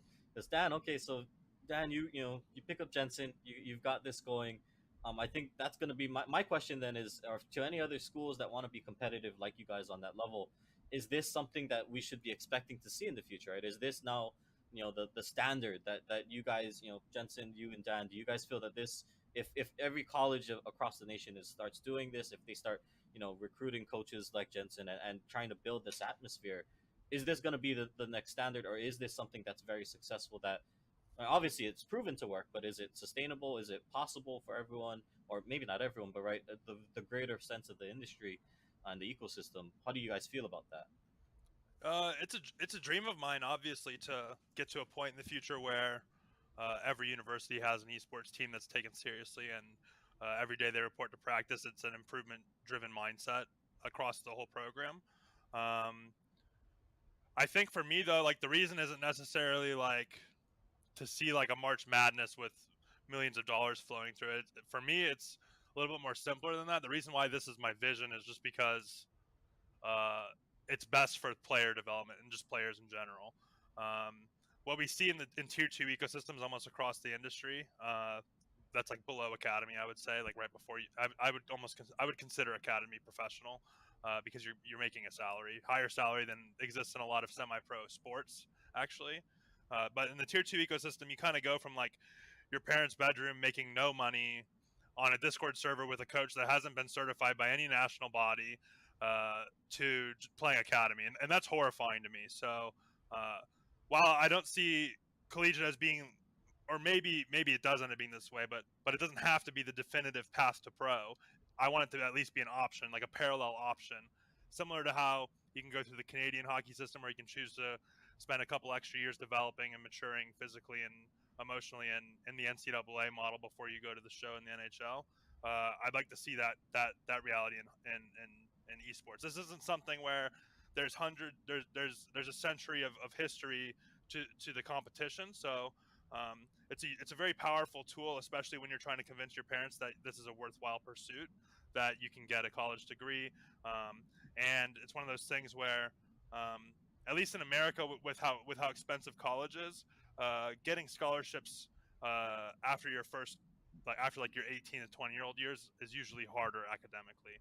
You usually get the majority of your scholarships going into school when you're an 18-year-old freshman, and the way that the current path to pro is set up, a lot of players are foregoing that span of time to try to go pro for no pay. And so for me, it's more about like a health of a pipeline, health of the ecosystem, health of kind of the player experience of pursuing this, and that's the big thing for me. And obvious it's a dream. I want Maryville to serve as like a case study and a model for that. We want to show results. We want to eventually be competing to win proving grounds, to show that this can be a functional alternative to the traditional tier 2 within esports, and that's what we strive for every year. And I can add to that a little bit, just from a business perspective. I think, we're very fortunate to have Jensen and Dan here in Maryville, but I think if you're a university looking at... And let's kick it. We are getting underway with game number 3, the finale, the ending, the all-important game. And my gosh, are they going to give us a treat? The junglers keeping up with the Xin Zhao and the Nunu, 2 junglers that opted into this. They're game-winning champions, if you want to say that. Yeah, I would definitely say that. I mean, considering how much impact the early game has had, League of Trees in game 2, that level 2 gank into the mid lane, Spiffy, level 2 gank into the bot lane in game 1 here. Right away, you can see how aggressive they are. We get the level 1 potential pick out on the bot side from IWU, the 5-man roll down. GVSU, they're responding. League of Trees walking in, Abystigma walking in here. Both teams are very aware of the strength of the early ganks, and at least for GVSU, they want to make 100% sure they know when IWU is coming their way. I love it. I 100% love it, because we were talking about like just the understanding of where everyone's going, and the fact now that you get a deep ward, and a double deep ward at that, right? I think you said it was a deep call from League of Trees, but they even got one on the blue buff. So they will have perfect route information on IWU, with no information from IWU on GVSU. So League of Trees will have a perfect opportunity to choose a route, whether you go buff to buff into gank level 2 or looking for a level 3 gank instead. All opportunities will be open to you as long as Spiffy Big Daddy chooses the right course of action as well. Yeah, I feel like it's kind of risky for IWU to not know where League of Trees is coming from, because their lanes kind of do want to push out a little bit, especially their bot lane. You can see it here already, how Navs and Nivak, they can't help but kind of push out a little bit here. If not for the fact that Breakbone is also matching that shove right here, Navs and Nivak can find themselves really far up the river. However, League of Trees not in the area, which is why we're seeing that pushback here, wanting to go topside, get Toon World hits. And honestly, that's the one lane, out of all the lanes that we've seen action in, it's the one lane that we have not seen action in. That top side has been relatively quiet, right? They join in at their own time. They join in whenever they so decide.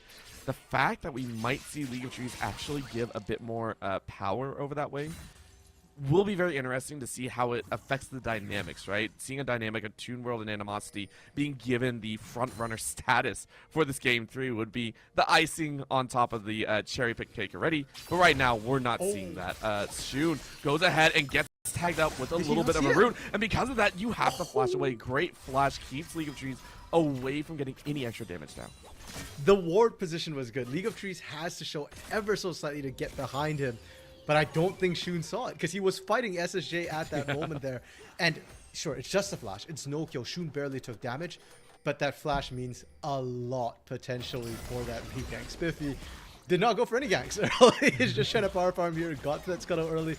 Had time to dance around. And what else can you find here? SSJ completely leaving lane, so Spiffy got nowhere to look. And I mean, that's also something that we do have to talk about, right? Again, in all the games so far, GVSU have been the ones to always pressure forward first, right? They made a gank first in the mid lane, and now on the bot side, we're seeing something happen again. This is going to be a flash out, but because they went a different route, this is Abystigma taking a lot of the pain. First blood, 2 Navs on Spiffy Big Daddy ganking at level 4. I think Abystigma just flashed before that too, trying to get aggressive, so had no way out there. The first gank from Spiffy reaping bigger rewards. They can just look for the dive. Breakbone's low. Yeah, and Nivek, the big question is how many towers can you tank? You do tank one more shot, and now Spiffy Big Daddy is going to fall. A final hit from the tower is able to secure a 1-for-1 trade, but still big win on the bot side for IWU, on their own power, no less. And Nabs and Nivek have to run here. You can't stick around. Abystigma the alone might be Ignite looking for the too. kill. Yeah, and the Ignite is also going to happen, but you don't even need to use that. And finally, you pick up 2. Abystigma is going to watch a flash come out, but you should have another dash here in just a second. And the Ignite goes... No, the Ignite was already used. I don't know where it went. So Nabs is able to survive. Well, only for a mite longer. Abystigma is going to chase this 100%. Nabs, you might want to back away a little bit further as well. I'm not sure if this is actually going to be the safe route. Okay, so you're good. Abystigma did... Meanwhile, in the mid, we're fighting. I sometimes decide in game 3 either they play very passive or they play standard. This is neither. The teams have opted for route number 3, which is fight, fight, fight, because our champions really want to do so. I love it. Yeah, I mean, the moment we saw the Nunu and Xinjiao orbital, there was no question in my mind that it would be all about that early action here. Abystigma now wants a piece of it too, coming into that mid lane here. Gets to cloak his way through, but unfortunately, or fortunately, depending on which side you're cheering for, Shun was hovering on that top side, but they did actually have that pink ward here, making sure that he wasn't in a gankable position. You know what? What's laning? No one cares about laning right now. Everyone just wants a piece of the action. Animosity on this top side doesn't have flash, so it's trying to work their way through a perfect trade of abilities. And so far, Toon World is doing much better. Not on the signature Jax this time, but keeping up in CS. Animosity playing on the weaker side on the Sejuani. And because Spiffy Big Daddy has not been able to traverse up to that top side, Toon World is going to have a great time. This Aatrox is going to do what it couldn't do in, I think, game number 1, which is try and have a bit of fun. Well, it was Animosity on that Aatrox in game 1 here. So, a little bit different playstyle here. I think Toon World playing a bit more aggressively with that pick. And props to both top laners. We're not seeing a lot of action up there, also because of the warding situation. It's so hard to gank them. Spiffy, that's a ping. Bruh. No. Gosh dang it. I don't know what to call on that one. You know what? Maybe it's a zoning recall there. You know what? It is zoning because you're focused on that top side, which was a fight that broke out. We did not get to catch the start, but we for sure will find the end. League of Trees, though, went a little bit too far. Is the final Ignite going to go? No, you don't even need it. It's the final tick of the queue. Shun able to fight it back, and it's a 1-for-1 trade. Zaya showed the world that Yone is a counter to Aatrox. And now Shun is showing us that Yone is apparently a counter to Xinjiao as well. Finding that kill on that play. And Toon World has to be careful. Spiffy is around that top side area. And more importantly, Toon World's wards have expired. It's blind up there. And if the jungler comes barreling in, he will not have any warning. All I can say is this is a spicy game, and I love it. Oh my gosh, we're still visiting this top lane. Toon World does have flash, but is running towards the wrong side of the map. Is going to get away from Sissy, but guess who has the last ult? Shun is going to slap away that kill and pick up a second in the top lane. I feel a little bad for Spiffy, because if Spiffy wasn't there, that kill doesn't go down. Toon World gets to just walk away. SSJ going on to Animosity here. That Nunu just keeps on rolling. Guess who else is here, though? League of Trees might realize they're on the wrong side here, and it's a 2v2.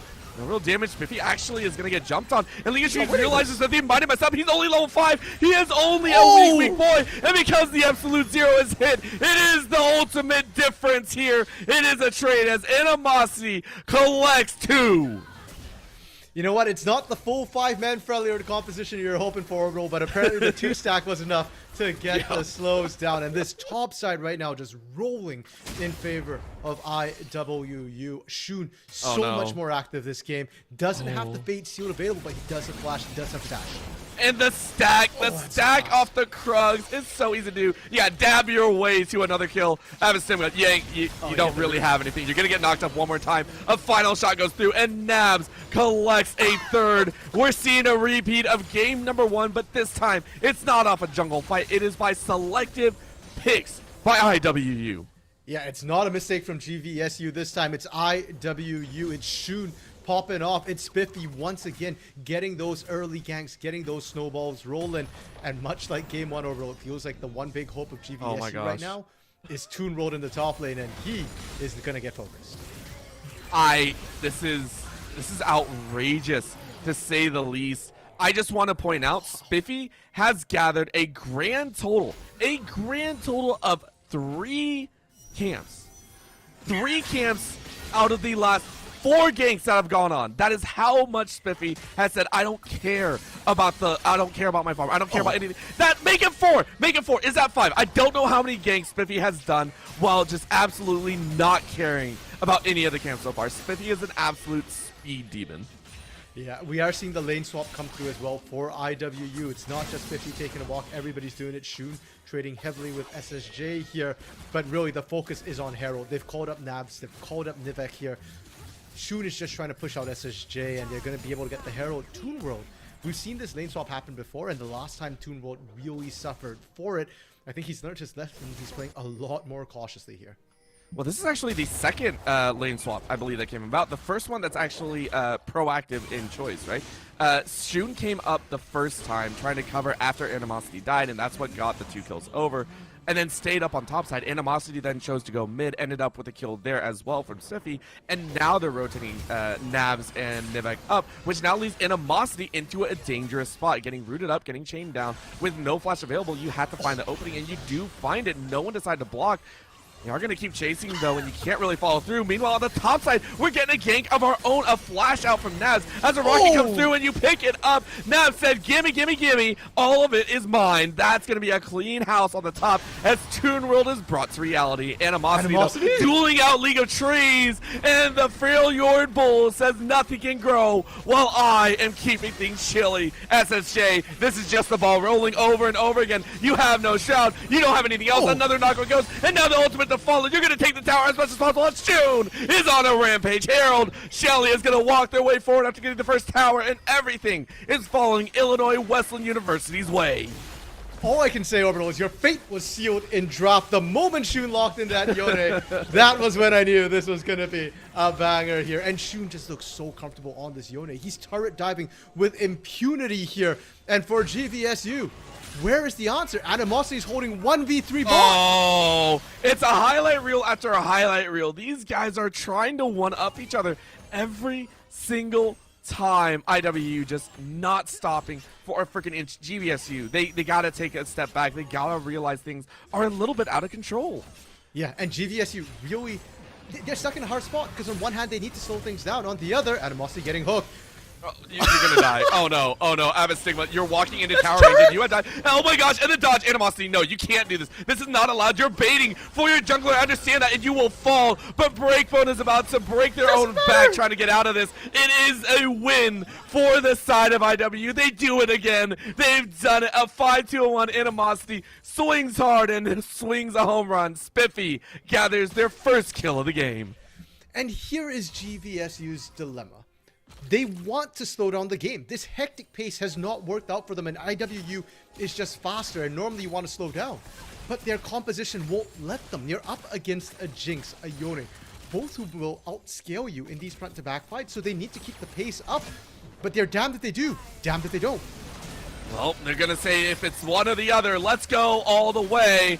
Oh no, we made a mistake. Rooted inside of the shroud, SSJ watches as Nabs becomes unstoppable. This is the IWU we saw in game number 1. This is IWU having a fantastic time here. Yes, Breakbone got a kill. Toon World survives by the skin of their teeth. But guess who's back with the carry pants? I lied, it's not. Nabs falls 6-1-0. Frantic kills back and forth. Okay, Breakbone picking up both the kills there in the mid lane. Massive. He needs them right now. He is the AD carry.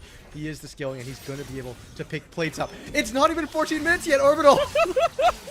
I hate everything that's going on right now. I hate everything. These teams are just fighting. They're fighting so much all the time that I'm going to lose my voice. I am going to lose my voice. Nivek gets a little bit of a root down, but now falling through. Shun is going to jump forward. Can you save your support? You do! Shun is now dominating as well. This Stigma was looking, thinking, maybe I can find the support here. Maybe we can find Nivek. Saw Shun, was like, nope, not going in for this. Wise call from Abyss Stigma there. Oh, bro, if we lose our voice on this, is it worth? It is, but I don't want to lose it like this. Animosity is currently taking on SSJ, who is hiding under the tower. Oh my gosh, I've never seen an Akali this scared to try and go in on a tank. Oh my lord, IWU finally giving us a moment to breathe.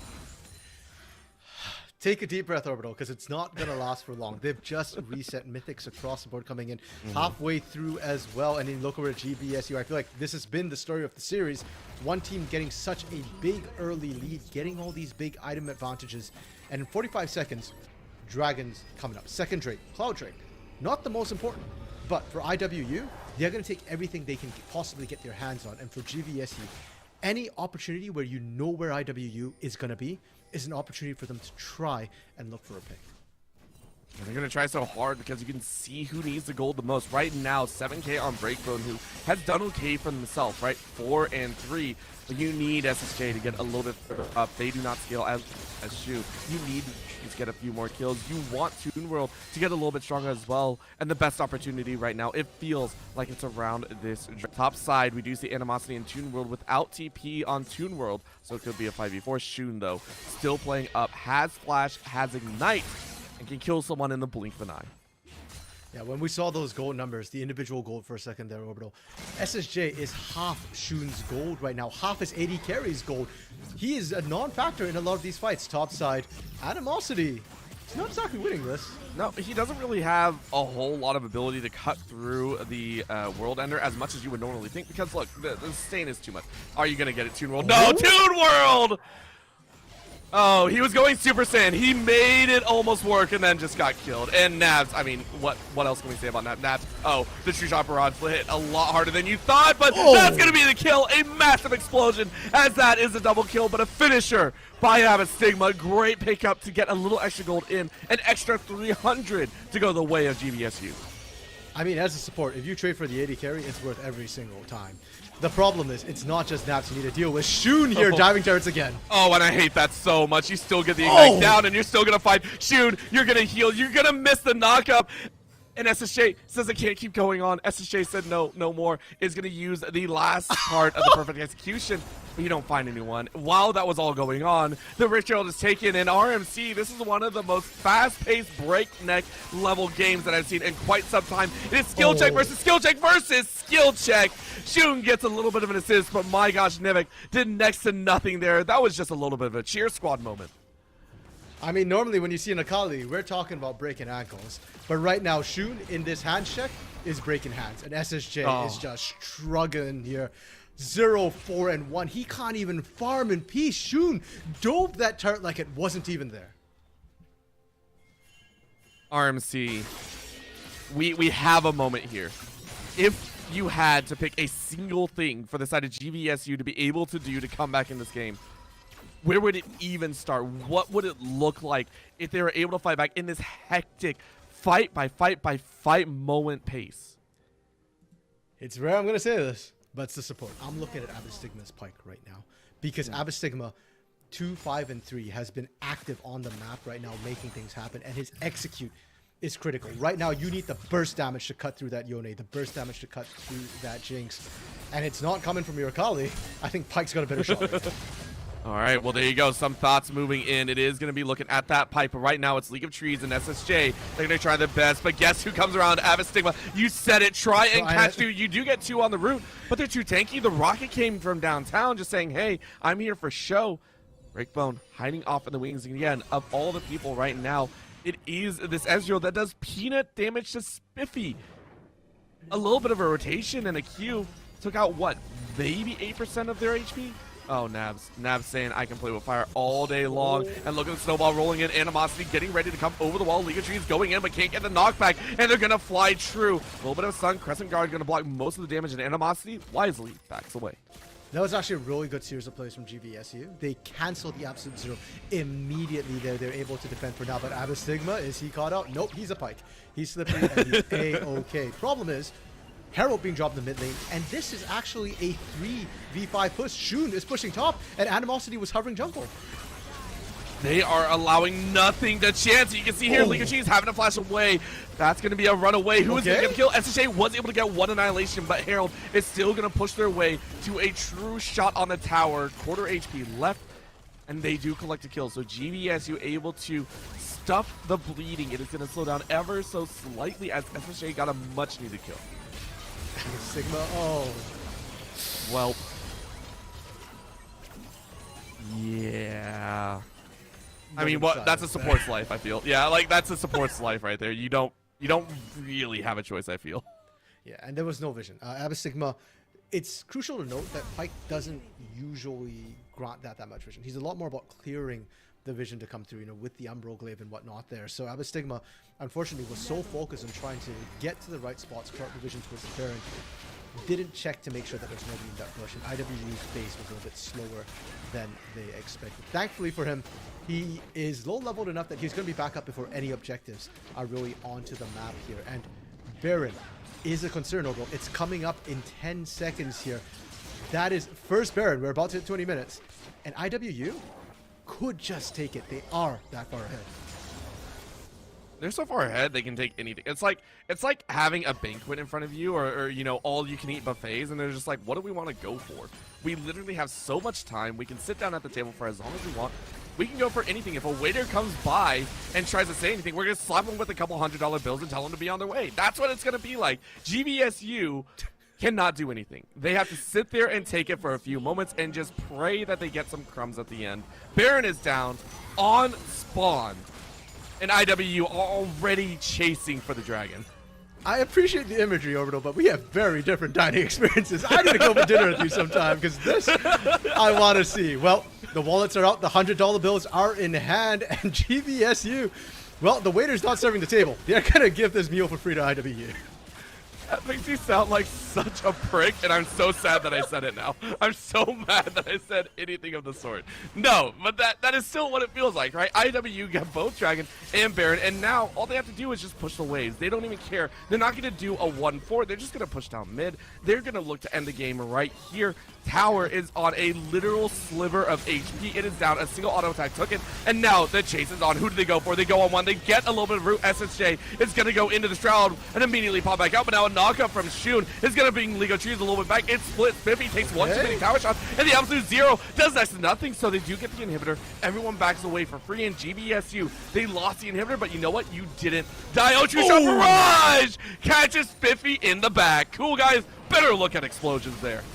Oh no, oh no, Abyss Sigma, you walked too far, another route, and a final auto attack. Gosh dang it, it was so close to perfect. It was so close to holding off in a lesser situation. Toon World is going to try and run away on their own, and now the fight's going to go. Round 2, here it goes, 4 on 3, and a good knock up. You knock him out of the jump, and that means Toon World gets a shutdown. No way, GVSU get more than that, right? Shun caught off on the back end, was looking to get a little bit more of a wave push, but the rest of the team is here. Great heart, they go all the way in, fate sealed, looking for a bit of a rocket from downtown Shun. Can you hold on to? No, you can't. GVSU, you know what? You still came out with 3 kills. Can you get away? Nabs wants a little bit of revenge. Is going to get sped up by Nevek.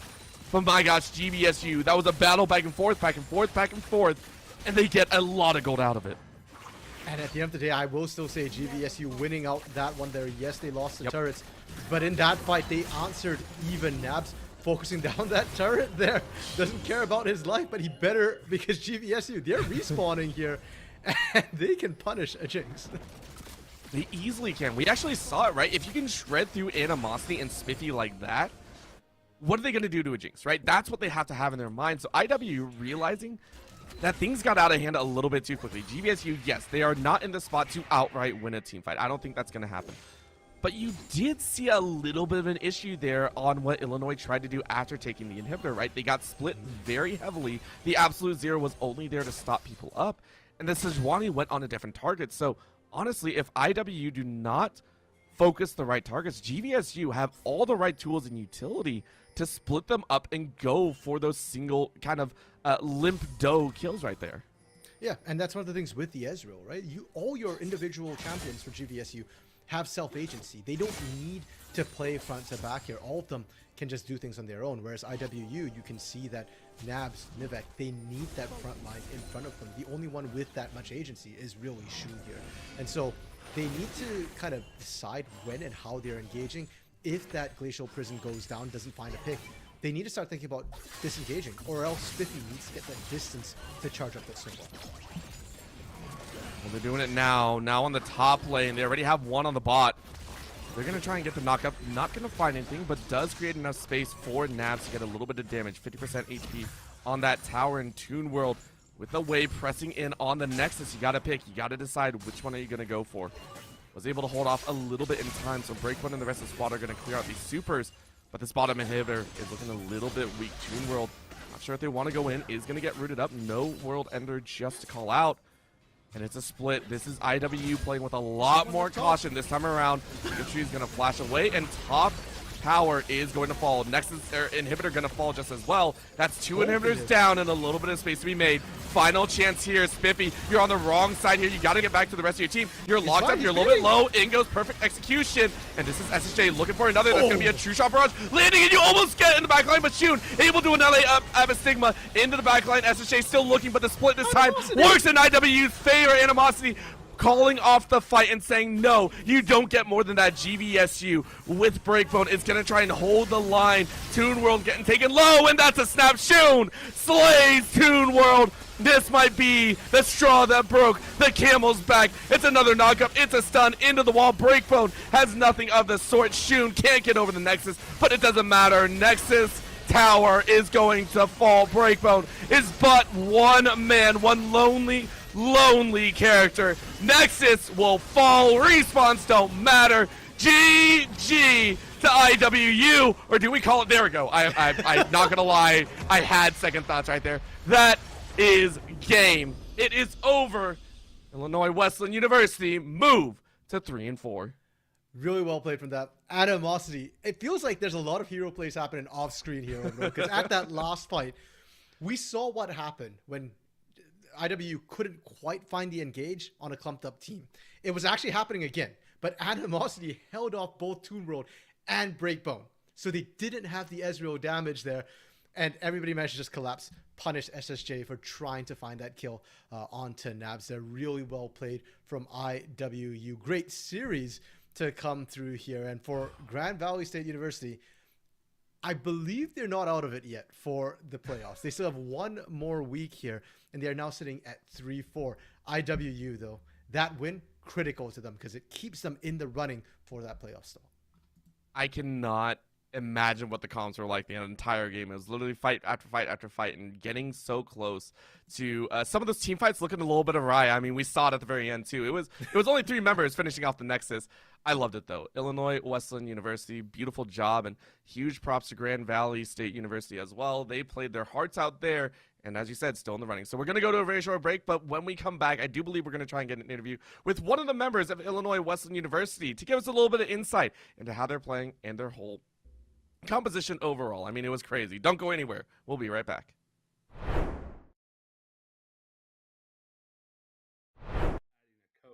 You know, maybe not to the magnitude of Jensen, but I think you have to look at the metrics. I think if you look at what the ROI and the business case of adding relevant esports within your university, what that means to your student life and all those different things, all those things that they try to check boxes within higher ed, I think having a relevant esports program or a relevant system within esports, every university should be looking at it, because their baseball players, their basketball players, and football players are all playing gaming, and a lot of these esports, you know, figureheads and coaches, etc., you know, are the relevant people in digital media, and it helps the school with a brand perspective. And I think just having any sort of relevant and adding bodies within the esports ecosystem at universities, you have 2 or 3 basketball coaches, you have 2 or 3 soccer coaches, you know, both on male and female.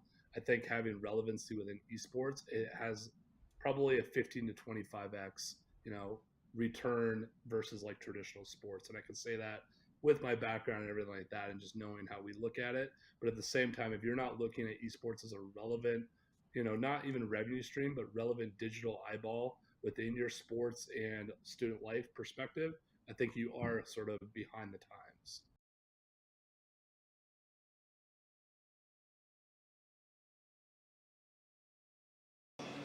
Hello, everybody, and welcome back to the Collegiate Esport Commissioners Cup. I am Septilins, and I get a really neat opportunity here. We get to interview Burns from E United. Burns, how you doing? I'm doing well. How about yourself? I'm doing great. We're on day 2 of the event. It's been a fantastic one. I ran into you yesterday, but we were running around like chickens with our heads off, and it has been, I mean, how has your time been here? What has this event kind of been like? Yeah, it's great. I just love being in a passion pit, seeing all the college kids go at it. Reminds me of like an old school MLG event almost, but being like in an epicenter of the passion pit, Yes. seeing Rocket League, Valorant, Overwatch, and Smash, just it's amazing to see all of these schools compete against each other and get a shot to play on this main stage. Yeah, no doubt about it. And tell us a little bit about kind of what is E United, right? Because we know that you're here, we know you're here to represent them, but for the people that don't know, what is E United? Yeah, E United was founded in 2016. We're a professional esports organization. We've been in League of Legends, Overwatch, all the way to Battle Right, I think it was called back in the day. Right now in 2022, we are in Gears of War, Halo, Rocket League, PUBG, and announcing a new title tomorrow. I know, get the small intel here. So it's a lot of fun. I went pro in Call of Duty when I was younger. I ended up playing my last event under E United, switched in 2016, and I've been the GM ever since. So it's a true blessing to be able to stay with an organization for as long as I have, and we love giving back to the collegiate community.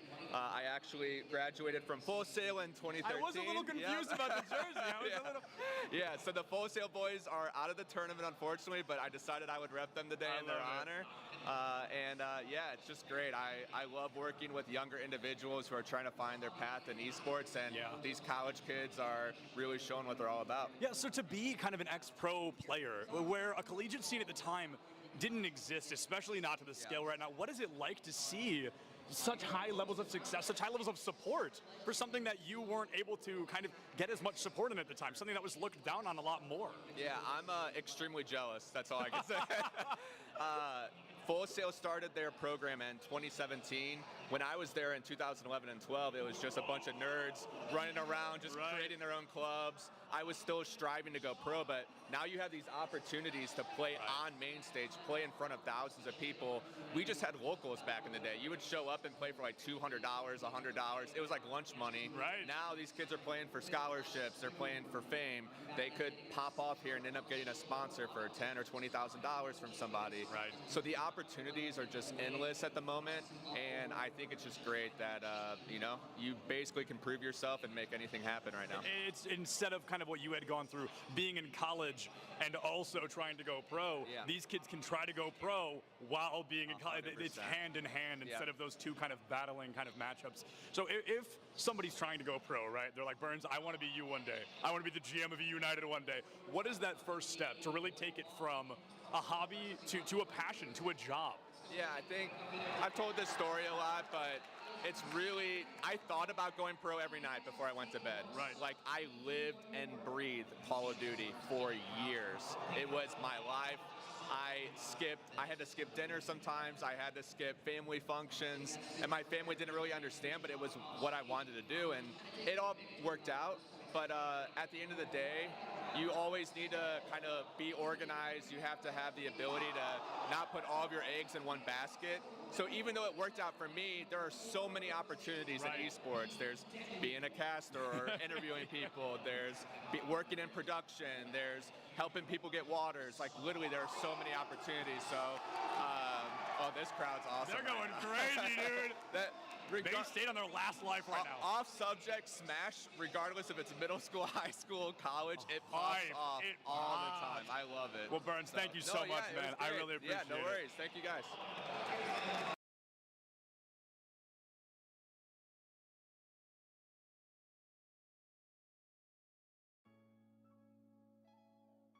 Hello, hello, hello. Happy New Year's, everyone, and welcome back to the ECAC Esports channel. As always, my name is Kyler Tando, and I once again have the privilege of introducing you all to some of the best collegiate esports plays. Now, I know when we left off last year, I teased a little bit about some big news on the horizon, but that news is finally ready to break.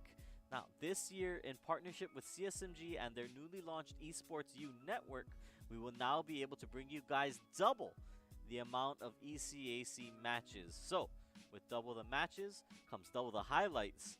And with that said, I mean, obviously, right, do the math here. It means that we get to take this series of videos to a weekly top 8 instead of just the top 4 like we did in the past. But anyways, that's enough out of me. I'm sure you guys are ready for some hype plays and crazy moments. So without further ado, here you go. In our season opening clip, we have Ghost and Ox with a devastating 1-2 combo that just breaks SLU at the knees. Or is it Boosters? Can't fall through. Nice bounce, but a nice goal right past the defender. Ox makes it look easy. I'm so surprised because I couldn't. At number 7, Rawfam pounds his chest and decrees that he is the strongest in the jungle with this sick 3K to flip the point. The arms and keeps everyone alive through that. Amplification Matrix came through, but we didn't get the same benefit we saw last time with the Amplified Fire Strike. Instead is Angry Monkey time from a fan with a 3K. Call that the Primal Blade. As our first Smash play of the year, it's the clean 9 stock from Hydra to lock down New Jersey City's 2-0 win against Husson. As they go for that kill confirm again, it's not going to connect this time, but there it is, just waiting on the platform for the spike. NJCU cleaning up in their signature style. Hydra leading the charge all the way home. Next up, it's every shorty player's dream, and what's going to be a nightmare for University at Alma. Up close and personal. This is the one player who's got a chance with his read. What about timing here? So step forward now into the angle. Certainly good for one. Yikes. There's the one. No one's reswung. He's reloaded. This never happens to a shorty player. Nebula's up now as well. In our next clip, who needs teammates when you've got a wall? Grim surely doesn't. Snaps and passes. They tried their best, and that is an open goal. But unfortunately, out the top, it's gonna be the header in. Tit for tat. Grim takes it in on their own. Ooh, spicy little double tap right there. You saw him looking for it, but that's not an easy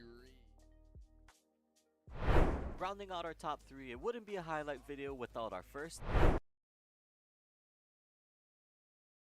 an interview. And I mean, after that thrilling series, how could we not have an interview? That one was a thriller back to back to back. And of course, heading into week 8, it's always good to have a win like that under your belt. We do have Nivek here, or as many do know him as Kevin.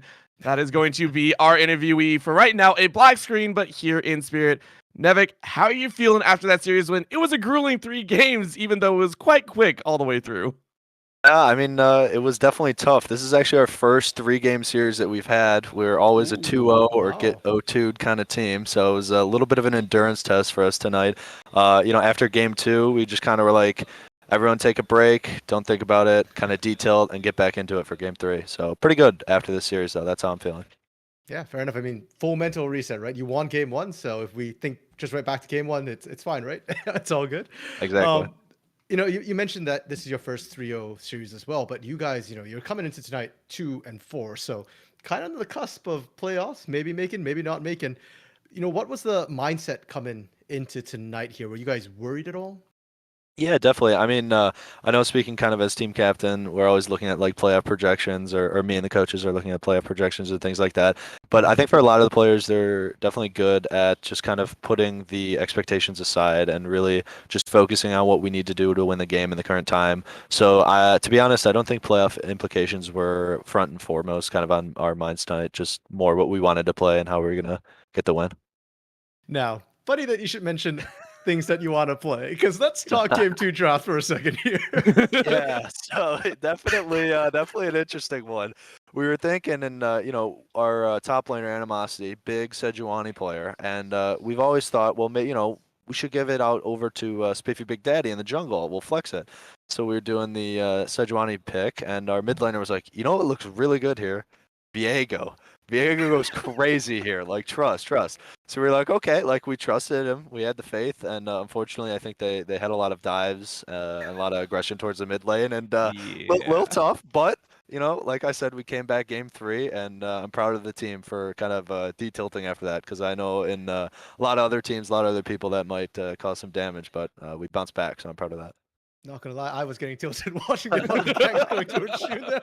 That was really rough, and I love that you guys had the confidence, because I'm assuming game 3, Shun was also saying, you know what, trust, Yone guys, trust. Yep, well, he was. But I had faith in him. I've seen him on the Yone before. He tends to pop off, and he did it that game, and it was amazing to watch. Of course, and I mean, that is a great way to cement it, because as we mentioned at the beginning, you are now 3-4. Taking a look at this, especially as your first 3-game series, Taking a look forward, you got one more game in the regular season, and honestly, to secure a playoff spot, your best bet is to hit that 50% win rate. After this series, are you looking forward, and are you saying you guys are going into this with confidence, or are there some things that you are hoping to iron out that you're a little bit worried about? Definitely, I think a point of contention or something that we've been looking to improve on a lot as a team is our play around bot side in the early game. And I think, especially in game three, it's hard to remember back to game one at this point, but especially in game three, I think we played very well around bot side in terms of dives and in terms of like setting up the waves and using jungle resources.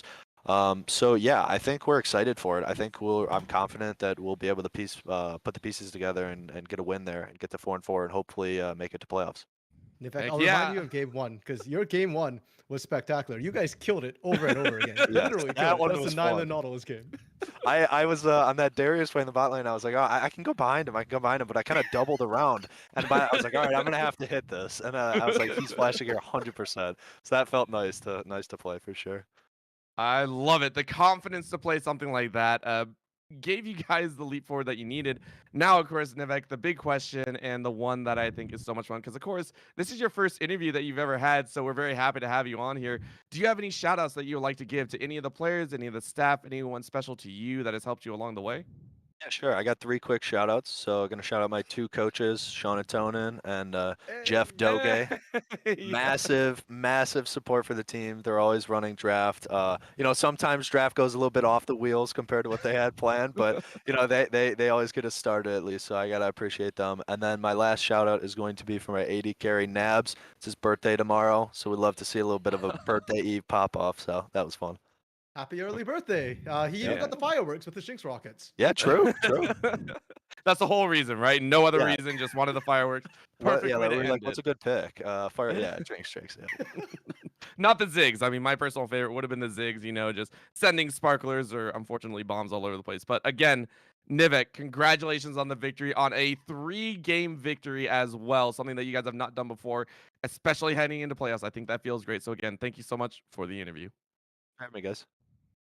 And with that, that'll be the end of our broadcast here today. It's been fun. I mean, it was a 3-game series, and yet it felt like no time at all. From start to finish, it was breakneck pace. And if that's the level of intensity we get from these teams heading into playoffs, I can't wait to see what the other teams have in store for us here. So, of course, thank you so much for tuning in. My name is Orbital. I just smacked the mic as hard as I could. With me is a random minion caster on production. If I can pull their names up, was, of course, Professor Lighton and the ever so lovely Luigi. Thank you so much for tuning in, and have a fantastic evening.